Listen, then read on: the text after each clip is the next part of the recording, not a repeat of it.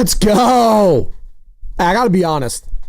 Vibes are immaculate in the station today. It's a Friday. I don't think the boss is here.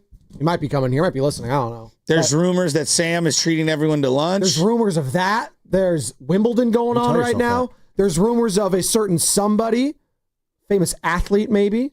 Maybe he wears the color blue when he plays. Meeting one Joe Shasky yesterday. We're going to get into that in just a second. You know the number, people. We would love your participation today. It is a massive series at 888-957-9570. Dodgers, Giants, Oracle Park, Logan Webb, Dustin May today, Shohei v. Roop tomorrow, and the final game heading into the All-Star break, Joe, Yamamoto versus Ray. That's sexy. That's juicy. Good morning to you, sir. How could you not be fired up? Starting tonight. Are you going to be going to any of these games? No, I'm going up to the cabin. Oh, God. Come on. It's the summer. No, you got to get down there. No. Dude, this is your rivalry. Look at what you're wearing right now. Just hear me out on this.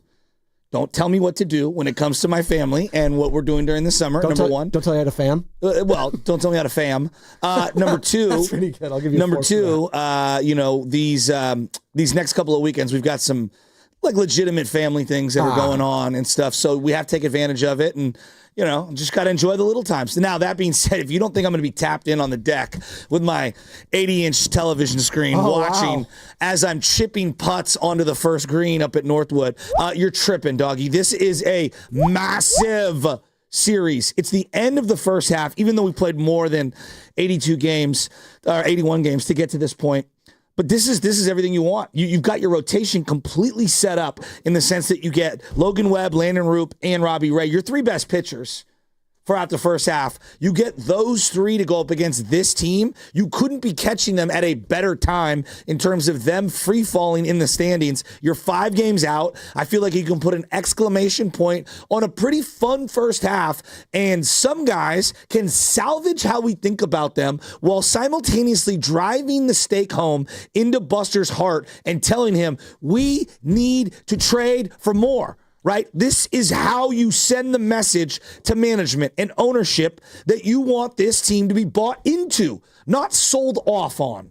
And I will say, this is when giants become giants, if you will. Whether it's an Adames, whether it's a Devers, whether it was Logan Webb in the past pitching against the Dodgers in the playoffs, right? Whether it's Robbie Ray trying to cement that over this weekend on Sunday against the Dodgers ace, Yamamoto. Whether it's a guy like Landon Roop, for a lot of people are saying, is this guy going to be falling on this guy?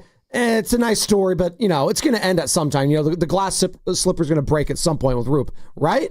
Well, he's going up against Shohei freaking Ohtani tomorrow. Now, I don't know if they're still using him as an opener, if they're going to be giving his more innings. He's really only pitched like an inning or so at a time. Right, so I think that's probably what it's going to be. I don't know. I mean, they just got Glass now back, but this is a team right now in the Dodgers. Like, I'm starting to look at it, and I said this to you as we got in. And by the way, shout out to those watching on YouTube, brought to you by First NorCal Credit Union for a low-rate auto loan. Apply online, or just ask for First NorCal financing of the dealer.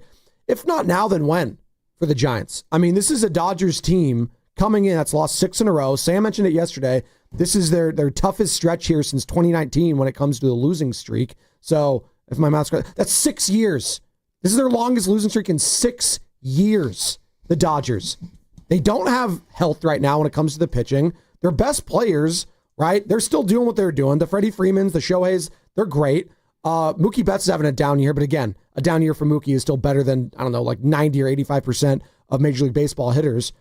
But if not now, then when? When you have Logan Webb, when you have Robbie Ray, 2 of the best pitchers in the National League, and Roop right there with them, no, it's not good enough to just, split this week now. When we talked about it, and I talked to Sam last Friday, I said, what would be a successful week next week if you were a Giants fan? Phillies, Dodgers, 2 of the best in the National League. Oh, you take a split, 3-3. Not anymore. That would be disappointing, losing this series. Agreed. The way that this last month has gone, the fluctuation of the Devers stuff, of all of it, Chapman being hurt, Verlander discussion, it would feel disappointing losing this series against a Dodger team that is just desperate to get to the break. And the Giants feel like, I don't want this break to happen. I feel like we're hitting our stride. Yeah, there's no doubt about it. And like a guy that you referenced, Adames, who's playing probably his best baseball of the year right now, I don't think he wants the break to happen right now. But there are guys that need a timeout. Yes. I think Elliot Ramos needs a timeout. Boy, it would be nice to have him have a really nice series. You know, Rafael Devers needs a little timeout physically. It'd be really great for him to have a great series. And it just felt like yesterday, listening to sports talk radio at this station and all across the land, the Boston Red Sox as well. Huh. Everybody was dumping on Devers yesterday, huh? That's what we were doing? Really? Just dumping on Devers. Is that what we're doing? Yeah. I was listening to Grandy and Giddings, and just a lot of like, just coming down on Devers, and it's funny. I just find it funny, you know? Not that he's been great, but it's like, are we allowed any nuance? Well, they were like the Dudley boys, like they were tag teaming him, like putting him tables, ladders, and chairs. What's going on? I think there's a fair point of like, hey, he's been slightly underwhelming, but like, he was not brought here to do this like that. Guys, the guy's clearly injured. He came over here injured. He's playing through everything. I've been watching every single at bat with a fine-tooth comb. You know me, I watch almost everything twice. You're locked in. And I'm seeing this thing, and I'm saying to myself, like, yeah, he swings at everything. He's still one of the best hitters on the team. It's like not even just watch the games. He changes the lineup for everyone else. Look at the pitches that guys behind him have been getting. And so both can be true simultaneously. Yeah, he's got to play a little better. And also, he's still hella good. Like that, both are true. I mean, he's batting .225 as a Giant right now. It hasn't been great, obviously. But again, I don't care about any of that if he balls out this weekend against the Dodgers heading into the All-Star break. Like, he could have a great series, and it's actually kind of funny that we're talking about this, right? Because it was after that Dodgers series in LA, the last time these two teams faced each other, it culminated with that Devers trade on Sunday Night Baseball, remember? And it took the air out of the stadium. Kyle Harrison got removed from the starting that game. I mean, I thought it was going to be Kyle Harrison's biggest start of his career. Right, and it ended up not being that because he went to AAA immediately with the Red Sox affiliate, their Pawtucket Sox. I don't know how he's faring there, nor do I care at this point. Out of sight, out of mind. Love you, Kyle Harrison. Have fun over in Boston and Beantown. I know Jordan Hicks has been struggling mightily. So it's funny how things have changed now. What was that now? Father's Day. So it's been about a month, right? About give or take? Give or take. If not now, then when? If you're a Giants fan, wanting to win this division, wanting to be that underdog, wanting to be that team that slept on, like the Dodgers aren't going to be this bad the rest of the season. I'm pretty confident in saying that. They've lost 6 in a row. This is a team that just doesn't lose this many games in a row. You need to take advantage starting tonight against Dustin May, who's not having a great year. I mean, 4.5 ERA. He's been okay. Like when I think of Ginger Guard, that's his nickname. Well, I think of somebody who's kind of underwhelmed, had a high profile coming out as a prospect, and quite honestly has only really shown flashes and has been injured a lot. Yeah. Right. And so this is a guy that could really put his stamp down on his Dodger career in the sense of like, hey, I'm a force to be reckoned with when you do it against the Giants. And he pitched against the Giants last time in LA, 6 innings, 6 hits, 3 earned runs, and he had 4 walks. So the command is an issue at times for one Dustin May. He is coming off his best start of the year. He's had 8 days rest against the White Sox, but of course it's the White Sox. But I say that 8 days rest. Yeah, he has. Very interesting. Yep. Their pitching is an interesting thing to monitor because they have a lot of arms and they have a lot of injuries, and they kind of go all over the map on stuff. This is going to be great. I'm very interested on the Ohtani thing. How many innings he's going to go? You know that they have a different DH rule now. Do you know what the old DH rule was? What? Prior to 2022? Does anyone know this? Oh, was it like being able to sub in and out players? Or basically, if you were serving as the DH and then at any point you went in to play defense, you continue to hit in that spot, but your team loses the designated hitter spot. But they created an Ohtani rule. Okay, and the Ohtani rule means like even if you go in to play defense, which pitching would be defense, and you come out, you're still allowed to maintain the DH spot. Which I guess it's kind of a unique thing. It's not really probably going to happen with anyone else other than Shohei unless we get some of these dual pitchers / hitters going forward. But I'm going to be honest. I'm a little upset he's not pitching today because I'm going to be at the ballpark with one Sam Blubman. We're going to be out there. Oh, nice. Come say hi if you see us.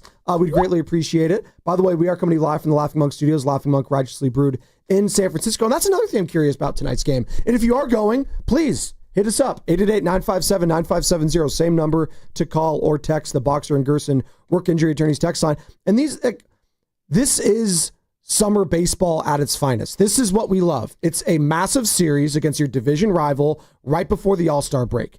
You want to win the division, they're expected to win the division. They've lost 6 in a row. You're trying to put your stamp on this league, beating the Phillies, taking 2 out of 3 against them, and then you do it against the Dodgers. Yeah, you're officially going to be on everyone else's radar when it comes to Major League Baseball. And Chris Rose said something the other day that, I'm still waiting for this to happen. You mentioned the guy's name.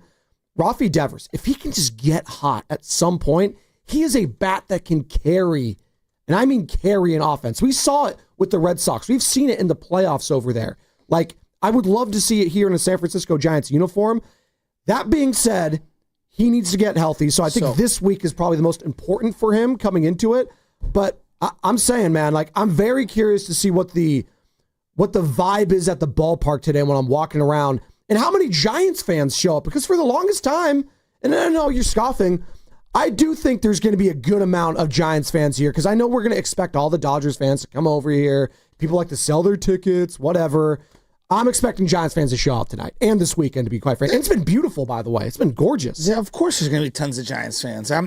But you know what I'm saying, though, right? Like, I know, like Dodgers fans are just taking over these series, man. Okay, but there's a difference between, hey, it's July, right? And we're still in it. And it's a final series of the year in September, and you've been mathematically eliminated for a month. I know. Like, that's a different, those are 2 different homestands. But even in the past, I feel like around this time, Dodgers fans are still taking over. In the past, they have been. When they made a big deal about the fans and selling Dodger merch at there, it was all in September, and those were in back-to-back years. So I will push back on that. But that being said, you brought up Rafi Devers, and one of the things when you talk to people from Boston, you talk to Red Sox fans, talk to Yankee fans. I did a bunch of hits on the East Coast. Right when the trade went down, they said, "Hey, this guy owns the Yankees."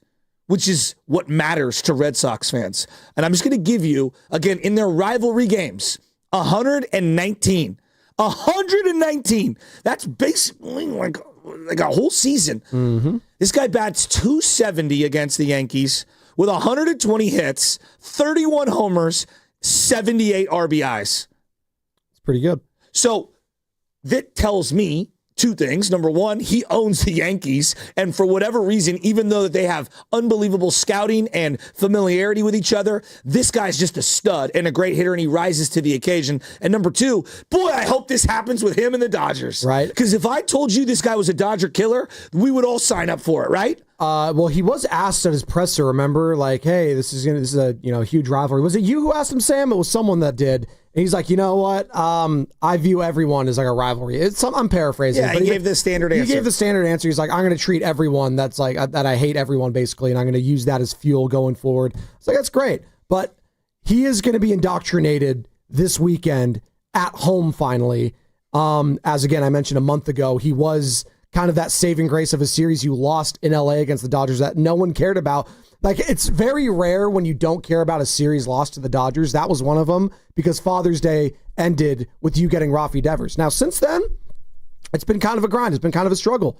I think they're under 500 in the Rafi Devers era still. Now, there's a lot baked into that. I don't like putting it on one player because in baseball, it's never on one player. It's on the pitching staff. It's on the bullpen. It's on the everyday. It's on the manager. It's on everybody. It's not just on Rafi Devers. So if we all expected him to be the saving grace in this lineup going forward, I think we were mistaken. I think we all underestimated how important Matt Chapman was in his absence to this team going forward. Hell, Casey Schmidt, you were missing at one point during this month. Willie Adames finally getting it going. So I'm very curious to see who's stepping up this weekend. Camilo Doval, if there's a safe situation, how's he going to look against the Dodgers team? I mean, there's got to be some demons trying to exercise there going back a couple years ago, Joe, in the playoffs when he couldn't throw a fastball. Well, you were in attendance. Having the day off is a big deal for the bullpen as a whole because they've been taxed a lot in the last 3 months. I mean, they just have. I look at Randy Rodriguez, Ryan Walker, Tyler Rogers, and Camilo Doval, and I say to myself, all right, how are we going to work this weekend if we have 1-run games all 3 days? You know that they don't like to pitch guys in back-to-back situations, but you do have like the 4 or 5 days off. And the only guy who's going to be available for the All-Star game, as of right now, depending on what he does in workload this weekend, would be Randy Rodriguez because he's going to the All-Star game. And they've already did the replacements, I think, for Webb and Ray. I see a lot of people like, oh, put him in the closer role. And I don't know. I don't know if he's ready. It's a different role. I like him in those high leverage situations, somewhere between the 6th and the 8th inning. I think that you're going to have to use Camilo in 2 of these games. Again, if it requires it, and we have 1-2-run games. Right. I think you're going to use him in 2 of these days, and I think Tyler Rogers, I'm hoping he is ready for 2 of these 3 days, and I think Ryan Walker's the guy who's probably going to have to close a game. If Camilo is used for 2, Ryan Walker might be the guy used in the other one, and I know that makes people very uneasy, but Ryan Walker's kind of been quietly better since he's lost a lot of confidence. We are coming to you live from the Laughing Monk Studios. Laughing Monk, righteously brewed in San Francisco, and that's the place to go if you want to watch any of these games. Right, you're not going to be at the ballpark. Go to Laughing Monk Brewing. Right, get a burger, get a brew, watch the game. What better place to do it than there? Shout out our guy Sam Gadiri. And by the way, Bonte Hill joining us 9 o'clock as he does each and every Friday, courtesy of River Islands, and that will be in studio. Now, real quick, Joe, I teased it earlier. But before you move on to that, because I want. Okay, you know what I'm about to go to. One thing that they're really missing in that bullpen right now is a lefty, and this is a team that you're going up against. Freddie Freeman, Shohei, etc. They're in a really tough spot this weekend. Now you can tease the other thing. I just wanted to get that off. That's fine. Hey, spoiler alert. Freddie Freeman, Shohei Ohtani, very good at baseball. Well, they're good against righties and lefties. Well, they are. That's what I'm saying. They're but MVP it's nice players. to go lefty-lefty. Correct. In certain situations. Try to make it harder for them, right? As much as you can. Another guy you just didn't mention there was one Mookie Betts.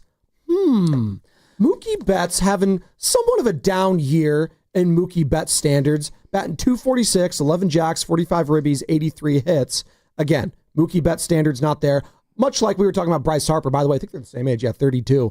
Bryce Harper kind of had a down year for his standards, and what happened? He had a 4 multi-hit game, first time in his career. But something happened yesterday when you were at the golf course. Explain to the audience, Joey. So I was taking my nephew yesterday. I was like, hey, he's in between jobs right now. And he's like, hey, you wanted to hang out or whatever. And I said, hey, let's go hit some golf balls. So we went out to the Olympic Club to go hit some golf balls and play a little 9-hole at the little cliffs, so par 3. And we're coming around on like the 5th or 6th hole, and they've got like a chipping area. And I see this guy in all blue pullover vest and the blue and white Jordans. And I'm looking at him, and I'm probably from here to that door. So I don't know, 25, 30 feet. And I look and I go, oh, what's up, Mookie? It's Mookie Betts. Oh, what's up? What's up? No, you didn't go Mook. What's up, Mook? No, I said, what's up, Mookie? And he turned over his shoulders, him and his buddy. And he goes, what's up, man? And I go, what, you guys playing the lake? You playing the ocean? Like, what are we doing right now? Those are courses, people, by the way. And, well, the lake is the famous course that all the U.S. Opens have been on, or the PGA Championship has been on. Wow. And no, continue. I mean, there's a lot of jealousy, permeating from over there. It's very nice. It's very classy. Continue, please. And I said, what are you guys doing? And they're like, oh, we're playing the lake. I go, oh, a little off day, getting in some work. And he's like, yeah, man, it's on my bucket list. I got to play it. And I'm like, oh, that's really cool. And, just keeping it moving. But as I was walking by, just really nice guy, and exchanged some words. And I was surprised. I knew he was small. I was surprised how small he is. Not that I'm a large human being by any standards, but I mean, he's probably a little shorter than me, and I found that to be kind of surprising. He's one of the best baseball players on the planet. I know he's having a down year right now, but man, skinny as hell, obviously ripped and jacked, but skinnier than you think, smaller than you think, great short game from what I was watching. And I'm curious on what the etiquette is in those situations. I know you're at a quote-unquote country club, and you see somebody of significance. I think that there's certain etiquettes. You don't want to be all up in their grill, but you also don't want to ask for anything. I didn't want to ask for any photos. I'm not going to do any of that, but the small talk is fun. Quick, why not? Why not ask for a picture with Mookie? Because he's out there having fun with his buddy. Is it going to make it less fun if I thought it was taboo. If it was my son, and my son was maybe 6, 7, 8, 9, 10, 11, 12, 13 years old, maybe I ask him for a photo with my kid, maybe, depending on the setting and who's out there and whatever. But I I'm not an autograph guy, and I do not think that is the appropriate setting. Hey, can I have an autograph? Well, that's just my personal opinion. The Lake Tahoe tournament's going on. If you're a kid, it's different. Well, let's pick this up on the other side. The proper etiquette when meeting an athlete, but it's not at one of these celebrity golf things. I think that is baked into the equation when they're at these celebrity golf events. You're at a club. He's trying to have fun. He's trying to be nonchalant. He's in stealth mode. I want to pick this up on the other side. It's going to be brought to you by Fremont Bank, here for you, here for good. And again, it's a perfect person to ask at 9 o'clock, Bonte, because this happens to him all the time. People want to walk up, take his picture. They don't know what to do. So I'm sure Bonte will give us the lay of the land when it comes to etiquette about approaching figures like him, like Mookie, Shohei, on what to do. Does the king walk around amongst the peasants without guards? On 95.7 The Game, he does.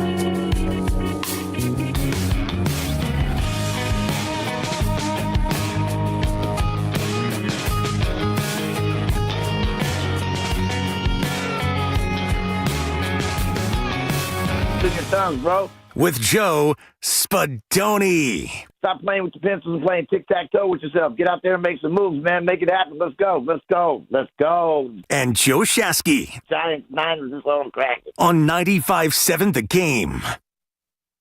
You know how I know I'm a good teammate? I always notice when anyone at this building gets a haircut. And I say it every single time. I just looked at Carter. I looked at his face, that beautiful smile he's got. I hope he's not losing more money in Wimbledon right now after the Sabalenka loss yesterday. Oh, who cares? Sabalenka, by the way, losing to another American in a Grand Slam final. You hate to see it. And she has more excuses, by the way, too. Just get over it. She's the worst when it comes to the post-game pressers. That being said, I noticed Carter had a haircut. And I was like, Carter, did you get a haircut? He's like, I did. And I was like, looks good, buddy. So look at me. I'm just building the camaraderie around the station. Positive vibes only, Joe. And I know you're a guy that likes to tell everyone when he's going to get a haircut. You're going to get one soon? Did you get one? So is the injury report going to have a labrum injury for Joe Spadoni for patting himself on the back? Well, I don't know. My back is actually hurting. Tune in at 7:55 and find out. I was giving Benny and Nora a bath yesterday, and I got up, and there's like the sliding glass door has like a little handle on it, a metal one, and like it like scratched and like punctured my back. Oh man, it hurt really bad. And you know what Benny said? He literally verbatim, "Well, Dad, you got to be more careful." He literally said, and like I would say to him, and it's right when I did it. I mean, is he wrong? I wanted to snap at that kid so freaking bad, and I literally just said, "Thanks." I was just like, oh my God. But I got to taste my own medicine because I say that to him all the time when he like face plants at the park. Well, son, got to be more careful than that. No, you know what? Like father, like son, I guess. By the way, big boss man, speaking of father of the station, Matt Nahikian, he is in today, by the way. Looking so tan. Very tan. It's been beautiful out. He was like 85 in Oakland yesterday. Well, now that you're a new resident in a $4 million house because his house is being worked on, you get all that sun from that beautiful San Rafael location. No, it looked like a Godfather house, like on Lake Tahoe. It looked gorgeous. Scarface was jealous of the house he had. It was beautiful. He said something, though, that was low-key insane to me. What's that? He says he doesn't swim. Well, there's a pool that he has on this estate. That is not a house. That is an estate. I don't even care that there's a pool. Carter thinks that's an estate. Carter lives on an estate. He just said he doesn't swim. Not that he can't. Not that like. He said if you threw me in, I might be able to get myself out. But that he just doesn't. So he's like, swim. Why do I got to swim? Okay, I that offended me as a human being. It's a life skill. Number one, life skill. Because if you fall into some water, you'll want to be able to swim yourself out of it. He did say that he'd be able to do that. I don't know about that now that I heard. Like, people say that, and they're the ones that are clinging to the walls of a pool. You know what I'm talking about. And I'm not trying to shame anyone right now that maybe has a fear of water. No, you should learn to swim. It's a life skill. It is. Some people need to get over the fear. Like Benny right now, we're trying to work through it. The kid doesn't like his head going underwater. He freaks out. Dog, you got to throw him in, dude. You guys just throw him in. And there's some traumatization there that I'm not trying to do. Because Nora is a water baby. Like she literally says, "I'm a mermaid, Dad," and like jumps in, literally tries to like run into the ocean. I was like, all right, calm down. All right. Ariel over here, relax. So we're working through it. So I understand it. But I mean, just doesn't like to be in the water, doesn't like to swim. That is something that is just kind of baffling to me. If you're in California, now this is like a Midwest kind of a guy. I don't know. Is he a Chicago guy? Like I don't know what kind of swimming action they got over there. What are you talking about? Chicago's got like incredible beaches.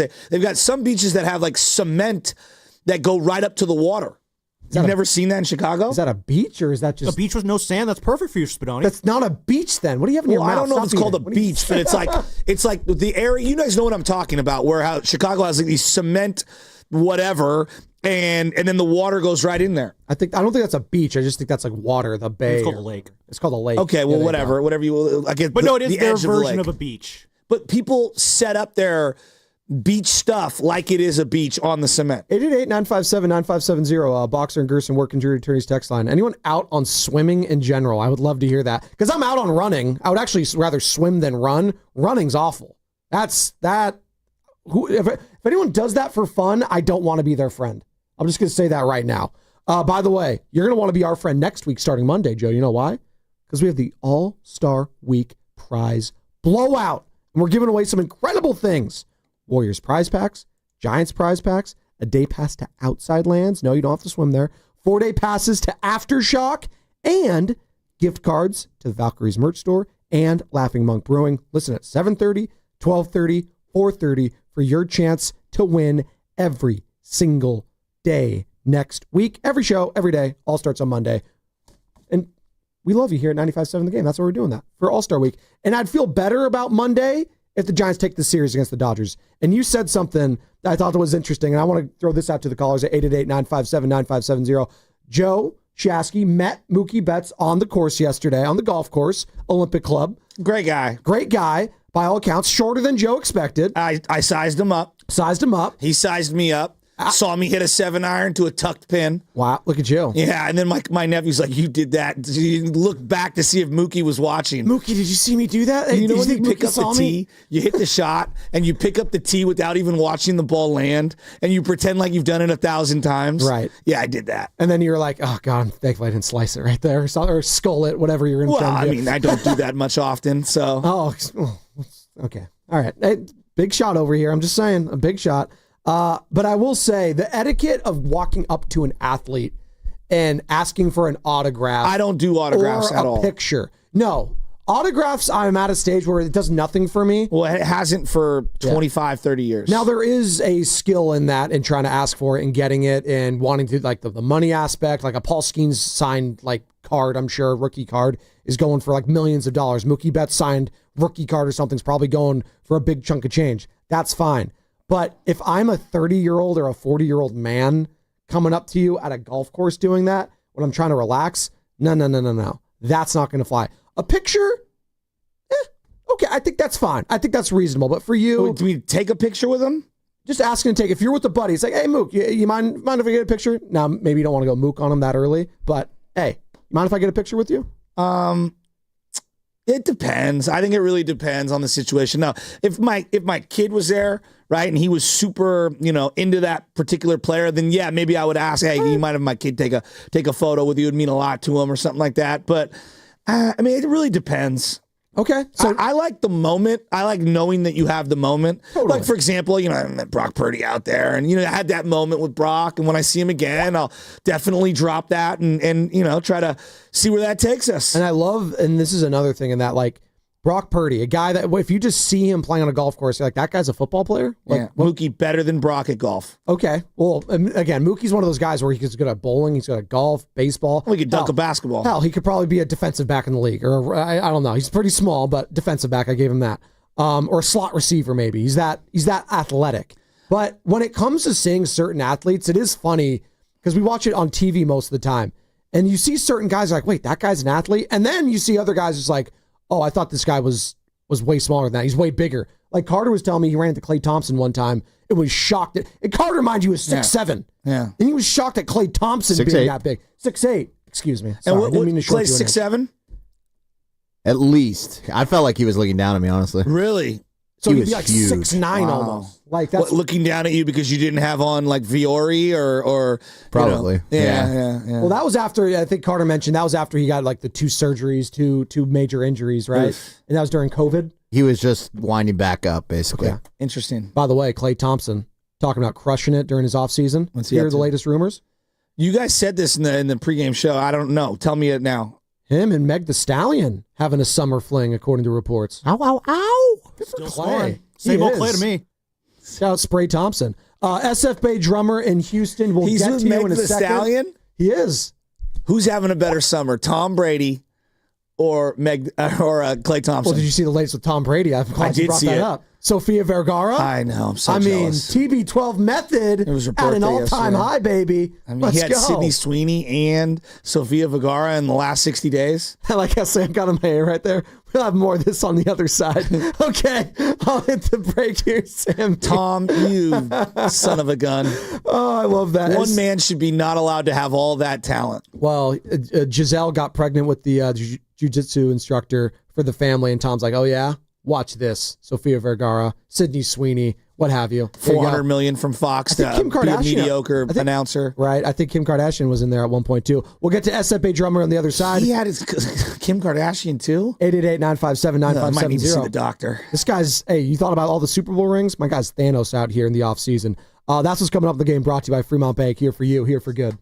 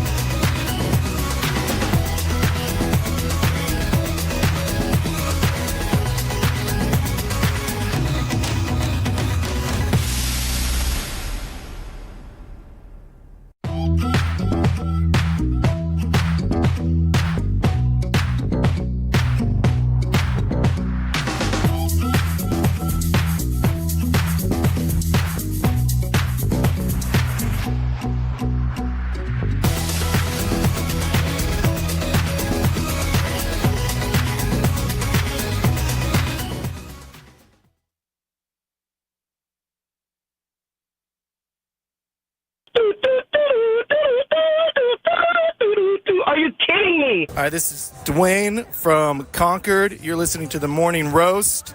Spadoni, the Italians love you. And Shasky. Shasky, you're pretty cool too. Italians love Shasky too, even when he's wearing that Hawaiian shirt.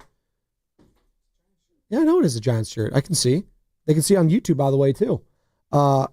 It's brought to you by Golden State. They're in the Bay Area for 3 generations. When you succeed, we succeed. Visit GoldenStateLumber.com. Well, why is he wearing a Giants shirt? Well, first off, he loves San Francisco. He loves the Giants. But it's a massive series starting today against the hated rival Dodgers. We can do some favorite Giants-Dodger memories. Where are these teams at right now? The trajectory of both teams.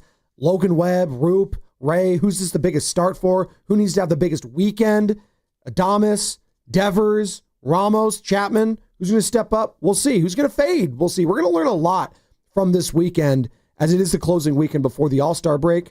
But you had an interesting question before the show, Joe, about whether you like to be the David or Goliath, the hunters versus the hunted when it comes to being a sports fan. It's an interesting question because immediately you think, oh, well, I want to be the best team. I don't want to have any drama. I want to always be the best, be the best, be the best. You say that, and sometimes it's not the funnest to be in that situation. It's not the fun part of being a fan sometimes. Sometimes you love that magic carpet ride. You love that out of nowhere kind of a season. It just means more when you look back on it. And we've had a lot of those here in the Bay, have we not? We believe, right? 07, taking out the Dallas Mavericks, the number 1 seed. Incredible run, right? You mentioned the 2011 Niners. Who saw that coming? Wow, out of nowhere. Jim Harbaugh comes in. Yeah, it sucked how it ended, but man, that was a fun ride. Awesome. Tremendous. Frank Gore, Patrick Willis, what it meant to those guys that were struggling for so long. You were there, the 10-year gap between playoff appearances. It meant a lot. The Warriors, right? Again, it wasn't so much of a Cinderella because they were, knocking on the door, but hell, I kind of consider it a Cinderella run when Steve Kerr comes in, rookie head coach, go all the way and beat LeBron? You kidding me? Because you look back at that championship meaning so much more, but it doesn't always have to end in a championship. So there is something to be said about being that Cinderella, that David, if you will. And in this case, the Giants are that this season and for the last few seasons going up against the Dodgers. What made the 1981 49ers so special was that they went up against the Dallas Cowboys, who were them and the Steelers. They were the 70s of the NFL. That's what it was. And they were America's team because of the advent of the television and everyone being in the living room and having the Super Bowl being what it is, and the Cowboys basically on your television all year. And they were dubbed America's team from John Facenda, who did all like the big, like the Steelers, the America's team, the autumn wind is a pirate, like all the cool 70s cliches that are still around today is because of NFL films, Steve Sable and John Facenda. And I think about, why was it so special for the Niners and why did this region really gravitate toward them? Well, they're god-awful from about 73 until Bill Walsh came back in 79 and then, or came in 79. And then it took a couple of years and they were the Cinderellas. Joe Montana, kind of third-round pick, wasn't a full-time starter even at Notre Dame, had to fight for everything he had, real underdog story, going up against Danny White, the heir apparent to Roger Staubach, and Tom Landry, the grizzled champion, and them knocking them off. There's a Cinderella-like aspect and quality to them. And then obviously they turned into, one of the most dynastic teams of all time and going on a great run.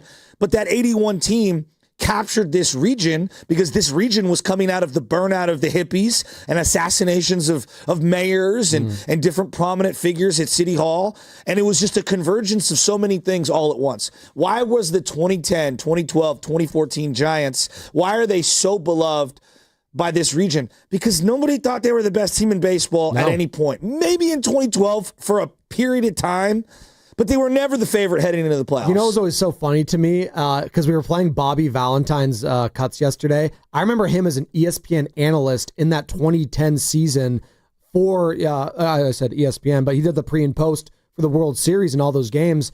And he picked against the Giants, and I was watching the game on TV with my dad. And my dad was, Bobby Valentine, what the hell does that guy know? Fake mustache, the Mets, he's a failure. He was just all offended that Bobby Valentine took the Rangers because I remember, quote, he said, I don't know what the Giants are. I don't think they have an identity. I don't think they're going to win this World Series. I was like, well, they got all the way here, so clearly they do have an identity. But it's just something, whenever I think of Bobby Valentine, I think of him picking against the Giants in that 2010 World Series. A lot of people were, because Josh Hamilton, Nelson Cruz. Yeah. We had never won anything. They never won. I mean, we never won anything. The San Francisco Giants. They would always be, which is the Giants to me. I know. But they would always be the bridesmaid and never the bride, right? That's just what they were known as. And, I think about the Golden State Warriors and what really made people love the We Believe. And again, I was talking with you guys. I know you guys, we were all. The Dallas Mavericks were in the finals the year prior. And they choked. They were up 2-0. Yeah, they choked. On the Miami Heat with Shaq. And Shaq was at his zenith. And nobody knew that Wade would become the Wade that he ended up becoming. And he really cemented his legacy in South Beach and nationally in that particular finals. But Dirk and the Dallas Mavericks, they weren't just a good team. They were one of the best teams, regular season-wise, in back-to-back years that we had seen. Dirk, probably best player in the NBA. He won the MVP that year, but was probably the best player in the NBA. They were loaded. Yeah. They were loaded. And what made it so special is that it was a bunch of cast-offs who were very, very good players. Like Baron Davis was a very good player with the New Orleans Hornets, and Stack Jack was a very good player but had tons of baggage. Al Harrington, very good player, tons of baggage. And this team coming out of nowhere and knocking off a 66, 67 win team with the MVP on it, who gets the MVP trophy in the middle of the series. It's an unbelievable story. And that's why that team is so beloved. Yeah. And I think about where the Dodgers are at right now. And again, going back to 2013, won the division. 2014, won the division. 2015, won the division. I mean, all the way till 2021. I know. They won the division every year from 2013 through 2020. And how many games did they win in 2020? Like 103 or 2 or whatever? They were one game out. They were one game away. And they ended up beating the Giants in the 5-game series. First time that they've actually truly met in a real series since 62. And then have won the division 4 years since. Yep. They're the reigning champions. They are Goliath. They are whatever you thought the Patriots were, whatever you thought the Braves were, or the Yankees were to a degree.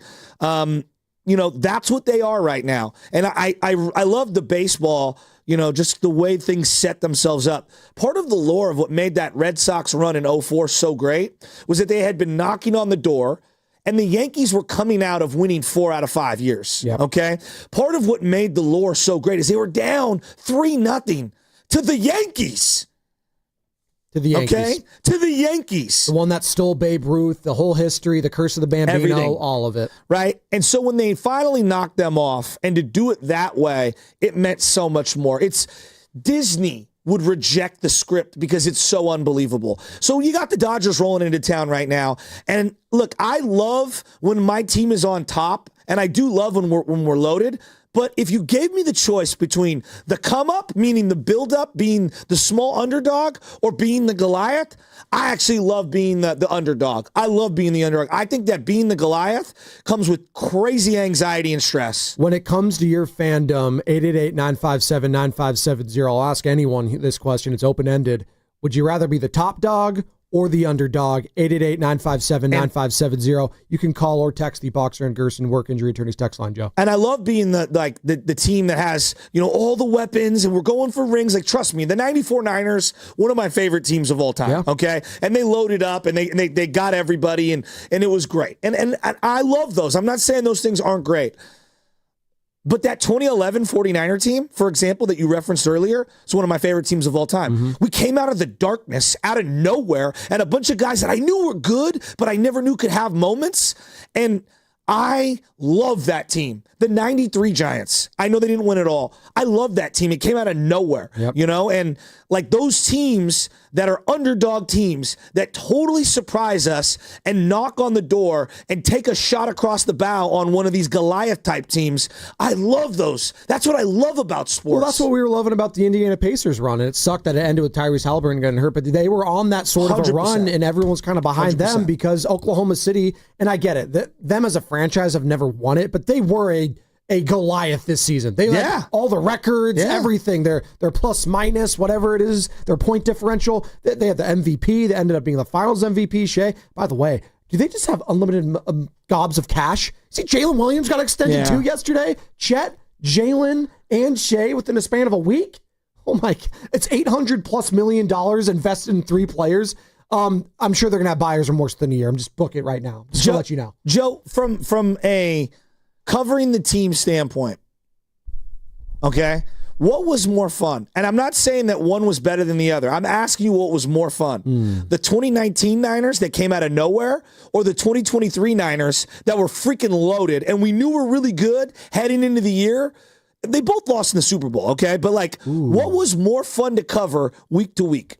Probably the 2019 one. Because it was just so out of nowhere. The Jimmy Garoppolo like saga phenomenon. It was crazy. What about the Purdy phenomenon? That was a great story. But remember all the toxicity leading into that season, which sounds crazy now that there was never really a quarterback competition in hindsight. But within the fan base, Darnold, Lance, that was crazy. Purdy, who's going to win it? Whose team is it? And then they try to say it's a competition. It never really was a competition. Brock, where's his arm at? Where's his elbow? Where's the rehab?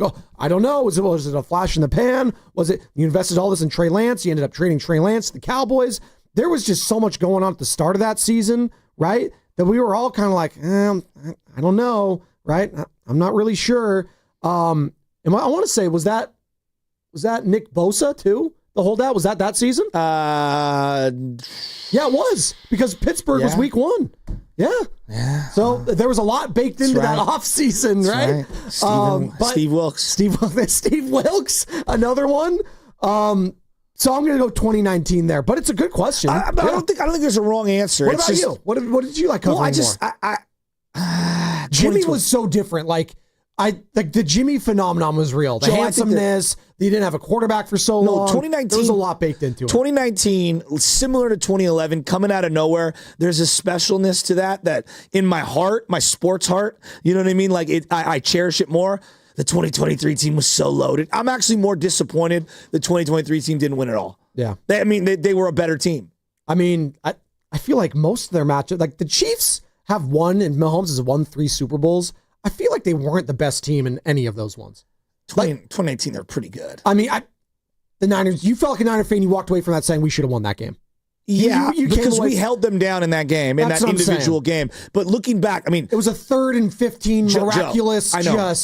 Just looking back, they had Tyreek, Kelsey, and Mahomes in their primes. And you were holding them down. And run Sammy the ball, Watkins. Why do you throw in the ball? Frank Clark killed us. Everyone killed us in that game. So, it's just there's something to be said. I always love the come up. I'm a big believer in the come up in the storybook. When I take over a team in Madden, I trade everybody away and I start from scratch. Yeah. That's just the way I like to play my video games. Now, other people might do it completely different, and they just give me all the old guys. Let's win now. I always go to my ESPN 2K5 TO cover game because that was my favorite to start a franchise in. And I swear to God, the amount of times I drafted Trent Green and Chris Chambers. Swear to God, it was every single time. Chambers. I love Chris Chambers too. Underrated. By the way, you're listening to 95.7 The Game, KGMZ FM and HD1 San Francisco, an Odyssey Sports Station in the home of the Golden State Warriors and Valkyries. Always live in the free Odyssey app. Coming to you live from the Laughing Monk Studios. We got Bonta Hill in studio, 9 o'clock, courtesy of River Islands. Warriors and Giants pre- and post-game host for NBC Sports Bay Area. We'll get Bonte's favorite memories when it comes to Giants-Dodgers and the expectations for him in this series. And who's this the biggest series for, too, heading into this weekend starting tonight? I would love to ask that question. 888-957-9570. SFA Drummer's been hanging on tight. You mentioned earlier you met Mookie Betts yesterday of the Los Angeles Dodgers, former Red Sox as well. SFA Drummer wants to talk about someone he met in person, a famous athlete. What's up, SFA Drummer? Hey, what's up? Good morning, Joe and Joe. Yeah, man, it was 2014, and I was in the Arizona airport. I was coming back from the Bay to go back to Houston, Texas, and I saw, somebody who we recognized every Sunday. And I had a second thought, but then I went into the little store, and I said, "Excuse me, sir, are you Patrick Willis?" And he said, "Yes, I am." And I knew his voice because, I was locked in on all Niners. And then I said, "Man, I didn't think he was going to retire, but you really look retired," because he looked skinny. Yeah. And I thought he was really going to come back, but then I believed. And then I said, "Man, thank you for everything you've done for the Niners. You're my favorite player. I just recently saw you at the last game at Candlestick, and everything, and thank you for all the memories. And like he's like, oh yeah, thank you, man, I appreciate it. And he shook my hand, and I said, if you don't mind, you think I can get a quick selfie with you? And he said, yeah, it's cool. And so we took a quick selfie. It's all on my socials and everything. I tag y'all in it just so I can see it. So he was real cool about it, and I was cool, but I was like, I'm not trying to blow up the spot like that. Like, I just wanted to take a quick selfie with you. He was real cool with it.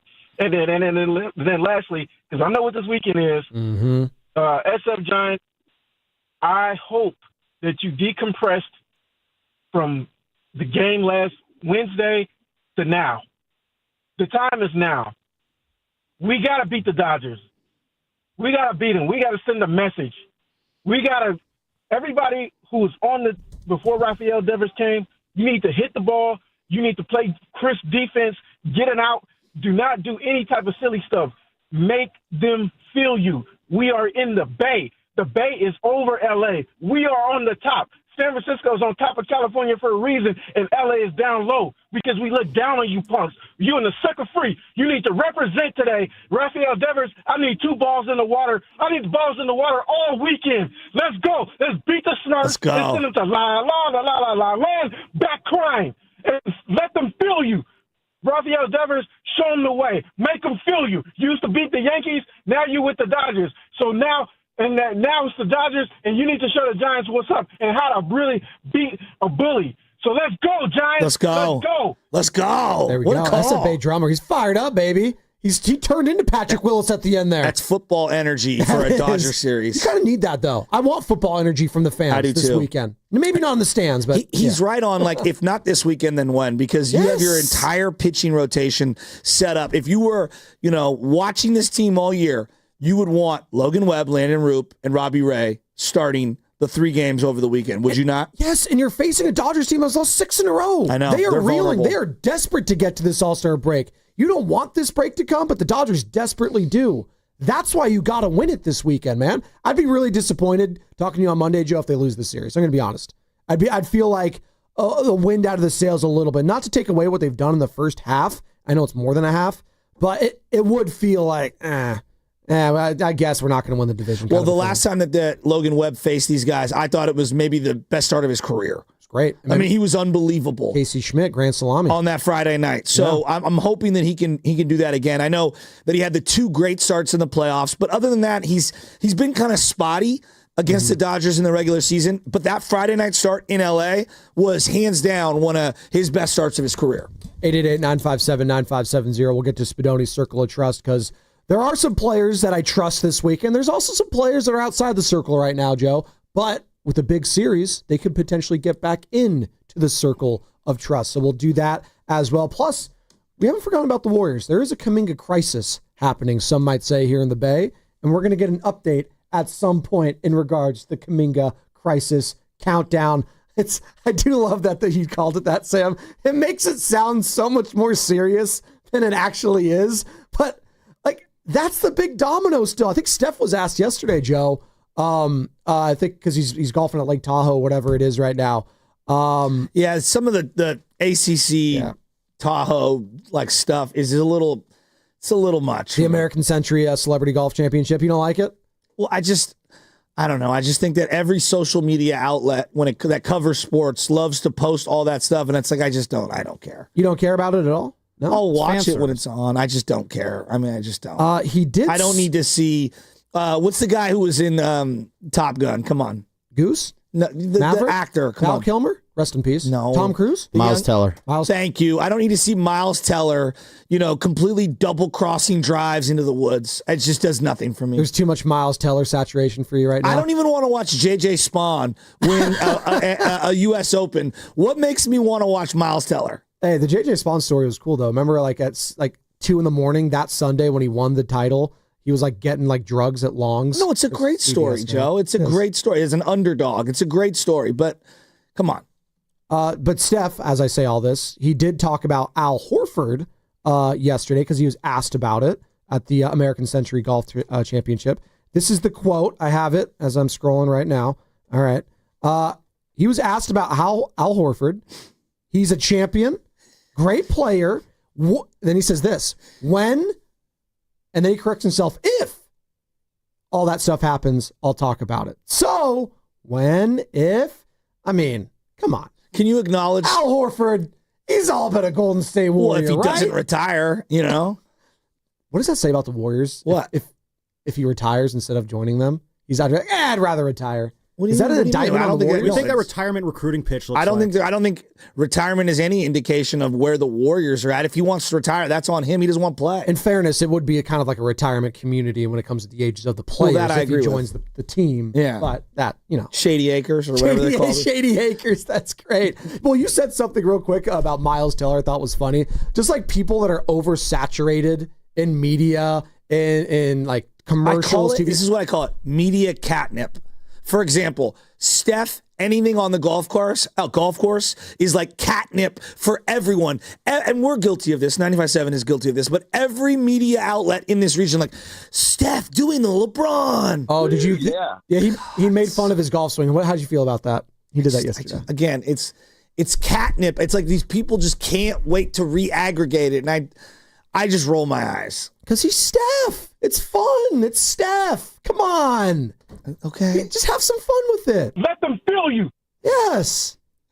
I don't need to see Marty Fish, who's been obsessed with golf for the last 2 decades, like run the celebrity circuit in golf. Don't you disrespect the great tennis Him player, and Mark Marty Mulder, and there's specific sticks that think that they can like run these celebrity tournaments. Because I follow golf very closely. So if you watch these pro-ams, and they're called like hit and giggles because you're hitting and you're giggling and you're doing this stuff. It's catnip, and I'm just over it. Well, I was going to say the person that's oversaturated in media right now is not Stephen Curry. I swear to God. And I love this guy. Who? Pedro Pascal's everywhere. And he needs to take a play off. You wear your Mandalorian shirt. It's I did. It's actually the Dadalorian. It's not the Mandalorian. This Still is actually same show. This is me that's on there. It's the Dadalorian. The show that I watched, The Last of Us with Pedro Pascal, once he got off, I'm out. I'm out on the show. I don't care. Spoiler alert. No, everyone knows. It's been out months. Okay. I didn't know that. Sam didn't know it. Well, then that's on you. He's gonna be in the Fantastic Four. He's just in the Freaky Tales movie. He's been in The Last of Us. He was the Mandalorian. I love you, Pedro. I love you, and the ladies love him. I get it. He needs to take a playoff. That's okay. Sometimes there's too much of a good thing right now. Tonight, throwing out the first pitch of the Giants game, Pedro Pascal. And then Sam's going to be recording it, and he's going to pan to me, and I'm going to have a face. It's going to be so sad. I'm going to be very disappointed. Wearing your Mandalorian shirt. Is that acceptable at the press? I need to know what's the acceptable attire tonight, Sammy. My first time going to the press over at Oracle, baby. Well, let's say this. You need closed-toe shoes. Yeah. It's a flip-flop kind of a night, feels like, though. Doesn't it? I'm out. You might as well wear a Dodger jersey if you're going to wear flip-flops to the Giants game tonight. Like, honestly, dude, it is bizarre. The notion that people in the Bay Area don't wear flip-flops is insane to me. They absolutely do. They don't wear them with long pants. That is a SoCal look. It's just a look in general. It's a California casual look. Dude. It's literally called California casual. It's not. All right? It's not, dude. And San Francisco, I thought, was a part of California, but apparently you don't think so. You think It's you're Southern on the California casual. Stop, please. I celebrate the entire state. When I travel, you know where I say I'm from? California. All right? And they respect that or they hate it, but I wear it on my sleeve and on my chest. I love this state, and we got the state's greatest rivalry starting tonight. Giants, Dodgers, let's go. 888-957-9570. Where are you sitting? In the press area. Oh, you're sitting in the press, but Well, you're going to wear actually- flip-flops into the press area? Fair or foul? Scoot over, Sam. 888-957-9570. Make me a seat. I gotta get my stinky feet that I don't wash. I gotta get them up on this press box little area where you're all typing. I wore this flip-flops, and I don't think anyone commented. Was there a stench? Was there an odor? No, they smelled immaculate. That's right. Or you were too scared to say anything. I think we're just very nice to you. You know what? You know what else is nice? Fremont Bank, and it's here for you. Here for good, Carter. Let's go. Let's beat the snark. Let's go. Let's send them to land back crime.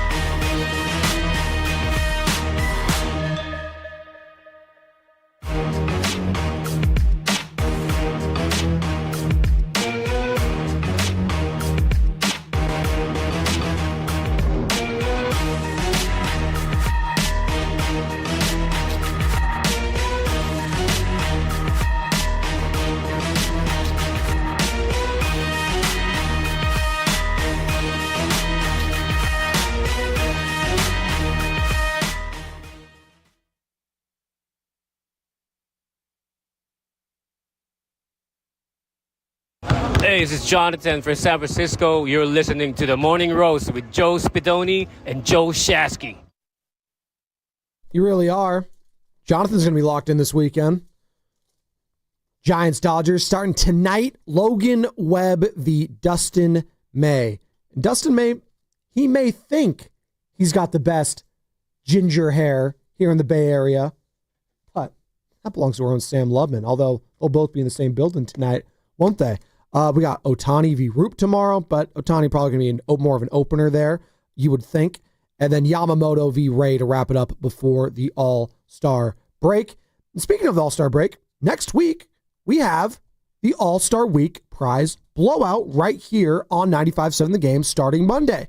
And we're giving away some incredible things. Warriors prize packs, Giants prize packs, a day pass to Outside Lands, 4-day passes to Aftershock, and gift cards to the Valkyries merch store and Laughing Monk Brewing. Listen at 7:30 a.m., 12:30 p.m., and 4:30 p.m. for your chance to win every single day next week. Once again, every show, every day, it all starts on Monday. Do we want to do our Kuminga crisis? Do we want to do that? Do you got our little sounder, Kata? When you do, give me the thumbs up, because that is the talk of the summer when it comes to our Golden State Warriors coverage. What's going on with Jonathan Kuminga? What's the dominoes? When's it going to fall? I had Domino's Pizza yesterday. Where are we at, Cardi? You got it? Give it to me.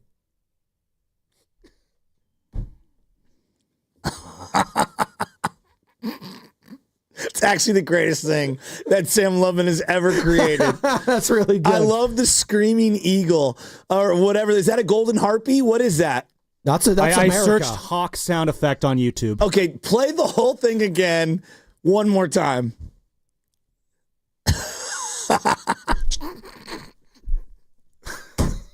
All right, this is day 11 of free agency, and there's nothing to report on Jonathan Kuminga. He's still on the Warriors. Actually, no, I do have an update from Shams. What? You guys ready for this? Yes. What? All right, so this is from Shams. He was on Sirius XM Radio. I don't have the sound for it. I look for it. There's only, I have to just read the quote. So, from Shams yesterday, the Warriors have not made a move yet this offseason because a lot of what they're doing or going to do or trying to do hinges on Jonathan Kuminga's restricted free agency. Wait a minute. We're still waiting on Jonathan. Okay, keep going. This is breaking news to me, Shams.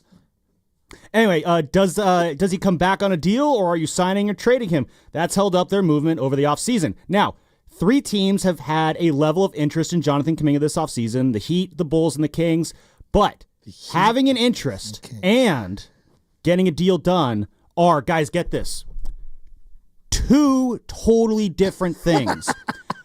Nothing quite there yet. And then here's the money line right here. You guys ready for this? This is the most important line of it all. We're still a ways away from that. Kuminga crisis. I swear to God, it's the best thing Sam Lubman has ever created.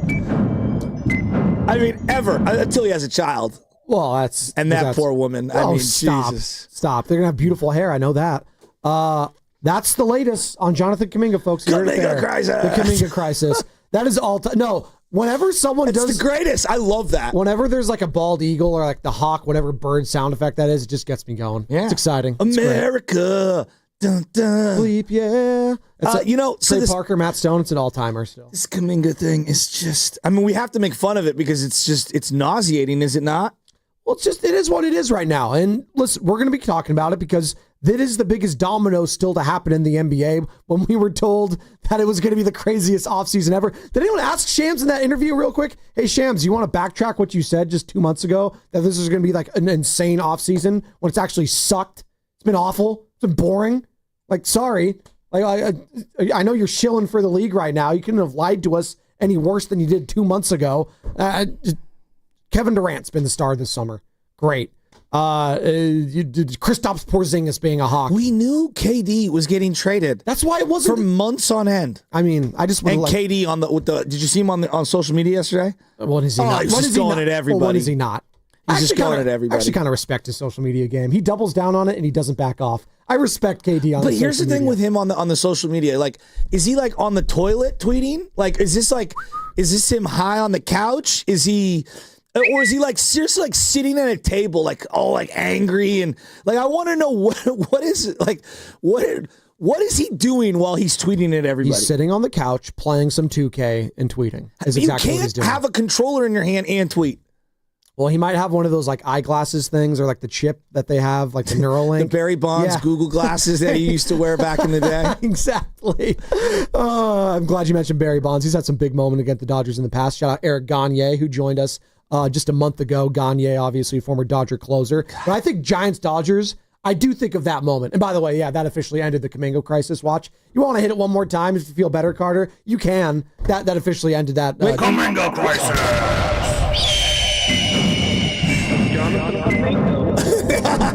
That's the best part. It's the echo of the Jonathan Kamingo. So there you go. It's over. Were you into 24, by the way? Jack Bauer, Kiefer Sutherland? Are you kidding me? It was appointment Here's TV. where it ended, though, for me. When he survived the plane crash. It's like, there's no way he's doing that. Oh, there's no way he's doing any of that. That's the whole point. No, it was the plane crash for me. I've kidnapped the president's daughter. 24 was a moment in time, bro. It was. Did you see the latest, though? I bring up Jack Bauer because there's an actual prospect that throws 103 miles per hour. He's a junior at Lincoln Way East High School, and his name is literally Jack Bauer, spelled the exact same, in honor of Kiefer Sutherland. And I guess Kiefer Sutherland now knows about him, and he's going to be he's being his new favorite player if he makes the league. So there you go. Jack Bauer. Can you imagine him being on the Giants? Wouldn't that be pretty cool? As long as it's not Trevor Bauer so that the society cancels the Giants. Well, he canceled himself. I'll just say that because this is who he is. He wasn't even a good, he was kind of a prick before all that stuff came out. Was he not? Yeah. Yeah, so then there you go. That kind of answers your own question right there. And 24 was awesome. He was a former Dodger. It was a great show. It was a great show. It probably went on like a couple years too long, but it was a great show. That was the golden age of that, Prison Break, Lost. I never got into Prison Break, but Lost I was into. House. I loved me some House. Hugh Laurie. I didn't get into that. No? 24 has an awful ending, though. I watched it recently. Terrible. Well, then I'll tell you, after the plane crash, I believe season 3, I was out. You're out? No. What was the last appointment TV viewing for you? Game of Thrones. Okay, I think we kind of established that. That was it. Yeah. Well, House The Last Dance, technically, when those would come out and we'd all watch them. We were forced to. That was the pandemic. We weren't forced to. No one was forced to. It was amazing. We're literally in sports talk media, and that was what we needed to watch that for content. Well, no, it was also awesome. It was really well done. The OJ doc was great, too. Okay, sure. Yes, it was. You cannot sit here and say you were not forced to watch the Michael Jordan doc. We all as a station have There's watched nothing else to watch on TV. Yeah, it was but that and rerun. It was Tiger King too, bro. Tiger King was off the hook. That was great. Off the hook. I will fight someone to the death on Tiger King. And the people that were the most honorable were the ones with all missing limbs. Joe Exotic. I'm not joking. Those were the only good people in the whole thing. I still get like TMZ up saying Joe Exotic still hopeful that Trump will pardon him going forward. And I was just like, oh my God. Dude, he had a banger country song. And then he the guy that he didn't even sing it. It was someone else. That was the best part. I am not going to financially recover from this. I say that to myself at least 3 times a week. There's so many memes coming out. No, the best guy was on the jet ski. I was going to say. The guy in the jet ski is all time. By the way, was the other guy's name Don Mante? What was his come on, what was that guy's name? He got popped, I think. He's in prison he just got arrested. I think all those people have gotten arrested that were in association there. By the way, Bonte Hill in studio, 9 o'clock hour. Bonte Hill. The real Tiger King. The real Tiger King. Just the king of the Bay Area, Bonte Hill. Might have been hanging out with Mookie Betts over the weekend. Who knows? Bonte Hill, 9 o'clock, courtesy of River Islands. As all guests on 95.7 The Game appear on the River Islands guest line, isn't it time for you to discover the islands, River Islands in Lathrop? So you said something last hour. We can get back into it. Would you rather be the top dog or the underdog when it comes to your fan interest in rooting? So there's a lot of Dodgers fans that feel confident, and it's now their birthright, right, to win the division. That was the Niners for many years. I think there's a lot of people my age and older who walked around and it was like, NFC Championship game is where the season starts. Honestly, I still think there's a lot of Niner fans that feel like it's their birthright to win the division right now. I feel the division's different than, the championship. I'm saying division first and foremost. Divisions are different in football than in baseball. Like in baseball, winning the NL East or whatever, like you get a little pennant and you get a little banner and all this stuff, and you don't really do like NFC West champs. Break out the hats. Well, no, the Dodgers are game. The Dodgers are a massive favorite to win the World Series right now. I'm just on DraftKings Sportsbook. They're at plus 260. They're the favorites. The next closest National League team. I'm just going to go National League. I'm going to go Mets. Nope. You just faced them. The Phillies? Yeah, I still like the Mets. You can pay. Look, I go back and forth on it. Yeah. It's Mets or Phillies. The Phillies are plus 800. Okay. So that tells you all you need to know. And then you got the Tigers in there and the Yankees. And I was like, the Yankees, really? They're reeling. They're free falling right now, right? I don't trust them at all. The Yankees just scored, whatever, like I'm saying they're 7 runs or more in like 5 straight games or whatever it was. Are they back in first? Because the Blue Jays came out of nowhere and took that away from them. So maybe they're still jostling there. They DFA DJ LeMahieu, and now Giants fans want to bring him in. I'm like, no, he's not good, and he's an infielder. We've got plenty of those. You don't want DJ LeMahieu? No, he has not. He's not good right now. There's a reason he's DFA, Joe. God, how old is he? He had a 6-year deal with the Yankees, and it's not good. So Visalia. You might have grown up rooting for the Giants. Change of scenery guy. I'm out on him. Remember Mark Hanna for the vibes? Dude, like right now, this team needs the youth. They've got enough veterans. They do. They need some young pop. And now if you want to get me a veteran pitcher, I'm in on that. I don't think you need an infielder. Okay, so top dog or underdog, what do you prefer in your fan interest? And I do think it's different from sport to sport for some people. Like the expectations of being a good football team, when you don't make them, it is frustrating as hell. Baltimore Ravens, recently. Right? And you feel like you need to be at least in the AFC or NFC championship game. Yeah. The Niners, that was the expectation last year. Coming off a Super Bowl loss, the fact that they were that bad for their expectations, it was brutal. And I saw it on your face. You the frustration abound, all the drama in the offseason. And that is a refreshing part about this year. And it's kind of interesting how things shift because the expectations, I think, nationally for the Niners, maybe they're their lowest since, I don't know, like 5 or 6 years, going back to like 2019. I think there's a lot of people that are sleeping on the Niners in the NFC, right? I mean, I haven't really even begun to pick myself up off the mat when it comes to the Niners, quite frankly. You still haven't I've been stuck in like Warrior Giant zone for months. Well, I needed training camp's coming soon, buddy. My spirit needed a little break from the Niners. Okay. And I talk about fan width a lot. Like there's only so much that I can dedicate to any given team on any given time. Right. When I was growing up, we used to be like, people would go, Joe, what's your favorite sport? Right. And I always like, well, what season is it? That's what was my legitimate answer. When we grew up, it was like in basketball season, we played basketball. In baseball season, we played baseball. In football season, we played football on the street. Like that's what we did. So right now, I'm just not thinking about the Niners much, quite frankly. Okay. I'm just not. Fair enough. I needed a break. I do think they're going to be kind of an underdog this year, though. I think they're going to be viewed as that because the Eagles are in the NFC, because the Rams are right there with them. Washington's now rising up the ranks. Who knows what Caleb Williams, Ben Johnson, what are the Lions going to do? So there's a lot there, and I think the Niners are going to surprise some people this year. Well, Again, I do. I'm actually kind of surprised some people like what double-digit wins. Yeah, I think they're going to win the division. Oh, okay. Well, I think they'll win the division, and I think they're going to win some playoff games. Joe, when you have George Kittle, Christian McCaffrey, Fred Warner, Nick Bosa, you still have unbelievable name recognition. So I don't think you'll ever truly be slept on. Well, in regards to people thinking they're legit contenders in the NFC, people don't view them as legitimate winning the NFC because the Eagles, Rams, and like I mentioned, you got, the Lions still, and we'll see with Washington. Things change, right? So who knows? You might be right. I know Philly's, to me, the top dog, and then there's a bunch of other teams that are below them, and the Rams are in that mix. But if the Rams got banged up and the Niners jumped them, I don't think people will be that surprised. But I do think, going back to your fan width right now, why we're talking about this, right? Because the Dodgers, they're heavy favorites. The Giants, not that they were, viewed as an awful team heading into this year, but let's be honest. If the Giants end up going all the way to the World Series, people would be shocked. Well, we wanted them to just be relevant. Correct. You wanted meaningful baseball games, and legit meaningful baseball games in September. Kind of like with what the Warriors were going through just a few months ago. It's like, can we just play a playoff series for Stephen Curry? You just get that, and then they won one, and then the expectations became, man, can we actually do this thing? And that's why it was so disappointing when Steph got hurt. And it would feel like a disappointment right now if the Giants were to not make the playoffs at this point, I would come away from this season saying, I felt like you let one get away a little bit. It would feel like that as a fan. Now, especially considering the rest of the division, San Diego doesn't feel as good as they look on paper. And I look at Arizona, and they've got some massive injuries and some underperformance in their pitching staff. Right. You know, the Corbin Burns thing is a massive injury. It's a massive injury. Yeah.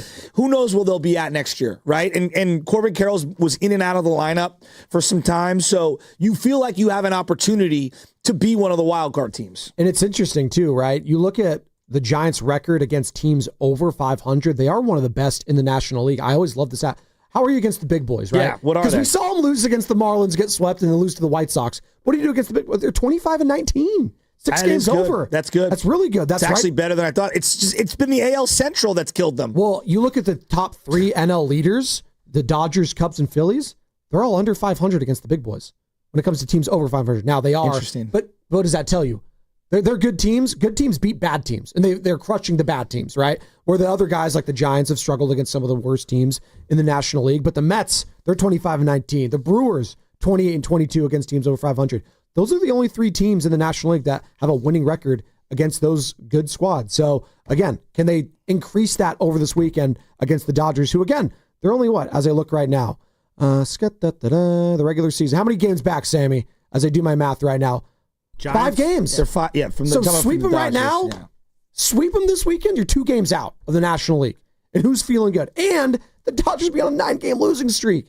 Now, I'm not saying you're going to sweep them, but are you kidding me? Well, just take 2 out of 3 and let's get some life from Devers here. I'm super pumped to see what Devers does against this team. Like him in the first inning against Shohei on Saturday. Ooh. I mean, is that not prime time? I mean, is that not what we're asking for? I mean, you know Shohei's going to be throwing the cheddar. He's going to be high 90s. He's going to go right at you. It would be the equivalent, as of now, it would be something similar to seeing Buster versus Kershaw, many years ago.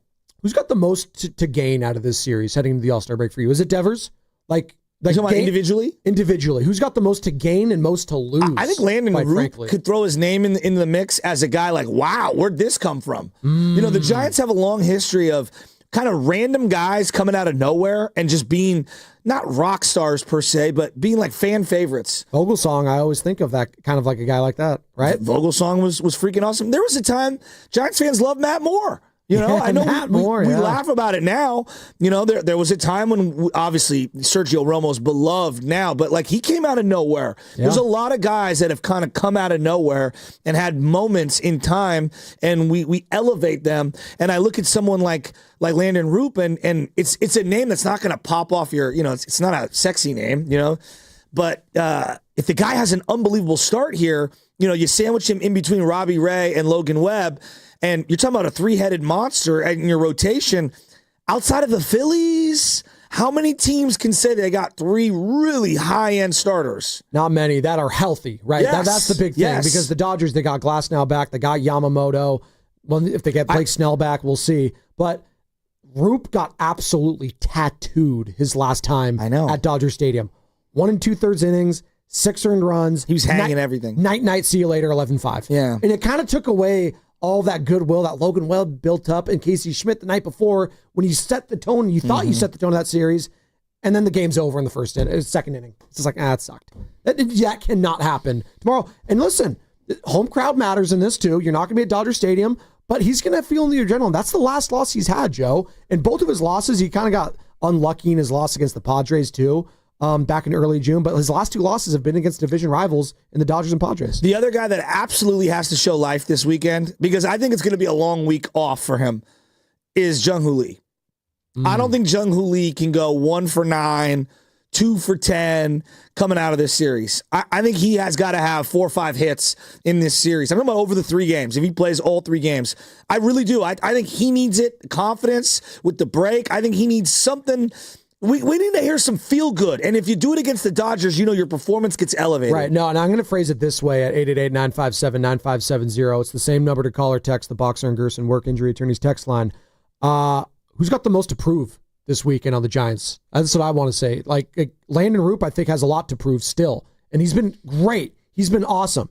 you got to do it against the Dodgers. Like, these are the games that matters. This is how I can take you serious down the stretch as a formidable starter.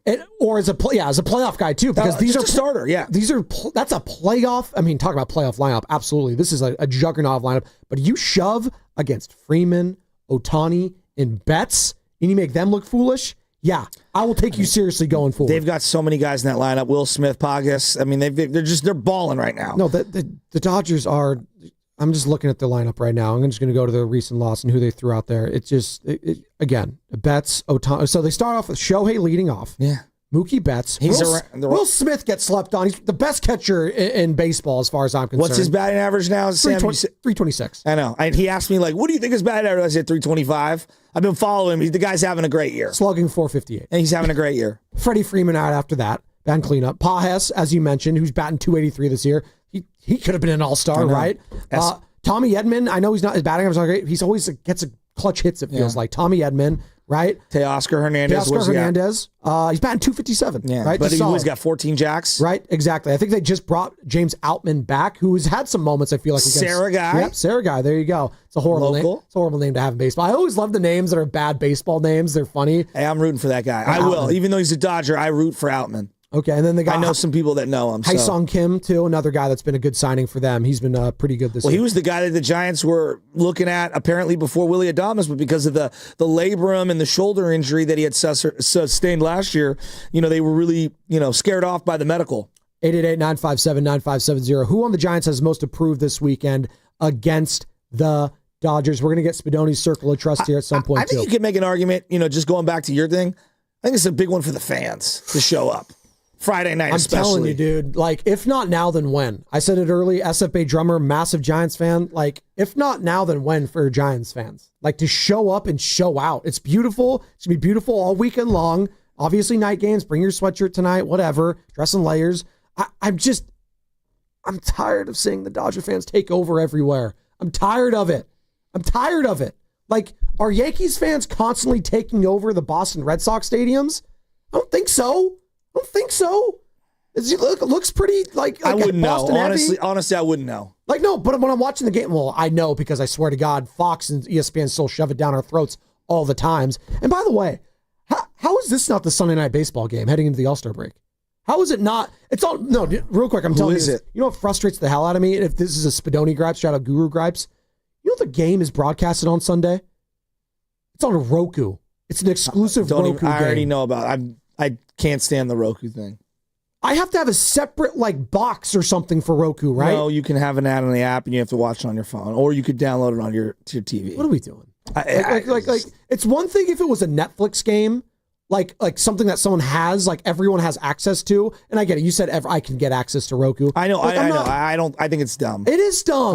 When you're trying to grow the game, this is a massive, massive game over the weekend. Like, are you doing that? If it was Red Sox Yankees, we're doing a Roku exclusive? I don't think so. I don't. Let's go to Leroy in Oakland. He wants to give a Giant who thinks they have the most approved this weekend. 888-957-9570. What's up, Leroy? Hey, what's up? Happy Friday, guys. Real quick, simply for me, Yaz has got to come to play. Man, I'm rooting for Yaz. Yaz, I always have been. But he's got to come to play, man. We've been moving him around the lineup, and when I say we, I'm such a passionate fan. But we've been moving him all around the lineup, trying to keep him in the lineup. And he's got to come to play, and he's the elder statesman, right? I think he's got to bring the bat, but also he's got to bring a little more character, man, a little more, hey, I'm one of the senior guys on this team. Let me take hold of this team attitude-wise, you know what I'm saying, as well. So he's got to come to play both ways, man, with his character. Man, bring some life to your bat. Bring some life to this team. You're the elder statesman. Grab him by the neck and go, hey, we got until August 8th to see what we're going to be, right? I'm not only looking at this series where he has to play well, but he has to play well the next 3 weeks going forward. Because I was looking at, the Dodgers and the Giants, and I'm looking at their schedules going forward.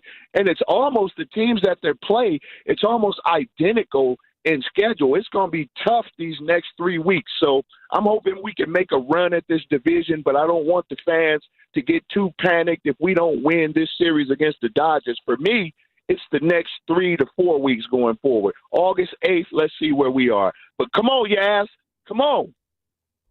That's Leroy in Oakland. Love He's it, calling Leroy. out Mike Yastrzemski, who has the most approved this week. And I wouldn't go Mike Yastrzemski off the top, but you know what? In his career, he's batting just a 207 in 81 games against the Dodgers. It's a big sample size, batting 207. So, I know batting averages at the end all be all. Does have 8 home runs. Would be nice. There is something still special, I think, about a Mike Yastrzemski. Maybe it's just being a lefty. If you get a splash hit, it's still, it hits. The fans love it.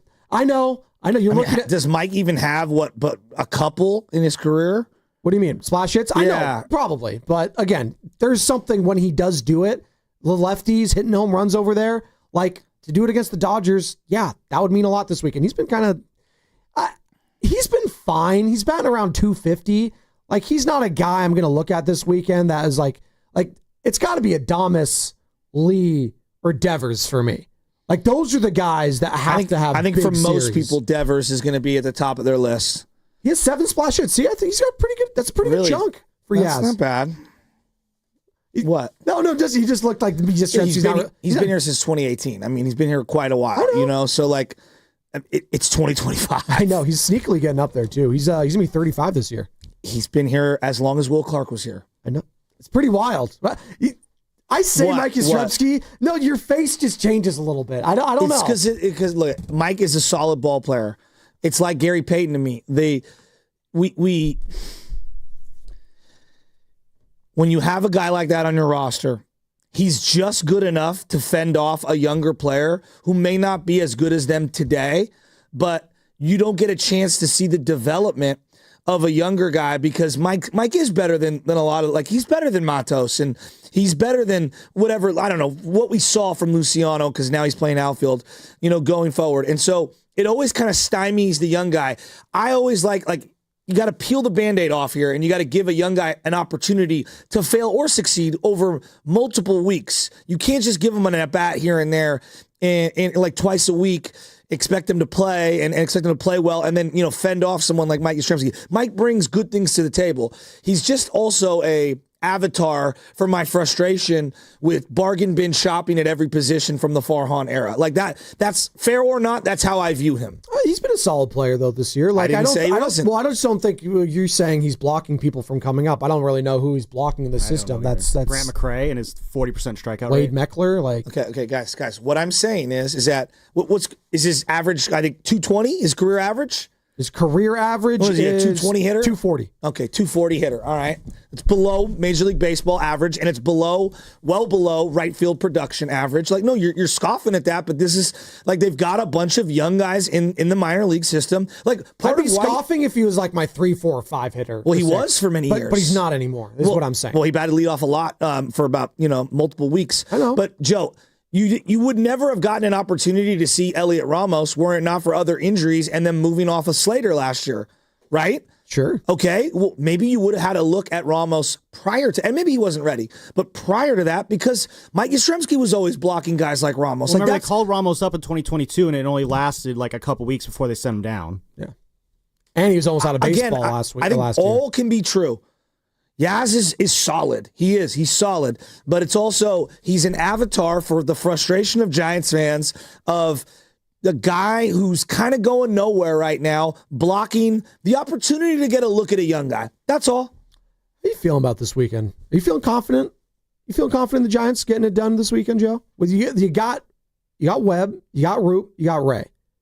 I'm uneasy about this. I don't like. That's what I'm asking. You feel a little unsure about the Giants Dodgers. No, it's just that just like when they're coming in on a 6-game losing streak, it's like, here we go. This is their get right series. They're due kind of a thing. Yeah, like law of averages. We're in some trouble. Darn it! Like here we go.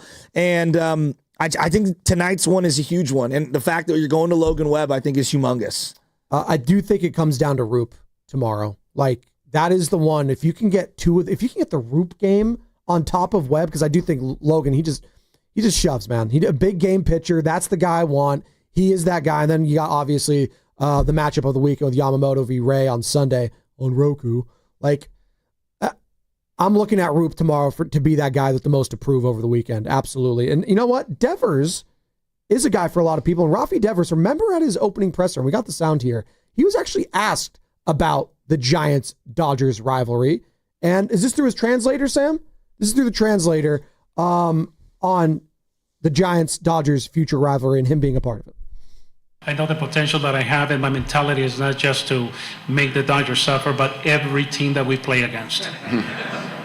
Okay, that's fine. But now Dodgers are here, and Devers needs to make them suffer. I mean, he just got here, right? So it's an impossible, was he going to he's probably not indoctrinated into the history of Giants-Dodgers. This is his first ever one as a Giant playing the Dodgers. This is big. Again, we mentioned it. Father's Day, that Sunday when it was Sunday Night Baseball, it was Giants-Dodgers. Then remember they interviewed Kershaw. I think Devers is still at least a top 10 hitter in the game of baseball. Everyone was gassing up the trade, right? And you came away from that series losing to the Dodgers, but coming out winners on Monday. We were riding off the high. It was so weird, Joe. Like that Monday show, we were saying, wow, it was blockbuster. Yeah, you lost to the Dodgers. Who cares? You got Rafi Devers. Has that shine kind of wore out on some of the fans? I'm wondering right now with all this Will Clark stuff, the Will Fleming stuff. There's been some drama there. There has been some drama. There's been drama surrounding him, and he hasn't really, the power hasn't been there. You're talking about Dave Fleming. Dude, all it takes is a couple swings. I know, but this is what Dave said, and it's kind of got me stressing about Devers and him being hurt. I do think Devers is going to be good over there. Now, okay. Devers is hurt. And the thing about Devers is he wants to play hurt. He played hurt for a whole year recently with the Red Sox. He had that elbow thing, and he just wouldn't come out of the lineup. And Devers likes to be in there, but it's obvious watching him, he's not healthy. So they need to get him healthy before we can really find out. But I think he's going to be good over there. He has good hands. He should be good at the stuff that Dom Smith does. And this is where I'm having a hard time discussing Devers, because there's a part of me where it says you're the highest paid player and you're going out there, you need to produce. But at the same time, if he's putting himself out there and he's saying, no, I'm good to the team, then if the production keeps being what it is, then he is becoming a detriment to the team. What do you mean? Who would be playing over Devers right now? Well, I'm saying if he's going to be a minus on the base paths and he's just getting me singles and he's not producing any other way, I guess, sure, throw him out there. Well, I'd rather have someone who can give me some speed and get me a couple singles or a double here or there. Who on the roster? I don't know. Someone else that could run from second to home and not get thrown out. The other guy that would be your DH, right, in this scenario would be Wilmer Flores, who can't move at all. Exactly. I know. That's a problem too. Okay, so maybe if you had Encarnacion, who's not very good at all, Devers is better. An injured Devers is better than Encarnacion. That's I guess what I'm saying, objective. I don't want an injured Devers, though, is what I just don't But want an injured that. Devers is better than so many other options that you might have on AAA and Major League Baseball, your Major League Baseball roster. You know what's better than an injured Devers? A healthy Devers. Well, that would be great. Of course. So protect him from himself. Yeah, but this is like a Steph Curry conversation. Like when Steph Curry, and I'm not saying Devers is Steph Curry, but if Steph hurts his butt, and he can't move as well, or he hurts his knee or whatever, you're still playing that guy. I understand that. But at the same time, there is an investment in this when it comes to the highest paid player. And yeah, you're right. Steph has earned the right to be able to say no, I'm going to play through this. This is something I have to deal with. And Steph's also 36, 37. He understands what is going on here. He understands Father Time is undefeated and there's only a finite amount of time left in his career to contend for a title. Devers right now is still relatively young in baseball. Joe, you will turn off the fan base if they just came off. I'm just being real with you. Devers is going to go on the IL for 4 to 6 weeks because his groin or hammy, people would I don't be think that's turning off the fan base. I said, okay, good. Clearly something was wrong. Let's let this guy get healthy. People would be pissed. Well, maybe not at him, just pissed at the situation. That's fine. They can be angry all they want. I think that's my investment. There's nobility in him playing right now. And I actually think he's been better than what people are saying. I don't think he's been some god-awful player. He's about better than anyone else who would be DHing outside of Wilmer Flores on their roster. If I were to tell Joe Shasky a month ago when this Devers thing happened, right after that Dodgers series, that he's batting .225, I'd still do the deal. He has a couple jacks. Yeah, no, you'd be disappointed though. Yeah, okay, but the deal. Of course, but I'd rather have him in my lineup every single day. An injured. The threat of a guy like him in your lineup every single day, even when he is not producing, benefits everyone in front and behind him. That's how it works. You're grinding the other pitcher, and I guarantee you having him out there has been a net positive. Yes, the results haven't been as good as we all want. I'm sure he's frustrated. I think he's been really good. He's got the groin. I think he has a chance to be much better. He had the groin, and now he has something going on with his back. At what point, are we saying there's a couple injuries here that we need to protect the guy from himself? It's all I'm saying. If he can further injure himself, then yeah, we have that conversation. But I don't think the Giants are being negligent, and I don't think he is either. Oh, I think if they were, they would protect the individual from himself. Well, and that's when they need to find more days off for him, is what Dave told us, our Giants insider voice of the Giants. He told us this a couple days ago. Yeah, that I agree with. Yeah. You could consider it. I mean, I think they're going to take a closer look at what's going on because the back part of it, he's had this little groin thing, and now it's like it's creeping into his back. And you can tell, he swings pretty free and easy.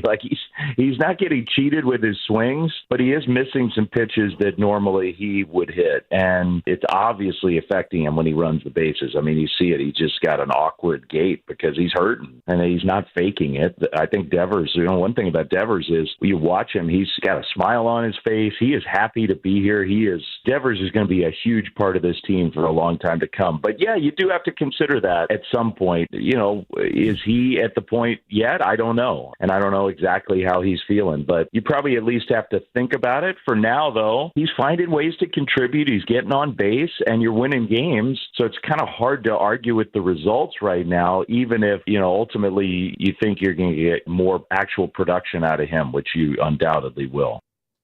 And that was Dave Fleming, who joined us on the River Islands guest line a couple days ago. Joins us every week, our Giants insider and voice of the Giants. By the way, Bonte Hill joining us in studio in the 9 o'clock hour.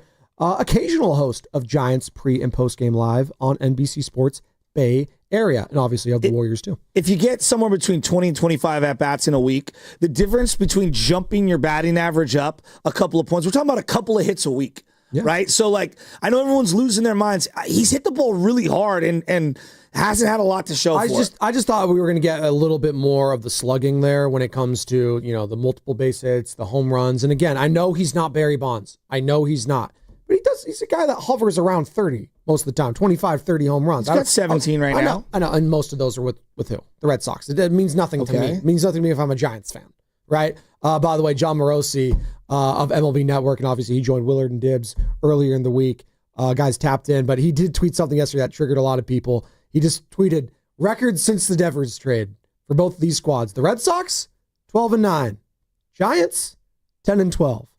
Do with that what you will. I'm just saying. There's going to be a thing moving forward. Okay. Do you make anything of that? Well, no, I mean, the Giants haven't been as good. They went through a losing streak.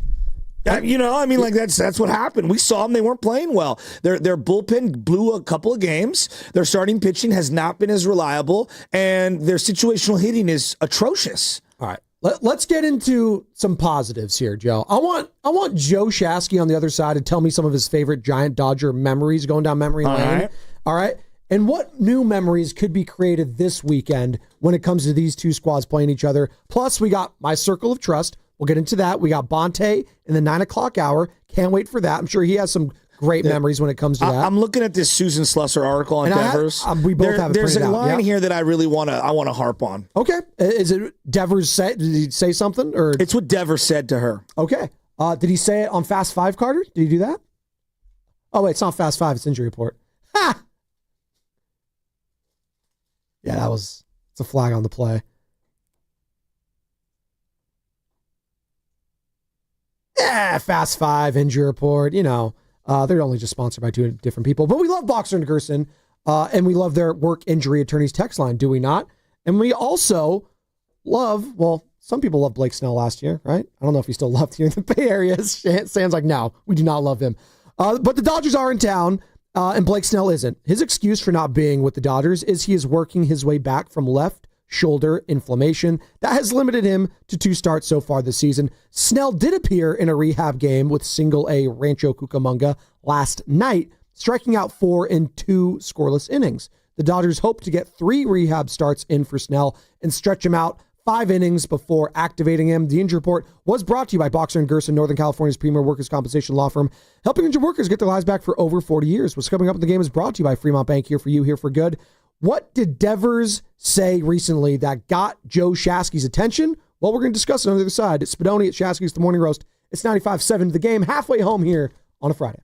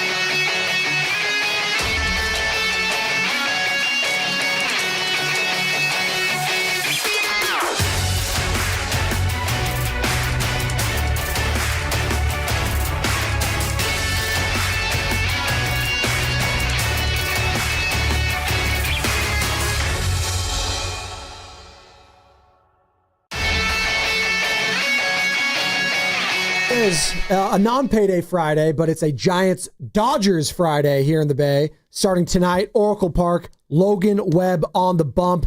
Massive 3-game series right before the All-Star break. Dodgers have lost 6 in a row. Giants just got shut out after they won a series, but got shut out 13-0 against the Phillies. So all of a sudden, NL West up for grabs maybe again?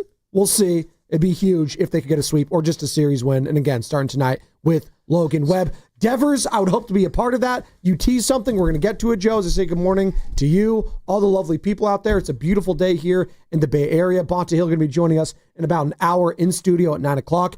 We'll talk Giants-Dodgers. We'll also talk about something that just dropped this morning in regards to the Golden State Warriors, in regards to the Los Angeles Lakers, and one LeBron James and his future. Could the Dubs all of a sudden be interested again in bringing in LeBron James? We'll get into that. So, there's been a lot of rhetoric about Rafi Devers, and I hear a lot of people just frustrated, right, overall. How many weeks are there in a Major League Baseball season? Boy. Well, we got to extrapolate it here. So I know off the top of my head. 4, 8, 12, 16, 30-something? 26, 27, depending on how the calendar shakes out. There's typically 26 or 27 weeks. So if a guy hits about 30 home runs, you're looking at about a home run a week. Yes. It's about right, yeah. All right. The trade was made on Father's Day. He's been here. This is the 4th week. It's not the full 4th week. This is the 4th week. He's got 2 homers. He's got 5 doubles with the Giants I'm talking about. He's a little under what his career production is in terms of if we were going on weeks, right? Yeah.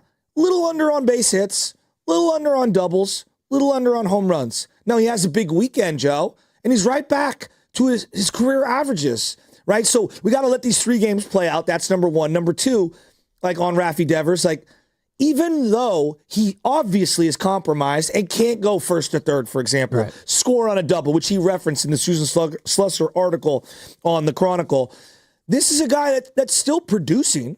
He's still got a couple of home runs. He still hit almost a half dozen doubles. He's just a little below what his career averages are. And as you mentioned, Susan Slusser wrote an article talking with one Rafi Devers, as it's titled, Giants Rafi Devers turns the page on Boston and is excited for second half. And this is what he had to say. The groin and back issues have not affected his swing, but definitely have slowed him on the bases, saying, quote, the difference when you're 100% healthy is then I could run, I can go first to third, I can score on a double. There are so many things that I can do when I'm healthy. And that's just it. That's why I'm having a hard time kind of talking about it, because I know when he's healthy, it's going to look a lot different. I just want him to get healthy, but the Giants aren't in a position, as you've mentioned, to just give up that bat right now. I hear you. And I'm just going to ask the question. 70% Devers is better than 100% of a lot of other guys they have on this team. I totally get it. And I'm going to ask the question, 888-957-9570.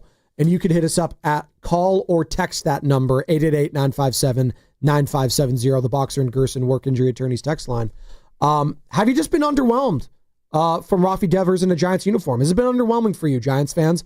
And that's okay if you say yes. It's okay if you say no. We'll answer either one. 888-957-9570. Have you been underwhelmed, though, Joe? I want more. I don't think I've been underwhelmed, though. I see that he's a really good player. But I also recognize, there are guys that are really streaky in baseball. Really streaky. Brandon Bell, this is what kind of drove me nuts, is that he was super streaky, but I didn't think he was overall good enough for me to go through the droughts for as much as I did. I think Rafi's better than that.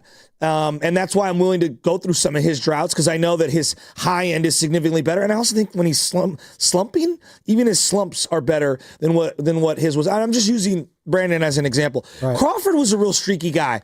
Crawford had multiple months where he batted close to 400 for a month, and it would carry his batting average for the whole year. Look at Willie Adames right now. You think he's streaky? Oh, are you kidding I'm kind of me? learning that he is. Yes. And I hope this is the midst of a big streak. But again, it sucks for Willie. And God, wouldn't it be incredible if he had an incredible series against the Dodgers this weekend? That would be awesome, right?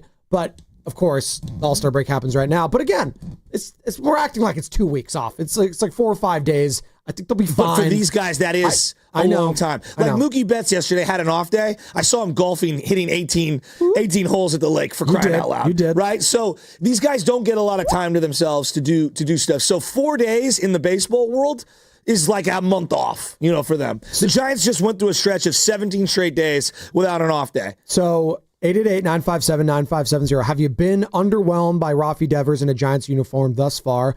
And who do you want to have a breakout series against the Dodgers and show up and make this feel like a rivalry again? Because it hasn't felt like one in forever. At least from a Giants fan's perspective or a Dodgers fan perspective, how could it feel like a rivalry right now? Like, it felt like the highlight and the catalyst was 4 years ago in a season where you never really fully bought in, Joe, in 2021. I've felt the rivalry for individual games here and there. You're talking about big picture rivalry, Correct. That's right? exactly what I'm talking about. That's a different conversation, and I think we need to be better. Like, we need to hold up our end of the bargain as Giants and Giants fans. The team hasn't, and I don't really know if the fans have. I'm tired of the Padres feeling more like a rival to the Dodgers than the Giants are. It does feel like they've been in the playoffs a lot more in the last couple but that years. shouldn't be the case. The Padres, like, what is the Padres' history? But Joe, we could talk a lot about like fans and stuff.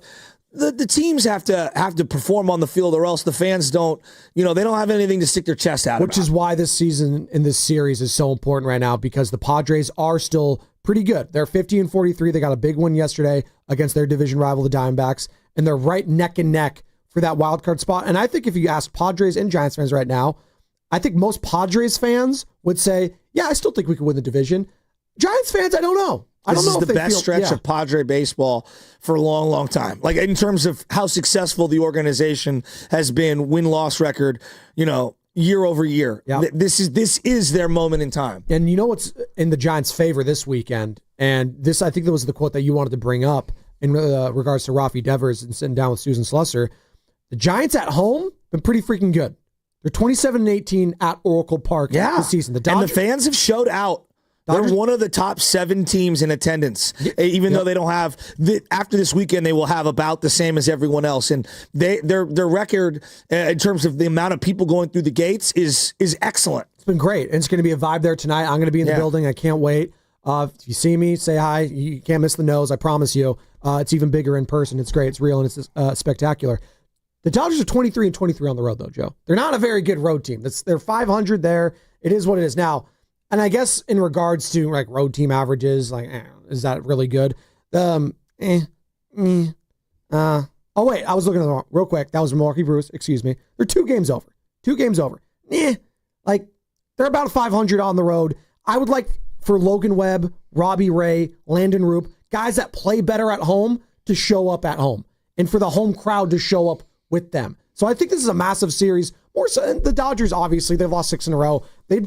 Even if they lose 9 in a row, I think their fan base and their players are like, yeah, we know who we got here. We're going to get Blake Snell back. Glasnow just came back. I don't think it's the end of the world for them, but if the Giants were to lose this series and somehow get swept, it kind of would feel like a huge gut punch for them. It would feel like a massive gut punch. No doubt. Yeah. I'm going to try to do my best to be optimistic, because I think this is their series. I really do. I think they're gonna come out. They got their 3 best guys going out right now. This is who you want to hand the ball to in these situations. And who better than the franchise pitcher right now? Right. The guy, Logan Webb, who every time you've been up against the wall, you hand the ball to him, and he ends up giving it back to you in the late 7th, 8th inning situations with a chance to win. This is what you want. Here's the quote from me in the Susan Slusser article, why I'm really optimistic about Devers. I brought up the numbers. He's slightly below what his weekly averages would be, extrapolated over an entire season. But when I hear him reference the ballpark and say, quote, I really like the ballpark, especially the fans. And then he goes on and he's talking about how everybody's cheering for him in the stadium. I don't think you bring up the ballpark if you're talking about what's going on right now, unless you really do like the ballpark. Correct. Now, I actually think they've been kind of lucky because the weather's been kind of good for some of these day games. It's been beautiful. And he's had an opportunity to see in that dugout, wow, Bryce hit one to left field as a lefty. Schwarber hit one out. Schwarber hit one the other way. Right. So I think, and he's obviously hit one out at Oracle, and he's hit one off the wall at Oracle. I'm talking about Devers, that is. So I actually think that and great hitters see this as like, no, I'll be able to find holes here. Right. I really do. I think that this guy's going to adjust. All it takes, man, you get 6 hits over a 3-game period. That average goes whoop all the way up, and we're all feeling great. 888-957-9570. Again, this was the presser question in regards to, and again, we're going back a month ago when he was asked, Rafi Devers, about the Dodgers-Giants rivalry. He's like, yeah, the Dodgers, but I'm trying to kill everyone out there. But Joe, play the quote. Play the quote. I want to say something about this. I know the potential that I have, and my mentality is not just to make the Dodgers suffer, but every team that we play against. And absolutely, that's what the mindset you want to be able to beat every single player. But I do want him to feel the rivalry this weekend. I do ultimately want Adames. I want Jung-Hoo. I want all these players to feel the rivalry this weekend. Those are the guys that are talked about all the time. Those are the guys that are shoved down your throat every single day. You always have to hear about the greatness of Shohei Ohtani, the greatness of Freddie Freeman, the greatness of Mookie Betts. Wow, look at that payroll. Wow, look at Dodger Stadium. Wow, that color blue that drives NorCal crazy.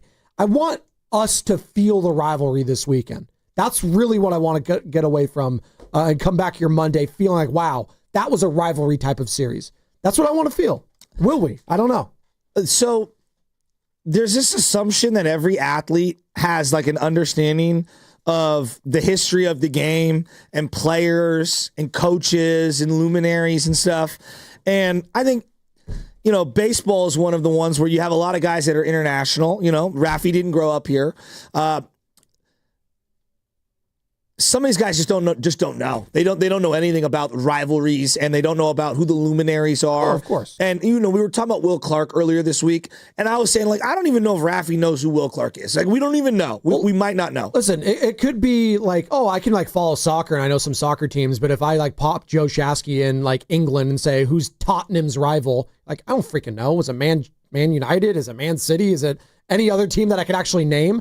So yes, he just plays baseball and he's really good at it, and the big leagues are paying him a lot of money. He's coming over here.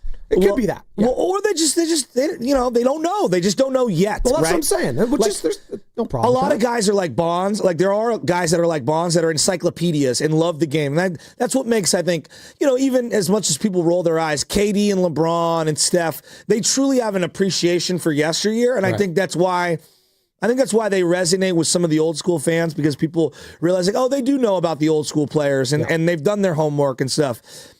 I was listening to that interview that Bobby Valentine had with David Sampson, and he was talking about Vladimir Guerrero. I'm talking about senior.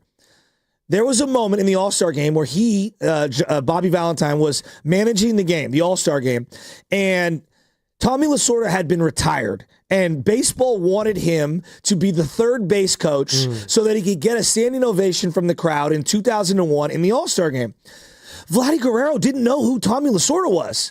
Now, there's a famous scene, and you can Google it right now, where Vladimir Guerrero loses the bat, and he's batting, and the bat goes flying at old man Tommy Lasorda, who's coaching third base, and he goes tumbling back. Yeah, you're laughing. It's a moment that is etched in my brain. It is, just because I'm picturing Tommy Lasorda just falling back. And now, you have to understand, Vladdy's playing for the Expos. David Sampson is running the Expos. Yeah. They had to explain to Vladdy, that is one of baseball's greatest managers in terms of characters all time. You need to not apologize per se, but you need to kind of go and check in on him. Exactly. Yes. Yeah. And Vladdy had no idea who Tommy Lasorda was. Exactly. He just didn't know. No. He didn't know. So I think that there's times whether it's the rivalry with Devers, Will Clark, whomever it might be, some of these guys just literally don't know. And I'm not faulting them. They come from different cultures. They come from different backgrounds. They didn't have access to things. They didn't study on it. That doesn't mean they won't one day know. They just don't know. You think that's kind of, I'm not saying dying out, because that's never going to happen. But now that we've become a society where individuals have their own fandom, people are a fan of Shohei Ohtani, right? I'm just a Shohei Ohtani fan, or a Steph fan, or a LeBron fan, as you mentioned. Those kind of rivalries and how people view them is a lot different now going forward. Now, there's always going to be those traditional ones, like NorCal versus SoCal, geographical rivalries, Boston, New York. That's going to be there, obviously. But it is interesting when it comes to, I feel like in the past, it was almost a requirement that my players needed to know about the history and the rivalry. I don't know if that's true anymore.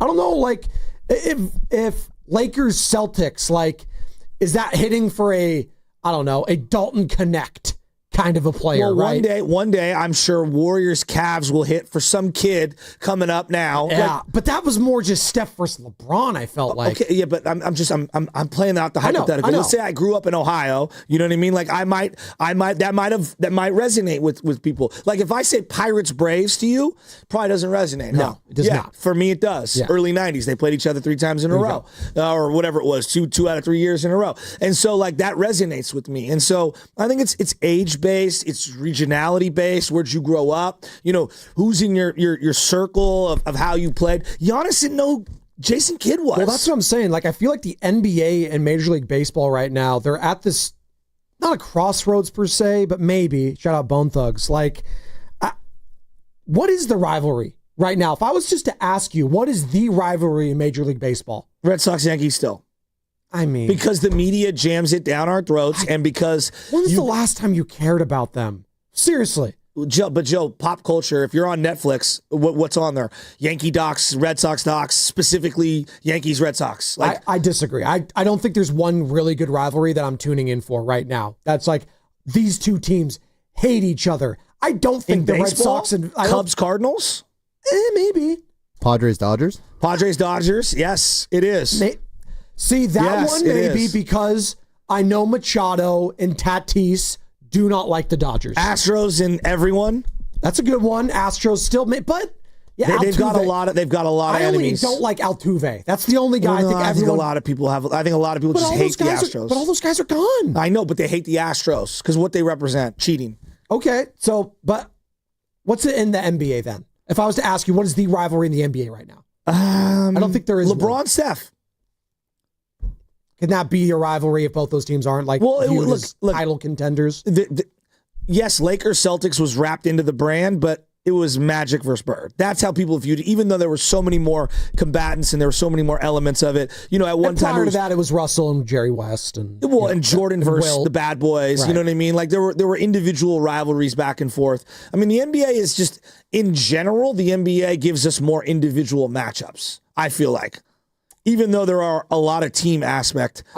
Maybe I'm missing the mark right now when it comes to rivalries because I think the NFL, they just always, like, a rivalry could happen just within the span of a couple seasons and it just becomes, like the Eagles-Niners. Like, that became a rivalry. Well, I mean, Colts, Patriots, if I say that, it doesn't hit the way Brady Manning does. Correct. But it was those two teams because they were facing each other in the playoffs. Yeah, but I don't know if Dwight Freeney hated Teddy Bruschi. Oh, he hated Tom Brady, though. I know, but I'm just saying, you know what I mean? Like, I don't know. I'm just saying, like, to me though, it's Brady Manning, right? And again, it goes conference, it goes just like certain games. Like it's rare where you have an AFC NFC rivalry that transcends. One of the biggest rivalries in sports right now, which I don't think in this market we talk about it a lot, but I think it's Big Ten country versus SEC. Well, and that's huge. Yeah, I mean, think about the arms race that's been happening in college sports over the last 5 years. Like, if you are a Big Ten family and you grew up in the Midwest, like, you despise the SEC. But everything's so right. And conversely, if you're SEC, you despise the Big Ten. I don't even know what's a rivalry anymore because all the leagues are just shifted around. Like, I don't know anymore.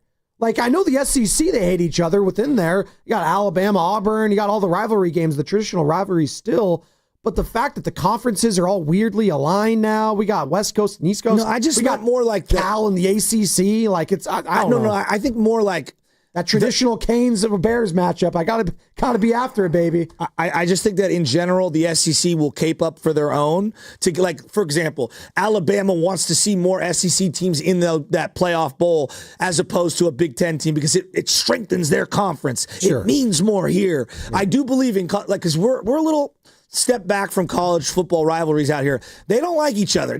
Not saying that Michigan and Ohio State don't hate each other. They hate each other.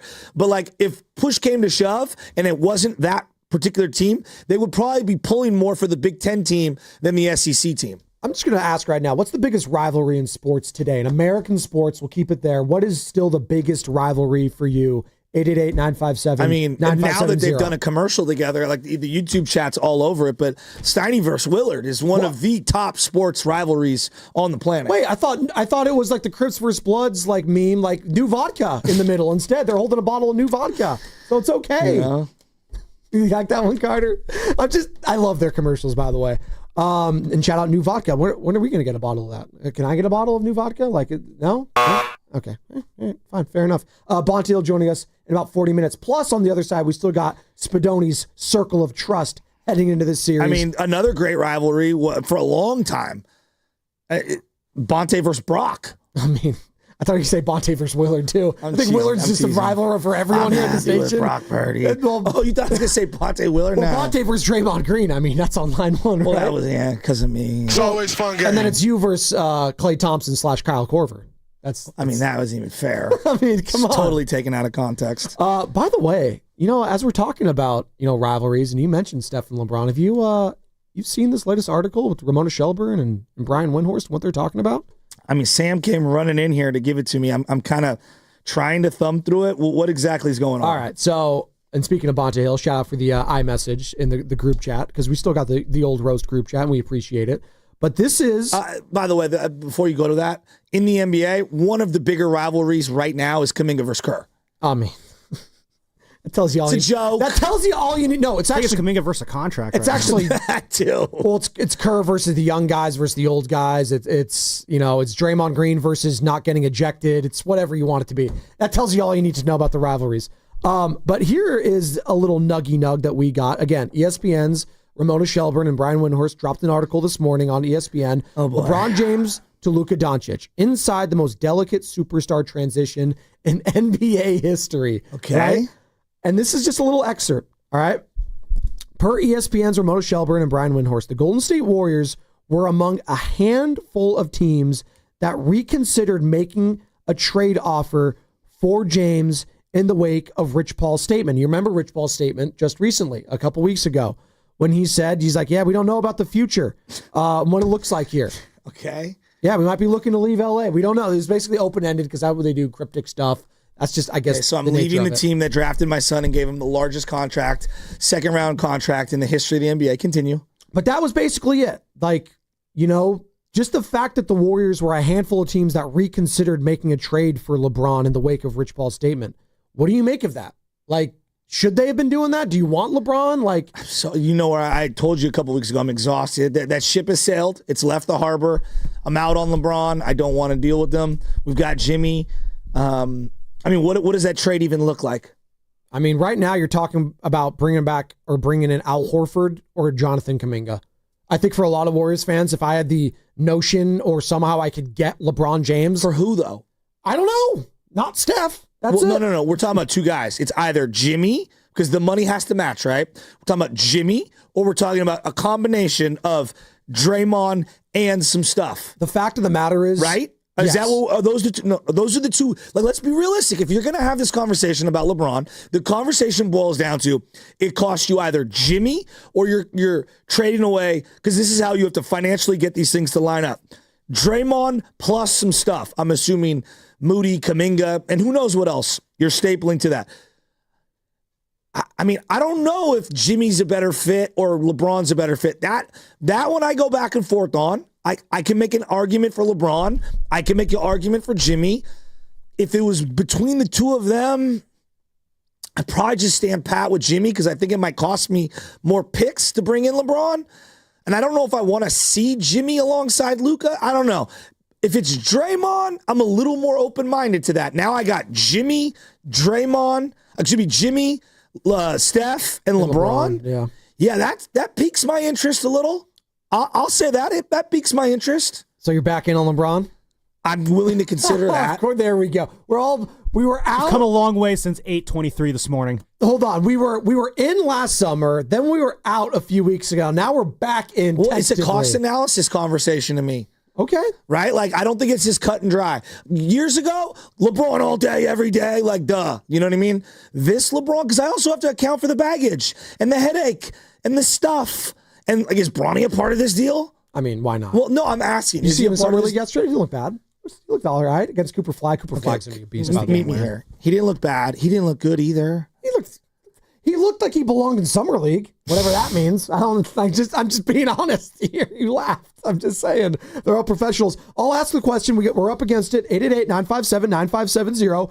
The Warriors have checked in on LeBron James. Are you in or out on that, Dub Nation? LeBron James. We're back here. We are.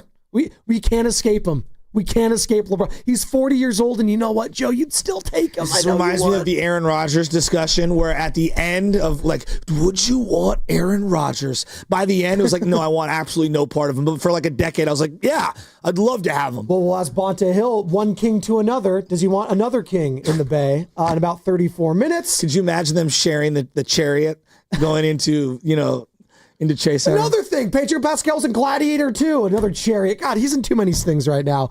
It's brought to you by Fremont Bank, here for you, here for good.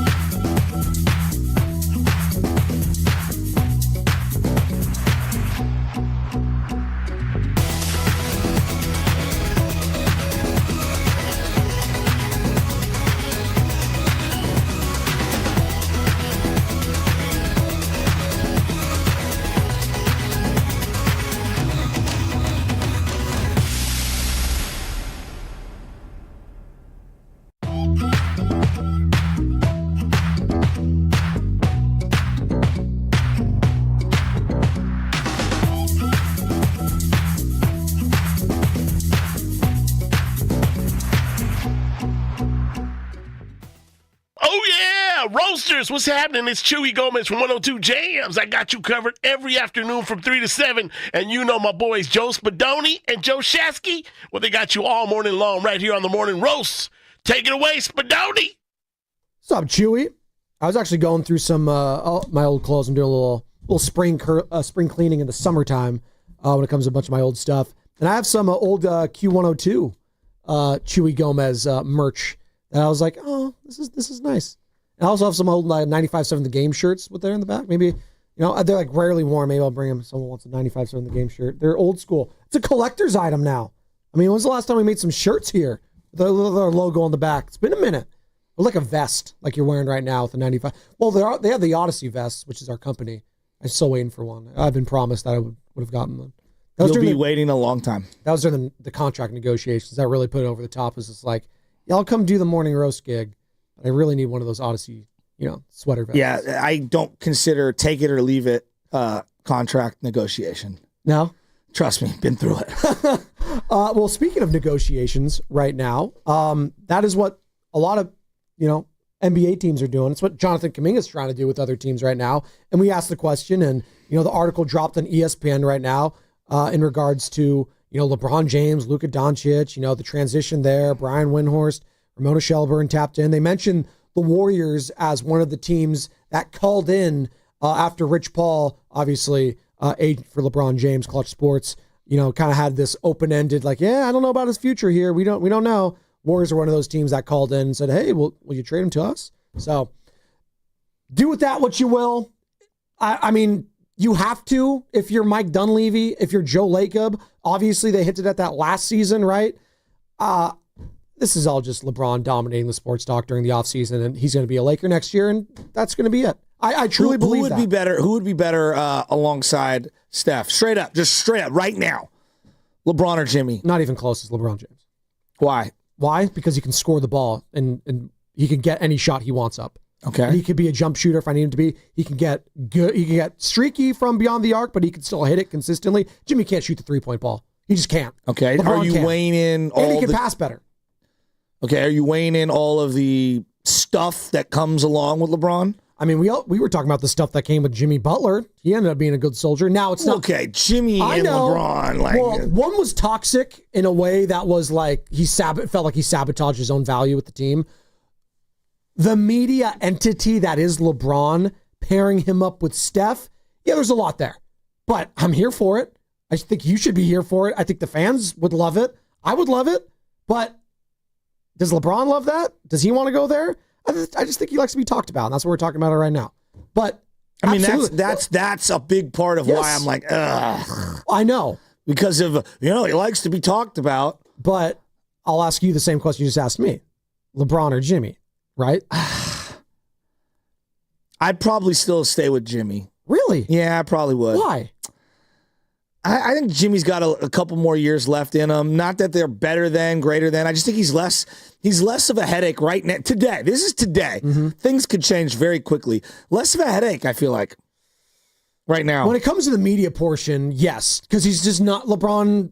Yeah, it's a circus, Joe. You're signing up for a circus. I know. It's a circus. And he's 5 full years younger. But you know what? Why not? 2 more seasons left. Why not? Oh, they'd sell a zillion tickets. That's what I'm saying. It would it'd be the hottest ticket in sports would be at Chase Center watching Steph and LeBron and Joe. You'd be right there on the scorer's table. Can I get a little bit of that powder on his hands? Right? Like, I'll talk myself into anything. You think, Come on, you think Steph would do it with him the first day too? They'd get the powder. I was talking myself into too. His card's like that would be sick. I'll talk myself into Guy Santos minutes alongside those two. You know the best Brazilian that LeBron's played with since Anderson Varejão. Well, no, the Brazilian Blur. Was he ever a teammate of LeBron? Oh, I thought it was Steph. No, Steph and Barbosa. No. Barbosa never played with LeBron. I said LeBron would be. I thought you meant played with Steph. Because he'd be a teammate of Varejão. They actually kind of have similar hair where it bounces in the headband, Varejão and Guy Santos. All right. He's face palming. What? Beartown Pods. Oh my Pods! Oh, you know what? I can't wait for the Pods and LeBron minutes together. It's going to be great. Who's taking that last shot between them? Pods? Sam wanted to say something so bad. Oh, I want that to happen so bad now. Careful. LeBron at Valkyrie's games trying to one-up Pods on the sideline. Both of them doing the travel dance in front of Caitlin Clark. Oh my God. The merch. He'd be rocking the Valkyries merch immediately. Oh, Bronny would be courtside too. So if Bronny just like follows LeBron everywhere, like on a leash. Yes. Well, you got to have one young guy. So if you're bringing in Horford, LeBron, everything, you got to have one young guy. Got to lower that average age of the team. You'd want Dalton Connect probably. His value couldn't be any lower right now. They tried to trade him last year. Did you see whose swing looked really good yesterday at the All Centuries, whatever the heck of the celebrity tournament is? Whose? Austin Reeves. Oh, he's got a beautiful swing. Does he? Beautiful golf swing. I've heard that he's pretty good. Beautiful. That's the guy that, if you're trying to like trade Kuminga to somewhere and like you can get him, I think Austin Reeves would be great as a Golden State Warrior. By the way, next week... Actually, wouldn't mind that at all. Yeah, right? Next week is our All-Star Week prize blowout, and we have some incredible things to give away.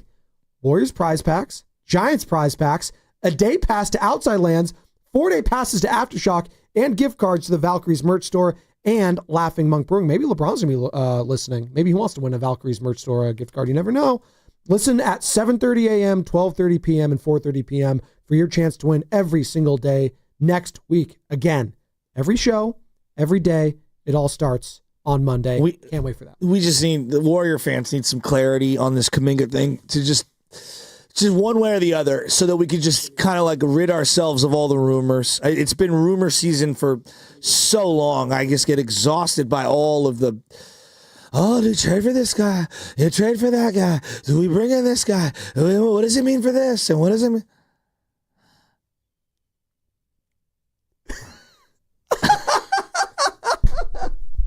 We have to play that for Bonte in 15 minutes. That's going to be there forever. Even during the season, we're going to be playing the Kuminga crisis.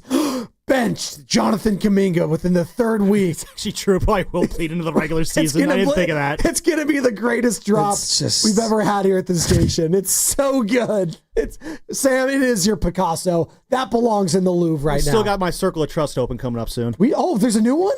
Well, no, it's the same one with the horrific Italian accent. Oh, well, then let's go to it. Let's go to the Circle of Trust when it comes ready. Giants. to the Giants Dodgers. Let's go to it. Spadoni's Circle of Trust. Carter's not ready just yet. It's okay. It's all right.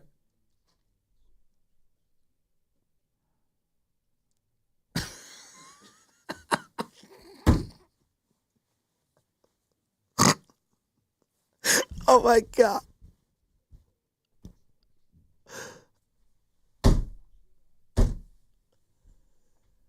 I feel like it's so offensive. No, you sound like one of the goons that gets murphed in the first 2 seasons of Sopranos. Oh no, he definitely does. You sound the Czechoslovakian guy? No, like one of the dudes that would like work way under Tony. Oh, Brendan Falone? Yes. Is that who you sound like? It's killed in the tub. Come on, Tone. Everyone knows that you're the guy that's in charge. After Jackie what were the 2 that were working at the stock brokerage that were? Bevilacqua. Oh my God! And they were trying to talk to Tony in the bathroom. No. When he's getting like Bada Bing. when he knows he's about to get iced by. Well, that was at the end. But he's like, it was Sean all the way. He's like, here, want a soda? What do you got? Sorry, we only got diet. Dude, it's just all time. It was Sean all the way. That's the same kid, Bevilacqua. He was in what was the movie with Now You Just Can't Leave? What am I talking about? Robert De Niro. He was the dad. He drove the bus. He was the director too. Bronx Tale. That was the young kid. Bevilacqua was the kid in that. Was he? His son? Yeah, I didn't know that. Colgero. I didn't know that. as they called him. All right, Circle of Trust. If you don't know what this segment is, everything in life, there's a circle of trust. It could be in your marriage. It could be within your family, right? It could be within your sports team as a fan, right? So we do this with the Giants heading to the Dodgers. And Joe, you're going to throw some names at me. You ready? Yeah. You throw some names at me? Yeah. And I'm going to tell you whether or not they're in Spadoni's circle of trust. So where are you at right now with Jung Hoo Lee? Is Jung Hoo Lee in or out of your circle of trust? Then I have no choice but to put you right back outside the circle. He hasn't done enough to even be inside the circle at this point. He had a really nice start to the season, but the totality of his Giants career Talk about underwhelming. It's been pretty underwhelming at the plate.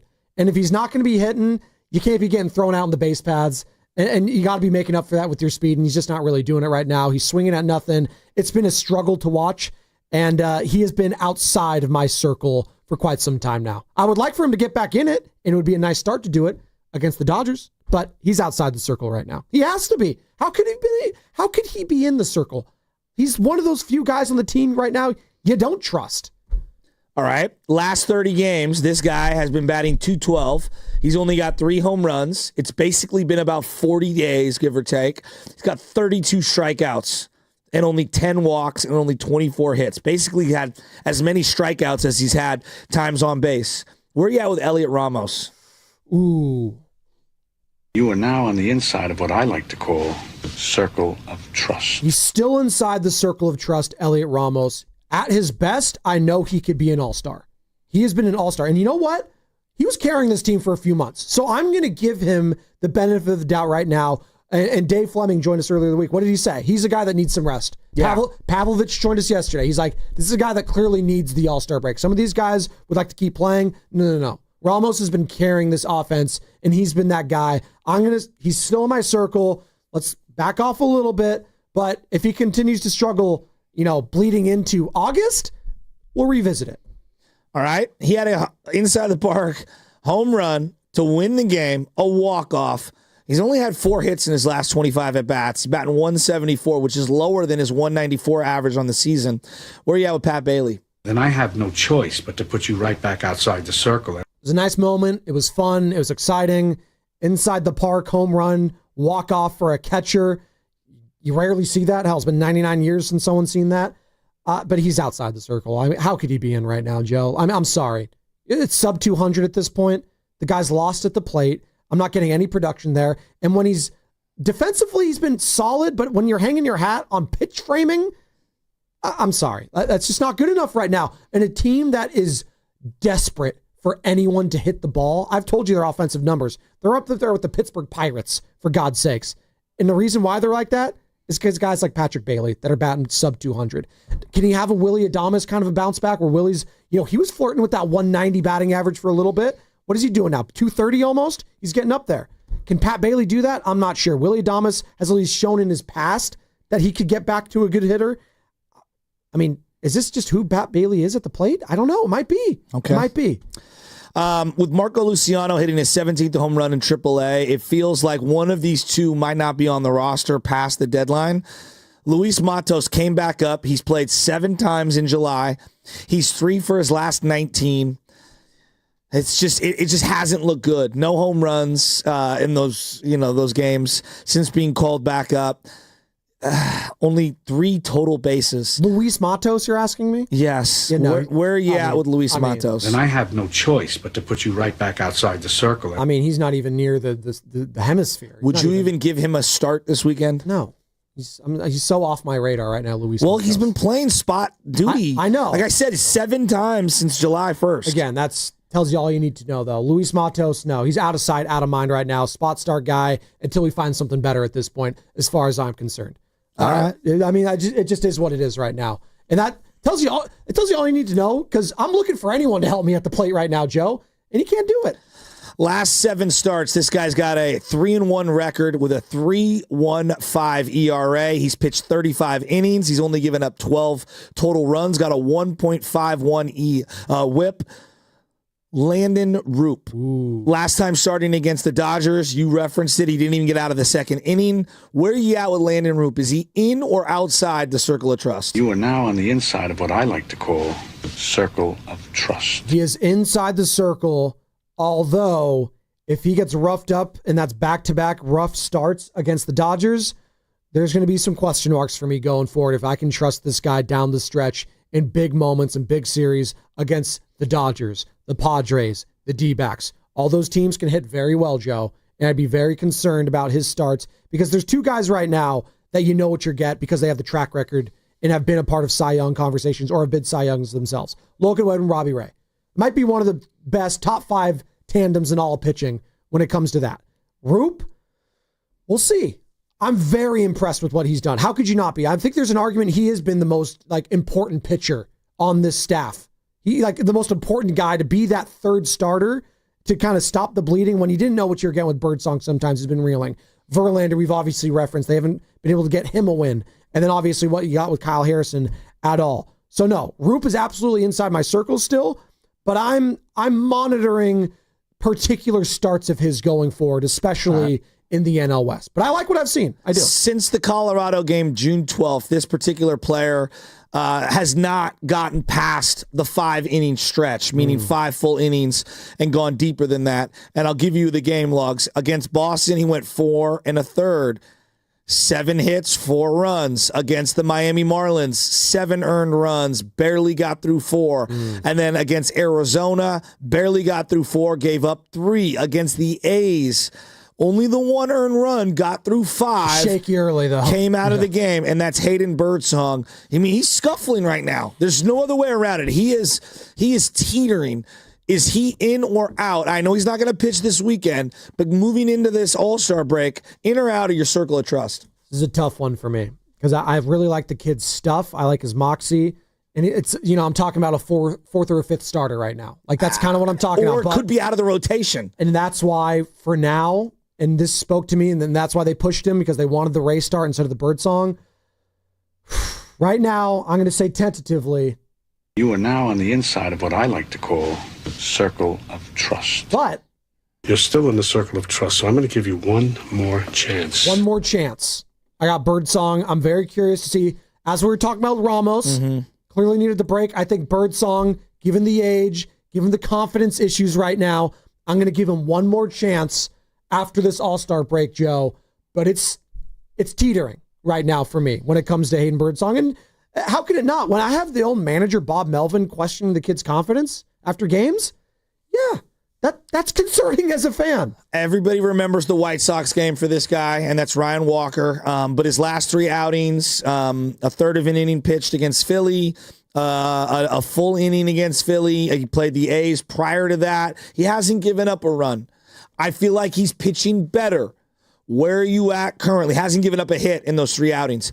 Where are you at right now with a guy who's going to be very important this weekend, Ryan Walker? I'm going to say this. You are now on the inside of what I like to call circle of trust. He's still in my circle of trust. I don't love him as a closer. I think we've established that. He's not the closer, but I don't love him in that role. He might close a game if you use Camilo 2 times this weekend. I'd prefer Rodriguez over him if that was the case. But, okay. But again, I think he's only had the 1 close opportunity and he blew it. And I would like to, I understand that. I like his stuff a little bit more right now, but Ryan Walker has seemed to righted the ship. And again, bullpen guys are tricky. He's not going to be perfect all season long, although he started off pretty hot. And then last year, obviously, he does have a 4.33 ERA. But we know with bullpen guys, it's 1 or 2 bad starts, and it's going to make it look awful. But for now, I'm keeping Ryan Walker in there because of the last 2 weeks, he has shown to be pretty much a stabilizer for them. Although that White Sox one was brutal because, for God's sakes, it's the White Sox. I know. That was the one for Verlander, I'm just like, oh my God.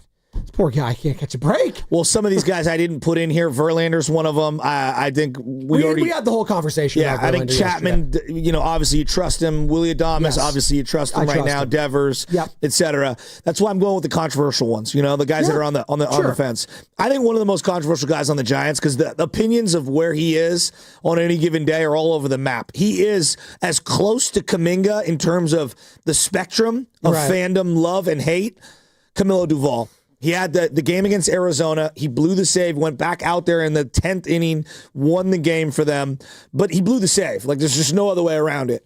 And then he had the A's game where he came in like a non-save situation. And then the Philly game where he did shut the door and get it done. Has looked with some walks, given up a couple hits in those 2 outings. Where are you at on Camilo Duvall currently? Camilo Duvall. You're still in the circle of trust, so I'm going to give you one more chance. One more chance for Camilo going forward for me, all right? And he would do himself a lot of good this weekend if he was able to shut out the Dodgers. Could you imagine how good you would feel about Camilo Duvall? Let's say you're going for, this would be a perfect scenario for me. You're going for a series win Sunday. You got a 1-run lead, bottom of the 9th. Check that. Top of the 9th at Oracle Park. Top of the 9th, all right? And you got Shohei, Freddie, and Mookie. You'd be you'd be scared as all hell. I know you would be. But here's I know the thing. Sam would be scared. I know Carter would be scared. What if he shut the door on that guy? How much more confidence do you have in your closer if he's able to do it against that lineup, right? Joe, I had this conversation about closers and in general, right? I don't care if it's Rod Beck, Rob Nen, Brian Wilson, Camilo Duvall, or someone in between. There are only like 7 or 8 guys in the history of baseball of my lifetime that I have 100% confidence that they're going to finish the game. I think we talked about him yesterday. Yeah. I mean, we're talking about like Kenley Jansen. We're talking about even Kenley, John Wetland. Yeah. I know, but he has 400 saves. I know. Hoffman. Kimbrel. Craig Kimbrel would be in that list. Mariano's on that list. Lee Smith. You guys probably don't remember Lee Smith, but he was one of those guys. All the other closers. So Billy Wagner, I don't know if I referenced him. Yeah. Like, even like a John Franco. John Franco was a good closer. Not a great one, but a good closer. Like, even I was like, I don't know. He could blow this at any moment, you know? Eckersley. And I know his most famous play was giving up the home run to Kirk Eck's an Gibson, all-timer. But he's an all-timer. Yeah, but when I think of Eck, I do think of the, even though he was amazing. That's the thing with, he was amazing. With closers, and we brought this up. It's like it's such a no-win situation because your greatest moment is probably a low light for you. It's, Mariano Rivera giving it up to either the Red Sox or the Diamondbacks. You don't think of all the closes he had leading up to that point. He had not given up a run in the playoffs or whatever. Whatever the record was, it was the World Series of the playoffs. And he had been in the playoffs since 95. All right. It's crazy. No. He set up John Wetland one year. It was that bullpen was so good. Is that the greatest pitch ever? The cutter? It might be no, seriously. It's on the short list for me as the greatest pitch ever. The Charlie Huff knuckleball. Yeah. I mean, there's other guys. Yes, but Mariano, I mean, what is he? Was he unanimous?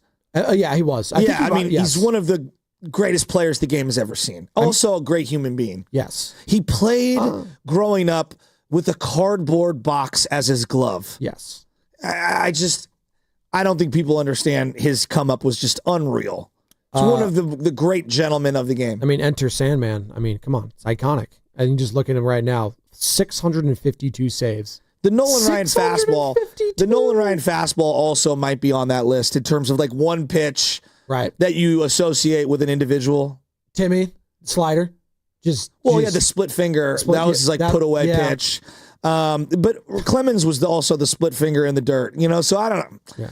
But when I think of one pitch to define somebody, it's the cutter for Mariano, the knuckleball for guys like Charlie Huff or Tom Candiotti or whatever, and then the fastball for Nolan Ryan. The Kershaw curve, right? That one. That's a really good one. I think of Barry Zito with the curve. Yeah, for sure. Because he was like the big lollipop curve. God, those were the best. His lollipop curve was ridiculous. Verlander touched that a little bit in his last start, a little bit, early on. He's searching. But it was working. I know. That's when you know God, he's going to the curveball right now. The Andy Pettit, Madison Bumgarner, slurvy. Yeah. Now it's called a sweeper, but it's the slurve that both of them it's a curve slider from a guy who kind of elastically slingshots the ball almost from the left side. How Romo would do it kind of too. Romo, one pitch, the slider, the no-dot slider. I mean, that's why he was in the league forever. Yeah, right? Because absolutely. He keep doing that. So that was the circle of trust. Trevor Hoffman, the changeup. Yep, absolutely.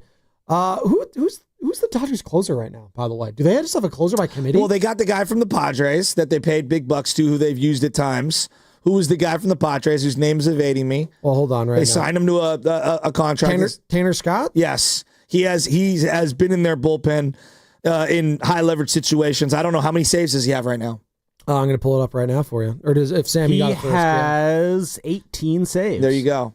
18. Is he their primary guy? Is that what they're going with? Yeah, he is. They've had multiple guys finish games for him, but his 21 games finished is by far the most on the team, ahead of Luis Garcia with 12. So I assume that's in their blowout games. So there you go. And then the Padres are the Suarez, right? That's their dude. I do love me some of that. There's not a lot it's very much like the running back position right now was a couple years back, where there weren't a lot of feature running backs, and there were all these running back by committee situations. It feels like baseball. There's more of those closer by committee situations than ever. Right. I saw Mason Miller is a guy that probably teams are going to be sniffing around right now because obviously his stock was at an all-time high last year, but he's still at 26. He has 17 saves. He threw 104 miles an hour yesterday against that Braves, against Sean Murphy, who had no shot.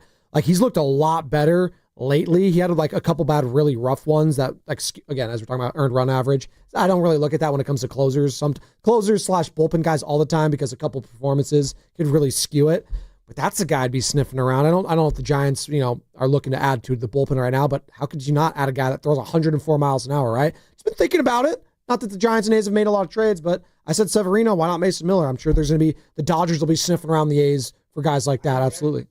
Everyone in baseball is going to be sniffing around the A's. Yeah, they're one of those teams. They have a lot of hitters. The Pirates. It's basically the vultures are circling the carcass, and the hyenas are coming out, and they're ready to go. What's the dream scenario for you right now? Is we're heading to the All-Star break. What's a name right now that you just can't quit them? Well, there's a couple guys that actually are really intriguing. Like I'm seeing the Phillies being linked to Byron Buxton. Like that would be a guy I'd be really interested in. I think he'd be a perfect fit for the Giants. I love. I feel like he's been on the Twins forever. Like if he's out there, like I actually think he'd be really nice. My dream guy, which I don't even think he's available. I would like Stephen Kwan. Oh, local guy. You did mention him. Lefty. Yeah. I think he could bat at the top of your lineup, give you speed, positional versatility. I think he'd be great. Byron Buxton has been a Twin for 10 years. How old is he currently? 31. God, he was young when he got brought up. Yeah. Like, he's a solid player. He's a really, really solid player. You would be probably admitting that Yaz or Jung-Hoo Lee is not on this team much longer if you bring in a guy like that. But I think outfield and starting pitching, number one right now. He's a Gold Glove winner. Yeah. He's a solid player. Yeah. He's a really good player. And he's a win now guy. Like, if you were acquiring a guy like him, that's to win now. And he's a 250 career hitter, 153 home runs, right? He's just a big league guy. He's an all-star this year. You know what he reminds me of? Yeah. He's a version of Kevin Pillar when they had Pillar out there years back. Oh, and he just retired recently. So happy retirement, Kevin Pillar, forever Giant. Just a solid player. He was. You know what I mean? Just a solid player. Not going to blow you away. I just think they need veteran Major League Baseball players. So let's see here. He is on a current contract through 2028. So if you'd be getting him, and it's pretty reasonable. $15 million. That's basically it for the rest of the year. You like that name, huh? I do actually like Byron Buxton a lot because he's always making highlight plays in the outfield too. That's what I'm saying. And he's a guy that I think in our ballpark, if you do like Jung-Hoo Lee, I don't know where Buster's at. He can play right field. Well, that's exactly what I thought. It'd be more protection because if Jung-Hoo Lee continues to struggle, I know Byron Buxton has the pelts on the wall. Yeah. He's shown me for a decade that he could at least get me some hits in clutch moments. He's a ball player. Absolutely. He's a ball player. And I saw, I've been following WIP the last week because we're playing the Phillies and stuff. Right. And they're really hot on Byron Buxton. And I'm like, dude, if he's out there, I'd be sniffing around that. You're listening to 95.7 The Game, KGMZ FM and HD1 San Francisco, an Odyssey Sports Station, and the home of the Golden State Warriors and Valkyries, always live on the free Odyssey app. And of course, we're coming to you live from the Laughing Monk Studios, which is righteously brewed in San Francisco. We got Bonte Hill joining us momentarily in studio, again, courtesy of River Islands, as all guests on 95.7 The Game appear on the River Islands guest line. Isn't it time for you to discover the islands? River Islands in Lathrop. I wonder where he wants to start. Walks in right there. Look at that. Look at his smile on his face. God. Oh my goodness. This guy has not been that happy to come into this studio. He's got everything going on. There's no snare on his headphones. There's no snare in my headphones, man. Where's my head? Let me do something around Your here, hair man. hasn't been that long since COVID. I know. I'm combing it out because I'm going to get it cut and trimmed. I got to get it down a little bit, get the curls popping. Looks good. No, I can't go on TV. There's a lot going on there. Big haircut guy. Hey, Lubman, what is he doing? What is your producer do these days? Oh, that's a good question. Stomp around. To the left, behind his screen. No, actually, he creates sweet opens. Right there. There's that. Have you heard the Kaminga thing? No. Hold on. This is the greatest thing 95.7 The Game. Let him get situated. Lubman. Lubman, I'm going to let you set this up for Bonte. Can I get a mic screen? Lubman. Everything's set up in there. Everything's in there for you. No, it's not, Lubman. Right here. Right there. There you go. Thank you. Yeah. And most people have their own headphones and mic screens. Well, most people are the greatest rivalry in sports is now Sam Lubman versus Bonte. This guy's unbelievable. Well, we thought it was guys. We thought it was Steiny versus Willard, but they got new vodka now. We thought it was Bonte versus scared Willard. of Willard. He's scared of Willard. Really, Willard and I are a rivalry, but it's one of those rivalries where it could end up like Michigan and Ohio State last November. Oh my God. All right, so Lubman, I go to Lubman the other day. I go, hey, look, this Kaminga thing is exhausting me, and we're going to start here. We're going to get into the Giants, though, but we're going to have fun with this. And I go, we need to find a fun way of laughing about all the rumors on a day-to-day basis of Kaminga. So I want to do like a Kaminga minute. I called it the Kaminga conundrum. What did you call it? I said the Kaminga countdown, but Sam got the best one. And here it is. The Kaminga conundrum. Kaminga crisis.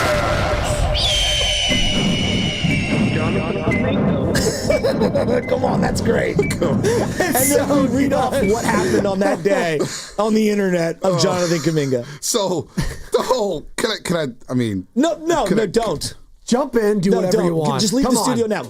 Yes, that's why you're here. Come Talk. on. Remember, it's Friday. It's the 9 o'clock hour. I'm done. Dude, I know. You mailed it in 2 days ago. I heard. Listen. He mailed it on Monday last week. Say, Says I'm checked out all week long. He said that. I was like, thanks. Like Ralphie Devers, 60% of me is better than 100% of others. There's a lot to get into when it comes to that. What's going on with Will and JT Snow? Wow. I mean, people, not everybody needs a microphone, okay? Like Jason McIntyre putting DeAndre Ayton in the category with Jokic and everybody. It's like, dude, stop talking NBA bad. Jason McIntyre, Colin Coward's like mentee. He's terrible. Anyway, Sacramento Kings fans. They are so desperate for attention. What does this have to do They're with the so Kings? desperate. They're in the Siberia of the NBA. And they really thought that it did. Like James Ham, I love James Ham. Insiders, 1320 ESPN. Said, it wouldn't shock in Kyle Madsen, but Kyle Madsen needs to pick a side. Choose your side, Kyle Madsen. Okay, He's going to get caught in the crossfire soon. So listen, you brought up Kuminga. You brought up Jonathan Kuminga, right? And Jason Ham comes in talking about, it wouldn't shock me. It would shock me if Kuminga's not a King by the end of the weekend. Now, Jason Ham, it's been 7 days since you said that. James, not Jason. James. I said that on his own show too. James Ham. Stop it. And Kings fans, KC and D'Lo, you take the deal. That's all you got, Warrior fans. They really thought Saric and Devin Carter was going to get it done for Jonathan Kuminga. We talked about that. I had to make sure. I said, you know what? Let me just double check my sources for a second. Okay. And they said, Ponte, just like I do, that deal wasn't close to being accepted. Sacramento Kings fans are just thirsty. That's what the source said. They just need attention. They have no idea what they're talking about. So Matt George. What day was that? This was like 8 days ago. Yeah. So you've had takes from 8 days ago? I've been going at it with KC because KC's been on Twitter talking about Chase Center. I said, dude, don't get so mad at the Warriors because we didn't give you Kuminga for a squeeze burger and french fries. Like, relax, Has he been going to those A's game at Sutter Health Park? He's been enjoying those? He's been going as a Giants fan. Of course he has been. It was a buy low attempt, as Anthony Slater put it. A buy low attempt. A buy low attempt by the Kings. Let's pick up Saric, who was out of the rotation for a Warriors team that didn't even make the playoffs. We still have the rejoin. Hey, Damnation. It's Dario Saric. We played it that day when that came out. All right. Just keep going because you have a lot of stuff. You're like Rambo. I just wanted to take a shot at John Rambo. KC, Keep D'Lo, RJ, and Fairfield, all these King fans. Stay in your lane. You're an irrelevant Western Conference team. And you will be like that for the rest of your eternity. It's the rest of your life. Okay, keep going. They're down so bad they weren't even invited to the California Classic. I don't care about that. It's the reason why the Warriors host the California Classic because the Kings can't handle it. It's a true story. The Kings are supposed to keep that. And they're bitching about it. Oh, the California Classic belongs to... You can have the damn event. We don't care about California Classics. No, keep it here. We care about finals games and second round playoff games and conference finals games. And Kings fans are here bitching about the California Classic. Are you kidding me? And they're so salty that when you just hand them, here's Jonathan Kuminga. Here you go. Just give us Where's whatever. Kuminga going? I don't know. He may be back here. He may be back here. He may be back here, man. It is quiet on the set. Something may happen next week in Summer League. What does that mean? What does that mean? Something we may come to a resolution. As in, but you know what? He's here or gone? Not, in all seriousness. Okay, yeah. This new CBA is...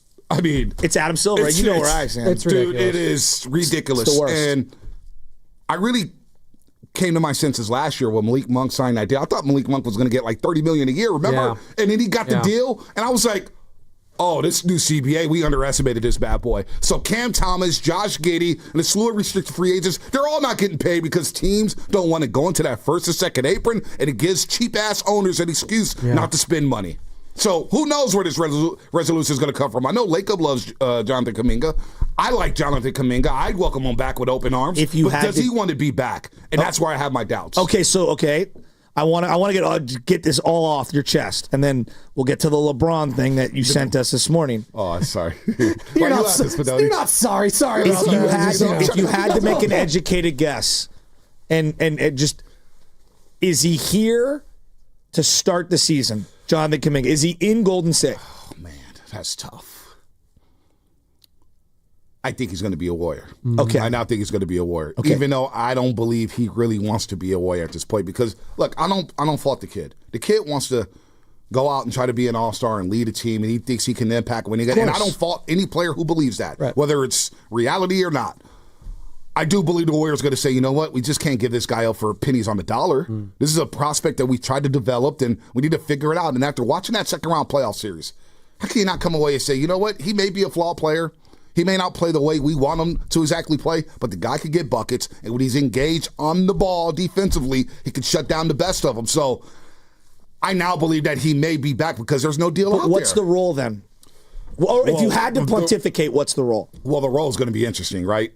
I would, and it's hard to say. Don't quote me on this. Don't you're guessing. We're guessing. We're guessing. Well, remember, Bonte, because Steve Kerr told Willard and Dibs 2 months ago, he's like, no, I will have to play him, Steph, Jimmy together. Like, I will, if JK is on our team next year, I know you're laughing. Honey, no, but I promise I'll get the laundry but he done. says, like, I'm going to have a full training camp. It's going to be, everything was so makeshift after the Jimmy trade last year. He couldn't really experiment. He just couldn't. Listen, if I want to maximize this team, I think you have to start JK. If he does come back, I think I start JK next to Steph and Jimmy. Yeah. You got a great two-man game between Steph and JK. They talked about it last year. Steph was like, wow, the two-man game can really open things up. I would have to ask Draymond Green to say, hey, I need you to be Andre Iguodala on this team. Yeah. You will be our sixth man. You will finish basketball games. You will play 25 to 30 minutes, but I need to start JK. I have to start JK. And that's how you maximize the team with Jonathan Kuminga. And it's not all about JK. It's about maximizing Steph first and foremost. It's the Steph show. So now I get to the thing that you texted us about Ramona Shelburne this morning. You are obviously a big LeBron fan. Huge. So the king talks to the king. No LeBron, no Bonte. That's right. What was your read on it? For those that are just tuning in right now, Ramona Shelburne is basically saying that the Warriors picked up the phone and called the Lakers after Rich Paul said some stuff about maybe being on the outs of the Lakers. Would you make the deal for LeBron James before I get to the combinations? Well, if it cost you one of these two, either Jimmy or Draymond and some stuff, because that's the only way to make it work. Well, first and foremost, I want you guys to understand something. These agents have a lot of sway, right? They have a lot of sway in the NBA. And you have a battle right now. And I believe it's a battle with Clutch Sports and Rich Paul. And you have Bill Duffy's group, WME Sports, I believe. And Duffy's a Bay Area guy. He's a good dude. Jalen Williams, Chet Holmgren, Luka Doncic are his clients. DeAndre Ayton is his client. He just got a payday. I found it interesting. That DeAndre Ayton went on Lakers radio yesterday with our boy George Sedano and company and said, yeah, LeBron hasn't texted me yet. Luka has, though. And I think there's some, Rich Paul and Duffy, I think there's some rivalries there. When we talk about rivalries, these agencies, they want to plant their flag on the team and say, this is my team. These are my clients. We got the big dogs on this team. Everybody else is secondary. So I think LeBron sees the writing on the wall. Lakers are shifting towards Luka. It's about Luka, and it's about the future. And so LeBron sees that, and he's like, it's not about me anymore. So where can I go now? Where can I go? Oh, maybe go play with Steph and go to the Bay Area. It's such a LeBron James move. And you know what? If you're telling me right off Jimmy for LeBron, I think LeBron's a better fit with this current iteration of the Golden State Warriors. As much as it pains me to say that. You love and saying I would not want LeBron in the Warriors uniform. Oh, my God. Oh, you would. Come on. The powder toss with Steph is going to be great. You guys would be able to be in the carpool lane with your chariots as you ride together to chase them. Hail Caesar. Two conquering kings. With the little grape leaves around the yes, exactly. And the Legionnaire costume. By the way, this is the quote from Rich Paul a couple weeks ago that everyone's talking about. This was it. All right. Quote, LeBron wants to compete for a championship. He knows the Lakers are building for the future. He understands that. But he values a realistic chance of winning it all. We are very appreciative of the partnership that we've had for 8 years with Jeannie and Rob and consider the Lakers as a critical part of his career. Now, after that came out, he should have said, thank you for drafting my son and paying him the most ever a second-round pick has ever been given. I mean, it's just LeBron. Kind of crazy. I don't see the Lakers. At the end of the day, I don't see the Lakers trading him to the Warriors and dealing with that. I just don't see the Lakers doing it. If you're an Eastern Conference team, are you kidding me right now? If I'm the Eastern Conference team, I think about it because the East is wide open right now. Boston's going to be without Jason Tatum. Indiana's going to be without Tyrese Halliburton. Do we really believe in the New York Knicks with Mike Brown? No. I love Mike Brown as a guy. I do. That's a tough market. That's a tough.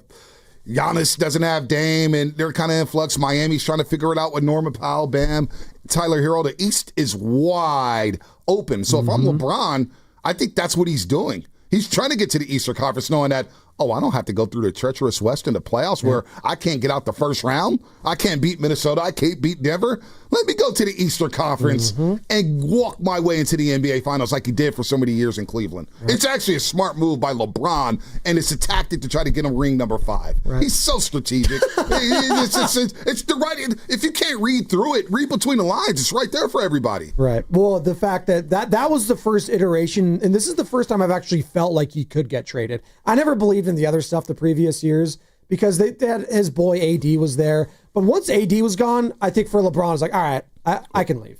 I don't have to be. He helped do that. Wow. If you don't think LeBron traded Anthony Davis, I think you're crazy. I don't think LeBron likes being second fiddle to anyone. And the moment he realized he was second fiddle to Luka, he felt some type of way about it. His ego is so massive. I do not think he likes being second fiddle. He knows he is with Luka Doncic there. He was starting to be second fiddle with AD there. AD was having a better year. But AD doesn't have the Q rating of a Luka is what I'm saying. He doesn't. But LeBron definitely got him up out of there. LeBron knew what was going on because everything runs through LeBron.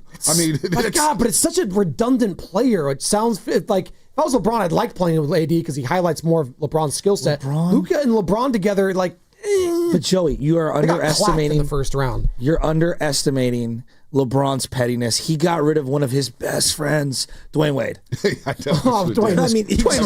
I mean, it was the artist formerly known as Dwayne Wade at that point. Yeah, sure. But if it's one of your real friends, I mean, there's a way of going about it. The businessman. Businessman, you got businessman Bonte, businessman LeBron. No. LeBron's he's a different category. He's gotten coaches fired. Yeah. He's gotten players traded. I mean Isaiah Thomas, Isaiah Thomas in Cleveland, and LeBron hits a game winner. Isaiah Thomas goes to celebrate with him. LeBron literally ignores the guy in the celebration, and the next day Isaiah Thomas is traded. I mean, he got rid of JR. He got rid of everybody. And he set up the whole Lakers situation. He made Cleveland do a deal with the Lakers before he was even the Laker to put the Lakers in a better position. And having said all of that, Dub Nation will take him, right? I don't know if Dub Nation would take him. I don't know if Dub Nation would take him. I think Jimmy Butler just had a pop up Big Mouth Coffee. Big Mouth Coffee. I saw that on 22nd of Valencia. From like That's 4 to 8. Odd spot. Yeah, I know. He wasn't even there. I was like, what? Who's with my boy Dion at Bender's? My boy Dion owns Bender's, did own Bender's. Maybe he may know about it then. But Dion known for being on a few Benders. I think Dub Nation really loves Jimmy Butler a lot more than they would. Now, it didn't end well when the Minnesota series when we wanted Jimmy to shoot, taking only 20 shots. He was probably the hurt last 2 too. days. But you know what? Dub Nation, if LeBron comes and wins and he helps them win, we all will flip. I know you're. Hey, welcome to Warriors postgame live. Yeah. LeBron James. Same old LeBron to me. King, from one king to another king. I wouldn't. How does that crowd fit? Hey, from young Guido, it's going to be Bonte and LeBron, a couple of kings in the chariot, and then in the sidecar, it's me and Bronny. You know the little sidecar? Young Guido, love you, buddy. Oh, love Guido. By the way. All right. You got to read something? No, I was just, I have to, Chevy Mo on the text line. What is it? Boxer and Gerson text line. Work injury attorneys text line. Oh, there we go. Shout out to Lindsay, Hillary's sister yesterday. It was her birthday. I thought it was Hillary's. And the voice you hear right there is a voice you're familiar with. It's Bonte Hill, host of Warriors Pre- and Post Game Live. Also Giants Pre- and Post Game Live on NBC Sports Bay Area. He'll be, I'm going to be at the game tonight. Wow, you're going to hit a game for I'm going to hit a game. Oh, wow. Let's go. Hallelujah. Who's got a better golf swing, LeBron or Bonte? George Contos. Well, that's not the question. Stop. I think you could beat LeBron in golf. Well, I gotta get us. I've been dying to get out there. The greens have been smelling good. I was at Silverado. Dude, I was out there. I know. I saw your story. I saw you at the story. I was like, is Bonte golfing? I'm watching dudes. The greens are smelling good, dude. Let me tell you. As you're drinking your... I told you guys a long time ago. I'll let Did you hear who I met yesterday? Who? Oh, I was out at the Cliffs at OC, and Mookie Betts was out there. We were just wrapping it up, me and him, my cousin. Yeah, my nephew Aiden. Look at this guy. You take a picture with him? I took a picture of him from afar. Yeah, he didn't ask for a picture. I didn't want to take it. I thought it was bad, poor etiquette given where we were. Well, I did that with Barry Bonds and A-Rod. I went over the court and hid behind that's some security exactly what guards I and did. snapped Well, I hit my 7-iron right pin high on another hole, and I looked back and I pretended like I was on the phone, and I took a photo of him. I'll show you. Well, and I was asking, I was like, well, we should ask Bonte, a guy that a lot of people stop in the streets to take pictures with all the time. What's the what's the right protocol to do something like that? As Shasky is now walking towards Bonte in studio, you could have been like, hey, Mookie, to show him the I picture. would have just been like, man, hey, Mookie. Well, no, we I'm talked. a huge fan. Oh, no, okay. so I walked up to him. I was like, yeah, I go, well, like, we're going up because like he's at the chipping area, which is near one of the greens. I finished on the green. We're walking up, and I literally looked up and I go, Mookie Betts, just like that. And my nephew's looking at me like I'm crazy. He's in his 20s. And I walked over, and like from me to you, I don't know, 5 feet. And I was like, hey, man, big fan. You're a great ball player. I do sports talk radio here in the city, so you're a big thorn in our side right now. And he smiled, and his boy came over. I go, are you playing the lake or the ocean? And he was like, oh, we're going to play the lake. I got to play the historic lake. It's my day off. Da, da, da. I was like, oh, good luck, whatever. Worst trade ever for the Red Sox, like of all time. The Ruth notwithstanding. And he was laughing. He was like, oh, man, no, because these greens are tough. Right. Yeah. And he was chipping shots or whatever. So as we were looping back around, they were still there. And I go, hey, man, did he get you a burger dog? His buddy that was him. Yeah. He goes, I had 2 already. They're incredible. So I thought that was really cool. And he had the full blue Dodger pullover with the OC. You could tell he got the OC belt. And then he had the Jordans, the sweet little blue and white Jordans. Not a big guy. Dude, I thought you were going to drop like you did at that funeral. Who was it? Whose funeral was that? You were at where you went up to the Reverend number and said, one radio sports show here in America. Oh, hi, I'm Joe Shasky, part of the number one Nash's brother's funeral. He said, I'm part of the number one sports show in the Bay Area. USC pastor. I'm surprised you didn't drop that at Mookie. Yeah, I'm part of the number one station. I carry the morning roast. I am sports radio in this. I am San Francisco. I work with Bonte Hill. The king. I used to work with Bonte Hill, but I kind of pulled to him. And, the king behind the king. The king behind the king. I need him to move over so I can spread my wings. I was going to say Chevy Mo's out here talking about, and he's kind of right. I would be buddies. Then LeBron. I don't want LeBron here. Stop here. Come on, man. I don't even know why I sent you guys that. Hey, Mully. We're going to have Rich Paul on in the next segment. What do you think? Oh, my God. You imagine Rich Paul? And then that's where, Draymond Green, Rich Paul, LeBron James, Joe Lacob. Bronny. If you could wrap your arms around Richard Sherman as a Niners fan, you could wrap your arms around It took me a long time to do it. And when I did, he started talking out of the left side of his mouth, and I was like, get this guy out of here. He started pocket watching. Remember? Well, yeah, they got to pay Fred. They got to pay this guy, and he's getting cooked left and right. I'm like, get this guy out of here. Get Richard Sherman out of here. Who was the guy for the Cardinals that kept picking on him when Kyler kept attacking him? Who was the wide receiver? DeAndre Hopkins? Oh, was it Hopkins? Somebody was destroying him. Andy Isabella? Like 3 pass interferences. Andy Isabella? Was it him? No, it wasn't Isabella. It wasn't Hopkins. I think it was DeAndre Hopkins. Or Christian Kirk. Hopkins. Could have been Christian Kirk. It was Christian Kirk. Yeah. It was Jimmy Garoppolo's finest hour when he hit the Texans right to Jeff Wilson Jr. Oh, man. I heard you guys talking yesterday about radio arguments. Like, what was the biggest argument in sports radio? What was it? Well, so basically next week we're going to do something fun. Yeah, we are. And I was saying, hey, evergreen sports radio topics in this market last 20 or so years. We'll do it the century because it's the quarter century mark, right? So we're going to keep it the last 25 years. Yeah. But the GOAT is probably what? Like Montana and Young, right? That was... Well, if you're talking about 25 years... Not, I'm saying before that, but like in Bay Area. But we'll keep it to the 25 years. Maybe Chris Webber getting traded. Yeah. Sprewell choking out PJ Carlosimo. I mean... Like, these are the... Like, I think of this. Like, yeah. Is Jimmy/Brock elite? Right. It's an evergreen one, right? KD, Draymond Green. 100%. The punch. The punch. Boy. Can Shanahan win the big one? I mean, Trey Lance, Jimmy Garoppolo. Well, we said Trey Lance, Mac Jones. Oh, my God. Who did Shanahan want? You don't watch the film, Shasky. Do we have that jump? But I got one Mac Jones. Shasky, don't believe me because you don't watch the film. I'm telling you, the first time, I'm not kidding you. I'm not the biggest Mac Jones hater.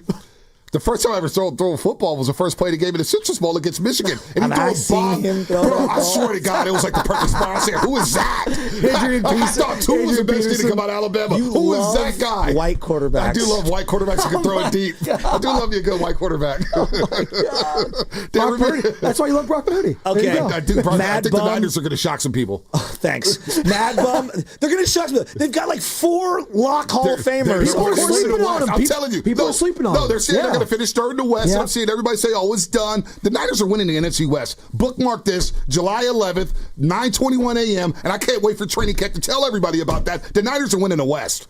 Just book it. They have the greatest tight end in their franchise history. They've got a player who if he's healthy, is one of the greatest players we've ever seen at the position in CMC. And they have Fred Warner, Nick Bosa, and a $200 million quarterback. Yeah, I'm not sleeping on them. They're a good team. They're a good team. Like, I don't know what we're doing. Some people saying, I'm shocked you're talking to me is one of the biggest controversies. A top 5 coach. Like, I don't get what we're doing on this, like, bury the Niners. No, people are, though. Nationally, are you? Colin Coward. I'm sure David Simpson's throwing dirt LeVar Arrington in the morning show literally said he's picking the Cardinals over the Niners. They have, like, the worst schedule in terms of, like, strength of schedule ever. Don't put it in the schedule. Well, you can't. Yeah, you can't do that. Teams are going to be better than you think. The Mountain West thinks their schedule is easy. I mean, come on. Well, I don't know. Like again, last year I thought the schedule was supposed to be not like that bad for the Niners. It's not that easy. Yeah, no. It's you got to play the game, man. Right. Injuries happen. So before we keep moving on here, washing your feet was a topic a couple of weeks ago. No, we did it last week and 2 weeks ago. Or 2 weeks ago. It's nasty. Spinoni's nasty. I wore flip-flops next day. Everyone complimented how good my feet smelled. Well, you know, I got a humbling. No, I went. Why are you walking away? What? Before I went up to Napa last weekend, and before I did, I went up to the. I went to go get a mani-pedi. I like getting a mani-pedi. You and Snoop. Yeah. You know, and little chainsaw action.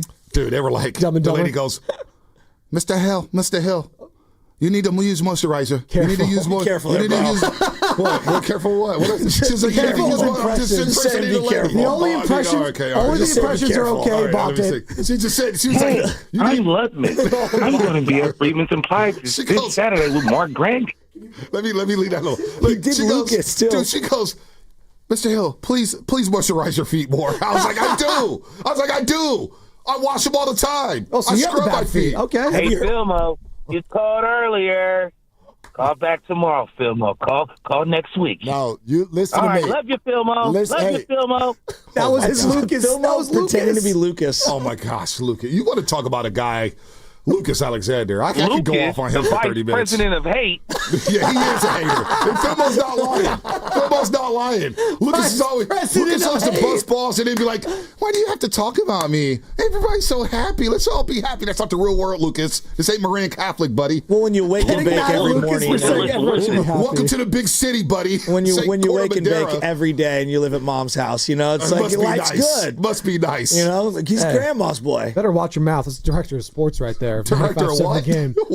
He asked me one time, Vontae, you need me to get you a credential? I laughed at him. It's like, come on, man. Yeah, the king. The door's just open for the king. His face is the credential. Yes, exactly. Are you guys going to be out at Oracle Park today broadcasting? No, I got to do it. Can we scan your crown? We're in the studio, baby. Sergio I thought this was a big time series. You're not going to be out there? This is Giants Dodgers. Doing Giants pre and post game live on NBC Sports Bay Area. What are you talking about? You guys used to on television. Whoa, I thought they used to that up. I mean, that Oracle was a drop. Told, dude. You're not going to be in front of Willie Mays Plaza and doing it? No, we're going to be at a studio. He wouldn't let the commoners touch him. You know what? That's a good point. Oh, I missed them. What's coming up with the game is brought to you by Cache Creek Casino Resort. We'll get into this Giants Dodgers series on the other side because it's a massive one prior to the All-Star break. Bontail in studio, courtesy of River Islands. It's the Morning Roast. It's 95.7 The Game.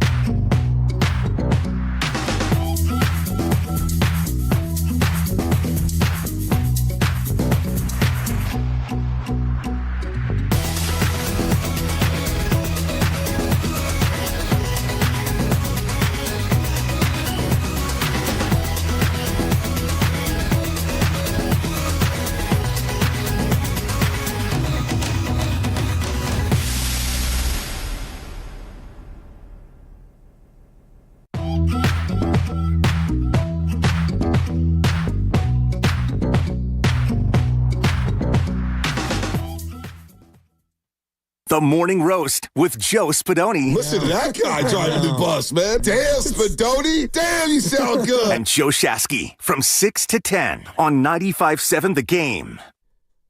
Bonte Hill in studio, courtesy of River Islands. And you know him, you love him. Or you don't.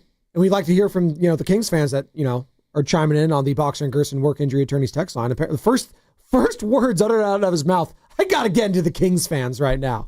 Bonte Hill, the king himself. Well, the Kings fans were acting like they had Kuminga in the bag and like, oh, the Warriors, Scott Perry, our GM, he's 2 steps ahead of everything the Warriors are doing. The guy was fired in New York City for a reason, all right? Stop it, Kings fans. You wrap your arms around anybody. You're so desperate for attention. You're bitching and moaning about the California Classic being played at Chase Center when they didn't let fans in on, what was it, Tuesday or Monday? Oh, no fans there. Well, bring it back to Sacramento. Dude, read the fine print, They've been homies. doing that for a while. Yeah, I don't know what they're doing. They did that at Golden One when there were some games there that they didn't have broadcasted either. The Kings fans are just, they want to be a rival with the Warriors so bad. It's like, no, you're the little brothers. Stay there. They're not a rivalry.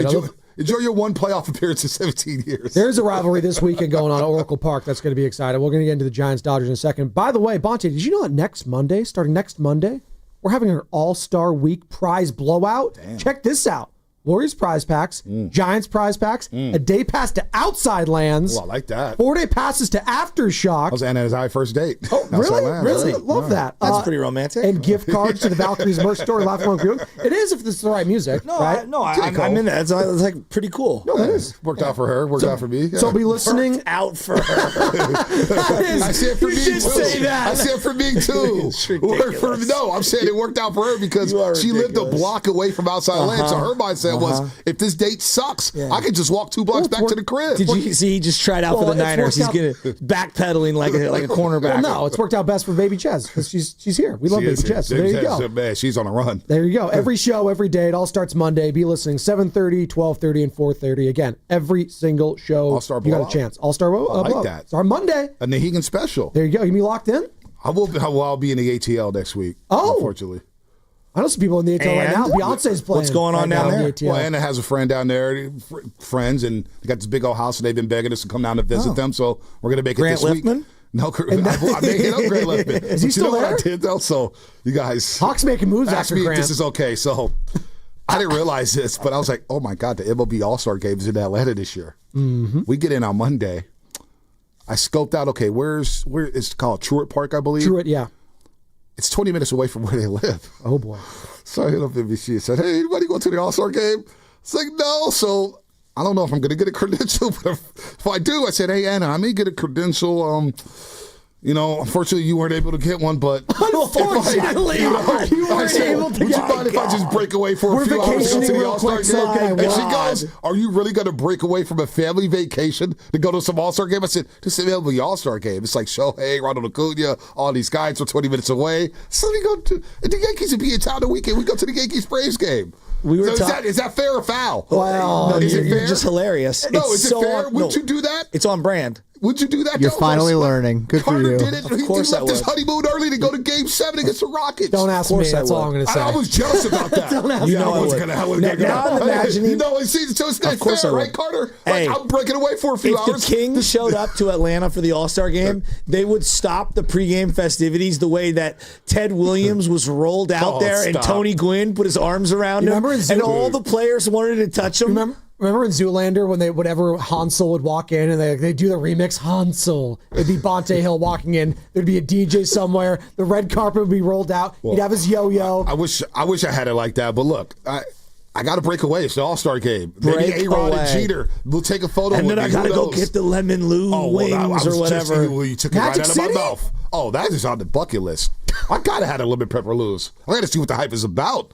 I mean, Wingstop has been, once a month. Wingstop, When in Rome. When in Rome, So Hot we got the Atlanta. College Football Hall of Fame. She's like, we got to do the College Football Hall of Fame. Coca-Cola tour. Then I got What water is parks. Anna going to do for her? Oh, we got a lot of things. What going are on. We you got- actually? No. What are you going to do for Anna? Well, I just took her to the Silverado. We had a great time. Now, the question Silverado, wine train. It was all on me. Is it you and Anna, or is it the family, the baby Oh, too? and Chestnut. She's coming down too. So they got it. They have have a 2 zoo, kids. aquarium. They got a school. Yeah, so it's going to be family So stuff. Yeah, there you go. We'll be All all right. good. Just for a few hours. Like the All-Star Game's going to start at about 8 o'clock down in Atlanta. So I was like, Chad's going to be in bed by 8:30. So it's all good. That is Did true. what I do. Talk Michelle into That it. is Like, true. well, actually, she's while gonna be she's winding up, down. she won't even miss me. Right. I mean, exactly. I mean, we'd be going to bed early, so might as well just go out there. Exactly. You know what? Now that I'm thinking about it, do you, Bonte? You just go out there. Go have fun. It's but I may not even get credentialed, so it is May what not. it is. We'll Then see. we'll go to the Yankee game, go watch Aaron Judge and Ronald Acuna, and hopefully I could talk to the Braves GM and say, hey, man, you guys aren't going anywhere. So will Matt Olson. What's up with Ozzie Albies? What's up with some of these guys on the team? Well, they just lost to their series to the A's yesterday. He's no So does Scott Strum Perry. walk-off. He's definitely no Well, Scott Perry. well, Scott Perry. we've been talking Kings about fans act like he was GM of the Scott year or Perry. something. I literally thought that was an actor. I don't even know who Kings Scott fans are Perry going is. outside. Sorry, I kind of gross these guys. I don't get it allowed. These guys are unbelievable.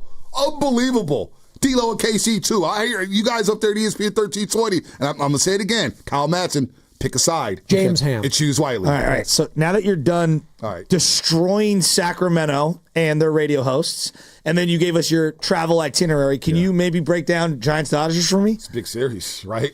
Dodgers, I mean, it's a big series, right? It's a Bold big take time. right there. It's a big time. I'm getting into it. Let me get into it. I say 4 words and Shasky's in giggle mode, man. I'm like, look, Dodgers came in Sam is on fire. I say 4 words and you guys are playing drops bold and laughing. strategy, What's this, Cotton. the laugh hour? I'm doing stand-up at Cobb's Comedy Club. Look, man, this is huge, right? You go into the break. Hopefully you win 2 or 3. You No, got it Robbie is. Ray. It You is got big. Logan Webb. You're is. skipping Hayden Birdsong. Get this bullpen and a day off for this lineup. I was at the Wednesday day game, and it was awful. They had 1 runner in scoring position all game. All game. How long did that game take? I don't know, but I was out of there by the 8th inning. I was roasting in the sun. So were the I had Giants. great seats, and it was for nothing. Now, I will say Verlander had some good snap on his, but then Bryce Harper hits the miss. I was like, all right, whatever. They got to win 2 or 3 against the Dodgers. Mm-hmm. They have to win 2 or 3 going into the break. And they got to win by Webb Day. They got to win on Robbie Ray Day. And for this offense, man, it's up to these bats. Yeah. Devers looked like a mess the other day. They need a leadoff hitter so bad. I want Xavier Edwards from the Miami Marlins. He's playing second base for them. He's batting over 290. He doesn't have any power. What about power. this? Let me throw a name at you because I know you like Xavier Edwards. Yeah, I love him. You go look at what he's doing. He's balling. What if look? I don't know if he's available, but Cleveland seems like they're in a weird spot. What if Stephen Kwan could be had and you had to overpay for it? Stephen Kwan, left field. You put him in right. Yeah. Maybe put him in center. He's a top of the order I like spark plug. Yeah. He's a spark plug. He does lead off for Cleveland, right? I'm just throwing out Fremont. They need a leadoff hitter bad because you know what? I totally agree. The biggest disappointment, the Adames is starting to come around, and this series is important for a few guys. Devers, Adames, and Jung-Hoo freaking Lee. Yeah. Jung-Hoo freaking Lee, what is he? He's not a leadoff hitter right now. He's batting 7th. Does he have blazing speed? The guy has 6 stolen bases, right? 6 or 7 stolen. How many stolen bases does Jung-Hoo Lee have? He has way more pop-ups. Oh, my God, the pop-ups. What was the at-bat? Those bases loaded out, and he just pops up to second base. I've seen that for Jung-Hoo Lee like 15 times on the outside outside pitch. 15 times. Make an adjustment. Maybe bunt. Use your speed. I don't know. Do something to get on base. So for me, this series, look, the Dodgers are going to be the Dodgers. They're going to win a game in this series. They're not going to go into the break losing 9 straight. That's ridiculous. They're going to win a game in this series, and they'll probably, maybe against Lander Roop. Who knows? But this lineup with the Giants going into the break, they got to feel good about themselves. Yeah. It's to me about the bats. Now you'll get the Verlander or Birdsong, and there are issues there at the back end of the rotation. I do believe Verlander's pitched better than what the numbers indicate, and he's a 5-starter. I get it. People are freaking out. Cut him. I think you kind of need him. You need him. Yeah. All right. Depth was a position of need. Depth with the starting pitching is no longer there. So what are you going to do? Bank on Carson Wisenhunt? Right. Or Carson who's not playing great. Right, he's not pitching great. Or Seymour who was saw. Yeah. So, I don't need to see a lot more from him. I got to see the bats. It's got to be Devers, Adames, Ramos, and Jung-Hoo Lee. Jung-Hoo Lee's been the biggest disappointment to me. Well, Devers is the guy right now for a lot of people, and obviously, I know you're a big John Morosi fan, and he tweeted out yesterday. Yeah, he tweeted out yesterday. The records between since the Devers trade, and it's the Red Sox 3 games over, the Giants are 2 games under. That's whatever was standing. The fact of the matter is Devers isn't healthy, and we could all see it. And now not only is it the groin, it's the back, and for a guy that doesn't have a lot of speed to begin with, he doesn't have any speed on the bases right now. He can still swing. I'm just curious, when you watch Devers right now, Bonte, is that a guy you're looking at and saying, wow, this is the highest paid player in our franchise? Because right now, the production's not there. It hasn't been there. It's been frustrating to watch sometimes. Look, I'm not trying to make excuses for him, but flying across the country, doing all the press tours, he hadn't had a day off. Then I'm thinking, give him a day off on that road trip where you played 10 straight days. But you couldn't because Chapman was hurt.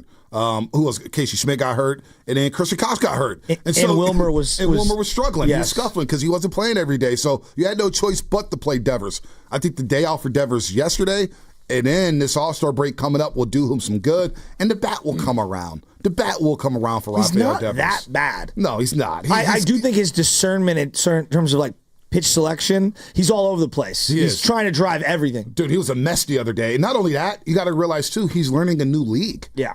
He doesn't see these pitchers. Now, you play everybody every year, but you don't get small sample sizes. Yeah, so he's learning a new league full of pitchers. Devers will be fine.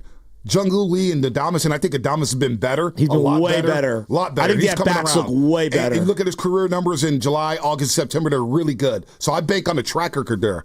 I don't have a track record on Jung-Hoo Lee. I don't know who Jung-Hoo Lee is, and that to me is an issue here. So what does Buster Posey do before the deadline? These bats have to get going. That to me is the key to this series against the Dodgers. By the way, I'm seeing all these Dodger fans in town. Already? This has to stop. Yeah. This has to stop at Oracle Park. Dodger fans has taken over Oracle Park over the last 5 to 6 years. The first 15, 20, Shasky, you've been to a lot of games. I don't recall that many Dodger fans being at Oracle Park. They have flooded 3rd and King, and it actually pisses me off that they continue to do it. But the Giants got to do something about it, which is win games and really dominate. Am I a bad person to say that on my way to San Francisco Baseball Academy on Geary yesterday? It was about 3:30. I was coming down Park Presidio. Well, I guess technically 19th, which goes through the park. So they were waiting at the park, Golden Gate Park, and it was 4 kids, and they were kids. And I rolled the window down. We came to the red light, and I was like, Dodgers suck. I just did that, and then I rolled the window back up. Were they wearing Dodger hats? Oh, full Dodger sweatshirts, everything. Okay. They're all Dodger fans. And they got, the lineup, dude. Ohtani, Betts. Will Smith. I got roasted last year because I said Will Smith reminds me of Posey. And he's not even close. Well, Teoscar Hernandez. They are loaded. Yeah. Loaded. I mean, Max Muncy isn't even having that great of a year. Andy Pajes. And his numbers would be as good as anyone on the Giants. And it's the first time they're coming to San Francisco this season. Like, this is the first time they're here at the park.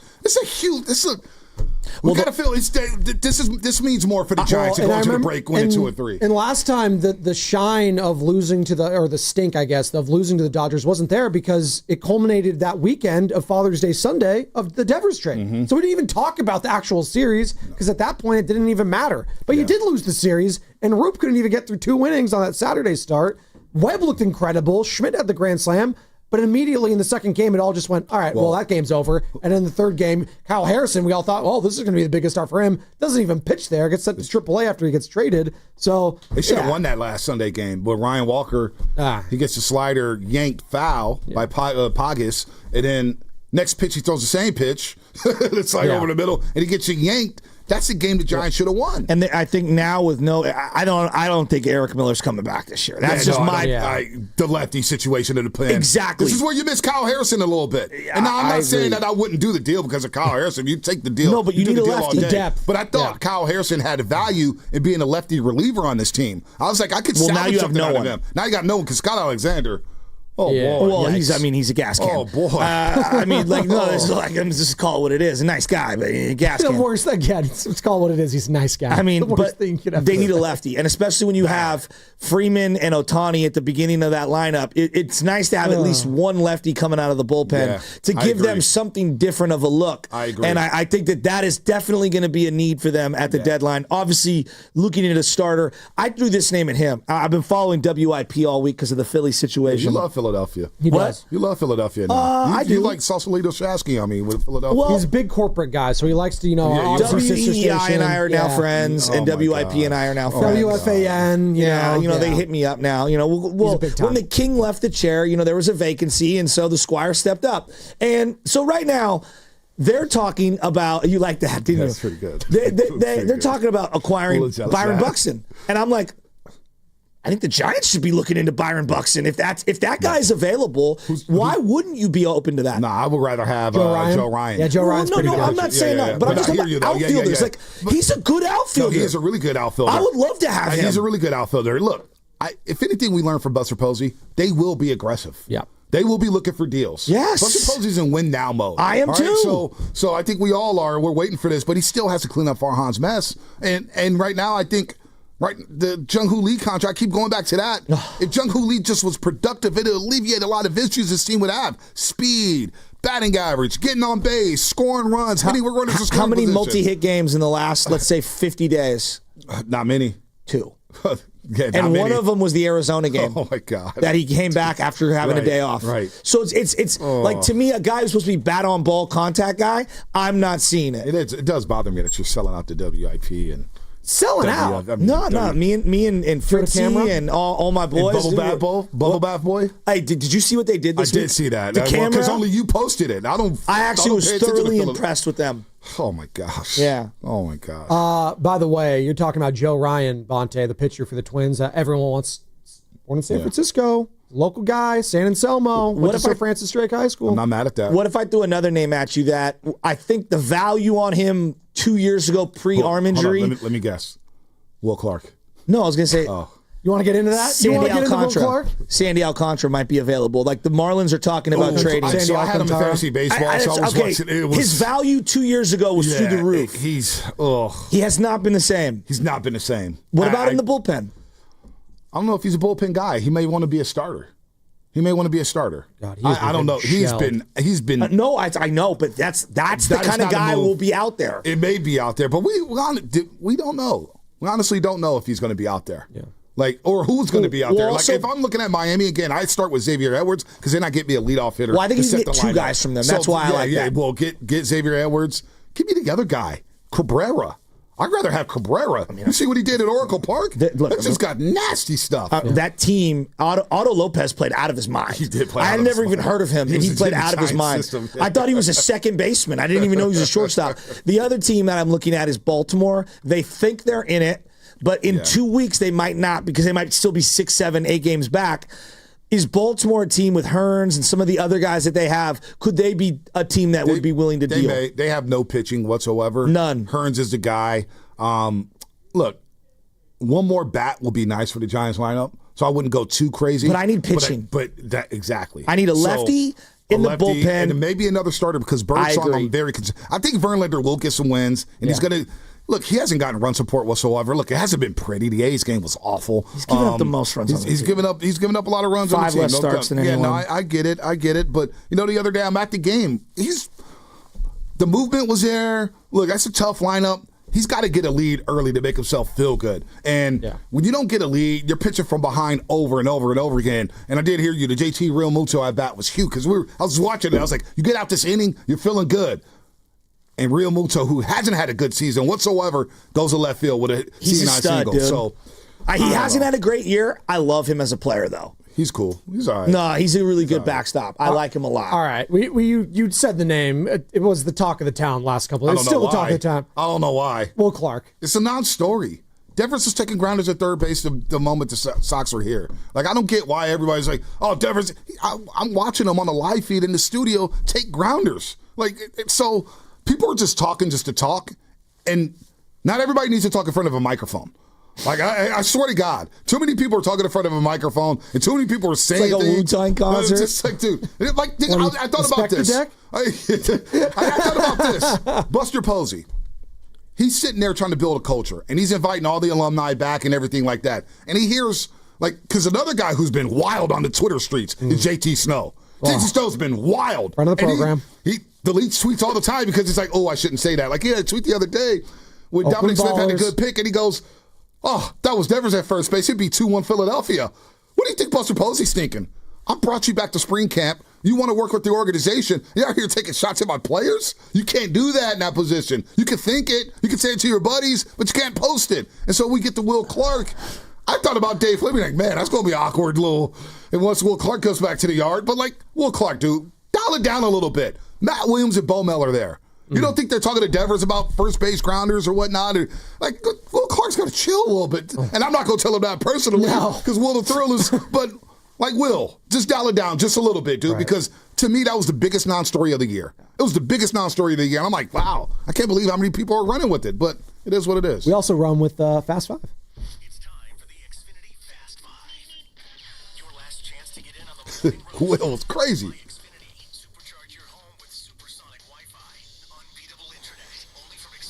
Yeah, that's two Raging Cajuns discussing one. Rafi Devers, Papelbon first, and now Will Clark. Papelbon. There you go. It's just seriously, think about who the sources are. Papelbon wasn't even liked in his own clubhouse. Man, wasn't he part of the Popeye's chicken scandal and bread? I mean, Josh Beckett. Yeah, dude, just consider the sources, folks. I know. Hey, Josh Beckett was sick. He was sick, though. He was going on and 3 the days Red rest, Sox. and the Red Sox, dude. He's a nasty. playoff stud. Yeah, he's nasty. Was good too. He was a good dude, but not a good dude. Now that you're talking about the chicken in the clubhouse and all that, the thing I think of is when Pablo got caught liking things on Instagram in the bathroom, in the dugout, in the Red Sox uniform. You guys don't remember that? I do. Oh, yeah. I do remember that. I do remember Talk about all-time hated Red Sox. He's up there with Bobby Valentine, too, who played some of his sound Did you guys get a chance to pull that sound, the Rockies game last night, the one that I asked for? Can we play that? Oh, nobody's producing around here these days? God, you guys. Damn, love it.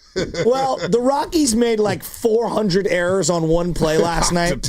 And Duran just kept running around the bases. And I said to myself, there is something special about an awful team that has given up in baseball. It's a great story. Right. I'd rather be the White Sox sometimes. I'd rather be the White Sox. You. When the White Sox 6-2-3 against the Giants, Rockies, tell me that sound didn't resonate your head. We played it. I'm convinced, like the Arizona Cardinals, in football, there are some teams that will never get their act together. And the Rockies are one of them? And I think the Rockies might be one of them. Dude, the guy missed the ball up the middle. He booted it into center field. The center fielder comes up. Here we go. We got it. Okay, all right. Listen to this. Listen to the full sound. Hold on. He's because the breakdown's hilarious. Hold on. I also got this.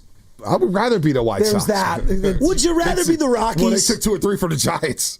Give me the thumbs By up. the way, the White Sox and Rockies just had a series at Coors Field. They were selling out that series. The toilet bowl? I kind of was watching it just because.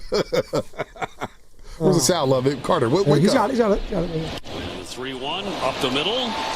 And a boot. Play the whole thing. Hit in any event. He's heading for second, no. Fernandez whiffs on it. He's heading into third. Here's the throw. He dives in. That one almost got by. Wow. What happened here? This is a little spinner. Garcia goes for it. It's off of his glove. Actually, I think it hits his foot. And then you got Fernandez trying to barehand this ball for some reason. Duran doesn't stop. I was waiting for this to get away from McMahon. The third base was actually an incredible play by He's going through the McMahon. whole way. Then he sees the ball. Like he bare hands for some reason. This ball got past Duran. This would have been Circus' 10th first hitter. The third baseman, Matt McMahon, is diving like 6 feet to the left to stop a ball from going into the first row. Oh, Just man. the Rockies, man. They're never going to be good. Ever. No, They're never going to be cursed. good. They tried to like develop or like draft pitchers from that area. I know. And it's just not like Freeland, it doesn't work. I actually Denny like Kyle Freeland. Remember Nagel and Denny Mike Nagel? Hampton, Denny Nagel, Yeah. and then Mike Hampton signed big money there. They couldn't pitch there. Ubaldo Jimenez is like the only guy I can think of. For like half a year. For half, exactly. Ever And then since Matt Holliday got traded. Oh. Hey, they got Helton. He's in the Hall of Fame, right? So there you go. What's your final thought, Well, Monte? and Larry Walker.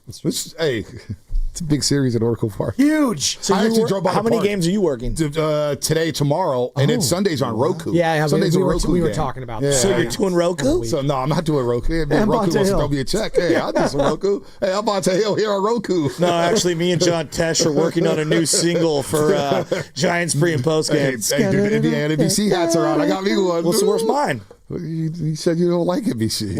When did I say that? You said you don't I'll want take to an be part of NBC our hat. crew. You I'll said take you're the one. king here. You're cool with like WIP and WFAN and WEEI. You're not cool with NBCS Philly or. Right now. I've changed. I used to be very Tupac-ish, where it was West Side. You guys don't all hit him up. changed. Now I feel like Sausalito DJ Shasky. Khaled. Sausalito I'm out here Shasky. collaborating. Salmon Tail Shasky. Call me Master Reared its P. ugly head. This is the West Coast Bad Boys Oh, my compilation God. mix. Oh man, Philadelphia, them clowns. All right. Can't stand Philly. Book me. Let's go, Amanda Anamasova. There you go. Oh yeah. Oh, Wimbledon final. Wimbledon yeah. final. Sabalenka lost. We watched yesterday. it. Sabalenka. Carter lost a boatload. I heard. And it's going to be Alcaraz to win it, I think, this weekend. He might have over to sell his Sinner. Bentley after And that loss. My final thought, Bonte, is Which one? it's time to hang it up for Novak Which Djokovic. one? It's done. He can't win. He's already going to He's in get. the semifinals. He's going to get straight setted though. Like the big boys got his number. Sinner, the Alcarazes. Alcaraz's money. Getting old sucks. It does. And that was Fast Five brought to you by Xfinity at home or on the go. You get the fastest internet was on an your hour? devices. Hey, Man, that was fast. Laver Cup in a couple months. Me, you, Carter. Oh, you're gonna come out the house now? Let's go. You and Carter? I mean, the apartment. Well, why do you but- throw Carter? Wait, you know what? Oh, you guys want to do things with me? When am I getting my house a prime rib for crying out loud? Well, that's You talk about bets and gambling and paying debts. It's the end of the show. Matt Steinmetz and Steiny here. No, he's not here. Oh. He pulled out a Top Van Poppel yesterday. By the way, Evan and Grandy, look at the history books. Sports didn't begin in 2005. It began a long time ago. That's debatable. These guys don't That's know debatable. nothing before 2000. It's unbelievable. You young punks out here, get a history book. All you got to do is look at Football Reference. It's right there in front of you. Sam's doing the Matt Williams. He's waving everyone home. Dude, Matt Williams, how good was he there inside the park home run, waving that right Well, arm? he had a horrible month You prior. guys couldn't last without your iPhones. Brought to you by Fremont Bank. Here for you, here for good.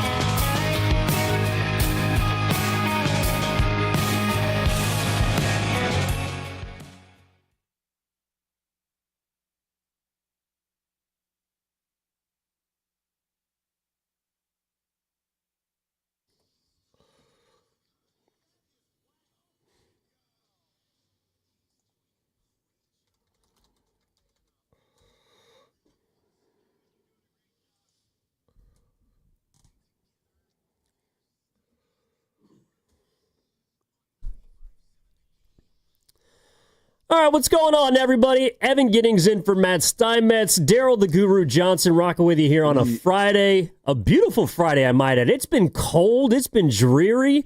But it's looking like it's shaping up to be a nice weekend with the Dodgers coming into town. What's up, Goo? Yeah, and I see Evan, the sun's out with the guns out. Oh, you know I see it. you over there. And we are going to have a ball, Evan, and then we're taking it to the yard. You and I, after the show, we'll hit a couple pit stops and then get to the yard. I'm excited to the first half, and I know that we're past 81 games, but the fact that it's the first place Dodgers, and you want to get greedy, shout out all the buffets out there, is somehow the Giants could sweep. You got Webb and Ray going. I mean, the Guru computer has you like gaining 3 games on the Dodgers. Why not? Well, I do think that this is shaping up to be an important series and also a winnable series. Like, I don't think that it's a coincidence Dodgers that... leaking oil. Well, they are. They've lost 6 in a row. They've only scored 10 runs in their last 6 games. Is that a good or a bad thing, Evan? Yeah, I don't think it means anything, to be honest. But what I do see is that the Giants, I think they want this series. You would think. And I think that Melvin and the Giants are telling you they want this series because you got your ace going tonight. You got your third best starter going tomorrow. Man. And you got Ray skipping Birdsong on Sunday. I think this could be a potential, if the Giants are fortunate enough and good enough to get there to a 5-game series, to the division series. I think this could be shaping up to be your playoff rotation. Yeah, no, I love that. And I'll just say right now, my one concern when it comes to the rotation is Verlander. I just feel like he's that old Studebaker. And Evan, I don't know if you know about old cars, but once, the transmission or the engine is going to go, there's nothing you can do about it. So I know he had bad luck this last outing. He wasn't too bad. But the bottom line is they lost 13-0. And if you could pay, I'm all over here early. If you could pay for a victory in which the euphoria that came out of the Bailey walk-off inside the park home run, Bailey's on the move. Bailey's on the move. You would almost pay for that AL the next day after how you pulled that rabbit out the hat. So I just feel like, you know what? Okay, you took 2 or 3 from the Phillies. Make a statement, go into the break. But one thing I did learn, you told me, Ray pitching Sunday, he will not be able to pitch an All-Star game, which he was voted in. Yeah, this is something that bothers me. And I know we got What's Bugging You coming up at 2 o'clock. But, I don't know if Robbie Ray gets to choose. He's obviously going to pitch for his team because these are the games that matter, that count. But Robbie Ray, the grunter, he's only been in one other All-Star game, and he didn't pitch. So this time he's also not going to get to pitch. And I don't know. I'm about team, Evan, but that's kind of bad luck, man. But you need this more than the All-Star game. But when you brought that up, I'm like, huh. And then, at first I was thinking, oh, well, every NBA All-Star player gets to play in the game. And then I thought, well, then again, they don't really play. They're just kind of out there, so they're just getting cardio in anyways. But, yeah, Webb will be out there. Now, were you mad that the Giants didn't get an additional All-Star to replace Robbie Ray? Now, that's interesting. It went to Dave Peterson. That news came out yesterday. I don't think there was anybody worthy on the staff to replace Ray. How about that? What about Ramos? One of my favorite players. Yeah, I'm still defending them. I heard the Joes and Bonte, where were you at with them in regard to the trust factor? But I don't think I wouldn't have voted. I wouldn't have gave it to him. I'm not mad at that. Ramos is my dude. I trust him with my life on the line. I don't think he's getting enough love, Evan. But as far as giving him that, I would be like, I think they got it right with Peterson. I got you. We got a lot of stuff coming up today. Dodgers are in town to take on the Giants tonight, tomorrow afternoon, and then Sunday, obviously, before the All-Star break. All-Star game is Tuesday. Couple days off for the Giants. You're in decent position right now. 5 games behind the Dodgers going into this series. But we also got some NBA stuff we got to talk about. We do have to discuss a little bit of LeBron. There's just some interesting things, I think, cooking potentially in Lakerland that pertain to the Warriors. Gilbert Arenas said something I thought was something kind of incendiary. I like him, but I don't know, Evan. Sometimes I think when a person's saying something for clicks, shout out Skip Bayless, the old Skip Bayless. You never know, and I was a fan. I don't know, but he's saying a lot these days. Yeah, well, we're going to listen to that sound, but I also think, too, in general, there are people that do stuff for clicks, and then there are people that are made for clicks. Now that was a bar. I think Gilbert Arenas is just a guy who's naturally clickbait. Like, that's just who he is. Made for clicks. He's made for clicks. Yeah. I don't know, box office, so to speak. Yeah. And we got some guests, too. Or guest. Yeah, 12:15. Your boy's coming on to talk about Nick Hamilton from Night Castle Media in L.A. covers the Dodgers. Sirius XM. Yes, sir. So I want to ask him, and I'll ask you. I got to be careful here because I know Ohtani is blockbuster. But, Evan, is he on the street or the path in L.A. revered like Kobe? Or does that even go? No, that's kind of obvious. Like, where's the Ohtani? How big is he in L.A.? I don't know if I don't think he's the biggest athlete in L.A., but he might be the biggest athlete in L.A. across the world. Well, wow. Like, his stretch is global. Damn. I've never been to Japan, but one of my friends recently got back there. Yeah. I was catching up with him on Monday. I took him to the Giants game, and that was the game right before the walk-off, so they won that one late.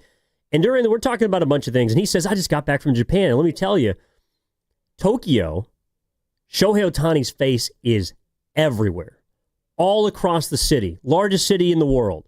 You will not see another athlete that is more prominent in that city than Shohei Ohtani. So his stretch is global, but I do think it's interesting. You're right. Like, LeBron's bigger in L.A. Luka Doncic might be bigger in L.A. Yeah, but it's just we're at the embryo stages of Luka out there. But you're right. You got a buddy that bought 3 Luka jerseys. Oh my God! Well, that's what we were kicking this around before the show. All right, who's the highest selling jersey? In Major League Baseball and the NBA, because this is the first year that Steph wasn't the highest selling jersey in the last couple seasons. Yikes! And it was Luka Doncic. Luka, and I guess Laker fans are telling you how they feel. Well, they're setting up to pay him. I'll never get over him moving though. Luka? Yeah. Well, he didn't choose. But the shock value, the earthquake on the Richter scale in the Guru world of, did I go third person?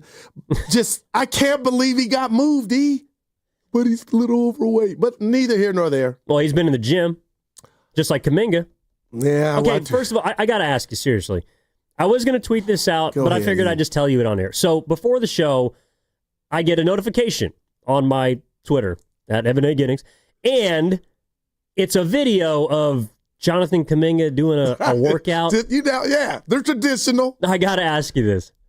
Why didn't you just lean over and show me the video? Why'd you have to tag me?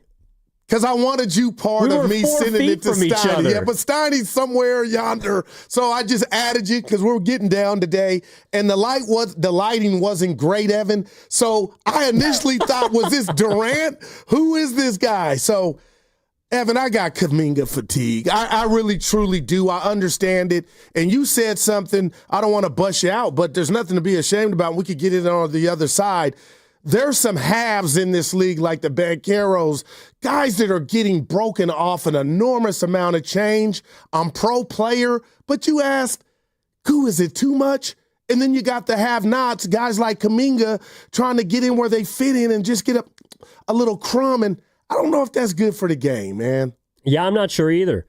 But the thing that's interesting, like, first of all, I thought the video was of Jimmy Butler. That's why I clicked on the video. Yeah. But then he looked a little too fast. And he also wasn't passing and he wasn't rebounding. So I thought it must be Kuminga. Careful. Yeah, I know. But what we're going to start with today is the Giants and the Dodgers. Like, what are your expectations for this series? 888-957-9570 is the number. What are your expectations? Are you expecting the Giants to take the series?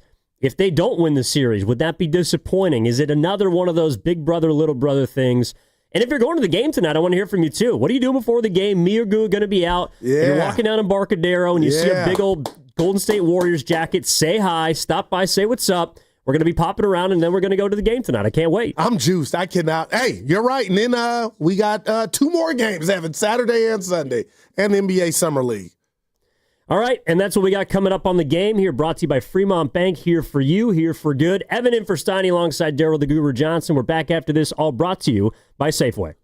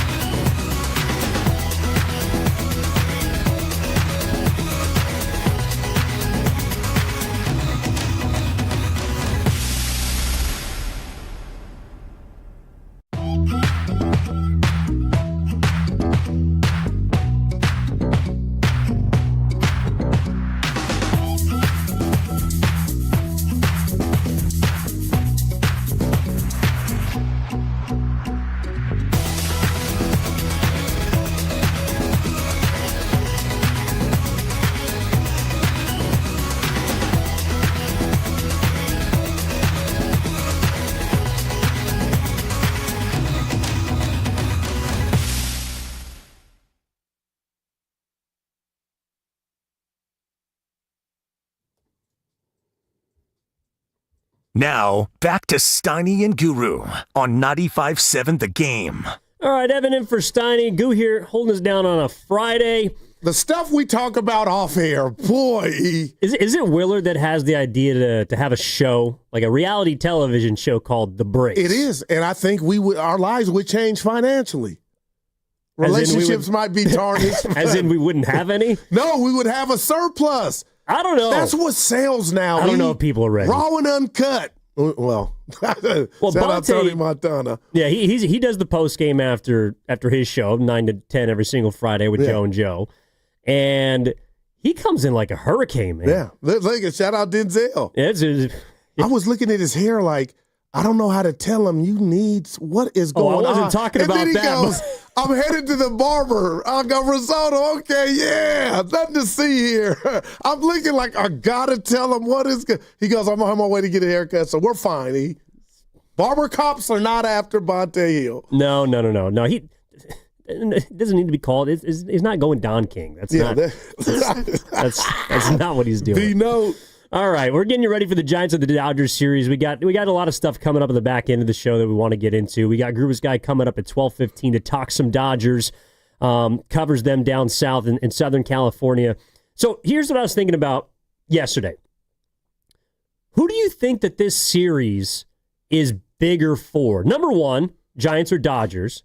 And then the second part of that question would be, which player on the Giants do you think it's biggest for? Wow. You know what? The newly acquired Rafael Devers. If you are not going to sit down, and I know I've been fixated, and Risotto knows this, and you know it now, Evan, I've been fixated on the Fleming sound, the great Dave Fleming sound of, he's just not healthy. And I'm just wondering, since we're past the halfway mark, Evan, I just had the thought, and I shared it with Steiny yesterday, at what point do you try and save said athlete from himself? Like, we know you're a gamer, and John Wayne and the Gorilla Glue and the duct tape and all that. But, Evan, if you're not going to get any healthier, have we exhausted all possibilities? So if you're going to be out there, I believe tonight is important, obviously, season not on the line, as these 3 games are. And who did we have on? Oh, Chris Rose came and joined us a couple of days ago and said the Giants brought him in to hit the ball in the bay. Yep. Fair to say, kind of hadn't happened a lot, but the bottom line is, if he could have a stellar series, something like 8 for 15 or, something, a couple homers, maybe 6 RBIs, no homers, but just be that thumper and show the Dodgers we got what you got surplus of with Freeman, Betts, and Ohtani and the like. So I would like Devers to kind of be that guy, to have a great series. And I think that would go a long way for just reminding everybody, not that they've forgotten but it's kind of been quiet on the set with Ralphie. And I don't know if it's injuries or whatnot, but man, I would like to see him kind of lead the brigade. No, I completely agree. I think this series is bigger for the Giants, and they're telling you that with how they're structuring their pitching staff. And I do agree with you that it's the biggest series of Rafael Devers' Giants career.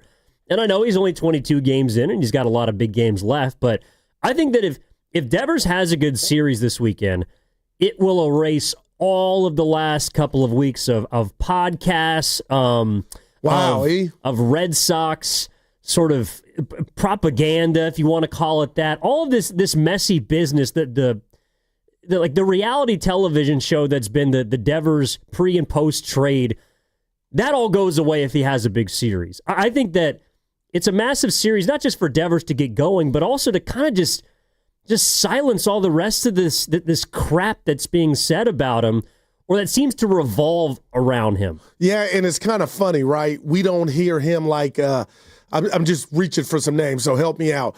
He's not as boisterous as Draymond Green or Jimmy Butler or LeBron, and I think it hits different, Evan, when you kind of hear it from the horse's mouth. So, Rafi could be listening to Evan and Goo right now, like, what are they talking about? I ain't kicked up no dust, but, when you talk about the Will Clark thing, wherever you sit on that, and him, where's he going to play, if he's going to play a position, I would just like Evan to give the Giants a compliment from this vantage point. Okay, he has not just been the thumper that they brought him in for as of yet, but the Giants are sitting 5 games back. They got off to a great start before life with Rafi Devers. So when I'm looking at the Giants, 5 games at the break, and I don't want to be negative, just let's say you lose 2 or 3 and you go in the break down 7 games or so, like it's not over. They're sitting with Blake Snell, the Dodgers. I kind of hate that, just let them thaw out like some hamburger meat. They just got Glasnow back. Man, so, they're filthy rich in a lot of departments, but I got to say, it's not Ralphie or bust yet, Evan, because they're still kind of winning games with him being, let's call it pedestrian, not bad, but I am waiting for him this explosion since we just got past 4th of July, to take this offense to another level. Yeah, I'm also not buying the injury stuff. Like, he was playing this entire season hurt, and he was killing the baseball in Boston. Now, he might not be 100%, I believe that, but even he told the SF Chronicle the other day that that's more about his ability to run. Like, he's not going first to third. He's not going second to home. And please, Matt Williams, they have a chance. Do not send him this series. But like the bat is not something that's been hurt by it in his own words. So I'm going to hold him to that standard. And so far, he's been a disappointment in his first 22 games. But again, I think everyone would forgive it if he has a big weekend in his first Dodgers series. Remember, he was traded the last day they played the Dodgers in L.A. Good call. And that took over that game. I mean, I think the Giants nearly won. I remember watching it. I was like, whoa. They got their series win. In a way, it made the last game almost... Like, I remember not even watching the game. I was just on Twitter. I was going through wondering, hey, like... Did this really happen? Did this really happen? And the Giants only gave up Kyle Harrison, Jordan Hicks, and James like, that's all they gave up? My mind was on cloud 9, so I didn't care about that game. Now, these are games that I think they really do care about. Also, the Giants have played damn good baseball at Oracle Park. So I'm not saying that they should win this series, but I think a series victory would go a long way for the Giants as a team, the fan base, and specifically for Rafi Devers. Yeah, no, I like that, E, and I'm right behind you. And basically, it's like you looking at your phone, a text. It's a message that they could send to the Dodgers. We're not going anywhere. But I'll also say this, because you're not, Evan, but I would, if Rafi Devers goes 1-for-11 in the Giants sweep, I would take that for the team to be 2 games out going into the break, and we'll handle Ralphie when we, hopefully he'll heat up, but nothing supersedes the team's goal. And right now you want to take it to the Dodgers. And Evan, on the flip side, I just hate that the Dodgers, I don't know if it's a bad omen that you're taking on a team that is this good, this last 6 in a row. If the baseball gods are like, yeah, you caught them at the right time because they're not losing 7. But we'll see. You got Logan Webb, who's been filthy. He knows how to pitch against the Dodgers, so I'm excited. Yeah, dominated him last time. But, E, I do want to say this. Do you have a problem 94 games in? Because that's where the Giants are, 51-43. If I were to tell you the first half of the Giants season, to me, the most memorable thing that hasn't been on the field, it was the trade. The most memorable part of their season. Yeah, thus far. It was the trade for me, and the hope that, wow, I'm assuming it's going to manifest to take them to another plateau or 2. That, and I don't think there's anything bad with that. You tell me what you think, but I think that's the number one thing when you talk about the 2025 San Francisco Giants season, to me, is the fact that Buster pulled off that trade early. No, I think you're spot on. And actually, it's kind of funny, like, we're talking about all-stars. Like, Devers would have been an all-star if he hadn't got traded so early, because he was probably going to be the ALDH. Now you get rest that we think you need. Yeah, neither here nor there. But I think you're right. That trade has defined this season. And I think that how Devers performs from now until the end of the year is going to define how we remember that trade. So is that trade going to be one that helps elevate the Giants, or is it one that we're going to look back and say that was kind of disappointing? The trade is the biggest thing that's happened to the San Francisco Giants since probably Game 5 of the NLDS in 2021. I know that they fired their manager, they fired Farhan, but as far as positive things that have happened to the franchise, that's probably the biggest for me. You could argue Posey becoming the president, but I'm talking about players, like actual baseball. And to me, that's the one tangible thing that we can point to and say, this is where the team potentially changed. And to me, it's almost like an AD-BC sort of deal, like post-Devers, pre-Devers, what are the Giants? And that's what's been a little disappointing for me so far is that they've been pretty much the same team.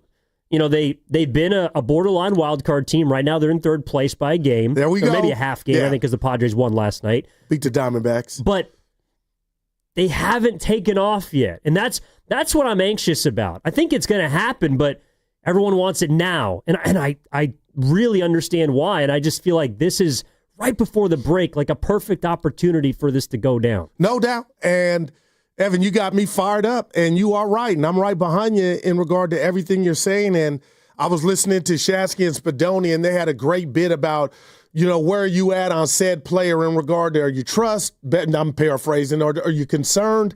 And the reason I'm bringing that up is outside of Devers, if you told me in regard to hitting, Evan, the one giant, if your life was on the line, bases loaded, 2 outs, 2 strikes, who would you want at the dish? For me, it's Elliot Ramos, and it's not even close. And I'm asking you, do you have a problem with that? I know he's been cool here or late, but I just think again, I'm not saying he's a Gold Glover, Evan, but he's definitely not bad in the field. But I just think I would like to see him at leadoff for the rest of the season. There's something moxie about Ramos that I like, and I think will get better as this season progresses. But do you have a problem or feel like I'm putting too much on Ramos' praise in regard to him being that second best player for me outside of Devers? I think you want him to be the second best player, but he's not. 14 bombs, 47 RBIs, 269. Chapman's probably their second best player, right. if not their best player, because he's an incredible defender. But Ramos could be that guy. I think that's why you look around like the Dodgers tonight. I hate it. Well, but the Dodgers, even though they have a bunch of stars, they still have a couple of young talents. Like you might see Dalton Rushing in this series, who's their backup catcher because Will Smith's an incredible player, but he's a young, highly touted catcher. Even someone like Andy Paez, who's been in the league for a couple of years. Paez, he can hit. He's their Ramos. Yeah. But difference is he doesn't have to carry a lineup.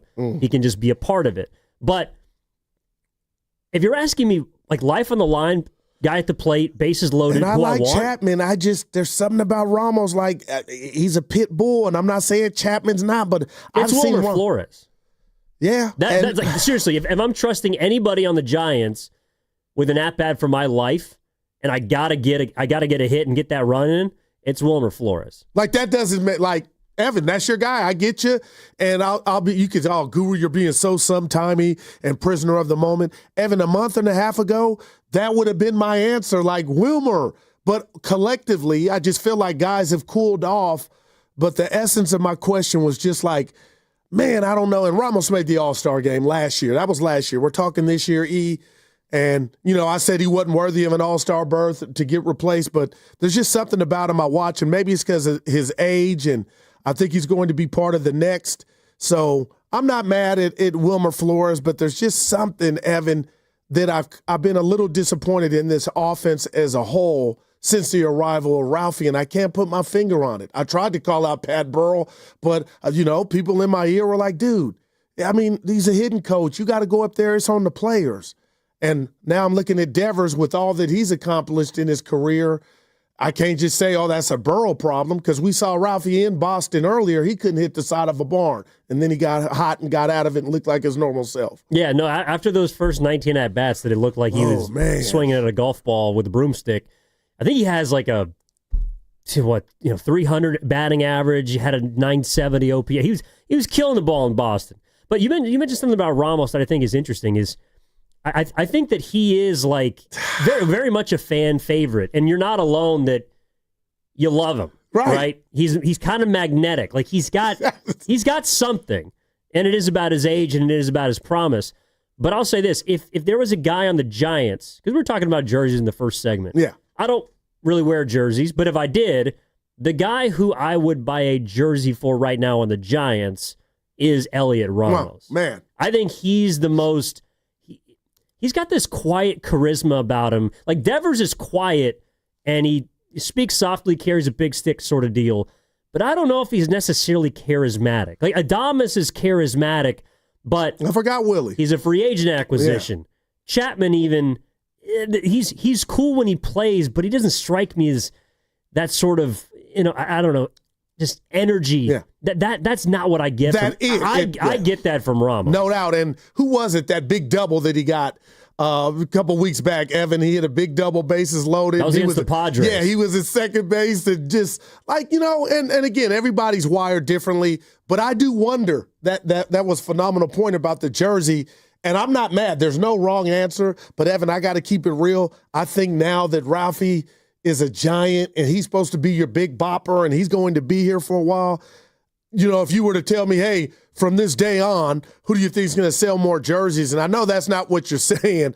I think it would be Devers just because of what he's accomplished before he even came to town, Yeah, but he's like the surefire best player. I don't know. I mean, don't get me wrong. Like, when I was younger, growing up, I got a Curry jersey. But the ones of the players that are kind of like, Ramos has the potential to be the man. Yeah, no doubt. In San Francisco. And I guess that's why I would invest in him now. Like, if I'm buying stock in a guy in the Giants, it's going to be Ramos on the position player side. Guys that are pitchers, there's nothing wrong with that. But it's funny, though, because Pasta, Steven Risotto, our producer, was telling us that the top selling jerseys in Major League Baseball. This shocked me. Number 1 is Ohtani. Is that correct? Since opening day. So Ohtani. No shocker there. Acuna. Freeman was on the list. Right now. Now, Freeman shocks me. Freddie Freeman. Yeah, I love Freddie, but that shocks me. He's a Dodger. I mean, it's L.A. It's kind of like Doncic having the number 1 selling jersey in the NBA. He's a Laker now. LeBron's always going to be up there. Curry's obviously going to be up there. But like Tatum's always top 5, and it's probably just because he's a Boston Celtic. Pasta, do you have the list in front of you as far as the top guys? So we got it now. All right, so we got Ohtani, we got Freeman, and we got, was it Skeens? So it's Ohtani, Judge, Freeman is the top 3. Judge, that's right. No Soto, huh? Oh, Juan. Juan Soto is actually number 6 on this list. Okay, so he's still he's in there. And I hate to dime you out, but when we were doing this before the show, you said no Ramos? Well, that was material. But would it shock you that he's not the highest selling jersey on the Giants? That would shock me. I think it's Jung-Hoo Lee, right? So if we're not counting Devers, which we probably shouldn't, Jung-Hoo Lee is, and he's number 17. And there's logistics to that, and I get it. And speaking of which, Evan, what are we doing there with him? How worried about Jung-Hoo Lee are you? I'm like, this is my fault. Nobody told me he was the next iteration of Ichiro, but a lefty, leadoff hitter. I guess those were my expectations. But now I'm like, Evan, somebody tell him not to pull everything. It's okay to lay down the bunt. Go the other way. But speaking of him, I'm wondering how big of a problem is this moving forward, or him just kind of, do I dare snapping out of a subpar season at the plate? He is a problem right now. In fact, I would argue that the only reason we don't talk more about his struggles at the plate, number 1, because he's a really likable guy, but number 2, because we're wondering what's going on with Devers. I think Devers and his lack of production has been a deodorant for him, for Jung-Hoo Lee and Patrick Bailey. Now, Patrick Bailey had the moment the other night, which was incredible. It'll never be forgotten. But he's got as many home runs that have left the park as home runs that have stayed in the park. So, with that said, I do wonder, and shout out to all the great defensive catchers in our lifetime, Johnny Bench, Gary Carter, rest in peace. Evan, if you're batting 188 and you continue to do so, and how far, that's got to hamper a team's ability to try to get to the promised land at some point. But I'm not sitting there telling you all offense is everything, because he's incredible defensively. But the baseball gods have a way of finding out, when there's a rally going on or there's a runner on second with 2 outs, you don't just get to put your best player up, Evan. And when Bailey's up there outside of the other night, that's a problem. Yeah, it's a big problem. It's one thing to hit 180 or 190. What's the power? It's another thing if you don't hit the ball very hard when you hit it. Man. Like, You can't be a singles hitter and hit 185. You could be a home run hitter, like this guy, Cal Raleigh. He'll be in the home run derby. Oh my He's God! He leading hit the a league in home run homers. Sunday. Evan at home against. Oh, it was. I don't know if the balls landed. Yeah, he's having right now the greatest first half of a catcher in the history of baseball in terms of hitting home runs. It's actually kind of not close. But he used to be a guy that would hit around 200. This year it's an anomaly. But last Tate couple of years, Kingman, I'm thinking, yeah, exactly. But he hit 30 home runs a year. Like Patrick Bailey is a great catcher. I hear you. E. Defensively, he's a great catcher. I hear you. But you can't go up there and be an automatic out three times a game. Yeah. I do wonder how concerned Buster, speaking that being his position, just how they are behind closed doors, even talking to Patrick, how concerned they are about that not turning around.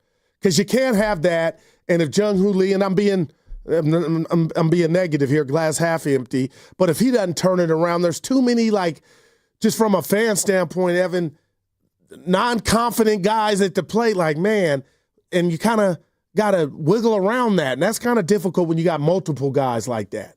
But if it makes you feel better, the offense for the Dodgers, though, they got all these big names, and they got Will Smith, checkbook championship coming their way, potentially. They've scored 10 runs in 6 games. So even the best hitting teams, or one of the best hitting teams, can also go through their struggles. Now, you hope that they don't do what the Phillies did on Wednesday. No doubt. Which was beat you to a pulp. Like the Giants got outscored by 10 runs in that series and still won. In a way, that's kind of, I feel like the story of their season. It doesn't really matter how many runs the other team scores in a single game. Like, I actually, I don't know about the Dodgers as much, but in a close game, and I don't know how people feel about this at 888-957-9570, is there another team that you've seen outside of the Giants that you trust more in a close situation? Like, the Giants do have a little bit of the clutch gene. Oh, my gosh. And I know they've played in the most one-run games in baseball, but that is kind of their superpower. Like, that's how they've been getting over on teams. No, Evan, that is... And who's responsible? And I got to start at the top with Melvin all the way down, even though I want to criticize him sometimes for lack of emotion. But the bottom line, Evan, is they play torture baseball. So I feel like, in essence, what you're saying is who's already prepared for playoff baseball like the Giants when every game comes down to you got to dot your I's and cross your T's. And it's so funny, like, when do they have a laugher, E? It's very far and infrequent. Well, I do think that this series this weekend is setting up to show us the Giants' potential playoff rotation. You have Webb going tonight. In a perfect world, Ray would throw game 2. Yeah. And I think Landon Roop, so far with what he's done, has made a great case to be your third playoff starter. Again, if a series started today. But I think it's a massive series. If you want to get into the conversation, 888-957-9570 is the number. What are your expectations for this series? We also got to get into some NBA news. I think the Warriors, I think they're sniffing something, Goo. There's something that's not adding up about this offseason so far, and a story dropped today that has me believing that I think something big might be coming. I could be wishful thinking, but there's like a funny bone that's being tickled right now. Yeah. I'm hoping. All right, next week is our All-Star Week prize blowout, and we have some incredible things to give away. We got Warriors prize packs. We got Giants prize packs. We got a day pass to Outside Lands. Hopefully it's Saturday. Tyler, the Creator, is going to be on Saturday. 4 day passes to Aftershock and gift cards to the Valkyries merch store and Laughing Monk Brewing. You can listen at 7:30 to win, 12:30 to win, or 4:30 for your chance to win every single day. That's next week, every single show, every single day. It all starts on Monday. Evan in for Steiny with Daryl the Guru Johnson. We're back after this, sponsored by Life Source Water Systems.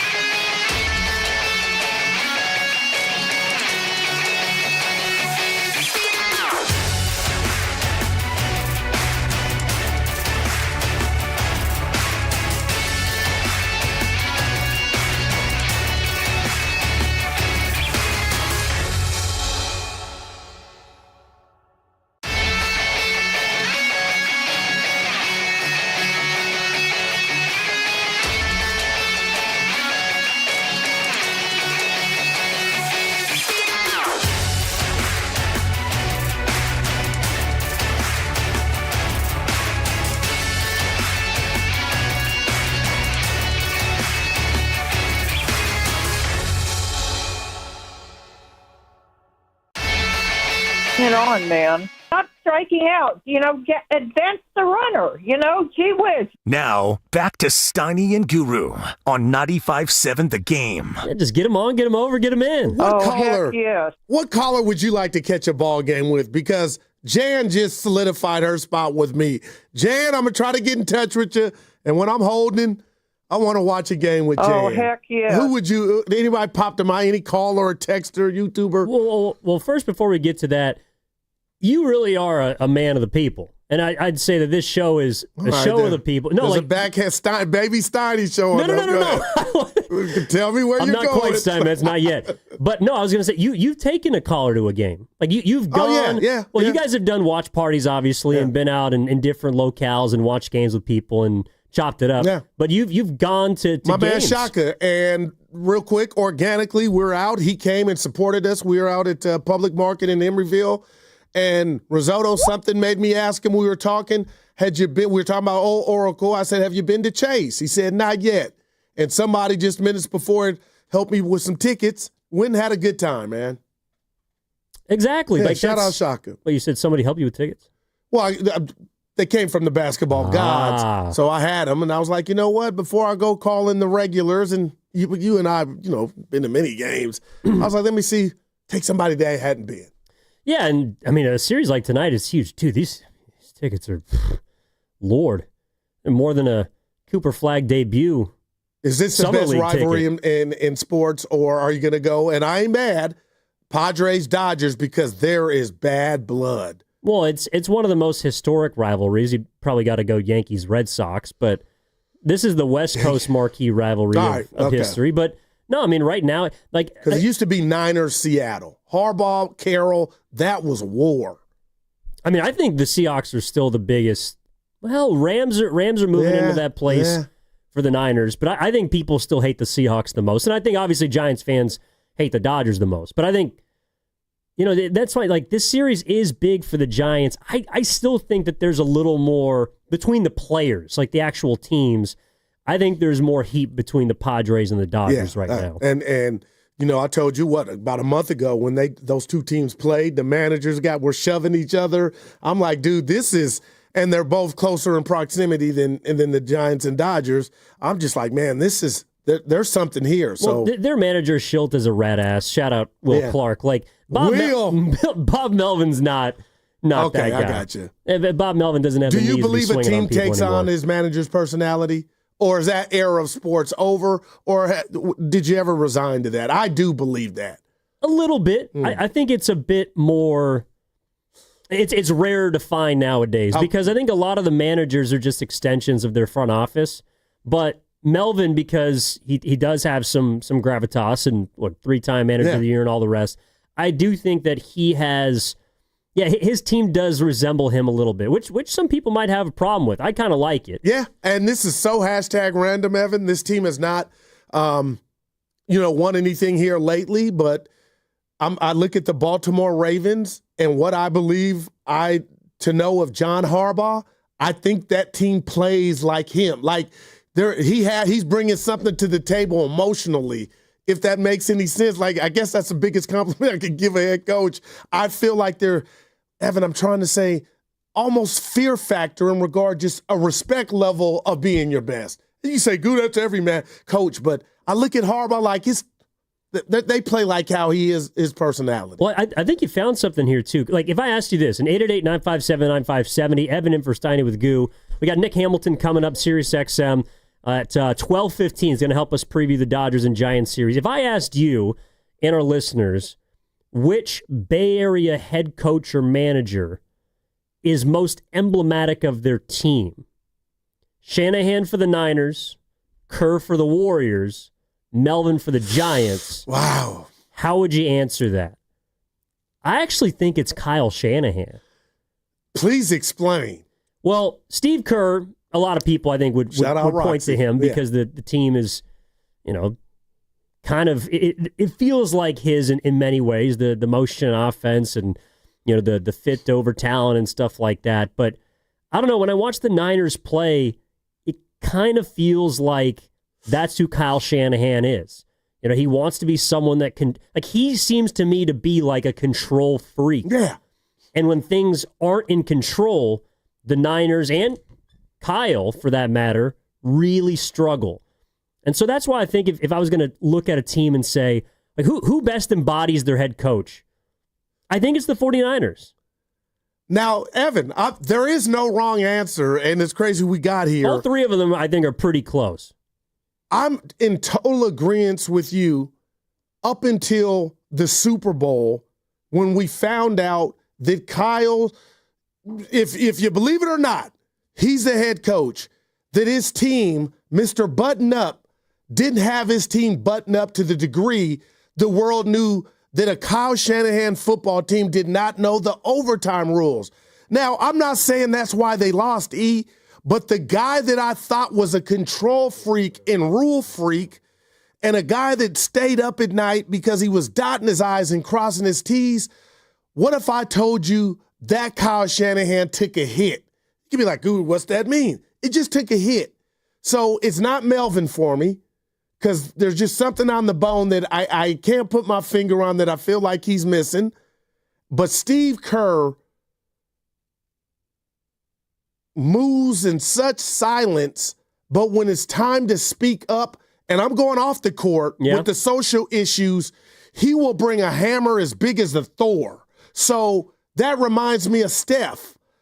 He gives Draymond Green, some say too much, all the room in the world to spread his wings, to be demonstrative, but you know what Kerr is going to do? Back him up, So I'm going Steve Kerr. I think that's totally fair, but to me it's like Kyle. I wanted to say Kyle. Well, Kerr and Curry have obviously been connected for the longest time, and I think that also someone like Draymond Green Kerr's a lot like him in many ways, just maybe not as as vocal. But I think that Kerr is he's got some junkyard dog to him. But, I don't know, when I watch the 49ers play, whether they're good, whether they're bad, and in a way, the Super Bowl failures I do think are, that's a part of Kyle's story right now. That's a part of who he is. And the shortcomings in big moments, the lack of being able to, I don't know if it's get it done in a big moment or just hold on. There is, Kyle Shanahan, I think, has the goods, but only when things are in his control. Manny, you're on fire. And tell me if I'm being fair. You're my doctor right now. I'm on your couch. I hear what you're putting down with Kyle, but I don't want to be that friend that says, hey, I got an ear. Tell me what's going on, Evan. And then 2 days later, throw what you shared with me in your face. I got friends. I don't like that. So what I'm telling you is, when we found out that Kyle threw with the throwaway line about, I had to go upstairs and, this is me paraphrasing, and stop the trade, or I wanted to trade him, that to me was like confusion. And then I go and I say, well, that's why maybe in 2019, when you had the ball last and you were gashing the Chiefs on the ground, you threw the ball. Why did you throw the ball? Because you're great at what you do, but in moments to where you got to be cool hand Luke, I felt like you were second guessing yourself. So I put that in my mental Rolodex. And then when I hear him talk about the trade, I had to go upstairs and pull the fact, I kind of put all that under the same umbrella. Do you think that's fair, unfair, or par for the course? Well, he definitely has more of his fingerprints on the 49ers than I think Kerr or Melvin do on their teams.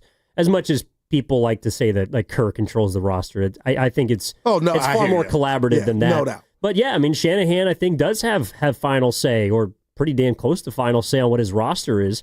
So when he goes up to get Brandon Ayuk back in a 49ers jersey, that was just.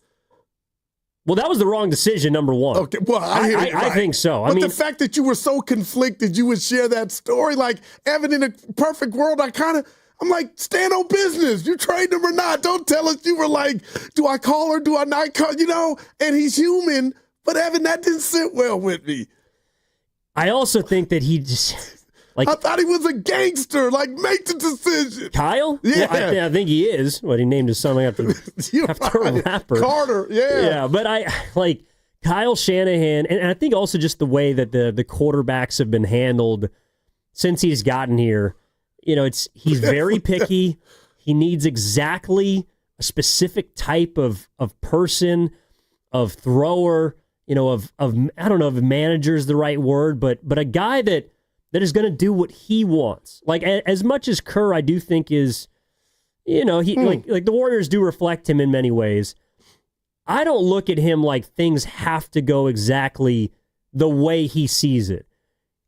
Kyle Shanahan, meanwhile, it's almost like, and football is a different sport. There's a lot more moving parts, but he has to be at the controls. Like you and Bonte during the last break were talking about college football, the new NCAA football game. Bonte got me back out of retirement. Yeah. That's how I imagine Kyle. Like he's at the joysticks of everything that happens with the 49ers.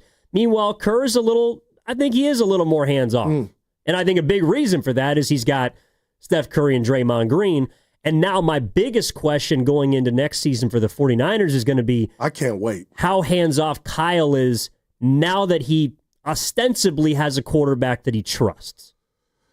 Yeah, we're going to find out. And Evan, some may come for me on this take. I mean, ain't too strong. I'm being real. I've given Brock Purdy all the kudos in the world. He's earned it. I told you one of his best attributes, I believe, is his Wi-Fi is faster than a lot of other quarterbacks that have been playing for a while. They'll remain nameless. But what if I sat here and told you after last year, which wasn't bad, but I just, as a collective, I don't think it was up to the Niners standards nor Purdy's. What if I told you this is a big year for me? He's got the money. And I said he already earned Kyle it. Or for Purdy. Like this is a big year just for him to let me know he's that guy from the first 2 years. Or can you understand somebody being a little, like he got his chicken, I'm not fighting that, but it could be there's a little trepidation in regard to who is he? So you mean like when Chris Rose of John Boy Media and NFL Network the other day said that, I want to see one more year of Purdy. He did, I forgot that. When the chips are down kind of deal. Remember, and I jumped down Steiny's throat 2 years ago when he's like, I want to see Purdy when, I'm like, why would you want that? But of course it happened, and I'm not saying he was terrible, Evan, but it was different. He looked human. Last year, I think there were more excuses built in because of the amount of injuries around that team. This year, I think we are in a little less of an excuses situation. Like I was, I did a hit with one of our Odyssey stations in Chicago the other day, and they asked me about the 49ers. And so one of the questions was like, do you think that fans are losing trust in Kyle Shanahan? And I don't know. Maybe people are, and we can certainly talk about it. Wow. But I think there's still another year that he has to redeem himself. Like, the last time that the Niners had a down year, it proved to just be a blip on the radar because they followed 2020 with a trip to the NFC Championship game 3 straight times, Super Bowl appearance, all the rest. And they bounce right back. I think that people are more apprehensive about their chances to bounce back now because the team isn't as young. The team isn't on paper as talented as maybe the 2021 group. And maybe some of it has to do with the quarterback. But I also think that Shanahan, it's like, well, can he pull a rabbit out of a hat a second time? Can they just get back on the tracks? I think they can. And not just because of the schedule. I think that this is a good enough team in their division. But I understand the hesitance. You know what I mean? Yeah, I do. And what's that old cartoon? Is it Bugs Bunny? You got to be, or Elmer Fudd, you got to be very careful because I'm hearing a lot of Niner fans talk about and point their finger, the schedule. But you were a team. Nobody wants to hear the excuses, Evan. The bottom line is the San Francisco 49ers, a year after almost winning the Super Bowl, did not make the playoffs. That still shocked me. Okay, everybody has something going on and reasons, but like Austin and San Jose coming at me. Guru, Brock has not earned it. Brock will be on the clock with this new contract. There could be something to that, but what's bigger, Austin, to me in play is Kyle and John have built a bully. They've had 2 shots at it, more than 2 shots at it, 2 shots in the Super Bowl to get that ring, Evan. Then you had times to get close, you got knocked off. Naturally in sports, there's an X date. And I'm just wondering, naturally, have the Niners lost guys like, and I know you're going to laugh at me, the linebacker who I think is the heart and soul, who was with Denver now. So when you start losing little stuff like that I believe is going to be big and you just can't replace in one off season, I am curious to see where this Niner thing is going. And Evan, I'll title it this: Dynasties last so long, so that's why you want to cash in for all the blood, sweat, and tears. Well, they never and the had great one. drafting. Right. They never had a dynasty. The Warriors. Okay, I got you. But they had a dynastic 5-year run up with the Chiefs. They should have beat them They twice. had a great 5-year run. Yes. Not a dynastic one. You got to cash in when you're at the casino. All right, you're listening to 95.7 The Game, KGMZ FM and HD1 San Francisco, and Odyssey Sports Station, and home of the Golden State Warriors and Valkyries, always live on the free Odyssey app, coming to you live from the Laughing Monk Studios. Laughing Monk, righteously brewed in San Francisco. Which Bay Area head coach or manager most resembles their team? You know, Goo was talking about how managers in baseball often are representations of their group. I do think that Melvin is one, but do you think it's more Steve Kerr with the Warriors? Do you think it's Kyle Shanahan with the Niners? Evan in for Steiny with Goo, it's what we're talking about. Let's go out to Marin and get Mike in on the conversation. Mike, good morning, man. What's going on? How are you? I'm doing good. This is a great show. I was going to say, I think Bob Melvin, no problem. I think Bob Melvin basically exemplifies the Giants because they're basically overmatched. They're hamstrung with contracts that are going to ruin them. Within 2 years, by signing Devers for that money and Adames, in 2 years, you're basically going to have two guys that you're going to have to DFA because they can't produce. They're going to be they're aged so much because you have to look at these players. Youth is in the legs and in the spine. And if you look at Devers, that's where he's having problems. So he's aging. And same with Adames. Both of their bat speed is down. It's not that they can't hit. It's that they can't generate the bat speed to do what they did before. Their hitting approach and all their skills are the same, but their speed is reducing. That happens when the shoulders start to get stiff. So what's going to happen in 2 years? Bob Melvin's going to be here, and he's hamstrung with these contracts. He's going to have to DFA Adames and Devers because they're going to be taking up roster spots for younger players. Let them go. That should be playing. And what are you going to do? So he looks confused. He looks lost, but he's getting paid. He just looks like a deer in the headlights. He's like, oh, dude, we're not going to win this year. We're not going to win 2 years from now. Damn, Mike. And look what he can't, Mike. You're ready for the improv, Mike. Come on. Was that real, Evan? That wasn't real. Come on, you got guys in the back, Carter and Rizzo. That was stick, right? He's Come on. speaking his truth, and I appreciate the call, Mike. Thank you very much. Overmatched? What are we doing? I want to ask him what he's watching tonight, the Giants or what he's or the smoking. Dodgers. Come on, You said that wasn't legit. That was material. No, well, I'm not gonna lie. Like, I have my concerns about this contract in 2030, but both contracts, to be honest. And he's blocking I'm not even a year in. Well, Adames has played 90 games, but Devers has played 22. Big Mike, yeah. Now, I'm not saying that Mike. That was Breaking Bad. There's a possibility he's proven correct, but I don't think that's going to be for a long time. Yeah. He's trying to put out a fire. Nobody's even got the matches yet. Like, dude, hold on. Right. Boy.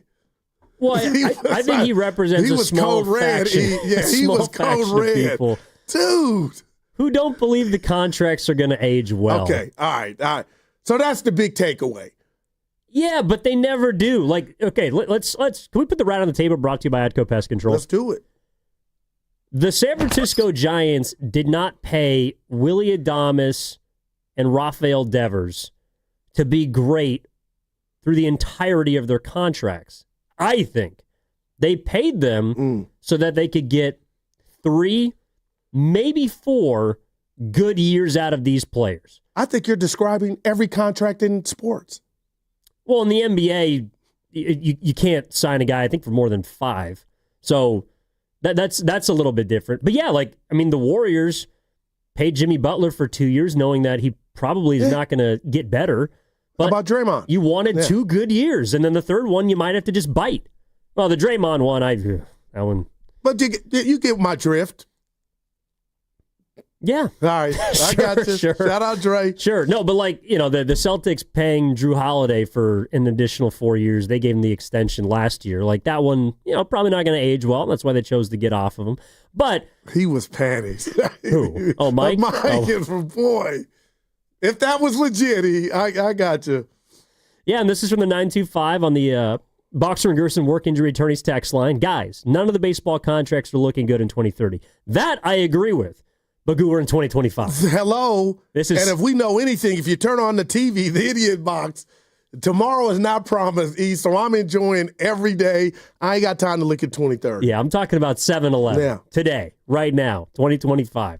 And they take on the Dodgers later tonight. They got their stud, Logan Webb, going, and then Roop throws tomorrow, Robbie Ray on Sunday, and then we get to see 3 All-Stars. Well, only get to see 2 of them. And I got my margarita from the bet. Could you believe Steiny tried to wiggle out of it? Some people text me on the side, but I think he's a nice guy because there was clearly some disagreement. Yeah, right. Well, it started real quick. You guys with agreed 4. to disagree. Yeah. And then with 4, that became 3. He broke it down to 3 pitchers after I was saying they could have 4 total. Now, I do have to ask again this, it was this good question. too, Evan. Why'd you have to post it? To let people know, to save his rep, to let people know he paid up. Well, but you could have just came on today and said that Steiny paid the bet. Yeah. Which he always does. Evan, I like social media. I just wanted to post it. Leave me alone. Damn. I'm trying to figure out ways to get that screen time down. But Evan, I'm working on it, seriously. But I missed the LeBron thing, so... Just stay out of the casino, that's I guess Clay's dating? Oh, boy. All right, well, that one we got to confirm. He's my all-star. LeBron. Same Clay to me. That's true. Clay hasn't changed one bit. You got to give that guy credit. He's genuine. Yeah. He's putting together a Jeter roster is what he's doing. Modern-day James Bond, if you know what I mean. Which one? Oh, you like Roger Moore. There's only one James Bond. Well, there's actually several. This new guy, Rogaine for Men, that ain't James Bond. You better take it easy on Daniel Craig. Get out of here. Craig's the best one, and I've seen all of them. And Bronson was a damn pretty. You got to have a head full of hair. People try to come down my road like I don't know anything before 2005. I've seen James Bond, and I know Roger Moore's a dog. Evan, that dude, man. Watch your wife around Roger Moore. James Bond, I'm telling you. Goldeneye. Smooth. They call me Dark Gable. Excuse me? That was my nickname I gave myself back in the day. You can't Not Clark. be doing Dark that. Gable, baby. Yeah. Oh, man. Well, you mentioned LeBron. I mean, like, seriously, do you want to do that now or on the other side? Let's do it on the other side. Okay. Evan. Yeah, because, well, are you fatigued by it? Like, what are you fatigued by more? Kuminga or LeBron? Kuminga. It is. What like I feel truly, and I know I posted the video clip to you and you were right next to me. But Evan, I feel bad the way that this the CBA is written, and guys, not just Kuminga, are watching other guys get $500 million, shout out Banchero and the rest of the gang, but everybody on OKC's roster, what I don't like, Evan, is what I told Steiny, and I mean this. I wish there was a drop-dead date. Okay, play this game. But then we got to know, the players got to know, free agency's over. It can't just be this thing that just is endless. And you know what I mean? Like, I don't think that's good for anybody. There should be a date. You can finesse, do what you want to do, but then their decisions have to be, shout out LeBron, the decision. Like, I don't think it's good for the game that this thing could just go on, maybe even to September. Like, come on, Evan. Why? I mean, Who's that benefit? Like, I'm just, forget Kuminga, just the player, the team. I mean, they're playing in front of the world a game of chicken. Well, but the only people that are satisfied by it is us. I mean, I think, yeah. But it's overkill, though, right? No, I mean, both sides want clarity, but if there's no agreement that they can find, to me, neither side has any reason to put pen to paper right now or tomorrow or the day after. They can wait as long as they want. I think they can wait until September if they really wanted to. And I guess that's what I'm saying. So you're saying that's fine with you. Because that's why it's not just me, Evan. It's free agencies. Decisions need to be made. But, man, if this one can just linger for a couple more months, not it gets stale, because when the news breaks, we're going to all be on it. But I'm just like, I wish there was a more, concrete date, and we got the finality of everything that's supposed to happen. Let me know if you're going to marry me or propose to me. If not, I'm out. Well, there is a little bit of that, but clearly it wasn't a loving marriage, or it wasn't a loving relationship. Again, I just used this before, but I feel like it's two people that are trying to figure out who's going to take what from the house before they move out, and that's going to happen or it's not going to happen. But there is something about the LeBron thing though today, and I'll talk about what happened there's a story that dropped earlier this morning with Ramona Shelburne and Brian Windhorst reporting about LeBron and a potential breakup in L.A. And to me, that has there's something uneasy that I feel about it, and I'll explain to you on the other side. But we got Nick Hamilton, Sirius XM Radio, here to break down the Dodgers and the Giants coming up in 1 hour. I see Connor and San Leandro. We'll get to your call on the other side. And reminder that next week is our All-Star Week prize blowout, and we got incredible things to give away. We got Warriors prize packs, Giants prize packs, Outside Lands day passes, 4-day passes to Aftershock, gift cards to the Valkyries merch store, and Laughing Monk Brewing. 7:30, 12:30, 4:30 every day, all week. Your times to win. 7:30 in the morning, 12:30 in the middays, 4:30 with Willard Dibs. Every show, every day, all starts on Monday. Evan in for Sign In with Gil. We're back after this.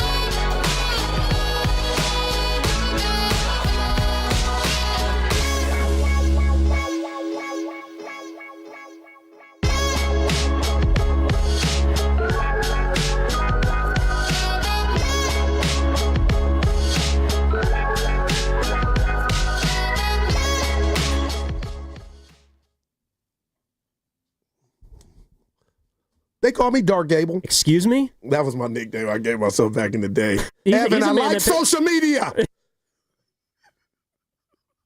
Now, back to Steiny and Guru on 95.7 The Game. Oh, elope. There's a couple of things we got to clean up, Goo. Well, really, I'll wear this. Clean up on aisle E. So in the 408, the Boxer and Gerson work injury attorneys text line. You guys have got to be crazy. The only James Bond is Sean Connery, without a doubt. Nah, he was the man, too. That's frustration in Santa Clara. Yeah. I'm with you. Sorry. Roger Moore for me. That's an omission. Yeah. It is Connery. Oh, wow. My name is Bond. James Bond. I'm going to give you a 2. That's pretty damn good. I got to work on it. Yeah. Yeah, clean up on aisle E. Well, I'll do this. There's only 2 then. Roger Moore and our guy. You really Sean like Connery. Roger Moore. Dude, he Octopussy? Oh, my God. He's the original. You also can't. What? Some of the things that they're allowed to do in the old James Bonds, you really can't do anymore. I get you. So this is something during the break. We're going to get back into the Giants and the Dodgers in 1 second, but I got to also clean up something. You would spend $10,000 on a belt? No, during the break, Carter, my younger brother, and my other younger brother, you were Carter's looking at got a me. Rolex, Well, I think. he is the man of San Francisco. I know people. And I was trying to make a purchase, and I had you ever do something where you think it's going to cost this, and then you click it, and it's 3 times that. So that happened to me during the break, and I just said, I wish I had SGA money. Steph. 70 mil. Yeah, just like where money don't even matter, whatever the price. So I'm dealing with something inside eternally right now that the shock value of where I had the price and what it was, Evan, bothers me. I want fat pockets. I want to just live my life. Evan, how much you need? Here, 10 racks here. Yeah, but that's not smart spending. You can't just be cashing out checks every day. Well, to my loved ones, I would. But the purchase I was trying to make now is on hold. It just reminded me where I'm at in life. Is it another jersey? No, please. Yeah, I wish. There are some things that I would spend a ridiculous amount of money on. Name one. Well, Steiny would say golf clubs. Yeah, like a cool, like sports memorabilia. Like if there was a framed, signed picture, poster, like if I could get, how about like the Thrilla in Manila ticket? Ooh, man. Like if I could buy that, I would spend whatever it cost on it if I had the money. But that's out of my price range. And that's dope too. Yeah, like I would spend money on things that I can't get just anywhere. Like you can go buy a Gucci belt in Vegas. Italy, in Vegas, in Japan, you can go get it wherever you need a belt. But I'd rather just have a rope string, if I'm going to be honest. Right, and I wasn't pro Gucci belt. My point was to you and young Carter is America is just so gangster in regard to it can appease every audience. So for the people that want a $20,000 belt, there's a store that has a $20,000 belt. Regardless if you agree, you and I wouldn't do it. Just like cars, watches, chains, houses, whatever. Some got private jets. You know how much that cost? No, I don't. I'm having problems putting gas in the caddy. And I never will. I'm into spending money on experiences. Like, for example, if I had it like that. See, that's if you had it like that. If I had it like that, I'd be sitting behind home plate tonight for the Giants Dodgers. In a robe. You'd probably be in a robe. You change so fast. Oh. You don't know yourself. I can see you hair gelled up. I'd be sitting 50-yard line of the Iron Bowl next year is what I'd be doing. Hey, risotto flip-flops. Like, what happened to Evan? He got paid, baby. Oh, I'd be sitting there in my Crocs. I don't even own a pair of Crocs, but I'd buy some just so I could put those Tootsies out there. Oh, boy. Like, I saw Marlins Man. Do you know who Marlins Man is? Yeah, he's incredible. That guy, to me, lives the life. That is a top sports fan in the world. You're right. Because he's got it like that. I met him one year at Las Vegas, and Marlins. So I think he was at the Monday Phillies-Giants game. There was a guy in a bright Marlins jersey behind home plate. And I met him in Vegas, I don't know, maybe 5 years ago. And he's walking around in a bright orange Marlins jersey. And I walk up to him, me and my buddy's like, dude, what are you doing here? He says, oh, well, I'm going to these rodeo championships today. We're like, why? He's like, because I can. And then I'm flying out to this it was like an ABC basketball game because it was in the wintertime. I'm going out to this primetime basketball game tomorrow to see LeBron. And after that, I might dip over to this baseball game here in Kansas City. And that's just what I do. I make enough money.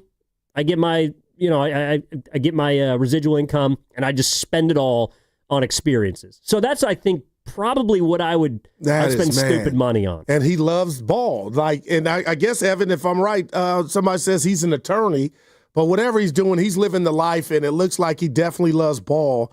And to just see that jersey, that bright orange everywhere. I mean, Evan, we would be here to 2 o'clock if we named every venue or big-time action he was at or event. So that's pretty dope. Yeah, that guy gets me jealous. That guy gets me jealous. But seriously, I would be sitting right behind home plate for the Giants and the Dodgers. Speaking of which, Connor in San Leandro has been hanging on patiently, wants to talk about the Giants. Connor, what's going on, man? Good morning. How are you? Hey, guys. Wasn't that much of patience on my part. That was really fun to listen to about the Gucci belts.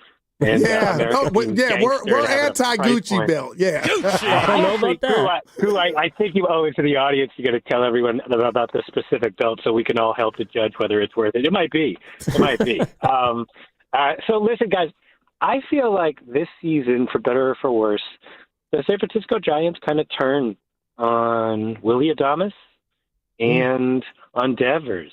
And look, I'm not trying to, and I hope this is taken as tongue-in-cheek. I'm not trying to, shout out to Atco Pest Control. I'm not trying to put a rat on the table, but Pat Bailey's incredible, Little League in the park home run, it came after Adames didn't show up in the clutch. And, I think the what sports radio has been talking about with Adames is, he's finally getting into gear. He's finally coming into his own. He's no longer the new kid in class, right? But, these ribbies, we thought that he was going to, really drive in some runs.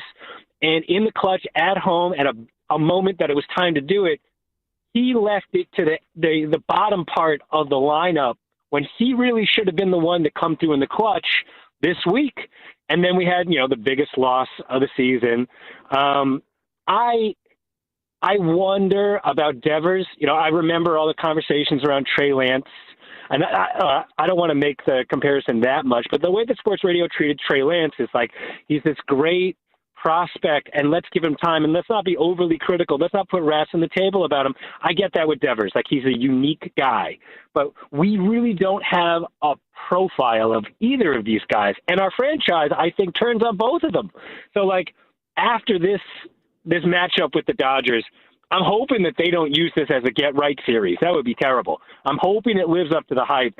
I'm really, really excited about, what we could do. But if it turns out that we get swept, I think we need to push the conversation forward about what's going on with Adames and what's going on with Rafi Devers, and will they figure it out this season?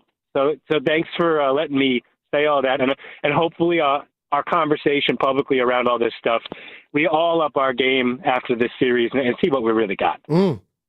Thanks for the call. Appreciate the call, Connor. Yeah, I'm looking at the last time that the Dodgers and the Giants met was literally, when Devers got traded. Yeah. But they had just begun to come out of a tailspin. The Dodgers weren't playing great baseball. I think they won the series prior, but before that they had lost 5 of 6. Okay. It's baseball, 162. Every team goes through it. 100%. They've lost 6 in a row. There's no way the Giants can get swept in this series. Now, obviously, there literally is a way. I feel you, E. But to me, that would be an unacceptable outcome. No doubt. And that would be a disappointing. That would constitute, for me, whatever you're at in the trade, that would be a disappointing way to end the first half if that were to happen, especially with what you just said in the caller, them coming in limping. Well, it's not just because they're coming in limping, but it's like that's the team you're chasing right now. And these games are important. You got the Padres on your tails in the wild card. There's a lot of good teams in the NL. Yeah. The AL is much weaker this year than the NL is, and that's what the Giants are also fighting against. But I don't expect the Giants to catch the Dodgers. The Dodgers, I think, even with their 6-game slide, are still on a 95-win pace. So this kind of house money, the fact that they're, again, it's early, you're still on the Dodgers bumper, because I didn't have them winning the division either. No, I think they are kind of limping into the break a little bit. And that was something that I told you and Steiny I was keeping an eye on entering this week. Even though the Giants hadn't been playing great, over the 20 games that Devers has been here, I thought this was a chance to clean up against two teams that have their eyes set on vacation. Like the All-Star break is a place where, kind of like the NBA All-Star week, a lot of players are just looking forward to getting away. Like they've busted their asses for the first few months of the season, for the first half, these 94 games that they've played, and they're just looking to get some sunshine, get to the beach, see their families who they haven't seen in a long time. And the Dodgers, who are in first place, don't really have anything to be afraid of right now. That's why I think this is an opportunity for the Giants, and why I also feel like it's a bigger series for them. So if you got swept, that's an unacceptable outcome. We're coming in on Monday or Tuesday or Wednesday after the All-Star game when Steiny's back, and that would take all air out of the Giants' sails. And they have been playing a lot better. Like I thought the series victory against the Phillies was impressive, and to have maybe the best moment in recent memory in terms of Bailey's inside the park walk-off. Never forget it. That it would kind of mar that. Yeah, Evan, I'm with you. And you think of that Bailey moment, what was right before that was an L. Again, fan is short for fanatic.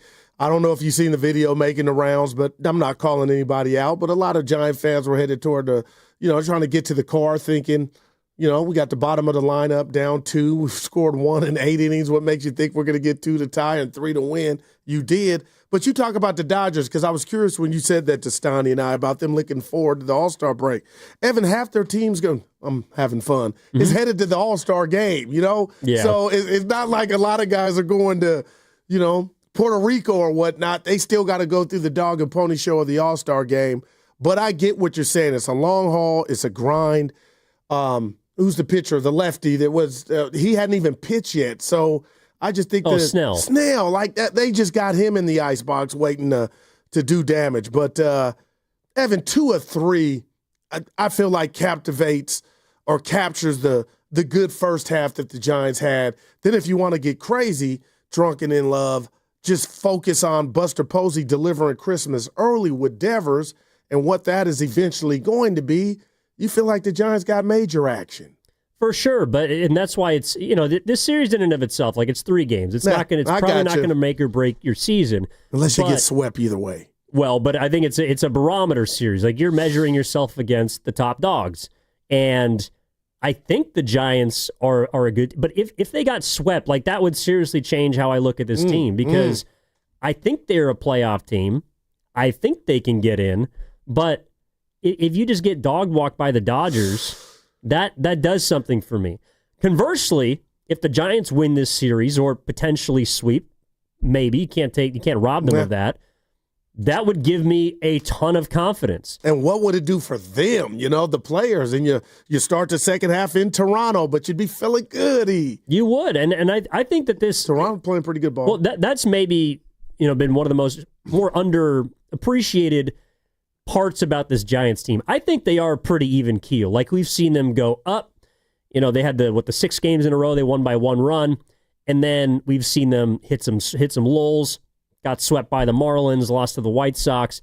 But I don't sense that this team has really any panic in them. But the rivalry games are different. Like when you're playing your division, you do have to find a way to, I think, break even in these kinds of games, because you're going to see the Dodgers a lot in the second half. I think that this is only the second series they played against them. You still got games left against the Padres, against the Diamondbacks, who are pretty good.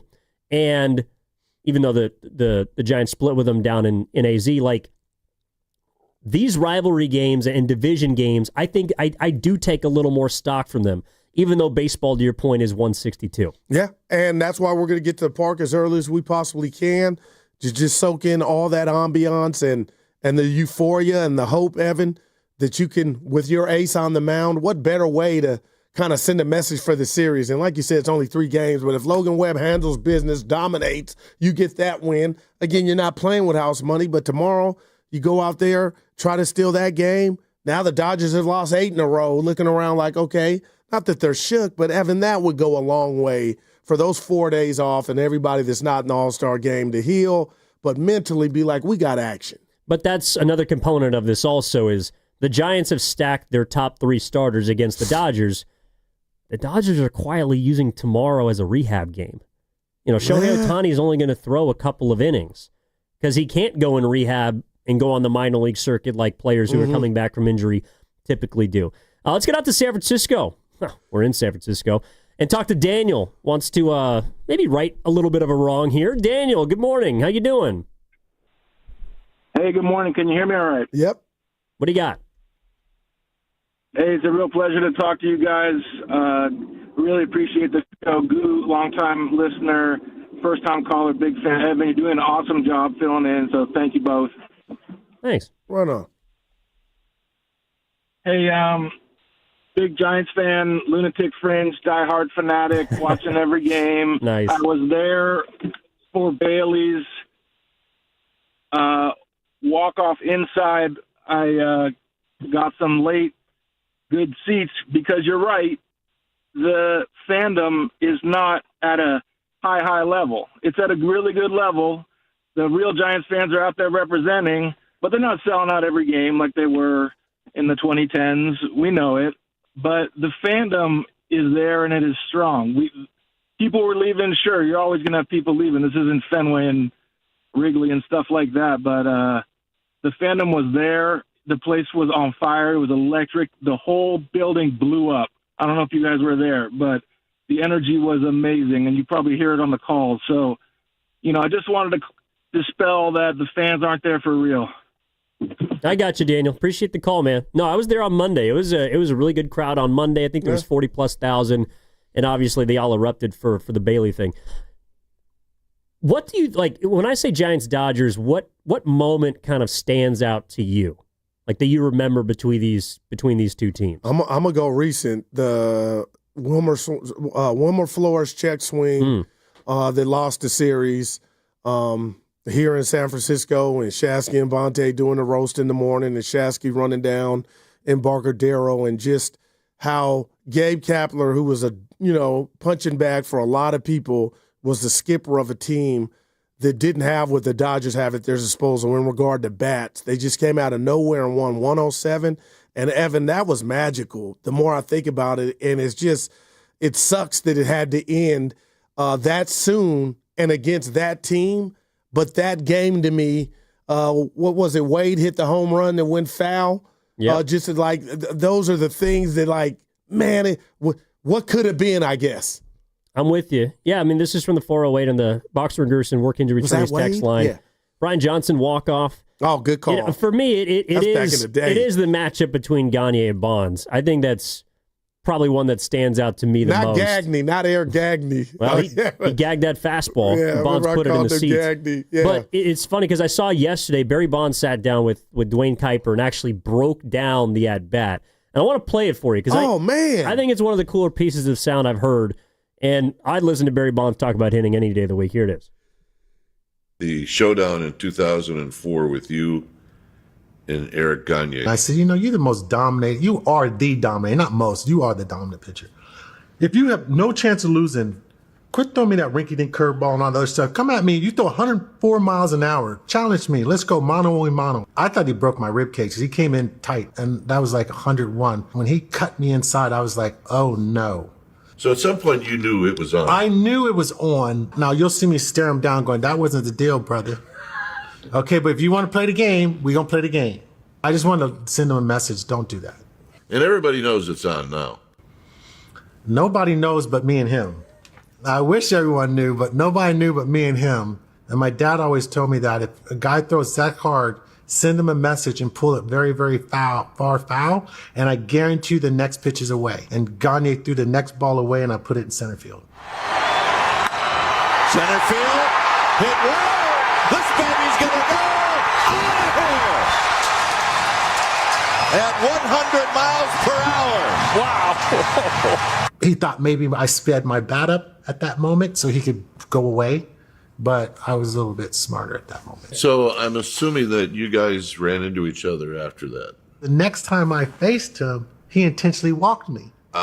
And so I was sitting in Dodger Stadium going, let's go. He looked at the man and goes, nah, we ain't playing that this time. And he intentionally walked me. We did that once. He said, we did that once. That game is over. So it was kind of funny.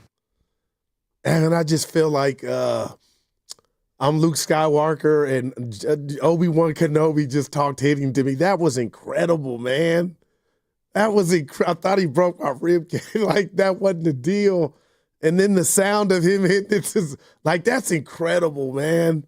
Yeah, great job by both. Wow. Yeah, I mean, it's a great interview, and you can go check it on the Giants' social media pages. But it put me down a little bit of a rabbit hole because I was trying to figure out. So, like, Bonds was 5 for 17 career against Gagne. Okay, and that was the intentional walk he mentioned was one of 4 that Gagne walked him. That was the only home run he ever hit off of Gagne. So I'm like, well, which other great pitchers did Bonds? Like, did anybody have success against Bonds? Anybody? And the answer is, after 1998, not really. Like, wow, Smoltz, man. I was just about to break. I was going there because I remember the Braves had the Pirates number in those playoff series. Maddox. Bonds hit 284 career off of Smoltz. Well, that's damn good. With 8 home runs. That's tied for the most he ever hit off a guy. Okay. The other dude, there are 2 other guys. One's Kurt Schilling, who he hit 265 off of with 1,000 OPS. And Greg Maddux is the other one. And the guy that he wore out was Tom Glavine. Like, I'm looking at all of these great pitchers, and anybody beyond 98, when things might have started to go Bonds' way. You got to. Nobody could get this dude out. Like, his batting average and power numbers against everybody were ridiculous. No, it's like the closest guy that I could find is a dude named John Lieber. He was a pretty decent pitcher back in the day. Bonds only got 8 hits off him. He hit 190. But 5 of those hits were home runs. Damn. So I can't even be mad about that because when he got him, he got him. Like, Dennis Martinez pitched against Bonds early in his career. El Presidente did pretty well against him. Oral Hershiser did pretty well against Bonds. But that was all early in his career. Once Bonds became Bonds and started rolling in the prime of his career. I got you. There's no pitcher that had success against him. And that's why he's a home run king, man. I mean, it's 70-plus home runs in the season, man. Now, Evan, I watched every one. That was appointment TV, man. Just imagine that. Well, I mean, man, that was just hearing them break it down. Risotto My dad told in. me when a guy throws that hard, it comes in, the next pitch is going to be outside. Away. Like, I get it. That's why he got right on the plate. It's incredible. Man. He hit 306 off of Randy Johnson. That's from Steve Risotto. He hit 323 off of Dwight Gooden. Like, all of these great pitchers. And you're right, from the 5-1-0, you can't ignore what happened there with Bonds, but one of my favorite pitchers is Doc Gooden. The guy was unbelievable. Yep. All right, 30 minutes away from Nick Hamilton, Sirius XM. Going to chat with him about the series, get you ready. We do have to dive into the NBA, and I think on the other side we're going to do just that. A reminder that what is coming up on the game is brought to you by Fremont Bank, here for you, here for good. 888-957-9570 is the number. Evan in for Steiny with Goo. We're back after this.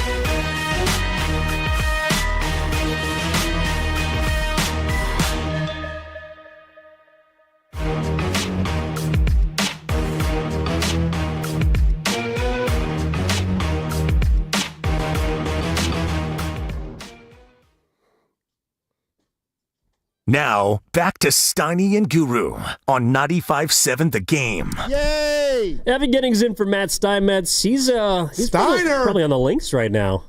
Told him to keep him straight this morning. No doubt. He's in the tournament, him and Dibs. But I thought Dibs was leaving for Vegas soon. Yeah, that's he'll leave, I don't want to say all his business, after the tournament. Okay. Because he'll be, I think, Monday and Tuesday. Summer League, speaking of which, did you catch Cooper Flagg? Got to get better condition. He was huffing and puffing a little too much for me. Now, are you really making a lot of that? I noticed it in the championship game, too, that my man was huffing and puffing. I'm just saying. And I didn't care, but he went 2 for 100. On the Final cares? Four, they didn't make the championship. Bronny with the game winner. Dude, there was a couple game winners last night. USF alum Jamari Abuye hit a walk-off shot for the Milwaukee Bucks. Keep it real, Goo. Now, seriously, Cooper Flagg goes 5 for 21 in his debut. Yeah. Air quotes, debut. Why don't I care about that? Oh, who cares? Oh, Fred. Thanks, Mike. Look at him. I'm with you, but it was just fun watching him. What are you talking about? Watching him. That's a 4. Watching him out there. But, yeah, I'm just like, you shouldn't be that tired. But I get it's your first NBA game.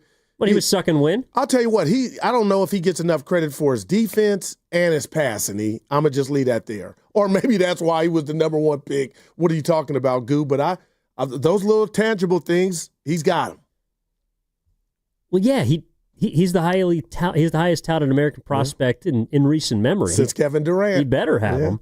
I think that Cooper Flagg, I'm going to go on a limb here and say that even though he went 5 for 21 in a game that, they're not going to keep the stats for, I think he's still going to be great. I got you. How about that? Yeah. And I didn't say otherwise. You feel differently about him now? No. He's a bust? Stop. You shouldn't have gone number 1? Baby Steiny. No, I'm not saying that. I do have to read something to you. I'm mad. Why? But I have a P1, friend from Union City, Squirt, Peter Stark.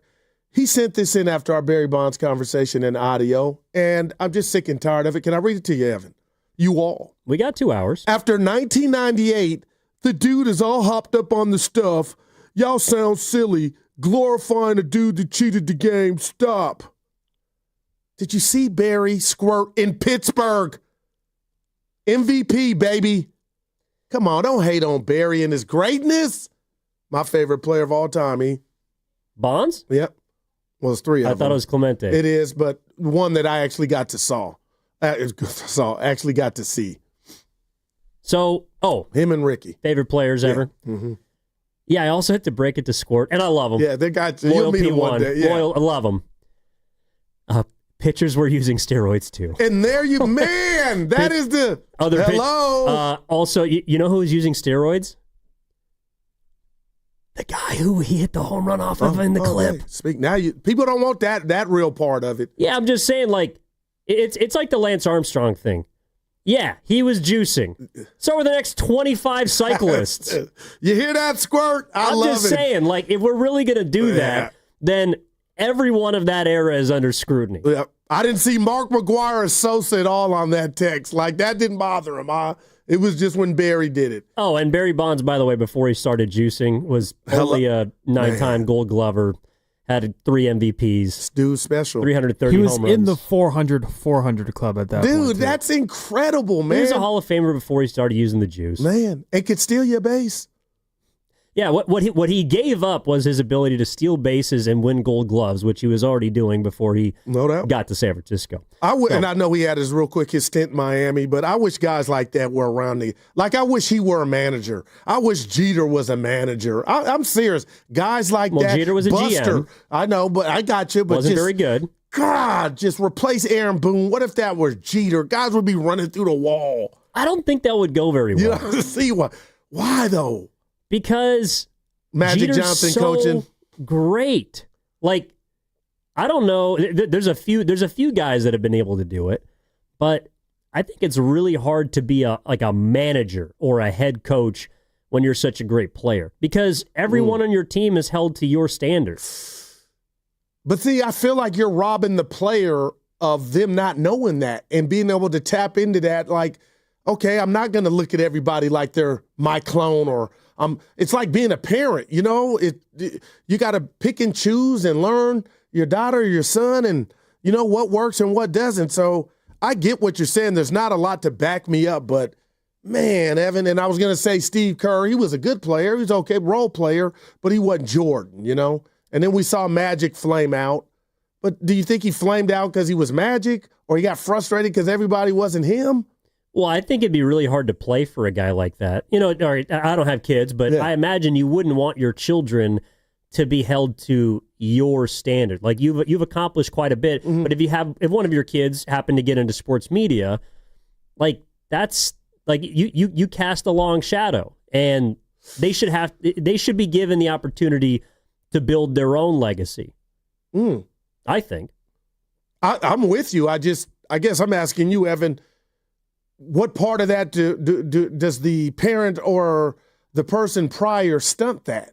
Like, what if I'm trying to help them? Like, if Bonds were the manager of the Giants, you think you couldn't be the best Evan Giddings just because of what he did? Or are you saying because he was so good, he would get frustrated because maybe you weren't further along or you didn't have it? Like, I think we're robbing the greats of knowing everybody's not as great as you were. Well, I don't know if you're thinking about every at bat like, oh, I'm never going to be Barry Bonds. But I just think that there's so many unnecessary questions that both you internally have to answer and also probably get asked on a daily basis, like, hey, what's it like to play for Barry Bonds? And you're like, well, he's the manager. He writes the lineup every day. Yeah. And then also, I think there would be a lot of questions that, let's say if Barry Bonds was the hitting coach, which I think he wasn't with the Marlins with Mattingly, and if Bonds was the manager of the Giants, someone would eventually be asking Bonds, hey, how come your team isn't hitting? Like, shouldn't you be able to get your guys to hit? And the answer is he has no control over any of that. He can't swing a bat for him, whether he's juicing or not juicing. He's one of the greatest players ever. And to me, that's just something that I guess I wouldn't want my favorite team to be held to. Like, you're basically playing against ghosts, and it's already hard enough to hit a 96-mile-an-hour fastball coming from the mound. Evan said ghosts. I ain't mad at you. Let's go to Yard Doctor in Napa. 888-957-9570 is the number. We're going to transition here in a sec, but I want to get Yard Doctor in here. What's up, Doc? How we doing? Hey, I've been calling in a long time. I want to call in one more time, and here's my case, okay? Barry should have his own wing in the Hall of Fame, and it should be titled Barry Saves Baseball from Steroids, because everybody that was juicing before Barry, and I'm talking about Sammy and McGuire, they got forgiven, okay? And would those, he'd still be juicing today if Barry didn't put them all to shame by showing them what the best player would be like on juice. He didn't go on the juice until he couldn't stand it anymore. He's sitting there watching these other guys hit 65 homers. That's bullshit. Okay, I'm pissed. All right, night. Sorry, thanks, Yard. I know you're pissed, but... And I would tell Yard, so send McGuire on in as well. No, we're not here to talk about that. But the point was, like, we're talking about the Giants and the Dodgers, and that, I think, is a moment that I remember from 2004, because you literally had the best pitcher and the best hitter, and the best hitter won. That was a great call. That was a great story. Yeah, and, I mean, man. And where can we find that? That Bonds audio with Kuiper. Yeah, it's from social media. I think the Giants put it out. Again, right before they play the Dodgers heading into the All-Star break. Because he and Maddox, if I'm correct, have a back and forth about an at-bat. Barry and Greg Maddox.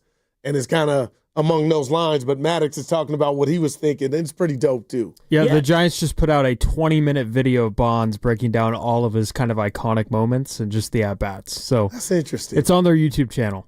Well, and it reminds me, I know what I'm doing after the show. Well, last year during the Rickwood Field game, paying homage to the Negro Leagues, Bonds was on the panel, and just the way that he talks about his hitting and how confident he is at the plate, like there is a brain behind the brawn. Wow, man! If that puts it into perspective for people. Yeah, take that, Squirt. All right, Goop. I got to ask you about this because all right, earlier today. Ramona Shelburne and Brian Windhorst of ESPN dropped a story.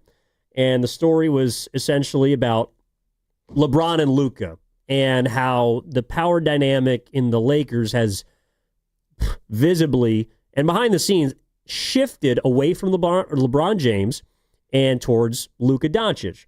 So the takeaway from this is all signs point to the Lakers wanting to move on from LeBron James by the spring of 2026. And here's a quote that kind of illustrates that. The Lakers had already made their statement in not offering James a contract beyond the season. It was abundantly clear that the 21-time All-Star's time as the face of the Lakers had, for the first time, a planned end date, even if James's record-setting NBA career did not yet. Whether the 25-26 season is to be James's final season in the NBA is up to him, but if he wanted the kind of Hollywood ending that only the Lakers can give legends of the game, the release date was set. Spring 2026. Luka Doncic in, LeBron James out. Now, this bothered you. Well, wow. When we talked about it initially, I hadn't heard that, but wow. This came out of nowhere, the Luka acquisition by the Los Angeles Lakers. And on the court, Evan, how many times did I text you, Steiny, and we would talk about hoops like, we know Luka's ball dominant. Hello, 1 + 1 is 2. But the bottom line is those were so – I felt like Luka took so many of LeBron's responsibilities that I could just kind of read and see through the TV. Even Austin Reeves, for that matter. Everybody got knocked down a notch. And Bron at this age is special with the ball in his hands, and he tried to be a good soldier. So I thought the acquisition was, hey, we're going to enhance what's left of LeBron as a Laker by getting this trade that nobody saw coming, and we're going to be in the Western Conference Finals. And it didn't happen that way. But, Evan, I don't think it didn't happen that way because of those two guys or those three guys. I felt like they didn't have any rim protection, and they lost some depth outside in regard to wing defenders. But if you're telling me LeBron James is available, I feel like, one, the Lakers have struck out because they could have been trying to do something a lot earlier, but it sounds like this is something they've been thinking about. But how could a 40-year-old LeBron James, because if we were to somehow get him in a Warrior uniform, Jimmy Butler's gone. And Jimmy Butler's 5 years younger than LeBron James. I think there's more left in the tank. For a year, would I be entertained, Evan, and watching LeBron find Steph and set up Dre and whatnot?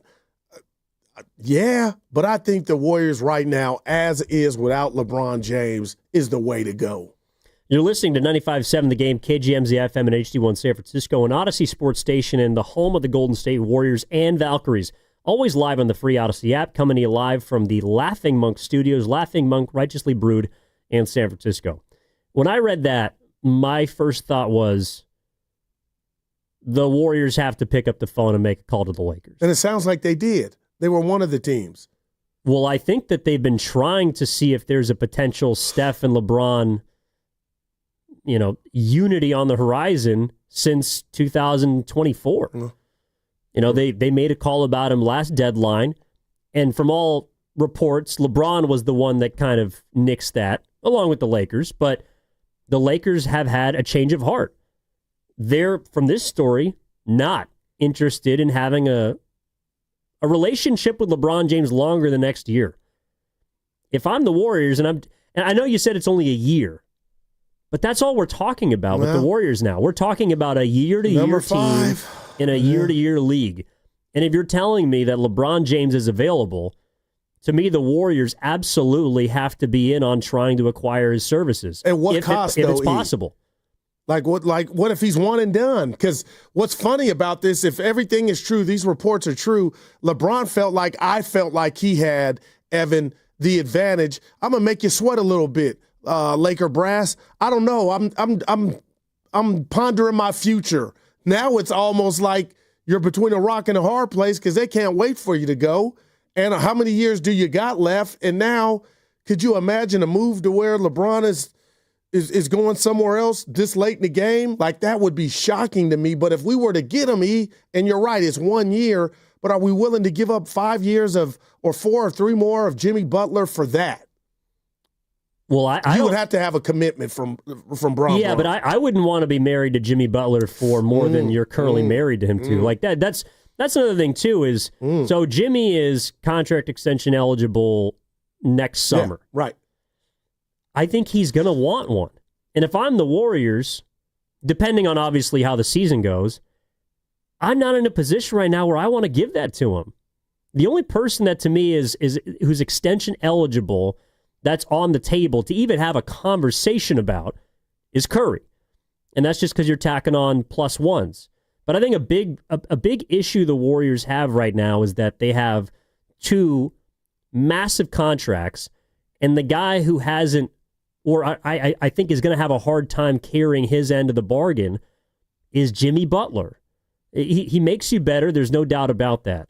But Jimmy Butler is paid like a top 10 player, and I don't believe he is a top 10 player. But didn't he have a top 10 impact and change the fortune? Like, I'm not saying you're all the way wrong or I all the way disagree with you. That's fair. But, Evan, he changed everything. So wherever you got him slotted at, the silhouette of Jimmy Butler changed the fortune for the Golden State Warriors, the metrics, the number one defensive, everything changed. So, listening and looking at you, I feel like, Evan, I felt that way. But now if you're telling me we get 82 games of that, maybe it could go sideways and everybody be disappointed. But my goodness, that's top 10 to me in regard to impact. If I could turn Jimmy Butler's last 2 years into one season of LeBron James going into next year, I would do that. Oh, man. I would do that. Because I think that whatever you believe or you think about LeBron as a player, you think about Jimmy as a player, let's say they're even. I like both. But LeBron's got 1 year left and he's coming off the books. Maybe you'd have to give him another year. I don't know. Maybe you want to align him with Steph and with Draymond. But to me, it's a perfect opportunity, again, if it's possible, to go all in next year. And I think it sounds like LeBron he's headed out the doors one way or another. Do you think he's blown away? Like Evan, I told you guys a month ago, and I'm standing on it, even as we go get ready for this Dodger-Giants series, there's no way in hell the narcissist that is LeBron James, who I respect his game and his fatherhood, there's no way he's leaving L.A., but this story reads like they're poking or pushing him and telling them like night-night because we got Luka. And Evan, just help me out. I'm being real. I don't feel like that's the case. Well, I think the moment he opted in, which, by the way, he's never done that before. Right. He's always added a 1+1 every single offseason to give himself some sort of power. Yeah. And the Lakers are telling him that's not the case anymore. Like LeBron James, for the first time in his career, is not the most important player on his team to that team. Wow. The Lakers are saying our future and our present, quite honestly, is about Luka Doncic. And I don't think that sits well with LeBron. That's why he's opted in. That's why he's been 0 dark 30. That's why there's been these reports of him not reaching out to DeAndre Ayton. Oh, good call. I couldn't believe Ayton said that. Well, I can't. Like Luka texted me and LeBron did, and I was like, oh, maybe I got it all wrong. Shocker. And estimated eyes on the YouTube chat. Like, no, LeBron is pushing this narrative to find a deal. I think it's a perfect opportunity. Again, would you want him here though? Yes. So if I could put Steph and LeBron together for one season, I would do that. I would want to see how that goes. Because again, I don't think there's a lot of risk involved. At least not more risk than you already have on your team. You're already old as hell anyways. Because of Bron coming off the books? Yes. But then what are you doing search-wise? Obviously, you're going to look to replenish what, if Bron were to retire, then where are we at with Steph? You're still searching. You're at the club, and it's about to close, and you're hoping to you know what I mean? Well, you're going to have to turn the page anyways, whether it's this season or next season.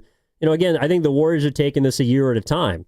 And this would really be a reflection of that, if they got him, though. Yeah, and I am kind of about expediting that process, which to me, you give yourself a chance to win and play meaningful basketball this year. And I know you can do that with Jimmy too, but I guess I would want to see LeBron and Curry on the same team. Yeah, I'm not against it. 888-957-9570. And look, a lot of people disagree with me, and that's totally fine. This is from the Boxer and Gerson Work Injury Attorneys text line. From the 408, Evan is wrong. LeBron clearly can't get it done on his own or with a star. And this is from the 510. LeBron to the Warriors equals title. I'm not sure that. I wouldn't go that far. Well, hopefully get us closer, because we really don't know how far we were off, Evan, because Curry got hurt. All right. Well, that was with Jimmy, but this would be with Jimmy getting 56 this year. 56. That's a lot of money. 56, E. I'm just saying, he changed everything, but boy. Well, and we're seeing all these teams give out massive contract extensions, but, and I threw this by Grandy yesterday on the afternoon show, and I'll ask you, of the 4 teams in last year's conference finals, how many of them do you think had a top 10 paid player? How many top 10 paid players were in the conference finals or the finals? So the final 4 teams. There's a reason you're asking me this. This is a 143 IQ, so I'm going to go 4. There was 1. Damn it. And his name was Karl Anthony Towns. Cat. And it's Zesty. But it's really hard to construct a team with a bunch of inflated contracts. And so now why are you going out to get another one? Because it helps me remove one the soonest possible. I got you. And I think that Jimmy Butler being here for 2 years while the Warriors will still be competitive, I think that they're banking on health being on their side as opposed to Father Time catching up to them. But if I can expedite the process of getting rid of these just massively inflated contracts for players that aren't playing up to that level, and I'm looking at Butler, then that's what I'm going to do. I feel like you're robbing Butler a little bit, Evan, of... 50. We could go down the list of all these players not living up to the contract when you look at the drop dead number of 56 M's. But for Butler, he was worth 56 on just what I'd said a minute ago on what he changed. So are we really robbing Butler to try to run him away because you can't live up to the number, but you did change the fortune of our season in a major way? He did, but I think he also was a part, the Warriors clearly had a talent deficiency, and he filled that void. But now it's an entirely new season where they got to go through a 6-month marathon to get to the playoffs. In a way, Jimmy Butler, and he didn't play a whole lot in Miami because he either didn't want to or he was suspended by the team too. But I think that he was able to preserve himself for the final 30-something games plus the playoffs. And even then, he still got mad at him at the tailbone injury. I got you. And he got hurt. The Warriors are going to be up against it no matter what. But I guess my argument is that if I could turn him into LeBron, if I could turn 2 years of Jimmy Butler into 1 year of LeBron with this team, that's something I think still keeps you competitive. And it is, wow, man. It makes it a lot easier to eventually turn the page when you're going to have to do that anyways. If I had a gun to your head right now, Evan, no, that's terrible. If I just, your life on Water the line, pistol. Who's going to have a better 56 M's? I could get that belt, or any belt. You can get any belt you want. Man, who's going to have a better season if you had to bet right now, Jimmy Butler or LeBron James? And that includes games played. If you just, we're having some fun and you had to bet on one of those players right now. Statistically? Yes, sir. It's going to be LeBron. I mean, LeBron's going to put up more numbers than Jimmy. The question is, will the Lakers win more than the Warriors? And they did last year, but I know they had Davis for a lot of it. And the Warriors didn't have Jimmy. Yeah. If you were to swap out Bron, because Jimmy wouldn't be here with Bron, because then we'd have major action. But, man, Evan, you got me thinking. But where are the Warriors and Joe Lacob the year after? LeBron's played 70 games each of the last 2 seasons. I got to give him that. He's been, and I know he's not as good as he was. But he's still good, Evan. He's still damn good. I think Jimmy Butler's damn good. But if I'm gonna ride with a pair, the 2-for-1 to clear the books is that's a major part for me. Okay. But I also just think it has to be enticing to think about if I could just have Steph and LeBron on the same team. And I know we sat in the Olympics with a bunch of other superstars, but I also think LeBron is someone that would fit seamlessly into this system. I don't necessarily like the guy that much. I think he's egotistical and a bit of a cynic, like you mentioned. But if we're just talking basketball, I think there's absolutely a possibility he makes the Warriors better. So with that report that just came out this morning, late last night, Evan, if I said to you, how much smoke is this a 4-alarm fire? Do you really think LeBron James will no longer be in a Laker uniform? Forget him coming to the Warriors. Just you think he's done in L.A.? By the end of next season, I do. We got to hit a break, though. Next week is our All-Star Week prize blowout. We got awesome things to give away. Warriors prize packs, Giants prize packs, Outside Lands day passes, 4-day passes to Aftershock, and gift cards to the Valkyries merch store and Laughing Monk Brewing. Listen, it's 7:30, 12:30, and 4:30 for your chance to win every single day next week. Every show, all day. It starts on Monday. Evan in for Steiny with Guru. How you feeling? Is this something that you'd be interested in? Or is it just smoke at this point? Let me know. 888-957-9570 is the number. We're back after this.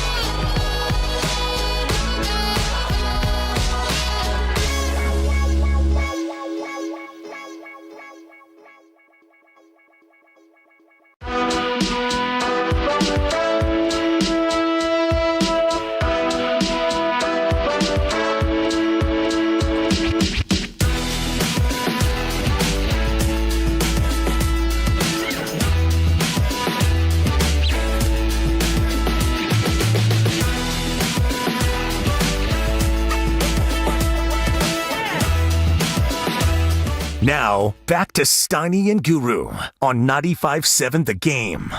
All right, we got a lot going on here today. Evan in for Steiny with Goo. I'm going to talk to Nick Hamilton here of SiriusXM in just a moment. Covers everything SoCal sports, including the Dodgers who take on the Giants tonight. Series beginning heading into the All-Star break. Also, the afternoon show is going to be chatting with Willard and Dibs. Hunter Pence is going to be on at 4:15. So keep it locked right here on 95.7 The Game all day. And, of course, we got our All-Star Week prize blowout set to go starting on Monday. And right now, we go out to the River Islands guest line. All guests on 95.7 The Game appear on the River Islands guest line. Isn't it time for you to discover the islands, River Islands in Lathrop? And we're pleased to be joined now by Nick Hamilton. And, Nick, appreciate you joining the show. What's going on? Hey, what's up, guys? How you doing? Hanging in. So first, I got to ask, because you're Goose guy, how long have you known Daryl the Guru Johnson? How far does your relationship go back? We go back like 4 flats on the Cadillac, man. There you go.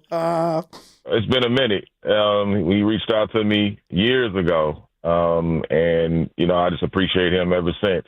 Hey, no, you got a big thing going, Nick. I was telling with the Night Castle Media, and you're doing everything from the Dodgers, WNBA, Rams. So I was like, man, let's have him on, big Dodgers series, and I appreciate you being available. Oh, thank y'all, man. I'm looking forward to it. It's going to be a big weekend.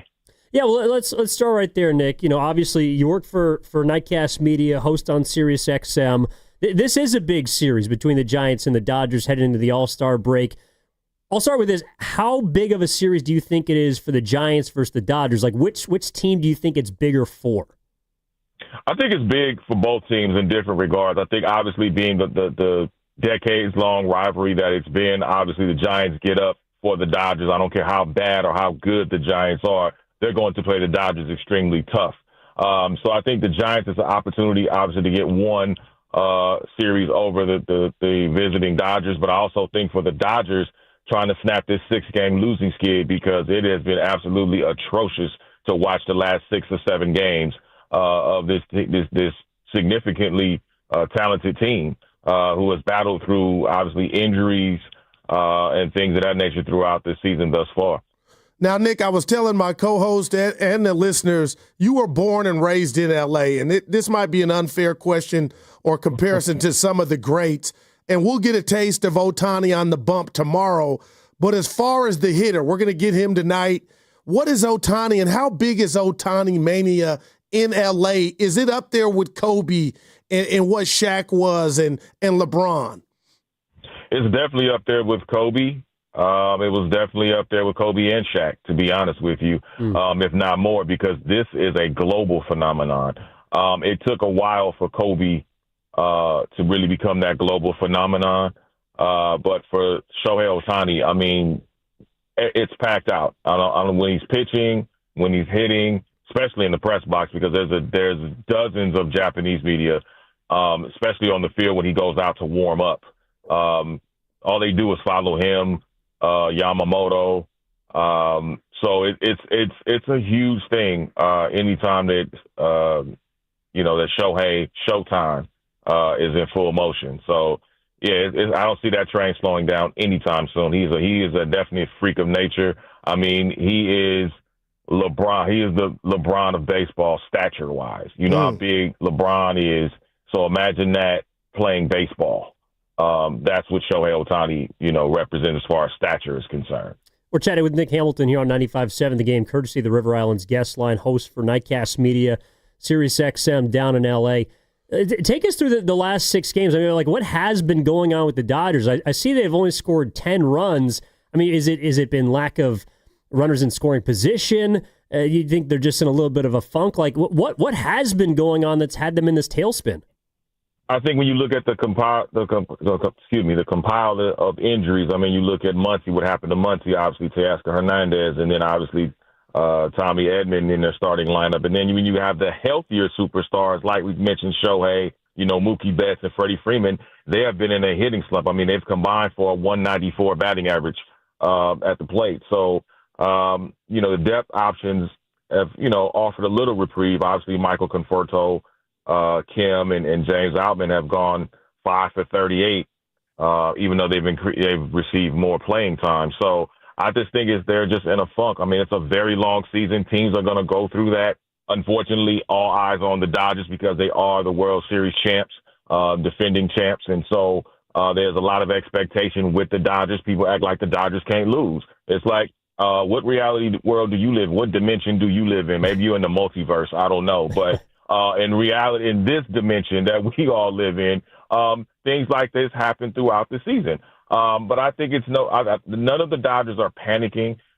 Even Dave Roberts said, look, we understand how serious this is, but we're not going to hit the panic button. We're not going to overreact. There's still a lot of baseball to be played. We haven't even gotten to the All-Star break yet.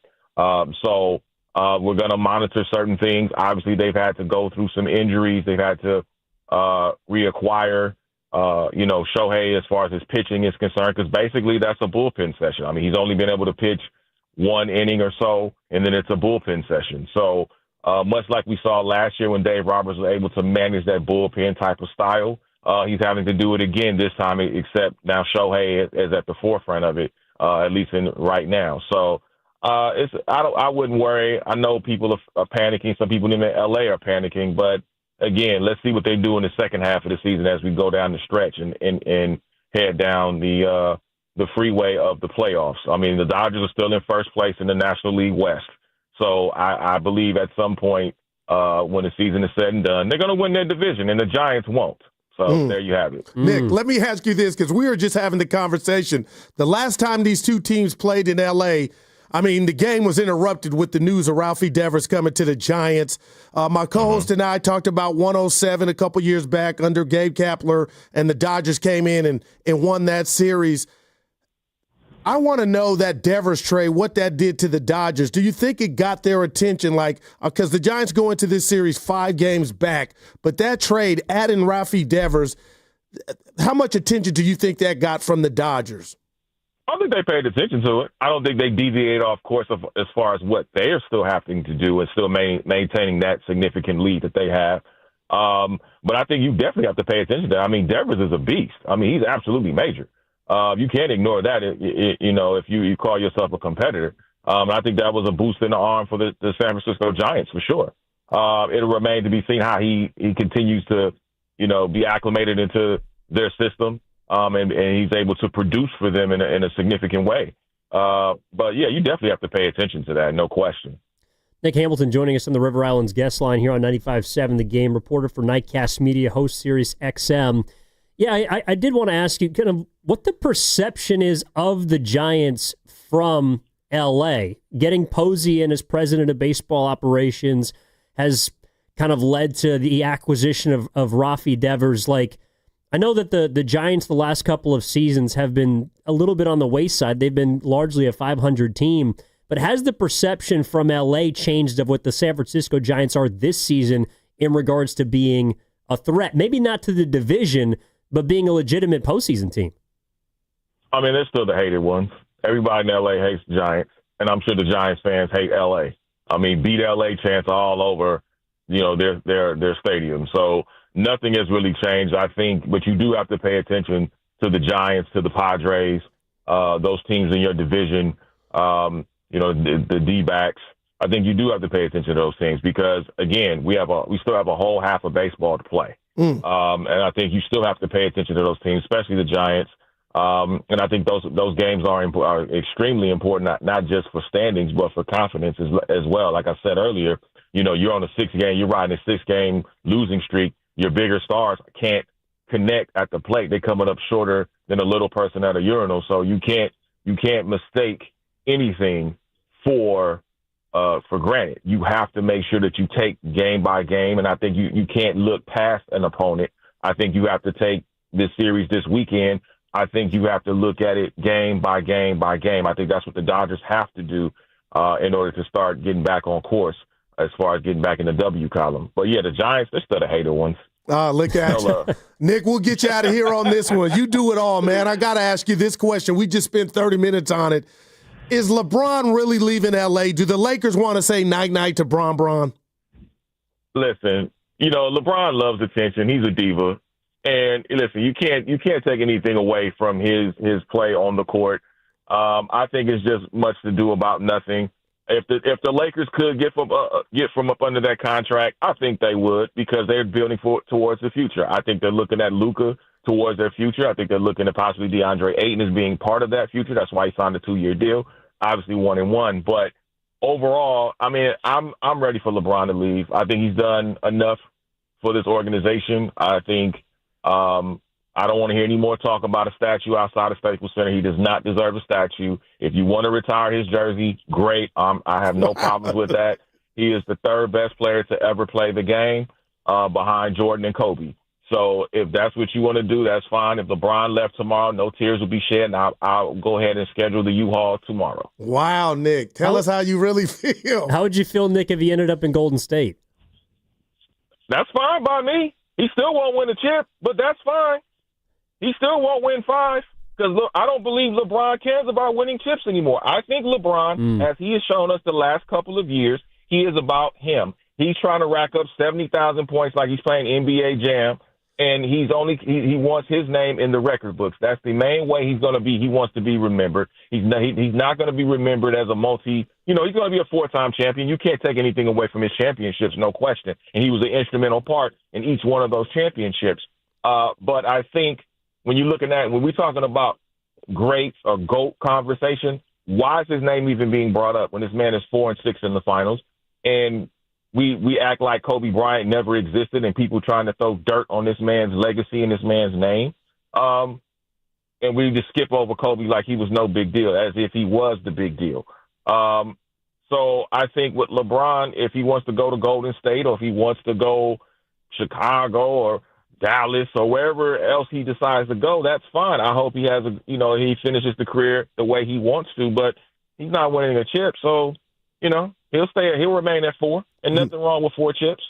Nick, if we get him, we might have action, Nick. We'll need you to call back. I mean, you're going to have action because LeBron is box office. LeBron is a big-time seller. He's going to sell tickets just like – but let's not act like Steph Curry ain't held the organization down. Right. Even though they took away one of his Splash Brothers. He's still holding the organization down. And when you think of Golden State, you think of Steph Curry. Right. No question. So adding LeBron to that mix, would it sell more tickets? Absolutely. That's a fantastic organization. I just hope he doesn't try to ruin that organization like he's done a couple of others. Wow. I got you, Nick. Well, hey, look, we appreciate you hopping on with us. Thanks for helping us preview the series, and good luck, man. Enjoy it. Thanks a lot, guys. Take it easy. All right. That's Nick Hamilton, Nightcast Media, Sirius XM. Not a LeBron fan. Not a fan of LeBron whatsoever. Man, Evan, do you really believe if we swapped out Bron for Butler, they would be better? I'm a little nervous saying but I would be excited to see it. But I think they got something with Butler. As mad as I was about the little not shooting at the end, he was hurt. Evan, I don't know. But if you're saying it's year to year, I guess my curiosity is peaked to see what him and Steph and Dre could do. Well, I just believe the Warriors have to make a call about it. You got to inquire, and I think they will, or if they haven't already. Are they better? No, I think they might just be about the same. But again, it's like I'm trying to figure out how they move on eventually when this 2-year window that they supposedly have, it closes. Like I don't know why. You shouldn't be worried about that right now, though, right? Well, okay, so next season, I think they can be a 48-win team. I do too. But I think they're probably still fighting for the play-in, or fighting to get out of the play-in. I think top 6 is the goal again for them next season. I have my doubts that Jimmy Butler is going to play 65 games. But he plays better defense than LeBron at this juncture, I think, Evan. I think that's fair. Okay, not all NBA, but you know what I mean? Like, Jimmy still, man. No, I mean, I think that LeBron is still a pretty damn good player on offense, and he doesn't give a crap about defense. And you're on fire. But you're like, Goo, even Jimmy after next year you're going to have to re-up him or do something there. Who, Jimmy? Yeah. Well, after next season, the 56, good Lord. Then it's what do you do? Or do you, I still think there's orange juice in the carton more so than what LeBron has left in his all-around game. Now, if this was 6 years ago, oh my gosh, I would be like, get him any means necessary, Malcolm X. But right now, I just think Jimmy is the better all-around basketball player. And if we haven't seen anything else from him and the inception of him in the Warrior uniform, it worked. He fit in. He did. Yeah, I mean, I look, you can't strip that from him. The team absolutely took off when he got here. And I guess I'm fearful that that's not replicable. Like I'm fearful that because it was short. It wasn't 82 games. It was a sprint after the deadline. Yeah. And if anything, I think there could be a similar case this year where all signs point to someone like Kuminga coming back for a compromised contract, and then come December 15th when that contract is eligible to be traded for the full value, dollar to dollar, they use it to get an upgrade. And then the Jimmy, Steph, Draymond trio gets a little jolt in the arm the way they did with Butler. It's not going to be a player that's probably as big or as good as Jimmy, but yeah, I do think that next year is going to be similar to last year in that they're going to have to puzzle piece this thing together. Like a big part of last year not a big part, but a part that is going to get swept away was, you acquired Dennis Schroeder because Podziemski was absolutely awful at the beginning of the season. Yeah. And you're really hoping that he doesn't shoot 23% again from three-point range the first 2 months of the year, because right now he's your starting shooting guard. Man, Evan, and you know what? If you allow me, and we just discussed for a second about the others, and I'm going to include Moody into what they didn't do in the playoffs that I took for granted because they were so solid and consistent. And it wasn't just those two. But, Evan, when I sit here and look at you and talk about Warrior basketball in that playoff series, Moody and Pods did not mirror themselves at all. And if you want to go Steiny or others and just say it was about experience, but what if that were to happen again if you were to entrust Pods like you're our guy? Okay, that was one on the fly, but are we so sure nothing else was going on as opposed to the stage being too big? Because he had mastered fitting in Pods and making big stuff. Moody, for that matter, they both, and I know both of them had surgeries or some stuff, going on their bodies that have been addressed. But, man, that quietly was like a big part of the Warriors losing, too. Maybe the lights were too bright. My bigger takeaway is that I don't think that they're good enough. Like, just as players. Pods, Moody, if you want to throw JK in there, you can. Post, you can put who played, meaningful minutes in the Minnesota series. Like, those young guys are just not good enough. That's another concern I have too. It's like the Warriors' older players, their struggles is going to be staying on the court and remaining 100% for the entire year plus the playoffs. The young guys, my question is just like, are you good enough to help these older dudes win? With that said, and I hear everything you say, and I get mad, but it's our reality, Dub Nation, of where we're at and who's leading the big three, their birth certificates. I get that. Not sexy to anybody. It's never been done. A team winning the chip with three guys leading the bet. This is nothing against DeAnthony Melton, but the fact that you had him, you traded him, he got hurt, and Evan, not one of the young guys took a step or two to where you need him back. I think if we got Melton back, and this is not personal, that just signals to me it's bigger than the big three, the OGs. It's the youngsters didn't take enough necessary steps for Melton to even be needed. Like, are we really saying night-night to GP2? Yeah, probably. But, okay, so if the Warriors, I think they have a handshake agreement with Horford. Okay. And actually, Steph yesterday at the Tahoe golf tournament, kind of said as much. He told Anthony Slater of The Athletic basically when that happens. Okay, all right. So he's coming. I got you. I think Horford is signed, sealed, and delivered. Not playing back-to-backs. But, no, he won't. But if they have Horford, Melton, who's coming off an ACL tear, and they keep Kuminga, would you call that a good summer? Because I kind of think, like, LeBron's a long shot. I think it's something you have to explore, but it's obviously a long shot. It feels to me like that's their best case scenario, is signing a 39-year-old, re-signing or reacquiring a guy with he was coming off an ACL tear, and bringing back a player that may or may not be happy here. I think that might be the best that they can do. And what's the whole song? I forget who sings it. Your best wasn't good enough. But you know what, Evan? If that's what it is, I'm broken. There's a song. Somebody, help me out, Risotto. Your best wasn't good enough. It's old school. It's before you guys, but yeah, I'll get it. Somebody help me out. Roger Moore era. Hey, but anyway, Evan, I'm pro Kuminga. I want him back. And you know why I really want him back? I don't think there's anything out there that's better. Make him work.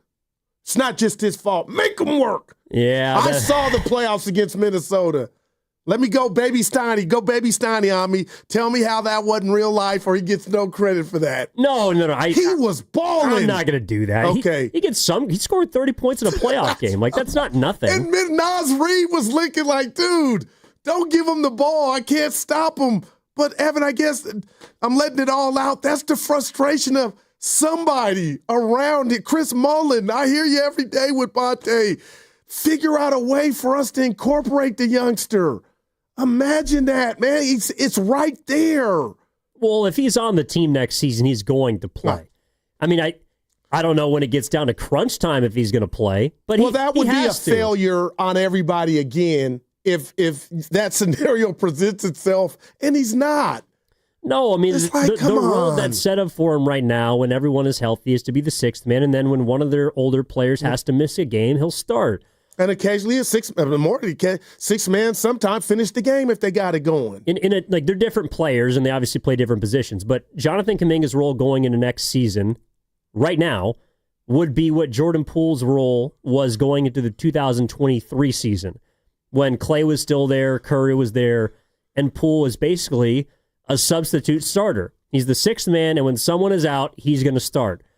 And Poole didn't respond very well to that. Granted, there was some stuff that happened, obviously, the punch. Right. But shout out Hawaiian. I hear you. But that's like that. Like you're the backup. You're the backup player, and I don't know if you can just make that work. You just force it. It's a square peg, round hole, which is something that Steve Kerr's talked about as well. Jim Olay on the YouTube chat. Quincy Jones, just once. My best wasn't good enough. Yeah. I still got that documentary in the queue. I got to watch that. A queue? Like Netflix queue, like something you got to watch. I'll explain to the other side.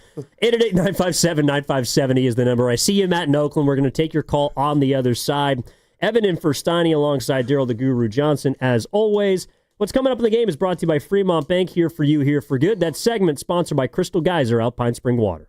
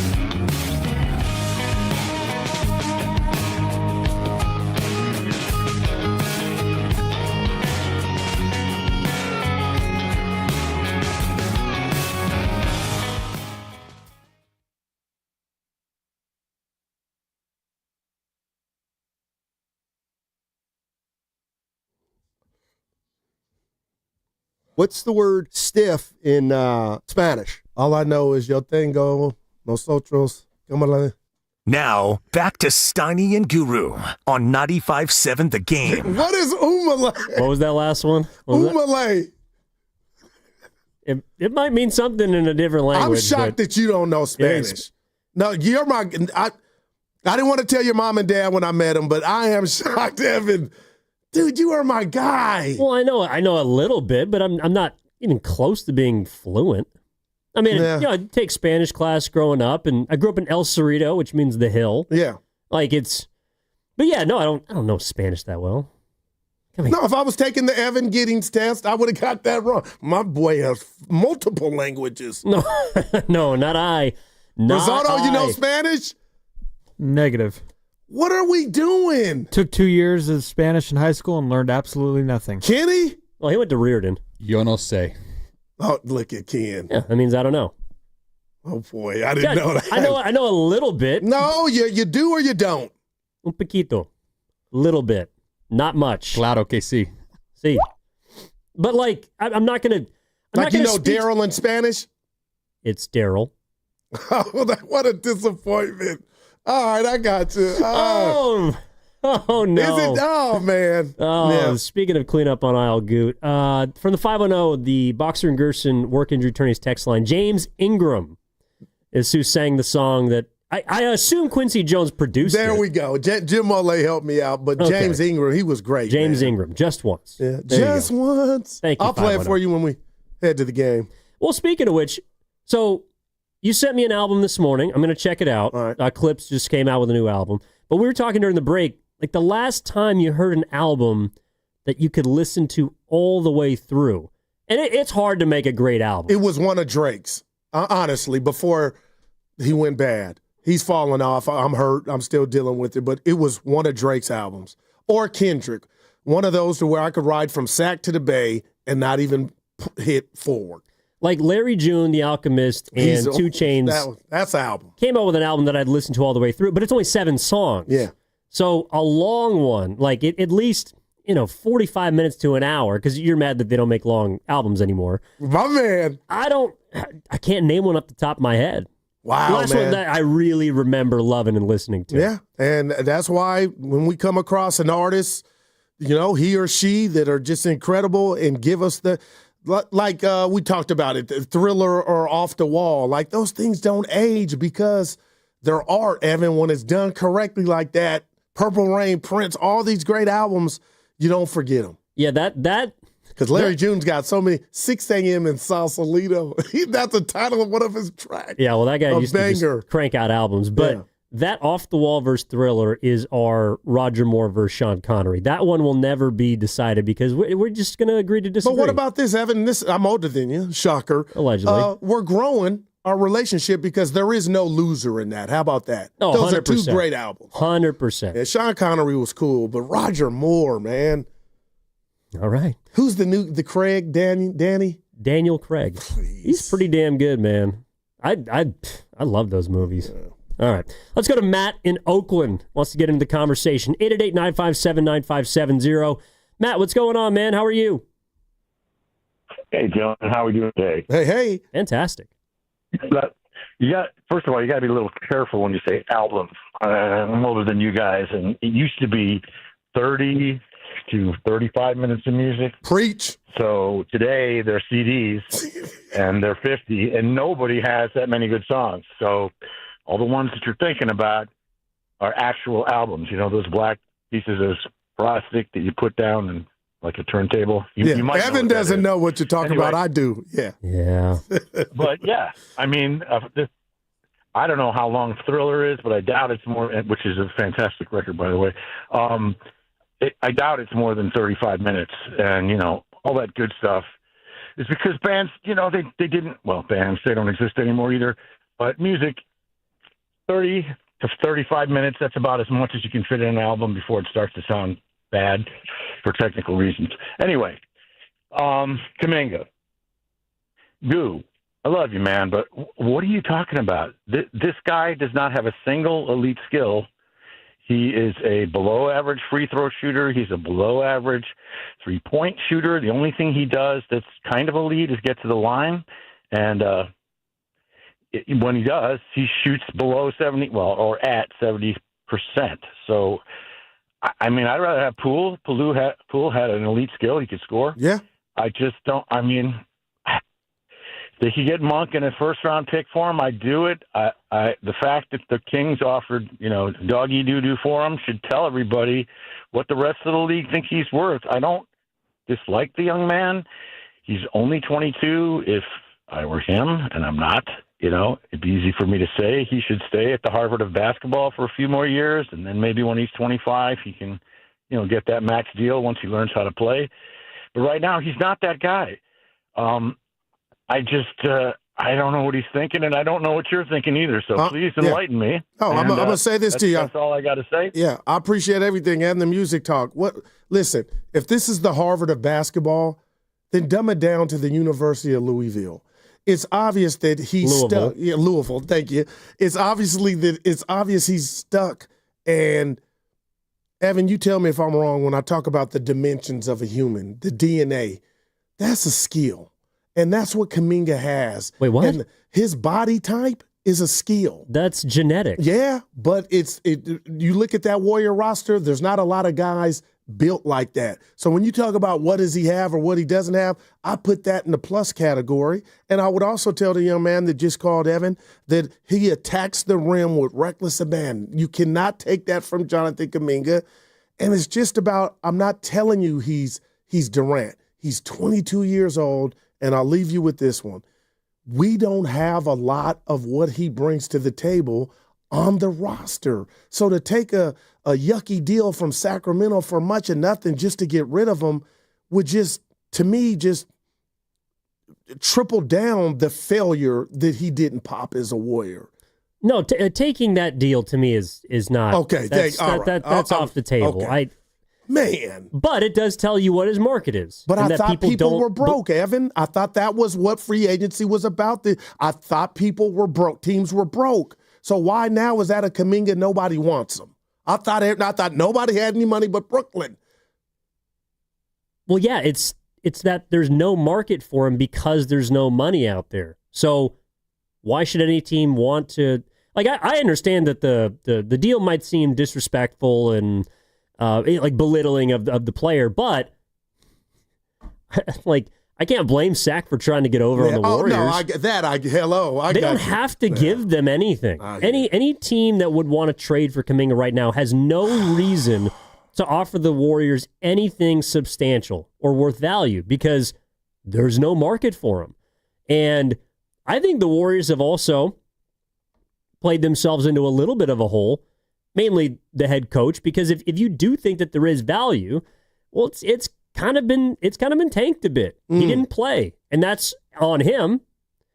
But if they were gonna the end of last season was clearly not about improving Jonathan Kuminga's value to the point where you could trade him. Wow.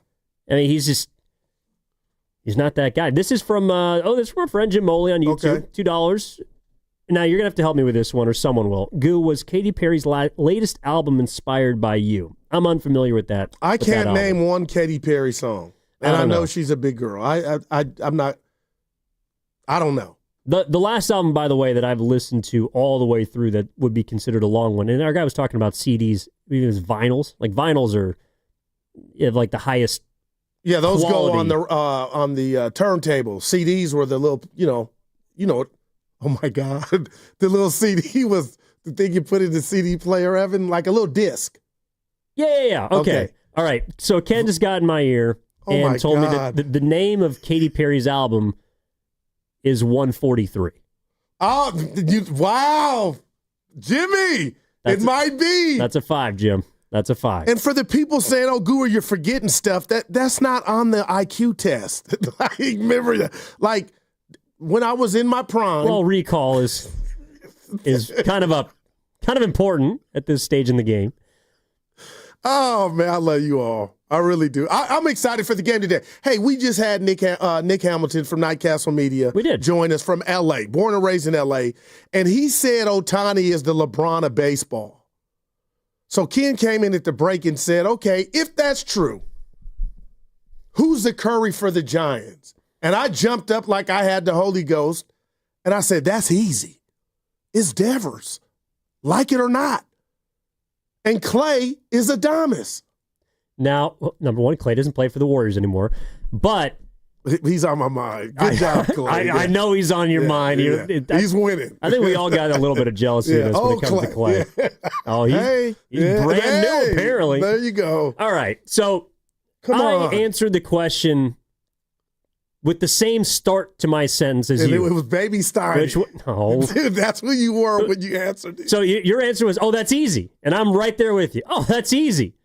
Yeah, they don't have one. There is no Steph Curry on the Giants. I think Devers is the closest. That's what I guess I'm saying. The closest comparison for Rafael Devers is Jimmy Butler. They don't have a Steph Curry. And also, Logan Webb. It sounds like Nick Hamilton. How about Logan Webb? Webb? Yeah, and I'm against giving a pitcher once every 5 days the glory of, shout out Denzel, of everyday player. But Logan Webb is going to the All-Star game again. If we want to just keep it real on, have you mastered your craft? Logan Webb could be Steph Curry for the Giants. He'd be the closest thing, but again, I think that's what people have been missing. Like, I'm going to be honest, that is why they traded for Devers. Right, no doubt. Because they don't have a Steph. Right. And he's not that, you're not that guy, pal. He's not that guy. But he was the best that they could do. Steph is so unique, and he's homegrown. He's a star. He's one of the best players of all time. Facts. The Giants just, Bonds was Curry. Mays is Curry. Right. The Giants don't have one of those guys. But you know what? I guess the way you just put that, Even I agree, Posey. Evan. But you're going too in depth of, I feel like we know Steph's an icon, one of the greatest to ever do it. But when I say Steph, and Ken came in and reminded us that Nick had said that, I think of the best player on your team or the face of the franchise. And right now, that trade was consummated with the ability, to me, with one of the byproducts or benefits being the Giants can now say the face of our offense is Ralphie Devers. And I think that's a great start. But he's the de facto face. You brought him in because you didn't have one. And what about Adamas? Forget how they're starting off, but that was a big boy signing. Well, they spent a lot of money, but I hate to break it to you, he's still hitting below average. He's not. But I could say last year he hit 30-plus home runs. Last year he did. Yeah, he ain't this year. He was supposed to be, who am I trying to compare him to? Butler? No, I mean, he's a free agent. Sorry, I know you told me not to think about where he came from. No, go ahead. But Adamas was supposed to be, I think, a piece, not the centerpiece. And that's why, again, they acquired Devers, because I don't think they had or have that guy on their team.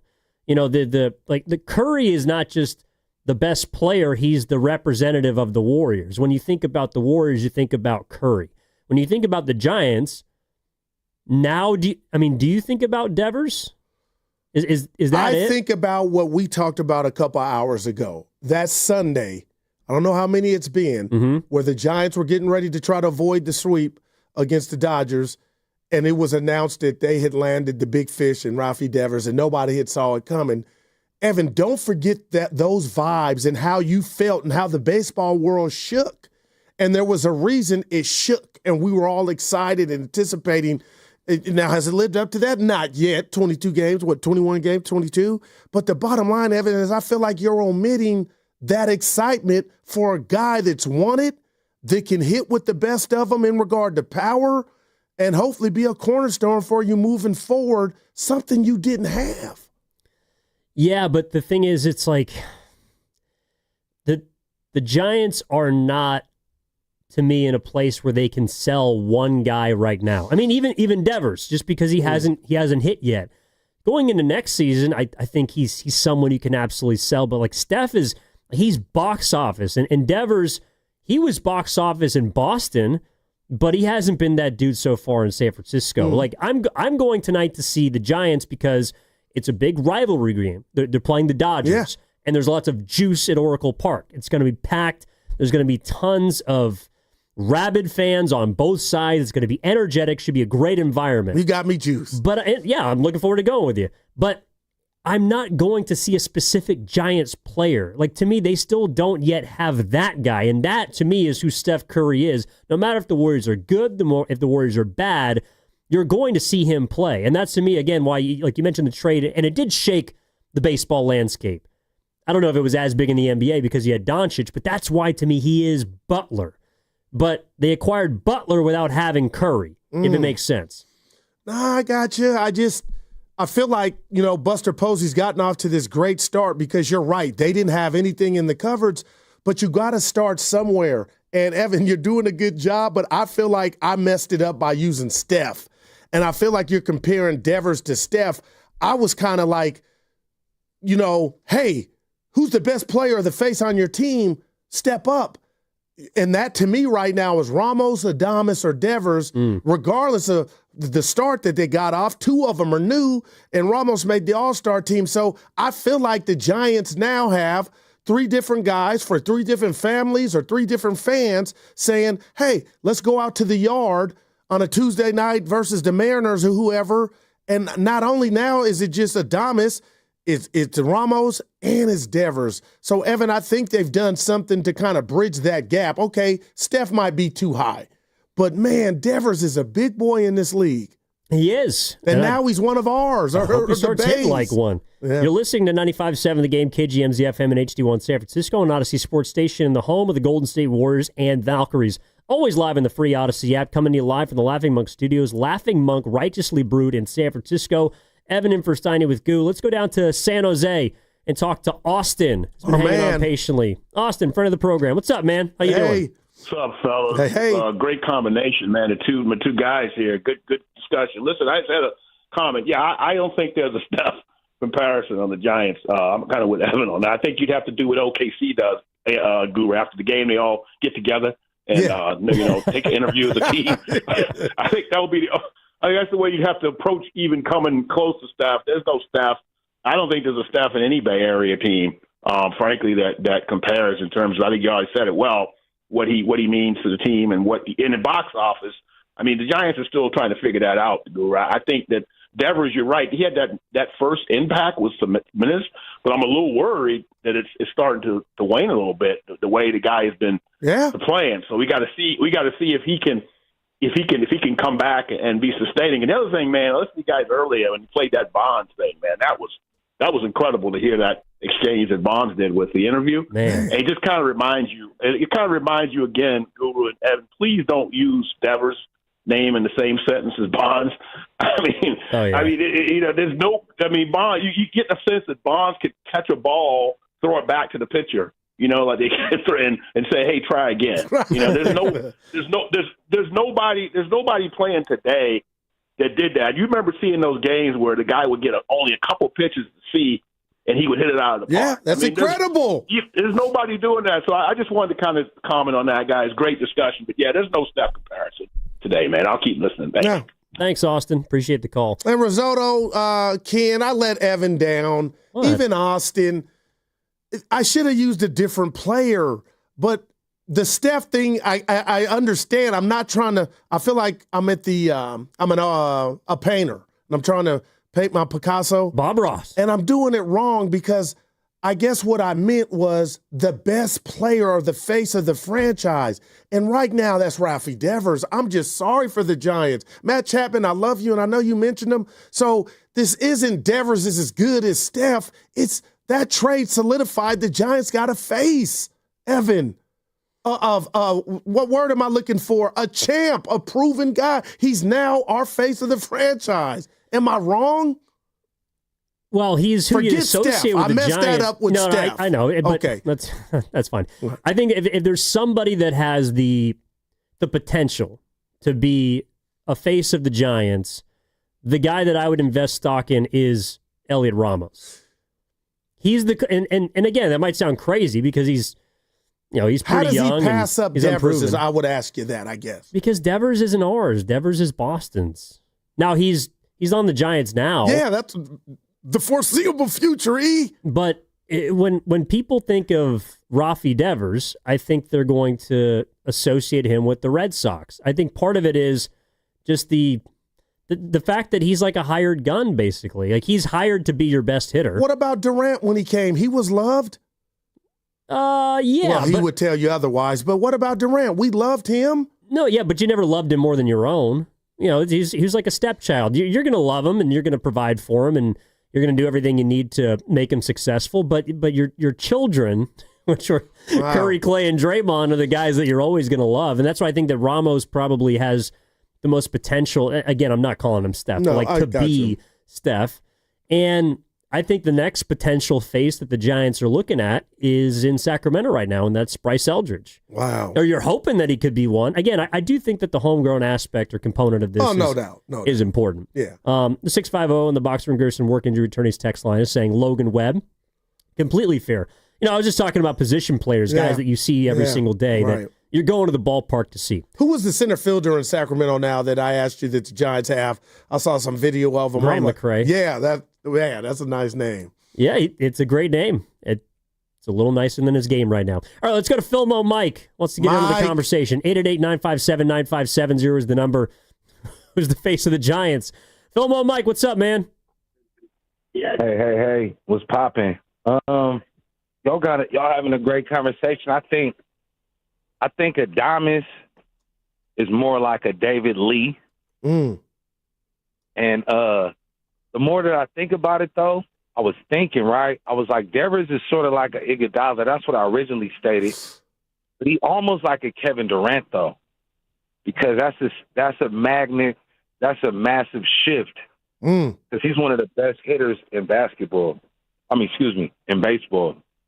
So that's what I kind of was thinking. And then, like, I don't think we have a Steph yet. Maybe Eldridge could be that Steph. Ramos is sort of like a Monte Ellis to me because he's homegrown.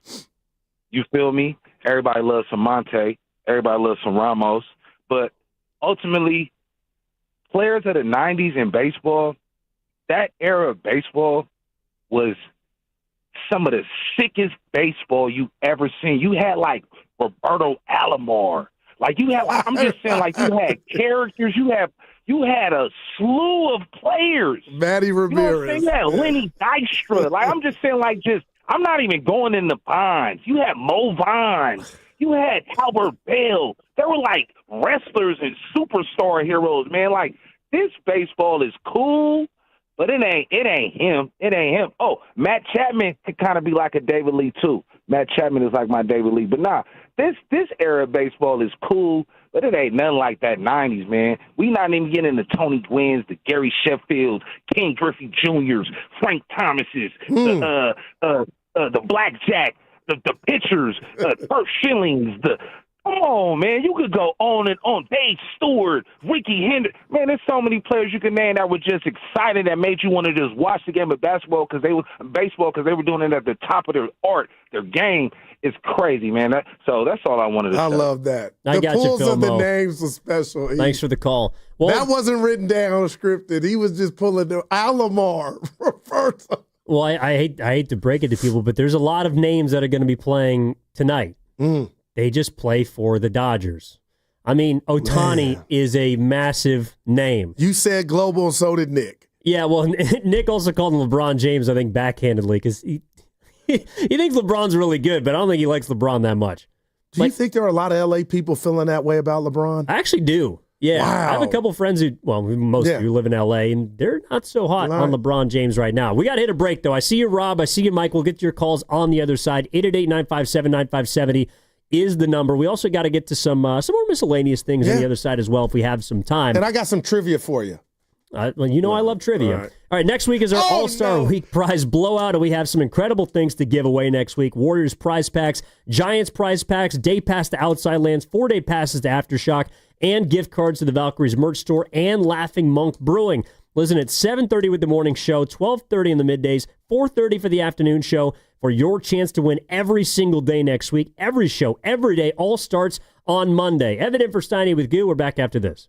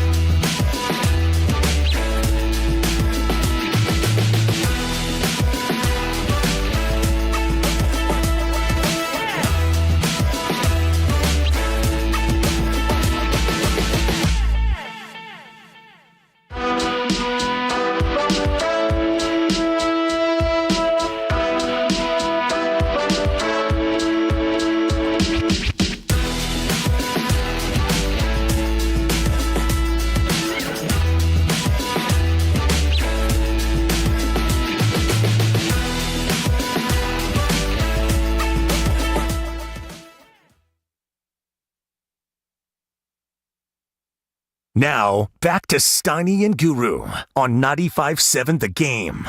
Is this Just once. This Mark Ingram? Yes, sir. James Ingram. Oh, sorry. My best was good enough. Yeah, E. So Quincy did this. I want to say produced it, but James is on the vocals. This is a nice tune. Yeah. Might have to throw it onto the caddy later. I didn't got no. This is when they break up with you. You're single. I'll be going through a lot of that lately. I'll be all right. Evan, no, don't talk about that. Don't talk about that. Nothing worse than when your feelings are hurt and somebody breaks them. Not talking about this. Thank you very much.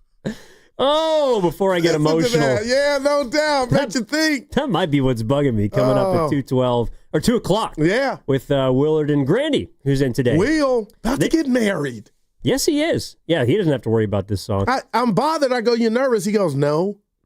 I go, I guess I get it. He's done it before. No, I know. He shared it with us. He's done it before. I got you. I'm going to be at yours, E. Whenever that day happens, It's going to be a there. while, buddy. TikTok. Speaking of things coming up, actually, this will. You don't have to wait very long. 4:15, Hunter Pence is going to be on with Willard and Dibs. Yeah. He obviously played in a ton of these rivalry games. Giants are taking on the Dodgers this entire weekend heading into the All-Star break. This is from the 619 on the Boxer and Gerson work injury attorneys text line. I think Ohtani is more like Curry than LeBron, changing the game, humble off the court. You love them on your team, and you want to hate them when they're on the opposite side, but you respect their talents. I'm not mad at that. That's pretty spot on. Yep. I think that's pretty spot on. Let's get some people into this conversation. 888-957-9570. Evan in for Steiny with Goo. Let's go to Rob in San Jose. Rob, what's going on? Good afternoon. Hi, what's up, fellas? Hey, Goo, I don't think that Devers was brought here to be the face, and I don't think he can be the face of the Giants because the Giants already have a face of the franchise, and that's Baby Kane. Giants fans like homegrown talent. We like pitchers. Kane's been that dude. He's our dog. He's our number one. Devers is also, he's a DH. He doesn't play in the field. You only see him 3 to 4 times a game, and I get, the guy who was answering the phones back there said, well, what about Ohtani? Ohtani's completely different, right? He was a unicorn when he was with the Angels. He pitched. He did outfield. He was like this international kind of phenom and has kind of changed baseball. Devers he's a DH. He's a dude, but he's not the face of the Giants. And I don't think he was brought here to be the face. He's brought here to be a piece to help them. But I see Logan Webb as our face of the franchise. Yeah, I called it. And pitchers matter. Dude used it in practice, brought back memories. Oh, my God. Evan, again, how do I say it? Pitchers matter, but when I was saying the everyday face of when Susan and Tony, I don't know who they are, want to take little Carlton to the ball game, who gets him in the car? And that's an everyday player. The pitchers too, but every day. Yeah. And that's why I would Logan Webb is right, and I kind of said it to you after. But we're talking about every day. But I think that certain players, to the caller's point, like if they are unicorns, if they're so special, that kind of transcends position for me. Like, what's your favorite team? Paul Skeens might be their Curry. Yeah, no, you can't have a Curry and you stink. Trade him. Well, trade him for any. The Warriors were a game below 500. Why do I think Paul Skeens Skeens could be on the Dodgers? Like, that's what they do. You can't trade Paul Skeens. But, Evan, tell me why. You want him off your squad. Okay, why? Real quick, I just ran. Because we're not close. And Steiny and I talked about this, and you weren't listening. I'm being real. I listen to everything. I love Devin Booker. But if Phoenix is in such a mess, like an earthquake happened, why would you reward, and it's not even against Devin, why would you give him that bread? For what? Because he's trade him Curry. And get assets in his ring. That's this new what word and you're part of it. This new easy analytic coach. Like, why would you give Devin Booker that bread? Say night, we're gonna trade you and start over. That's when you really look in the mirror and say, you know what, I'm losing it. I gotta cut it all off. Why would Phoenix do that? That's what the Pirates are doing by holding on to Skeens. Trade them now, get all of what you can get, and then know that's how bad your situation is. Don't hold on to him. He'll be Mike Trout. But what are you holding on to? Like, what are you building with? And pieces that you get from a Devin Booker move and a Paul Skeens move. especially right now that he's so young. Let's do this exercise with Devin Booker. Let's say that the Rockets had traded for Booker instead of Durant. Okay. So you would have got, let's say you get your players, and you get, three first-round picks? Let's say 4. Okay, 4. Okay.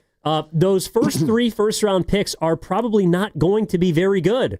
Now, why do you say that? Because the Rockets would be good. Okay, so I understand that Desmond Bane is not worth 4 first-round picks. However, if Orlando is competitive for the next 5 seasons or 6 seasons, which is not out of the realm of possibility, I see where you're going because now. They got Bane, who's 26, they got Paolo and Franz, who are now below, I think they're both at least 23, maybe a little younger. My point is, those first-round picks are going to be in the teens and 20s. Like that, you're going to have, it's not like you're getting 4 lottery picks. I think that's why the Warriors are holding their picks close to the vest. I think they're very valuable first-round picks because odds are the Warriors are going to be pretty bad in 4 to 6 years. I think. Yeah. So, but you would be better. So a team would love to have their first-round pick. No, I'm not going to sit here in front like you were wrong. But to that point about the Warrior comp, you got a 22-year-old and you got time. If you kept him around and got him going, he would be part of that downtime that we so not look forward to. But a team like Phoenix, there's no guarantee that if you trade Devin Booker, you're going to turn your fortune. So they rewarded a franchise player who's been there for a dozen years. Yeah. And they want to keep throughout his entire career. He's the best player they've ever had in their franchise. I love Booker, but my point is, I just hear so much talk now about the future, and sometimes that supersedes the present. And I'm like, I saw that little, on the bottom of the screen on the score tape. I'm like, huh. Now Phoenix they are just starving for picks. They have nothing to look forward to because they've given them away, and all that blew up in their face for what they've done in the past couple of years. But I thought if they were really, and yeah, Evan, some fans would be upset, but they're not going to win anytime close. Now, I did get in a fight with Bonte, and he screamed at me. Initially, when that trade jumped off, he does that. I said Phoenix ain't going to be a dump truck if you got Jalen Green.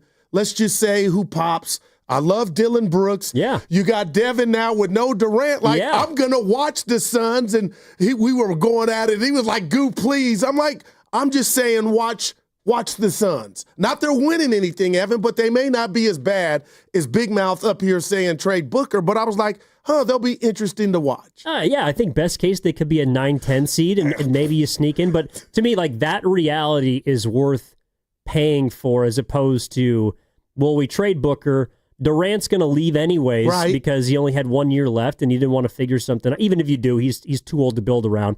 So let's try and see if we can make something happen. Yeah. And you're not going to be able to reset anyways. Their future is bleak no matter how you cut it. I would rather have my franchise player as opposed to your team with Skeens. That's a guy that he's a generational talent, and I can't justify. You also don't know if the players are going to get back or going to be any good. For example, the best trade that was made in recent memory. Give it to me. It was probably the Nationals getting a horde of players from the Padres. Well, they got James Wood, who's an all-star this year. They got Mackenzie Gore, who I think is also an all-star this year. And they got their shortstop, C.J. Abrams. And all of that is great. That's a magnificent haul. Yeah, I heard Willard talking about this the other day, that the Padres and Dibs, they wouldn't do that trade over again for Soto. The Nationals aren't very good. I know those 3 players are good, and they might help the Padres, but the Padres felt like they were within a window to compete for a World Series, and they made it to the NLCS, and that's it. But that's a swing, and it's a miss. But those players, the Nationals are, 8 games below 500? And unless they have something else around them, that's not anything to really write home about. So you're saying that could be Phoenix? No, I'm saying that could be the Pirates if you trade Paul Skeens. Right. Or, okay, there's a flip side. Going old vinyl for you, albums. There's a B-side to this. He's playing the role right now, Evan, but he has the leverage of when I want to get out of here because you guys there's nothing around me. That's the next phase of this. That's what's coming next. He's playing the role. I want to be here. Yeah, you do for now. But I'm telling you, it's coming. And once he calls that shot, he's so young and good, Evan, he's going to get me out of here. And that's when teams like, hopefully it'll be the Giants and the Dodgers are going to pronounce it and just jump in there. We'll give you all this to make you think your future looks brighter, but we'll take them off your hands. Well, that I agree with, but until he asks, okay, I got you. He asks it's coming. Out of PNC put that Park, in the cap. It's coming. Until he says I want out of PNC Park, it is amazing. You got to keep him. So, real quick, last thing. So, when you saw that Booker extent, what did you think? Like, what initially, like they got it right, but were you like, what are they doing? Or I saw that coming a mile away. Phoenix for the Devin Booker. I mean, the first thing I thought was Booker's never going to win a title. Because he can't be the highest paid player and win, I think. Damn. And that's what a lot of teams have to figure out is who do you want to pay? Well, now with the second apron, who do you want to be the star? Yeah, it's even tougher nowadays. What's going on, man? I don't know if we even have that figured out yet. But Mike in Fremont's been hanging on, and I do want to get him into the mix. Mike, what's going on, man? You're on with Evan and Goo. How are you? Good afternoon, gentlemen. Happy Friday. Back at you. It's always a good weekend when the Giants are playing the Dodgers. Yes, sir. I'm kind of at the sentiment of the caller before me that Devers is not a face and can't be a face. They tried to make him the face in Boston, and it didn't work. You know, you saw what happened when they tried to make him the face, and I don't think he wants to either. There's some people who just want to go out and they want to play. They don't do a lot of interviews. They don't want to talk. They just want to go play. And I think he's one of those people who just wants to go play and do his thing. I'll let everybody else do the talking. I'll let Ramos do the talking because he gets hit all the time. I'll let Adames do the talking because he's the firecracker. I'll let, Chapman do the talking because he's, the one who's going to galvanize everybody. I'll let Webb do the talking because he's been here the longest. All those people are the faces. And I think that's the cool part is that when we think about the championship teams for the Giants, when we think about who was the face, it was a bunch of guys who were the face. Posey, sure, but also Crawford, also Belt, also Bumgarner, also Kane. It was a combination of a bunch of guys being the face. And I think that's what Posey is trying to rebuild, is that it can be a bunch of guys, and therefore it could be any one guy any night. I mean, look the other night.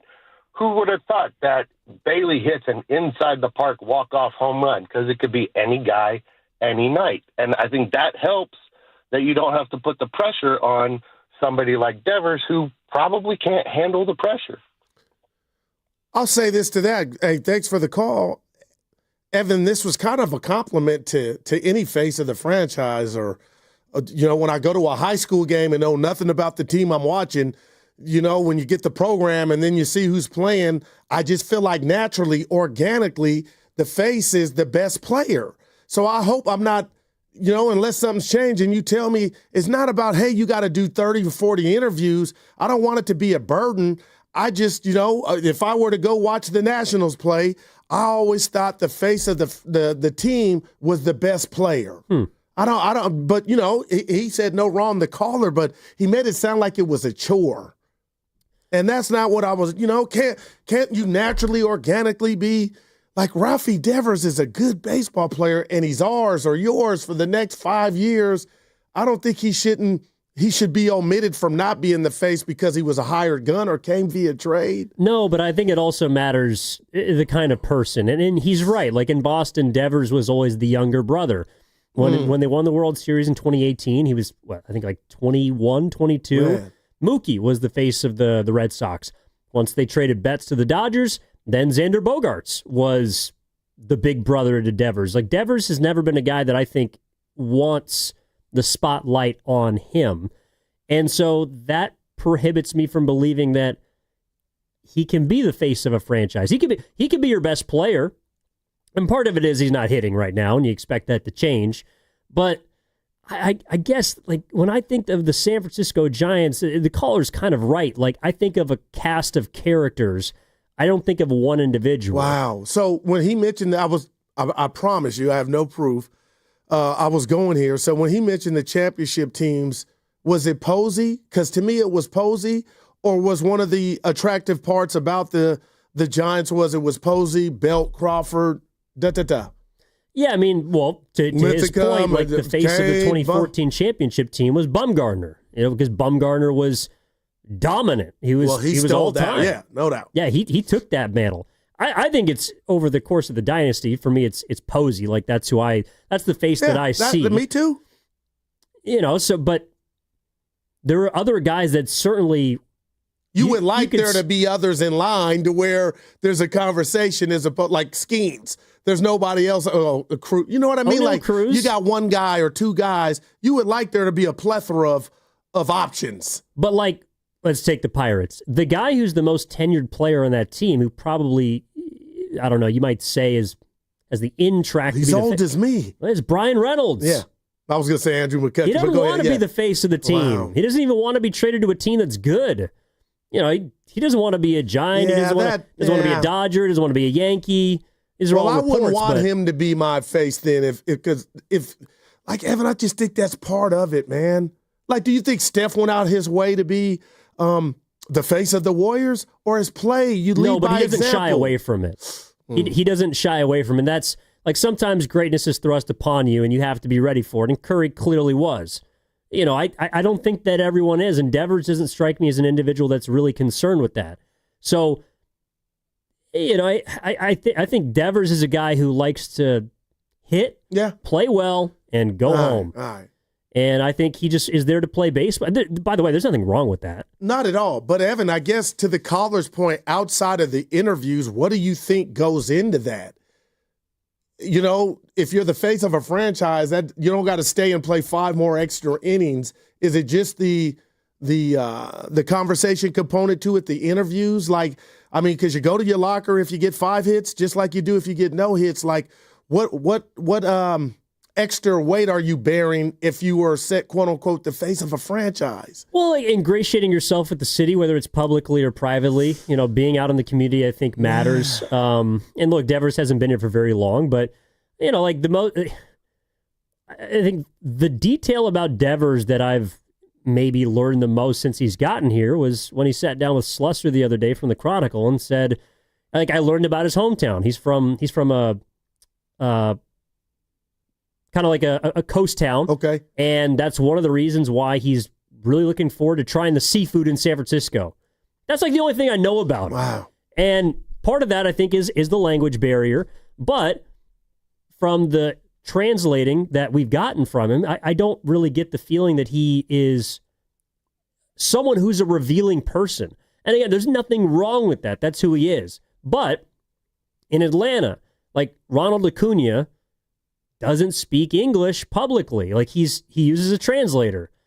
But he's the face to me. He's the face of the Braves. So how does that happen? Because of the way that he plays, the exuberance that he carries himself with, just the chutzpah that he's got every single time he steps on the field, and that's why he's going to be representing him as a starting right fielder, and no one seems to have a problem with it, even though he's only played 30 games. Wow! Because he's Ronnie. That's Acuna. That's a face, and not just because he's a great player, but he kind of so you got personality is a part of it. Yes, wow. I do think it is. And maybe I've been underselling that part, that component to it. Well, and Curry's personality is not look at me, but again, you have to look at him because he's incredible. Yeah, you can't look away, and he doesn't shy away from it, like you said. No, he makes love to it. Oh, yeah. 7 times a day. But he's also someone that is a showman. Like Curry is not a look at me kind of guy, but when he plays, you have to look at him. You can't take your eyes off of him. And he doesn't shy away from that aspect of his box office. Now I got to go here. I just got to go here with the guy on the bump for the Dodgers tomorrow. So how does Ohtani do it? Is it just why is he so box office and I'm so mesmerized? He's the most unique player in baseball. There's nobody else that pitches and hits. And he's also really good at both. That's why we were talking about Bonds earlier. That's why, I know some people who think that Ohtani is maybe the greatest player who ever laced him up. Wow, because he does something that no one else has done since like the 1930s or something. And I wonder if we're getting it wrong. with our youth baseball. No Shasky coaches and all that. But I do wonder here in the States why, Evan, there used to be no pitch counts. They used to just let you go throw 134, 140, Tom Seaver days. So we don't know if that's working or not. I know in basketball we don't know why the Achilles is popping or tearing. But the bottom line is I do wonder why we don't allow our players to have that freedom to be Ohtani or future Ohtanis like Babe Ruth. Well, I think they do. Like the Giants have a guy in their farm system now. I think his name is Reggie Lewis. I don't know. I'm looking at Steven. Okay. Is Reggie Lewis the two-way player for the Giants, Pasta? You mean Reggie Crawford? Reggie Crawford, sorry. My bad, Reggie Crawford. I'll let you down. So Reggie Crawford gave up hitting early in his tenure with the Giants organization. So he's only a pitcher, and it's looking like he's only going to be a relief pitcher, but he's out for the year right now. Do you know if they forced him to do that or that was just by choice? I have to imagine that he wasn't hitting very well, and he has more potential as a pitcher. He wasn't hitting at all, basically. Oh, wow. He's battled through some injuries, and he just hasn't had the chance to get at-bats, and it's a very unknown road for him.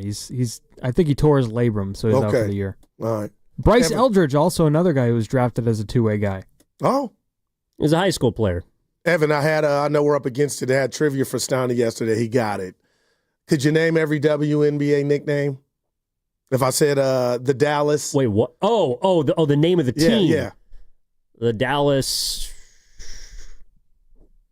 Oh, God. Wings. You got the it. Wings. Just like he did. How about the Phoenix?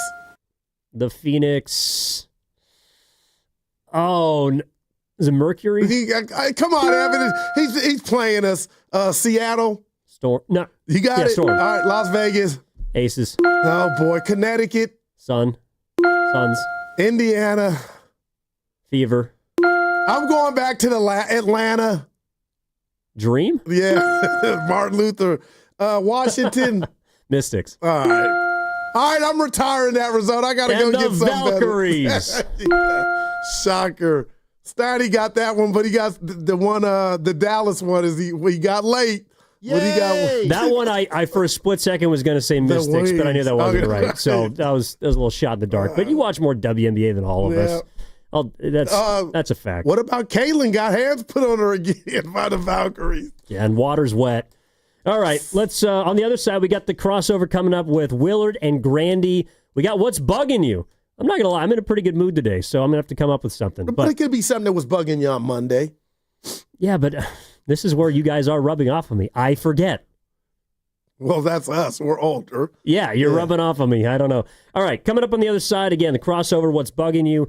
On the Game, brought to you all by Fremont Bank. Here for you, here for good. Evan and for Steiny with Goo. We'll be back after this.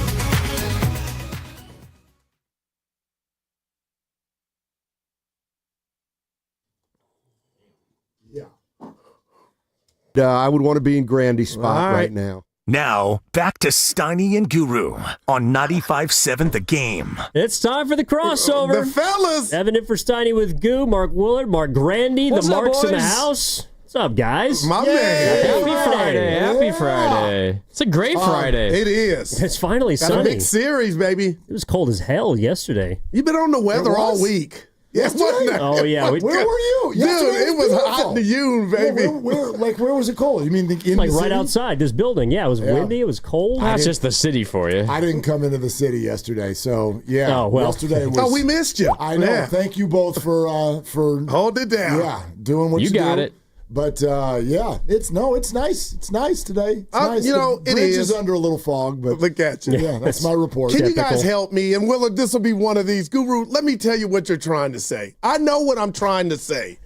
We were just talking about the organic aspect to a face of a franchise. Organic And aspect, okay. I looked at the Giants that Sunday that we talked about last time you were here when Devers, it got announced, the trade came out of nowhere. So naturally, there was no Will Clark, no Buster. They were starving. So we were just having a conversation today with the fans, and I told E, I think, not he wants, but to me, Devers is the face. It's Logan Webb, but outside of a pitcher. Everyday guy that you went and got that bat, that guy that's accomplished. I just really think Grandy, Evan, and Willard, that Devers is the face of the Giants. And he had some good points. Evan, like, he doesn't want to do it. Like, is there a chore to that? Well, I like with all things, right? It probably depends on how you define it. When I hear you say, for instance, he probably doesn't want that. I think what he doesn't want as a role is clubhouse leader. But I think that's different than face of the franchise. Face of the franchise is kind of like, the way I look at it at least, is when the lineup is moving through. And you're like, where's that guy? No doubt. We got to know where that guy is. Rafi meets that criteria to me. Yeah. And we're going to talk about this a little bit today because this fan base, and we actually have a metric that will be the starting point of the conversation. This fan base, at no fault of their own, they do not know this guy yet. This man is one of the biggest, baddest hitters on the planet. We haven't gotten to see it yet. It's new. It's early. That's exciting. He's transitioning. He's also hurt. I mean, Fleming was on with the Joes the other day. I hadn't shake that sound. It doesn't matter about excuses or whatever. Like we're just. But he's a started. bad dude. This man over the next 7 years is going to show people this is one of the biggest, baddest dudes on planet baseball. Yeah, I mean, I'd certainly hope so. That's what they paid him for. But you know, the part about him being hurt. I guess I'm not giving him as much of a pass for that just because he was still hitting the hell out of the baseball in Boston and he was hurt. So, well, he said the back thing didn't start till after he got here. Yeah, but I think Devers, in his own words, told Sluster the other day that it's really just about his mobility. Like no more first to thirds. Like what Rafi Devers needs to be on is the Benji Molina track, station to station. Okay, we do not need you going second to home.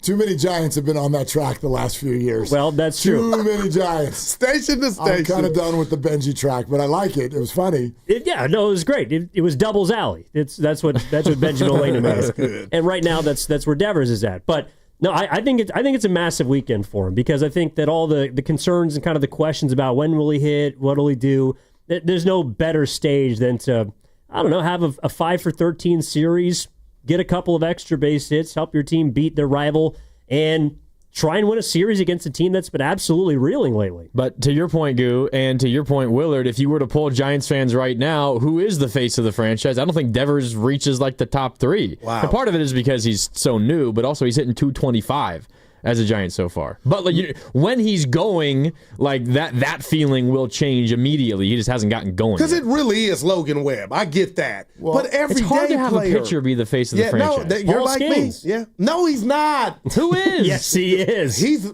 I'm Who's just the face of the Pirates? O'Neal Cruz. Tarek School Bob is the face Nutty, of the Tigers. the worst owner in national sport. So but most of us don't even know. Schemes is out of there. Trade him now. Yeah, I'm he's just going to be out of there. Yeah, okay. But he's also the only Pirate most people have even heard of. O'Neal Cruz. He'll In be the Derby. In the Derby. I hear you. Go win the Not Derby. the smartest guy, but yeah. Anyway. The Giants. The There was Giants, 104. for those of you old enough to remember the Brady Bunch when the show. When the That's show would two of start. you. Do you remember? Yeah, no. See, Grandy's doing it when all the faces are looking at each other, right? And they're all looking On the grid, down, right? yeah. The grid. That's kind of the face of the Giants. That's great, man. Adames is the face of the clubhouse. Chapman's the face of the defense. Jung-Hoo Lee's the face of the stands. Yeah. And Dude, that's good stuff. And Rafi Devers is the face of the lineup. So I mean, it's developing. Yeah, I got you. But I hear where you're coming from. Yeah, Rafi Devers is the dude. And Evan made a point, an astute point. You tell me if you guys agree. Who was the face when they were winning the chips? I always thought it was Buster and company. It was Buster. It was Buster. Yeah, I mean, but obviously I think the face of like the last championship is Bumgarner because he's the lasting image. That was incredible from that World Series. Yeah. So, but no, you're right. Yeah. Like if you say who do you associate with the dynasty and the Giants, like it's Buster Posey for sure. Yeah, you win a ring, you get a hug. But what you mentioned, the sheriff of the clubhouse that's a different role than the face. And Devers definitely doesn't want that. At least it doesn't seem like it. I don't think the Giants want him to want that. No. They've got some guys who are really good at that. Webb is great at that. Adames is great at that. Chapman is great at that. I got to give Adames It's a credit, big part of why they signed him. Yeah, I'm telling you, nobody asked, but I'm the fraud police, and I could sniff one out in a second, a fake, a phony.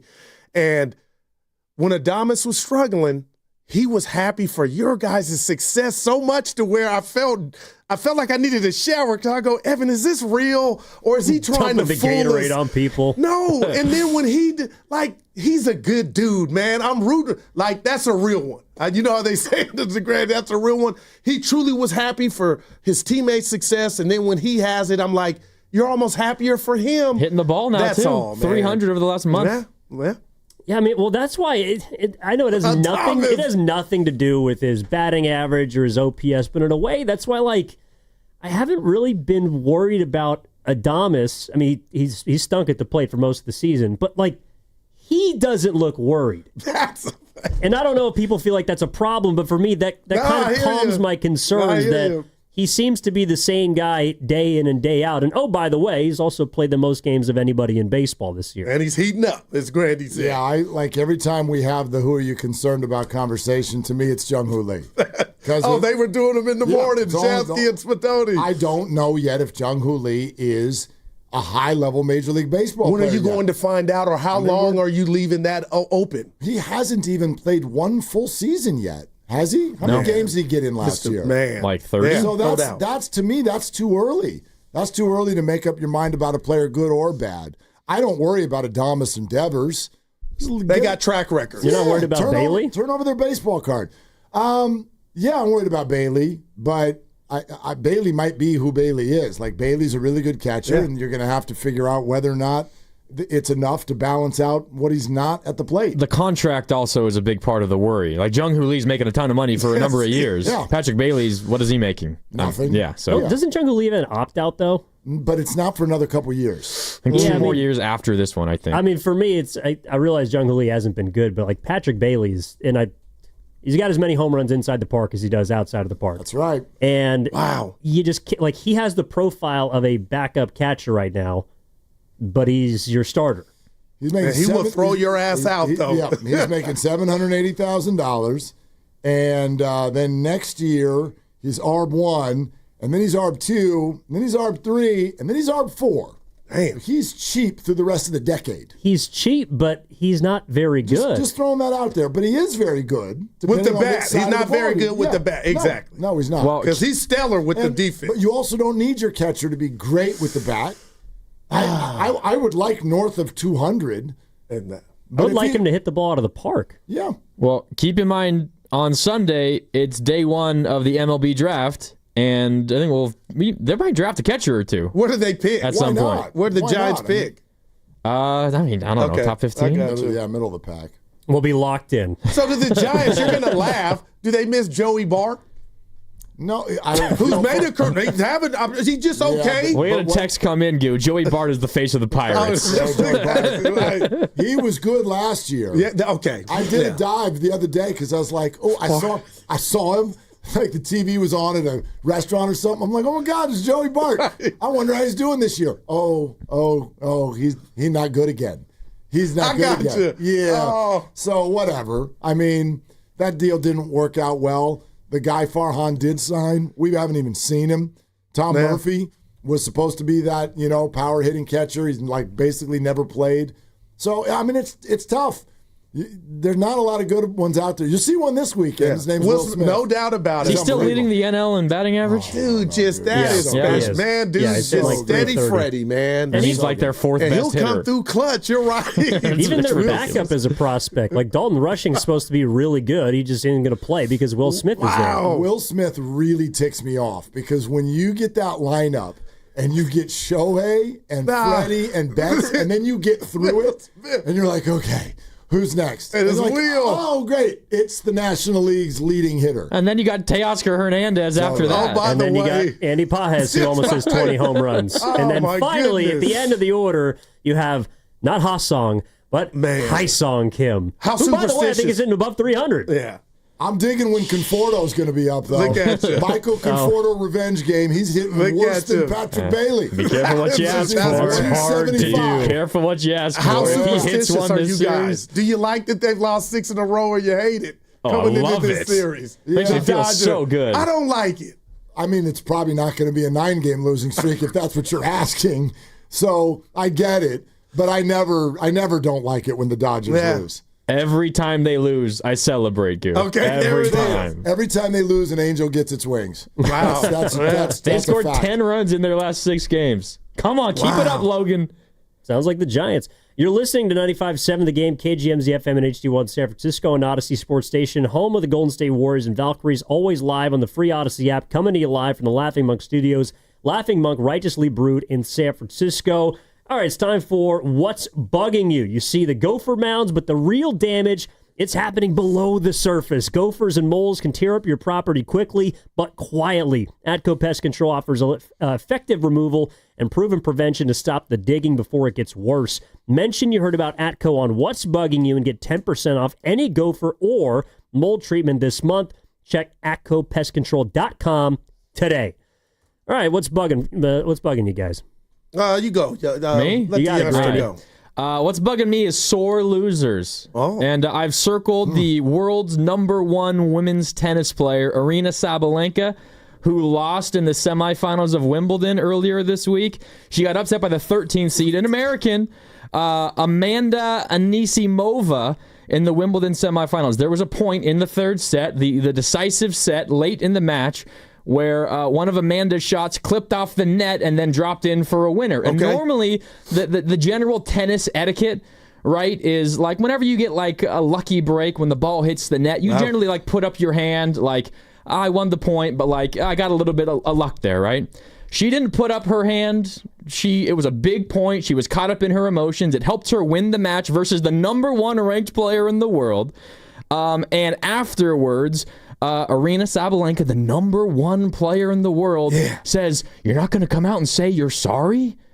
That's just bad sportsmanship." And this comes after, in the French Open final, when she lost to Coco Gauff, she essentially said Coco won not because she played good, but because I made a bunch of mistakes. What's bugging me is sore losers, and as the #1 player in the world, you should be able to take a loss better than that. Man, tell me how you really feel. Match, she was right. She did, but you don't say the only reason I lost is because I sucked. Credit your opponent. I mean, the Williams sisters kind of did that their entire career. Well, and they're not wrong. Sabalenka is not on that level. Serena's the best player of all time. But have some grace, though, and dignity is what he's saying. Yeah, but if she lost, she was always in the press conference being like, I did this wrong and I did that wrong. Or maybe even going after the refs one time or two. All right, for me, it's funny we're talking about faces of franchises because it's the face of the Mariners who's bugging me. It's Julio Rodriguez, and not just because they blew a no-hitter yesterday and cost some people in this room perhaps some money. My neighbor. Yeah. They were up 5-0. Brian Wu was throwing a no-hitter to Yankee Stadium. They end up losing on a walk-off 6-5. It's because he pulled out of the All-Star game. Now, I know that every player has the right to do what they want during their break, and Rodriguez posted on Instagram, I want to get right for the second half, get healthy, get some rest. But I don't know. It's just bugging me. Like, if you're the face of your franchise, you should represent your franchise in the All-Star game. And he's not starting. He's probably going to get one pinch hit at bat. He's not doing the home run derby. He probably just wants to avoid all the media stuff that he has to do.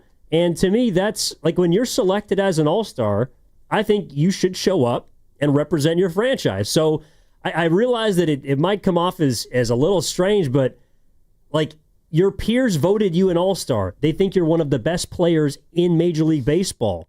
Show up to Atlanta and do it. So Julio Rodriguez kind of bugging me. Wow. Frankly, I'm a little more offended he's an all-star in the first place. It's Well, 244. there you go, dude. Well, you almost got me. When you said face of the Seattle Mariners, I'm like, what did Cal Raleigh do? I'm like, what did he do? I forgot. Big dumper. Rodriguez. Yeah. Here, I kind of have, I had one that I was going to do. Okay. You know what I was going to do? No, we don't. Well, but now I have to change it because today is here. But the one that I was going to do, I need a little bit of Southern hospitality to come to the Bay Area. Okay. I think I can help you. Y'all have dogs? Does anybody here have a dog? Not currently. Okay. It's a little bit less the case when you're driving, but I'm big on like, dude, give me the head nod. If I let you go, give me the wave or give me the head nod. Just give me the something. But it's even worse. There might be there's only a few of them in my neighborhood when we're walking the dog. When you walk by someone else who's walking the dog, and it's either a head nod or a good morning, a good evening, acknowledgement. How you doing? There's like 3 or 4 of the ones, because you see the same people running in circles all day, that just deadpan fish. I'm like, what's the matter with you? Yeah. And I feel like that would never happen if we lived in like North Carolina or something like that. But then I was walking to work today and I saw somebody wearing a Dodger jersey and he's clearly going to the game tonight. And I'm like, never mind, forget the dog thing. I can't stand Dodger fans. I saw 2 Dodger hats on Bart today. I can't stand them. Nothing will make my shoulders get tighter than Dodger fans. And I can't stand it when they're here and they're out and they're going to be out and about tonight. I don't want anybody getting into a fight. But these people and their snootiness and thinking that Dodger dogs taste good or whatever they do with their life, I get bugged by their existence. Dodger fans, awful human beings. Wow, man. If you know one and they're not related to you, get rid of them. Wow. That's it. Tell us how you really feel. A little Southern hospitality. So there. I'll wrap if they this have up. a dog, I'll acknowledge them. If they don't, they're I out. got it. Unless you're wearing blue. I got it. Listen, I'm bugging me. I've had a great life. I got people that love me, great family, great co-workers, and this is a me problem, and it's bugging me. And I have become the invite police. And Willard's about to get married. Bonte's day's coming. Steiny had his daughter, lovely daughter, get married. And there's a part of my day that just talks to myself, and I'm trying to keep up. Nobody knows I'm doing it. Who at the stations got invited? I may not make it, but it's the thought that counts. And I hate that I have this component to my personality because, Willard, I'm looking at you. Nothing in the mail yet, but I know you're having a Salt Lake ceremony. This is about to boomerang on your head. I don't know like what's you've going never on felt. with Bonte. And I know Steiny didn't send me invite Evan Grandy, and I wasn't part of it. I get it. But as I was driving, I'm like, he could have just said, hey, Goo, I'm not going to make it become mine. And I just hate that it's bugging me that I have become the invite police. Can I at least just speak for my portion? Yeah, no of this? doubt. Grandy, did you get invited? No. Evan, did you get invited? No. Lucas, did you get invited? Okay, Ken, did you get invited? I didn't Zoto, expect did you get invited? Well, Ken invited me and Shasky invited me to LJ's party last year. It meant a lot. Family reunion and July 4th picnic over the weekend. My aunt looked at me and goes, I didn't even know you were getting married. All right, there it is. I said, do you know who else is not invited to the wedding? Everybody here.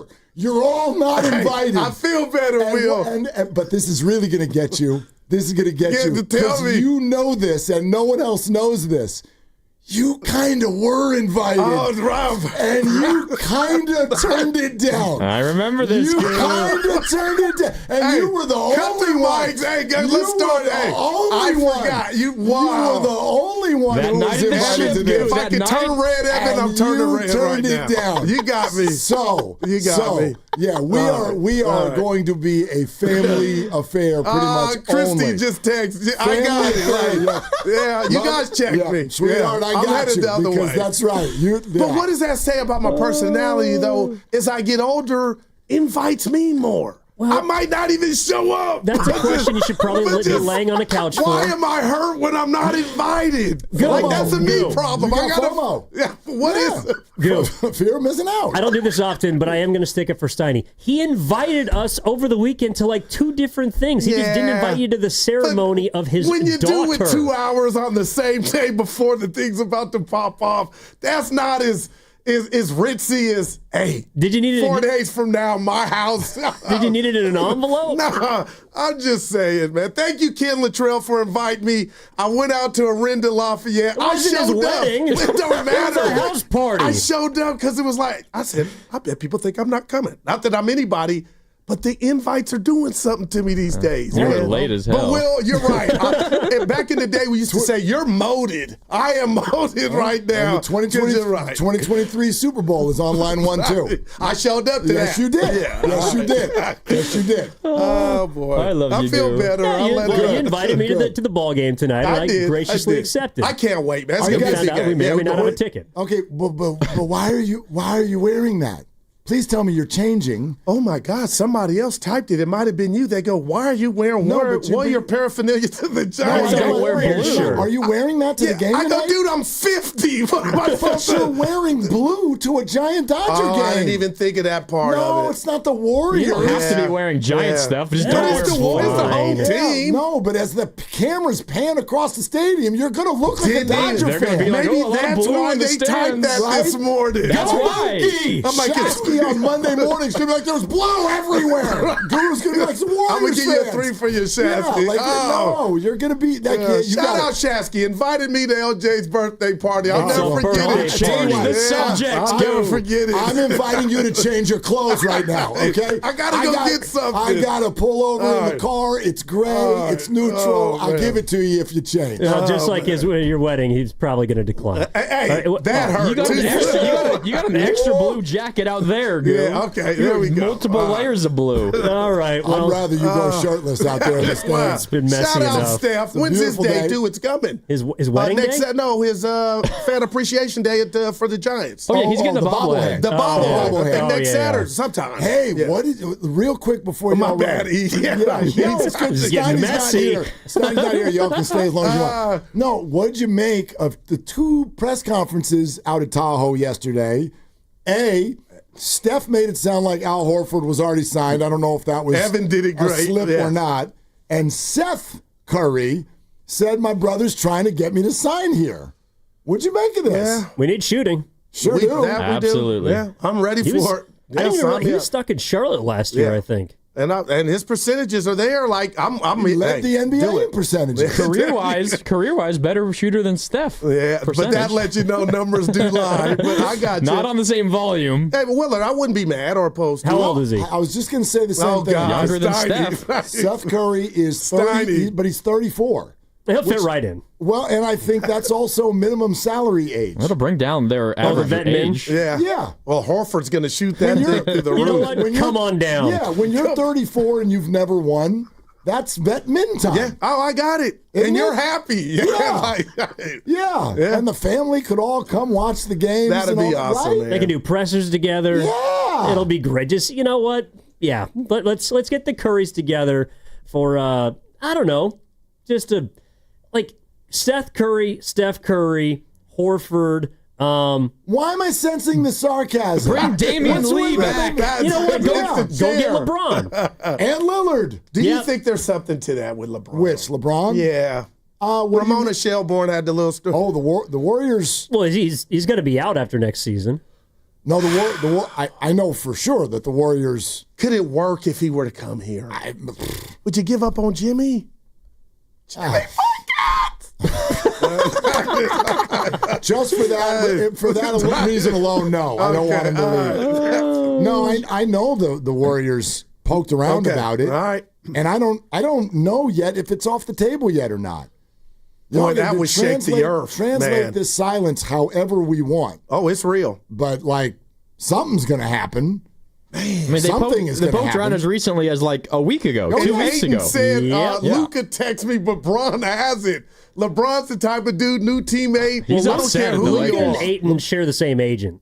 That's part of it too. Like but Bill normally Duffy's you text cleaning your up new this guy, year. though. You know, welcome to this. Yeah, but LeBron can't be upset. He opted in. You accepted coming back. Business. Yeah. 50, I mean, what is he gonna do? 54. LeBron can absolutely be upset. Opt out and go sign somewhere else. I'm not saying it's justified. I'm just saying that's how. I mean, if you're the best in the world at something, and they start moving, in a different. I mean, no, I don't think that note they put out to the public, dude, didn't sound happy about things. Oh, he's definitely mad. I'm just saying, you opted in to return to this. They're choosing the younger guy. We get it. And this is the last play he's got left. I mean, he can opt in and make their life hell for as long as he's on the team. So, I don't know. All right, fellas. Well, Goo and I got a date with the and you Dodgers guys got and the Giants. Who coming up? Somebody quick. Hunter Pence, right? Hunter Pence. There it is. Pence is on the show. We got a bunch of stuff coming on the show. We got Trev Chirps coming up on the show. You even know who that is? I'm gonna say no. That's the Bay Next Area's Warriors best heckler, professional, not kidding. Come on, professional heckler. He's come on the show before. Is that the guy Jackson Merrill was talking about? Yes, it is. Yes. And he will be in the building. I can't wait. He will be in the building Saturday and Sunday this weekend. Debuting some new chirps. New material. Yeah. Nice. Yeah. Coming up this weekend. Looking forward to it. Yeah. Well, all right, so we'll get out of here then and hand it off to Mark Willard and Mark Grandy in for Dan Dibley on 95.7 The Game. Have a good weekend.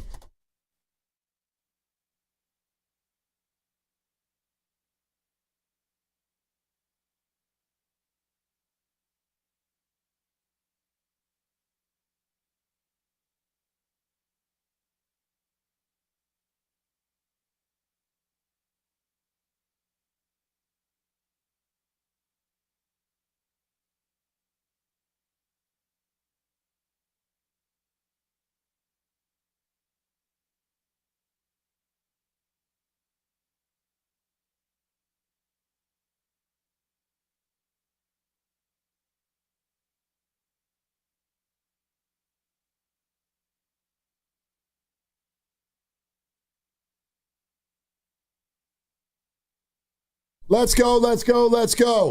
I'm on one today.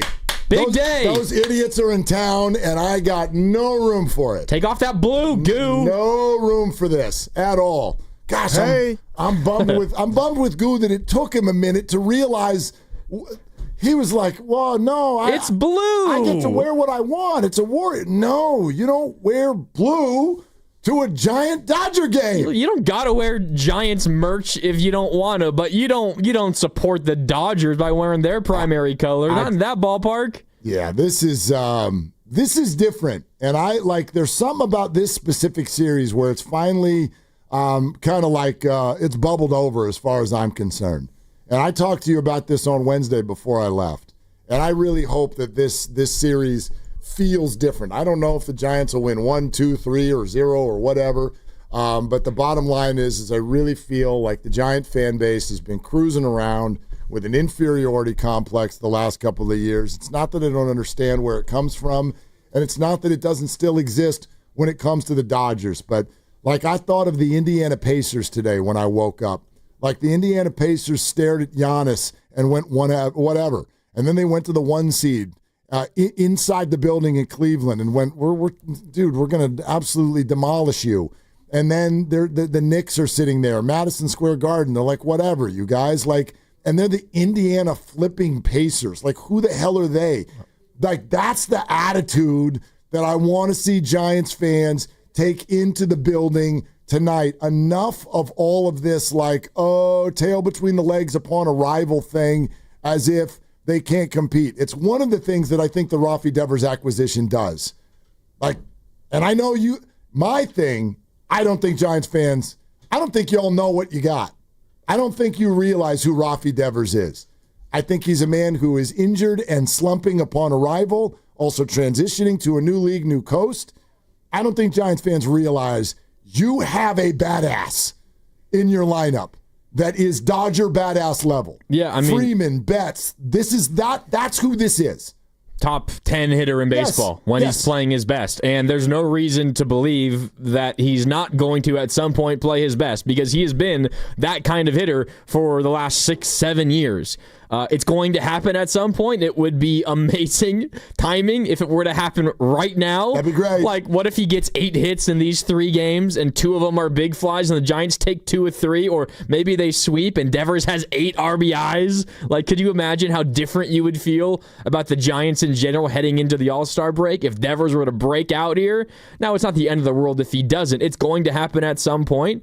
It's one thing that I want to ask Hunter Pence about at 415 because he was one of the Giants' previous big trade acquisitions midseason. And we forget, I was looking back at the numbers earlier this year, or earlier today, 2012, when he came to the Giants, Hunter Pence struggled to hit 200 in the regular season. We remember the speeches in the postseason in Cincinnati and in St. Louis and how he was the heartbeat of the team and how he kept them coming back from those deficits and he got the team fired up. He sucked, frankly, offensively, his first couple of months as a Giant. So I just want to ask Hunter Pence, like, what is Rafi going through in this situation? It can't be easy. It must be hard because it kind of happens all the time.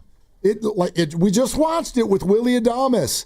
And I know that we go, we've heard it all. There's people who already want to brand Willie Adames a bust. There are people who want, oh gosh, this was the wrong signing or whatever. I have no concerns about either of these 2 hitters at all because they have done this in the big leagues for a long time. And yes, we can't relate. I know what happens with most fans. Oh, it must be so hard to make $100 million and have to play in a different city. You can do that if you want. If that's your perspective on life, allow that to be your perspective on life. I tend to look at it a little bit of a different way. This happens most of the time in these situations when you've got to acclimate to a new league or a new team, new surroundings, new digs, new everything. Everything is new. And in Rafi's case, he's doing it mid-year while not fully being healthy. He's dealing with what was a national controversy for 2 weeks upon his arrival with regard to changing positions. Also, upon arrival, what does he get? His freaking only team that he's ever known sitting there staring at him for 3 days during this controversy, and I think has largely done it with a smile on his face while struggling. And so I am nowhere near even thinking about giving up or even being a little bit negative about the presence of Rafi Devers. I know who Rafi Devers is. Rafi Devers knows who he is. The Giants know who he is. That is a dude. There's about 10 to 12 of them in baseball. He's one of them. You got him. And if you're not like a gigantic, crazy baseball fan and you've got MLB.TV and you watch all these games, and frankly, I mean, honestly, who has the time to do that? Like, everyone has super busy lives. You're not sitting down every day and watching the Boston Red Sox play. Maybe you catch them every once in a while on Sunday Night Baseball. But the Red Sox haven't been winning a ton of games of late. You haven't seen them in the playoffs a lot of late. I know that he won a World Series years ago, but that was quite a while ago. If you are not this crazy, rabid baseball fan and you take in opposing teams as much as you take in Giants teams, you probably know the name Rafi Devers, but you don't know exactly what he's capable of. And your first real deep study of him is his first 22 games as a Giant. Yeah, there's probably not a lot of reason to believe oh, this guy should be hitting on par with a Freddie Freeman, or not quite a Shohei Ohtani, but in that tier of hitter, because all you know is the guy who's hitting 225 22 games into his Giants career, and you just know the allure of the name, but you haven't seen it consistently. I guarantee you it's going to happen at some point, just a matter of when. This is how I view individual baseball players right now across the game. There's Shohei and Judge. And then there's a big gap. Put the two of them over there. And then there's the next group of guys, and he's in that group. I agree. That's the next. So, When you're looking at Freeman and Betts tonight, that's who this is. That's who Rafi Devers is. And the conversation kind of popped to our head. We both saw this morning. Major League Baseball released their top 20 in jersey sales since the start of the season. And what really caught my eye is, because we know this here, we've been having this conversation for the better part of 5 years, kind of like the entire Farhan era. Yep. I mean, ever since Buster Posey retired, I would say, there has been a conversation about, if I'm a Giants fan, who's the jersey that I want to buy? I mean, frankly, even before they retired, before Buster, before Crawford, before Belt, because you knew that they were on the way out. Right. And so to a degree, yes, absolutely. But it really crystallized when there's those, forever Giants are gone. Yep. And then here we sit and people are like, I don't even know who these guys are. They're all platooning. Peterson's playing Pusoy Dos. Everybody's on a 1-year deal. What do we have? Well, I'm buying an Austin Slater jersey, Willard. My God. A Darren Ruff jersey. Well, Ruff is on the move, and he was. But, would this surprise you? And yes, there are stories behind both, but would it surprise you to know that when Major League Baseball puts out the top 20 in jersey sales since the start of the season, 2 of them are Giants? Off the top of my head, when was the last time that happened? You got to go back to World. Oh God! Did it even happen in the World Series years? I don't even know, but it has to be that long. At least it has to be 10 years because Posey's the only one who would even maybe Bumgarner. Lincecum was probably up there, but 2010ish. You're going back north of a decade now to go to these players. The Giants have 2 of the top 20 in jersey sales. Yes, there are asterisks next to them because one of them is Rafi Devers. But he's not even top 20. He's top 10. Number 7. He's top 7. So that's who this is. I know you're looking at it going, this is not as advertised at all. I don't care. That's who this is.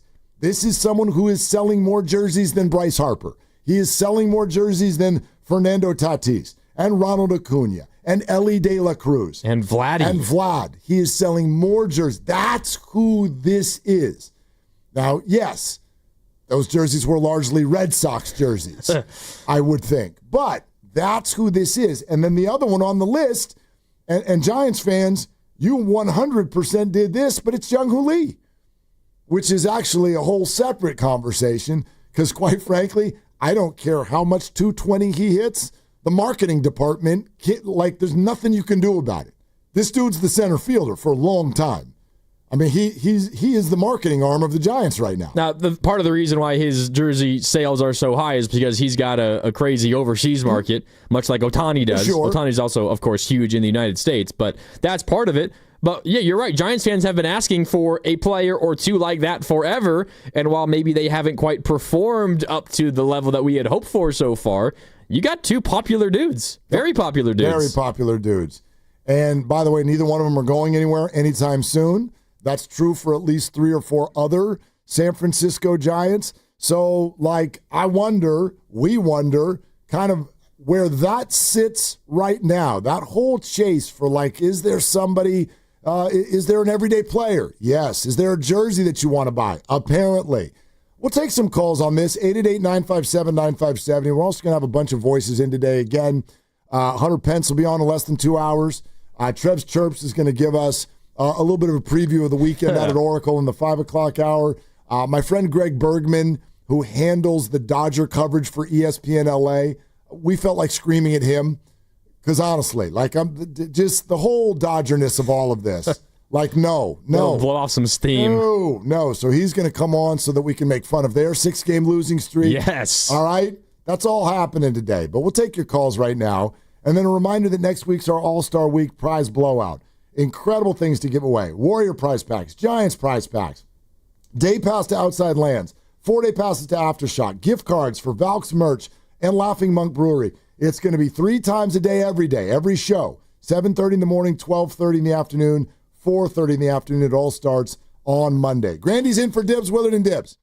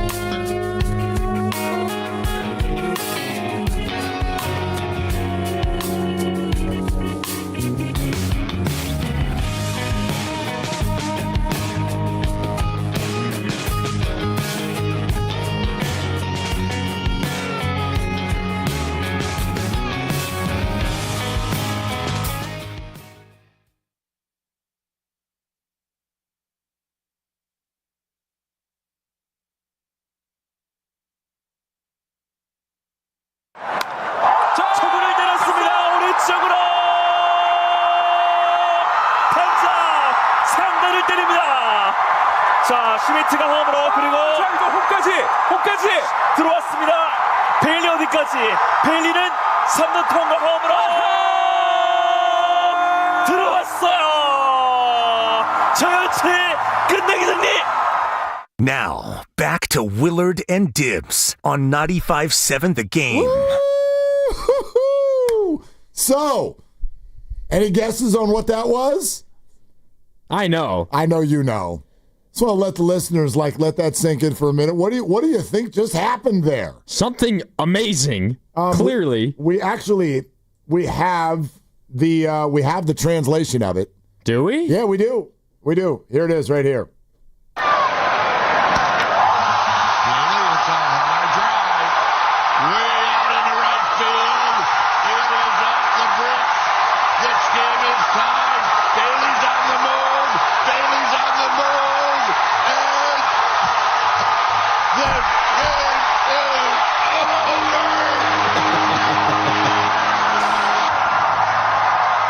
So the only thing the Korean call did differently was not cough.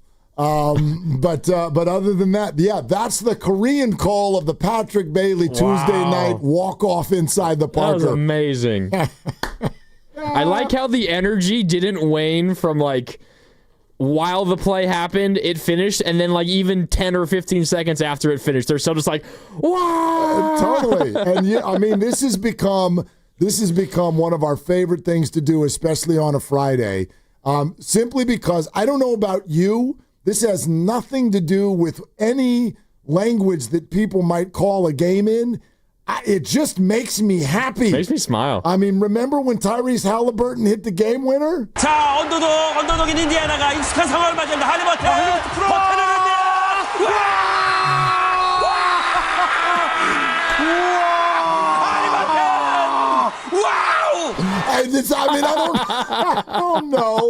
I don't know how that can't make you happy.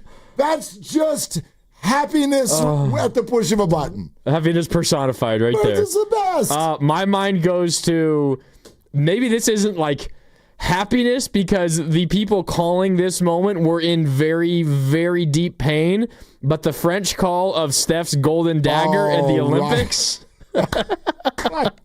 What did he call him? This devil named Curry. That's right, he called him a devil. Or whatever it was. Oh, my God. Yeah, so anyway, that was the Korean call of what happened on Tuesday night when Patrick Bailey rounded the bases and the ball still wasn't in the infield. One of the by the best, time he got there. Best regular season moments I can remember as a Giants fan. Oh, my gosh. Just right? absolutely incredible. So we need a little bit of more of that from Rafi Devers. I get it. Not an inside the Parker. No. Well, good Lord, right? If Rafi how would Rafi Devers get an inside the Parker? What base would Rafi have been on if he had hit that ball? Third. See, I was thinking first.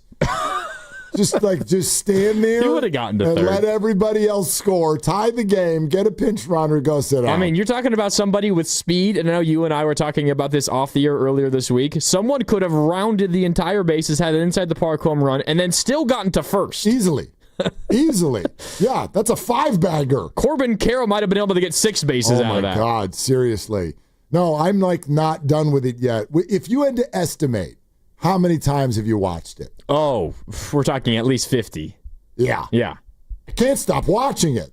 Yeah. All the different versions, because you got the Phillies broadcast call of it. Yes. You got obviously Kype. You've got the Korean call. I just found this one this morning. And they all pop up in your Twitter feed with the video. And you get to watch it again. Yep. I'm like, I'll absolutely watch that. Yeah. At least 50 for me. Yeah.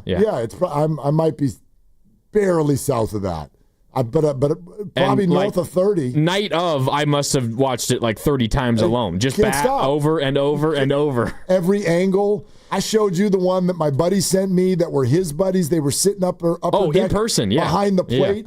Yeah. And they got it. For some reason, somebody clicked play on their phone video, that pitch. That's it.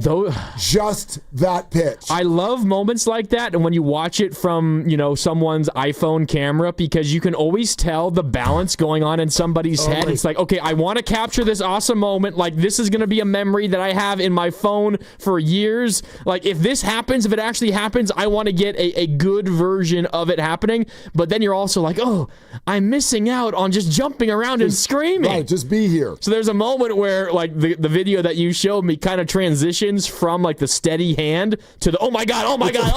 It's a bouncing video of Patrick Bailey running. Exactly. Exactly. And we can all relate to that, because, I mean, that's any event you go to now. I mean, there are a lot of musicians who almost kind of wag their finger at the crowd, because imagine what it's like being up there at a concert now, and you're just staring at 20,000 phones. Like, just hold it's like, is anybody here? Be in the moment. Are any Come of you on. here, or are you just filming this? But it's kind of that, like, I want to do both. Although I will say this, if you catch something like that on video, I'd watch that over and over. Oh, yeah. How many times have you gone back into your phone and watched the concert video that you take? Never. Put the phone down. Yeah.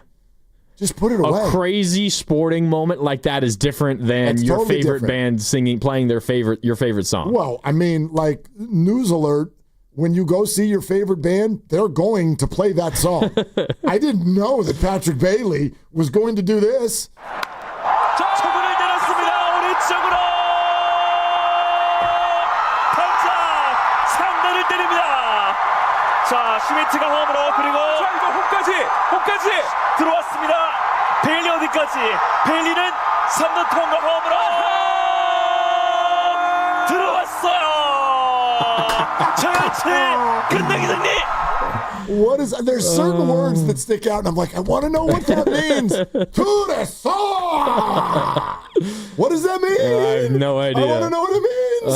And you can also tell the moment, because there's two people in that call. You can also tell the moment when I would imagine it was the color commentator, right, the analyst, who, like, jumps in, starts screaming something. Totally. And that was the moment when they both realized, oh my God, this is going to be an inside the park home run. Completely. Because I can hear him say Schmidt scores, which was the first runner, and then Does he actually say that, Schmidt? I think I heard Schmidt's name in there. I think. Yeah. But then shortly after that, the analyst, the other voice jumps in, and you can hear him, like, start screaming. And it's like, oh, something bigger is about to happen here. Maybe we should play this for Kruk so that he knows next time Kuiper's voice gives out, he can just jump in.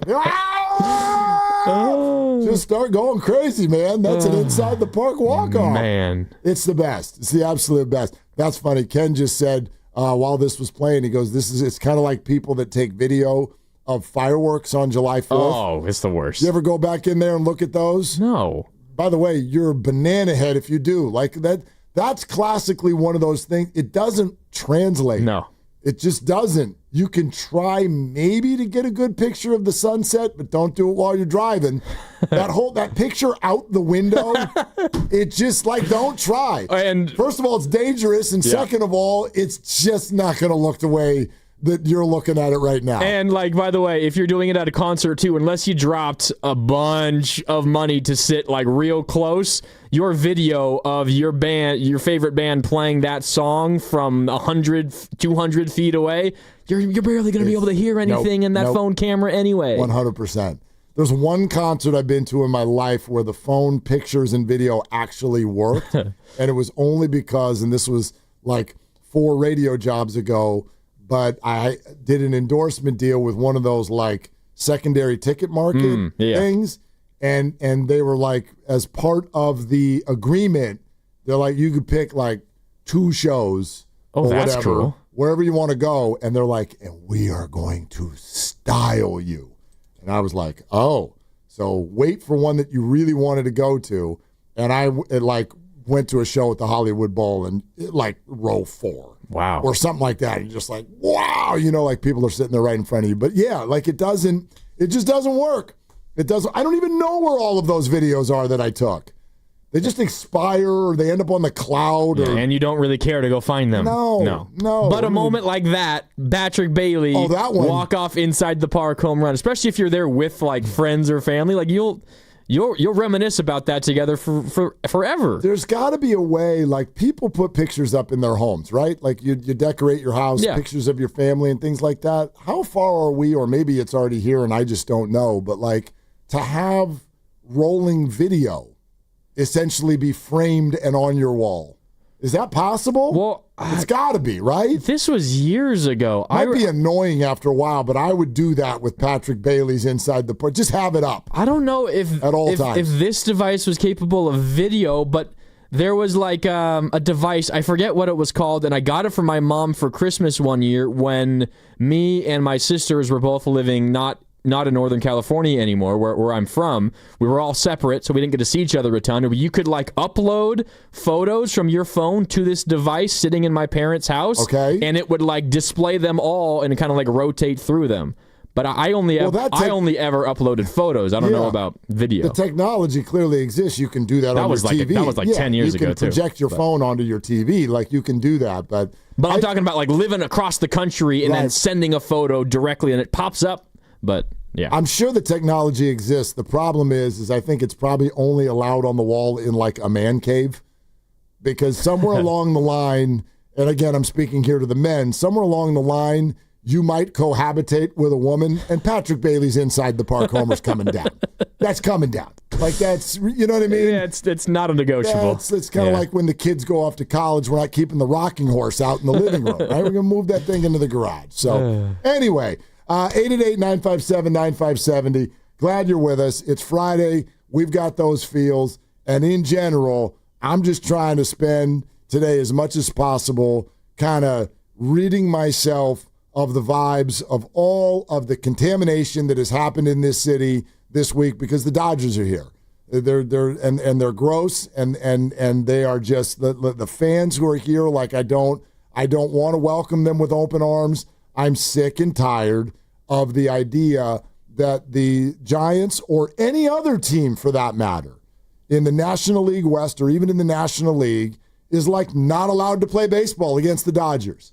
They're just over here on this ridiculous pedestal. Yes, they're the defending champs. I get the lineup. I understand all of it. But Guru asked us if this was like good thing or bad thing, and I get where he's coming from. But the answer is clearly it's a good thing, because I hope it sinks into everyone's soul. This team's lost 6 in a row. The Dodgers have lost 6 games in a row. They've scored 10 runs in those 6 games. If anything screams beatable, I would think it's that. They've lost 6 in a row as they arrive. And Astros and Brewers, not bad teams, but not absolutely amazing teams. Not like they just played the Yankees and the Phillies. I mean, the Phillies are one of the best. The Cubs are one of the best teams in baseball too. Like they played good teams, not great teams. Yeah, and this is a really, really big series for the Giants. And oh, by the way, the way they're treating it like it's a postseason series. How do you mean?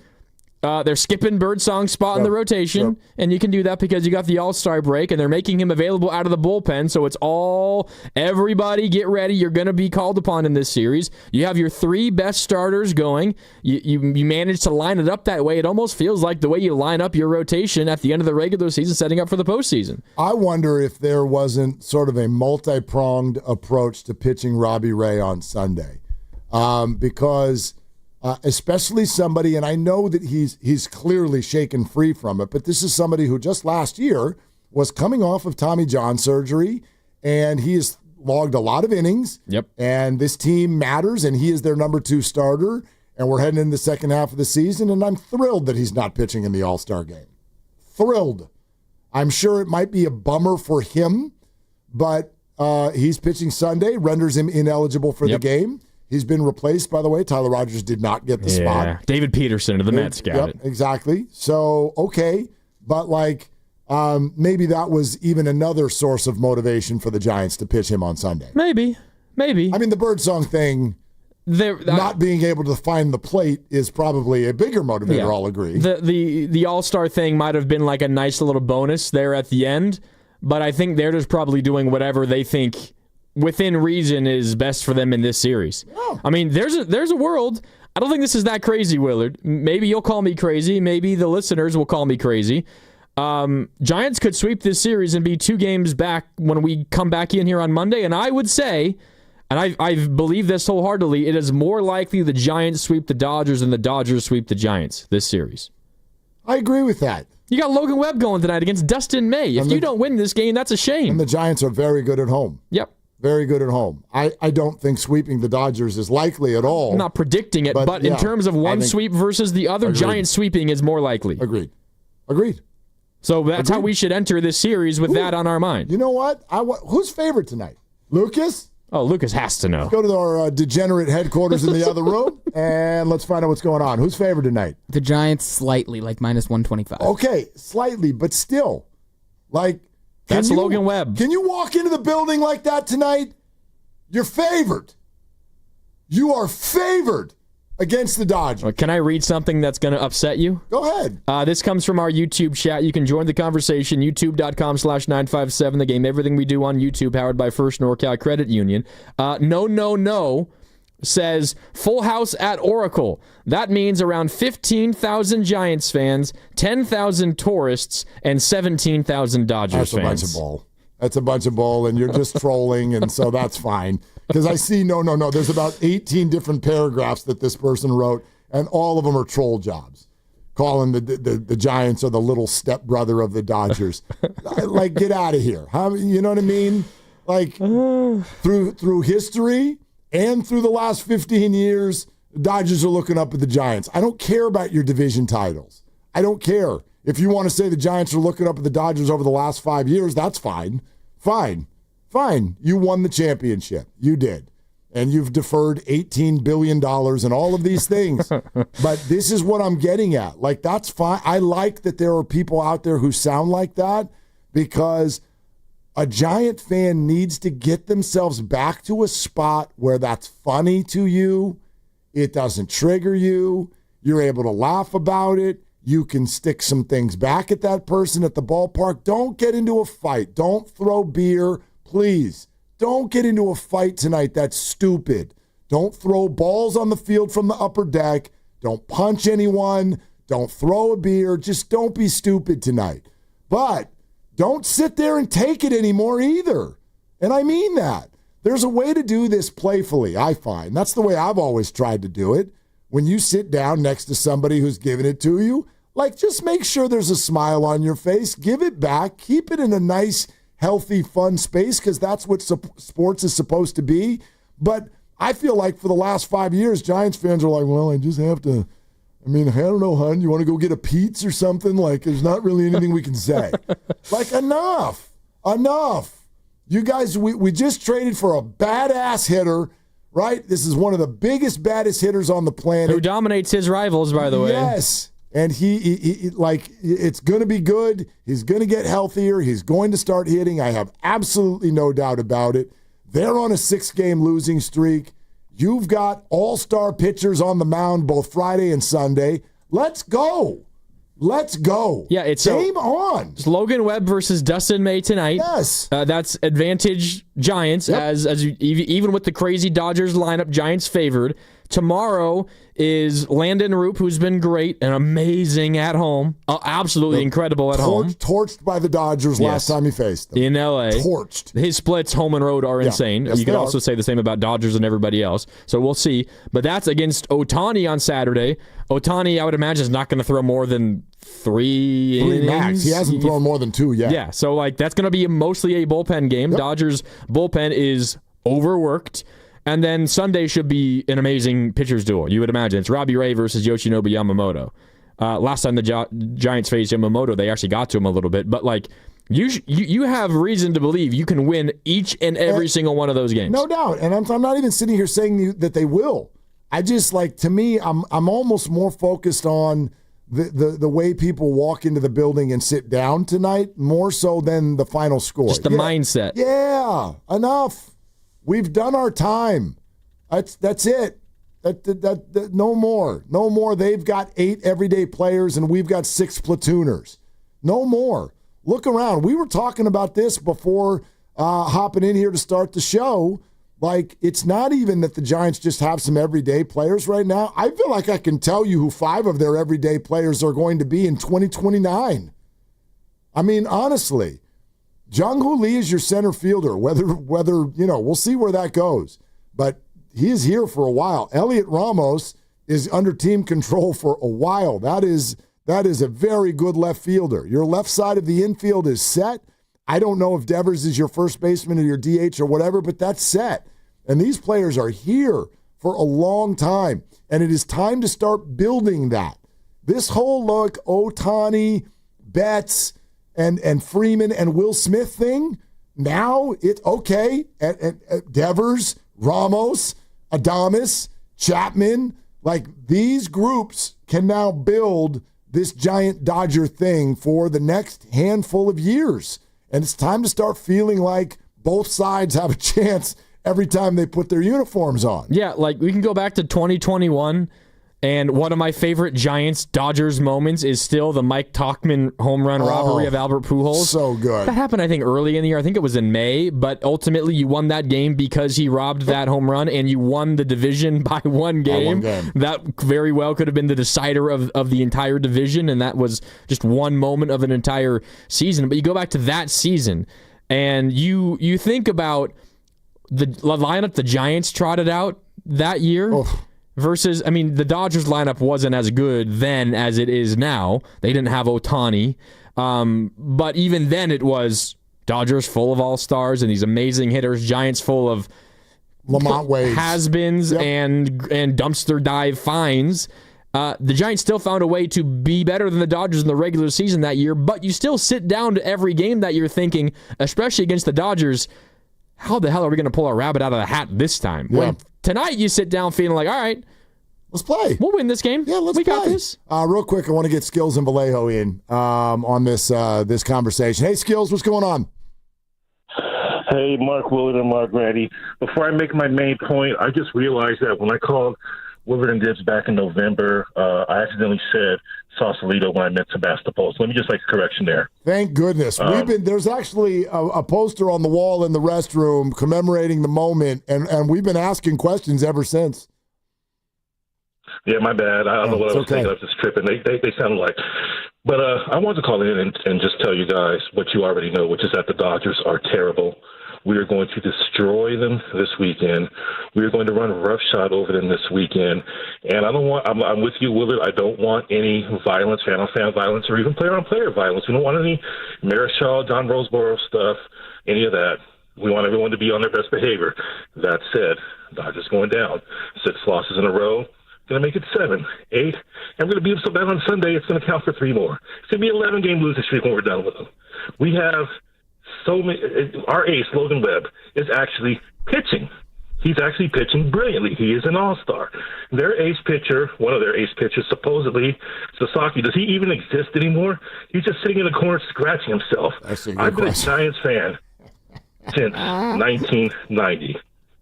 I went to Candlestick Park on June 3rd, 1990, and watched the Giants destroy the Astros. Robbie Thompson hit a home run. We tailgated. It was a beautiful day. I've been a Giants fan ever since, and I've watched them be superior to the Dodgers in every way since then, and it's not going to stop now. The Dodgers let Brian Johnson, a journeyman backup catcher, knock them out of the 97 playoffs. They only beat us in the 2021 playoffs because of an umpire. Wilmer Flores did not swing at Max Scherzer's pitch. That is not what happened, and I will go to my grave saying that. And I remember in 2010, and I don't want to go on too long, but let you guys go. After this, when in 2010, Tim Lincecum was facing Matt Kemp, and Lincecum threw up and into Matt Kemp, and Matt Kemp didn't like it. And Matt Kemp came out to the mound a few feet, maybe about 2 or 3 feet, 3 steps. Pablo Sandoval was playing first base that day, and to this day, Willard and Grandy, I've never seen Sandoval move faster than he did that day, going from first base to the mound to protect Timmy from Kemp. So if the Dodgers want to get any ideas about starting any mess, if they get drilled, bring it on. I'm pretty sure Devers will come out of the dugout. He won't be playing first base. He'll come out of the dugout, and he'll protect our guys. All the Giants, we're in this.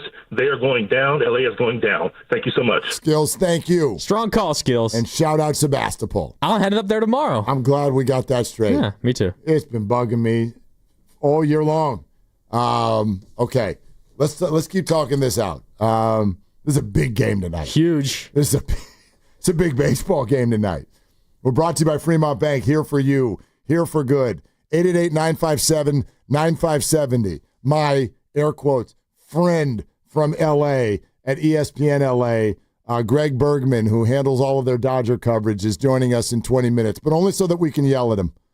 Grandy's in for Dibs, Willard and Dibs.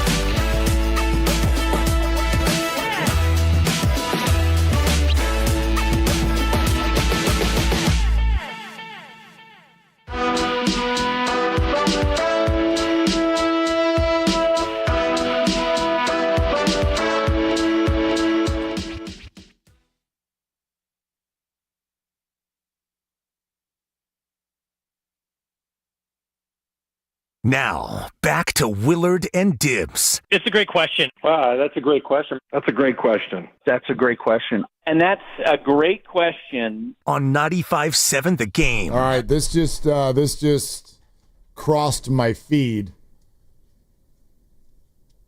And now I'm all upset. Uh-oh. What was it? No. We'll figure this out at a later date because I do think some of this stuff should happen, but I keep seeing Matt Nahigian's face pop in and out of the door in there. Don't dismiss it. He's the boss, Lucas. He's your boss. Done for the day, going home. Of course. What took him so long? Drive safe, boss. Anyway, 12 minutes ago, before he decided to be done for the day. Oh, did he send a tweet? He did send a tweet. He always sends a tweet. You don't ever have to ask if Matt sent a tweet. Matt sent a tweet. Since he sent that tweet, how many more has he sent? Oh, that's a good question. Two more? Let me look. Since he sent, no, this is the most recent tweet. Well, one is coming. He's typing it out currently. Well, he's quote tweeting something from Sports Radio WIP. That's in Philly. Yep. And Matt has some professional roots in Philly, and so from WIP, you got one of the hosts out there pitching, and they're playing softball or baseball or whatever they're doing. So Matt writes, got me to thinking, which host is the best athlete here on 95.7 The Game? And then he lists a bunch of different sports and lists who the best athlete is for each one of those.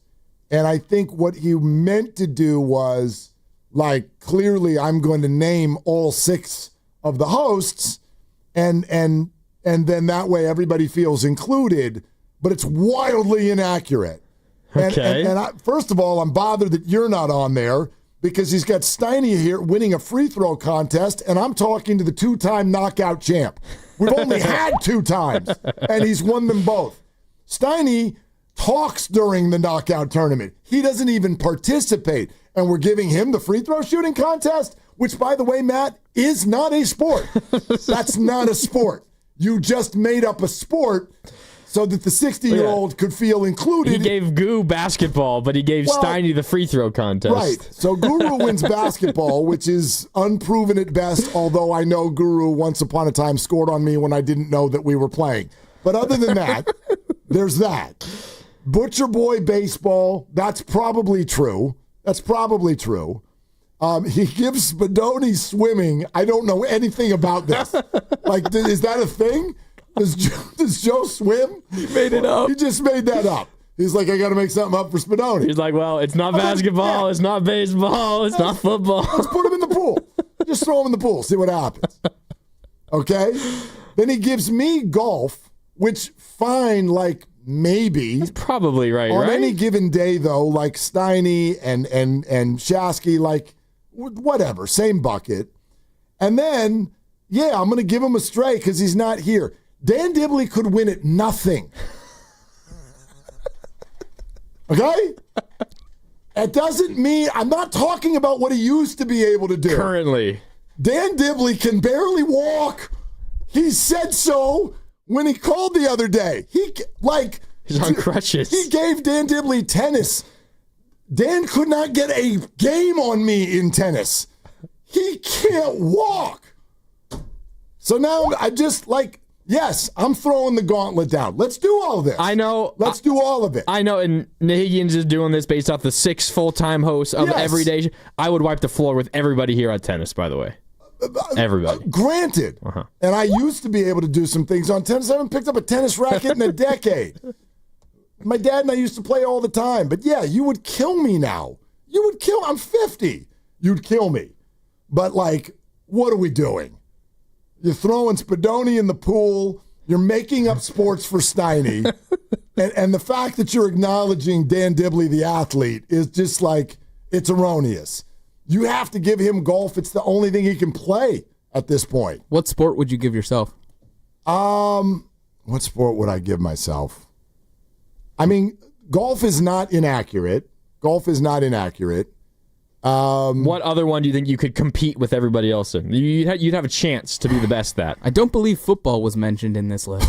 I mean, how do you? Football's hard. Best how do you quarterback. Go play? Yeah, exactly. Best defensive tackle. Like everybody needs teammates. You can't just go play football. Like, oh, I beat you at football. Like, what does that even mean? One-on-one football. That's what I do with my 11-year-old. Field goal kicking? I used to. Yeah, I mean, probably not anymore. I haven't tried that. How long has it been since you tried to kick a field goal? A couple years. Yeah, long time. Punt, pass, kick? That's a thing. And by the way, when we kick field goals out here on real earth, when we kick field goals, they're not actually field goals. Nobody's bringing a holder to the park with them so that they, like we you go with a friend and the friend holds for you and you hold for them. Stick it on a them. tee. And that's not a field goal. No, a friend holds the ball for you like a holder does, and then you hold it for them. Okay. I mean, Yeah. if you're lucky enough to have someone that you can go be a hold, like most friends that I know, or at least if I bring my sons out there, it's like, here, hold this for me. And then they let go too early because they're afraid that you're going to kick We just their go finger. throw the football around, and then we're like, hey, you know what would be fun? Let's see if we can make a 30-yard field goal. I mean, what other sports would even make sense in this conversation? I'm a decent basketball player, but like that's an injury if we're really like, you know what I mean? So yeah, Grandy, like you probably beat me in basketball now. I'd like to think I could. I think you probably could. You know, let's do some softball games. Let's play softball. Let's go. We did that one time. Let's do it again. I just played softball over the weekend of July 4th. I'm in some plays. What about who would be the best volleyball player? Oh, that one. That's a no from me, dog. Goo would claim it. Yeah, claim it. Goo would claim all of these. Of course he would. Part of the reason I'm doing this is because I know he's in the car listening. Probably just drove off the road. He's so ticked off at what I just said. I don't know if he's driving. I think he and Evan were going to grab something before they headed over to the ballpark. Hopefully they didn't bring AirPods. That's right. They're on their way to the yard. I forgot. Anyway, let's do all this. Let's just make up sports for people. You know what I mean? I tell you what, if we're going to make up sport, here, I could grocery shop everybody under the table. How about that? I could do that better and faster and cheaper than everybody else here. Take that. I mean, if we're going to call a free throw contest as a sport, then let's make all these things sports. All right. We can do anything. Let's do it. I'm up for a competition. Doesn't matter what it is. Putting contest? I would not win that. I'd do okay. Now that's something Dibs could win. Dibs a good putter because he putts anytime he's within 30 yards of the green. And you think I'm kidding. But I'm not. Anyway. I can putt all right. I'm bad off the tee. Yeah. Let's do this. I want to see Joe Spadone swim. That's what I want to see. I do think he played water polo in high school. Man, might have. Yeah, strapping young man. I have no reason to think that this is not something he could do. Text line, the Boxer and Gerson work injury attorney's text line says, what about bowling? Maybe we could give Dibs bowling. The 510.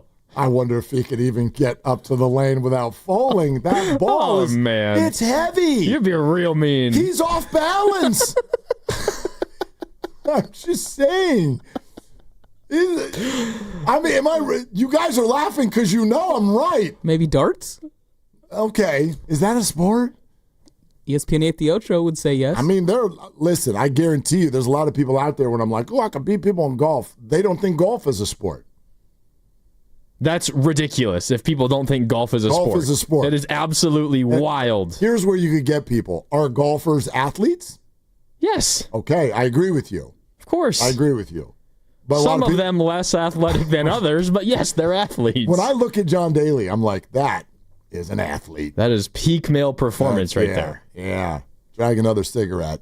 That's an athlete. Honestly, makes it more impressive. No doubt. That you could be as good as him while looking like that. You brought up bowling. All bowlers look like John Daly, pretty much. Some of them.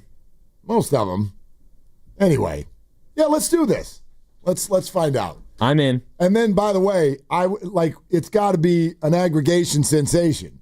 It's going to be an aggregate of everything wins. Because if that's... Strike to claim it. A strike to claim it.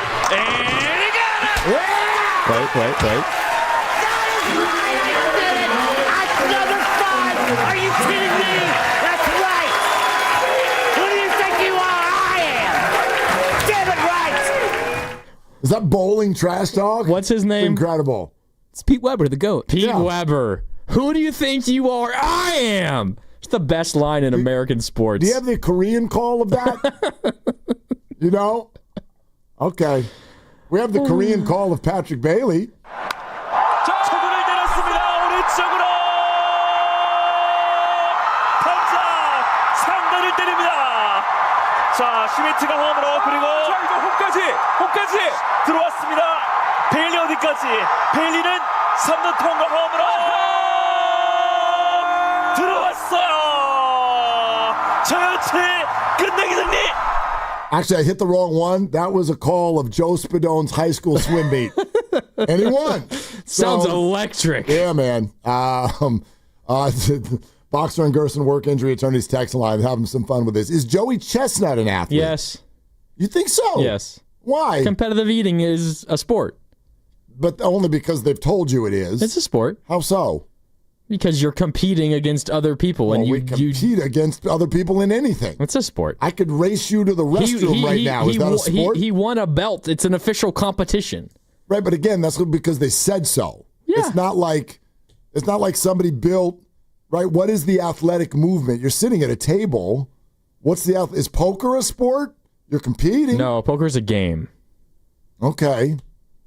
I mean, I'm not even disagreeing with you. I just I don't even know. The difference between game and sport is there's some form of physical exertion, and while maybe it's gross to admit it, there is a lot of physical exertion involved in competitive eating. I still want to know when the documentary is going to come out that follows these people for the next 48 hours. I do not want to watch that. Yeah, you do.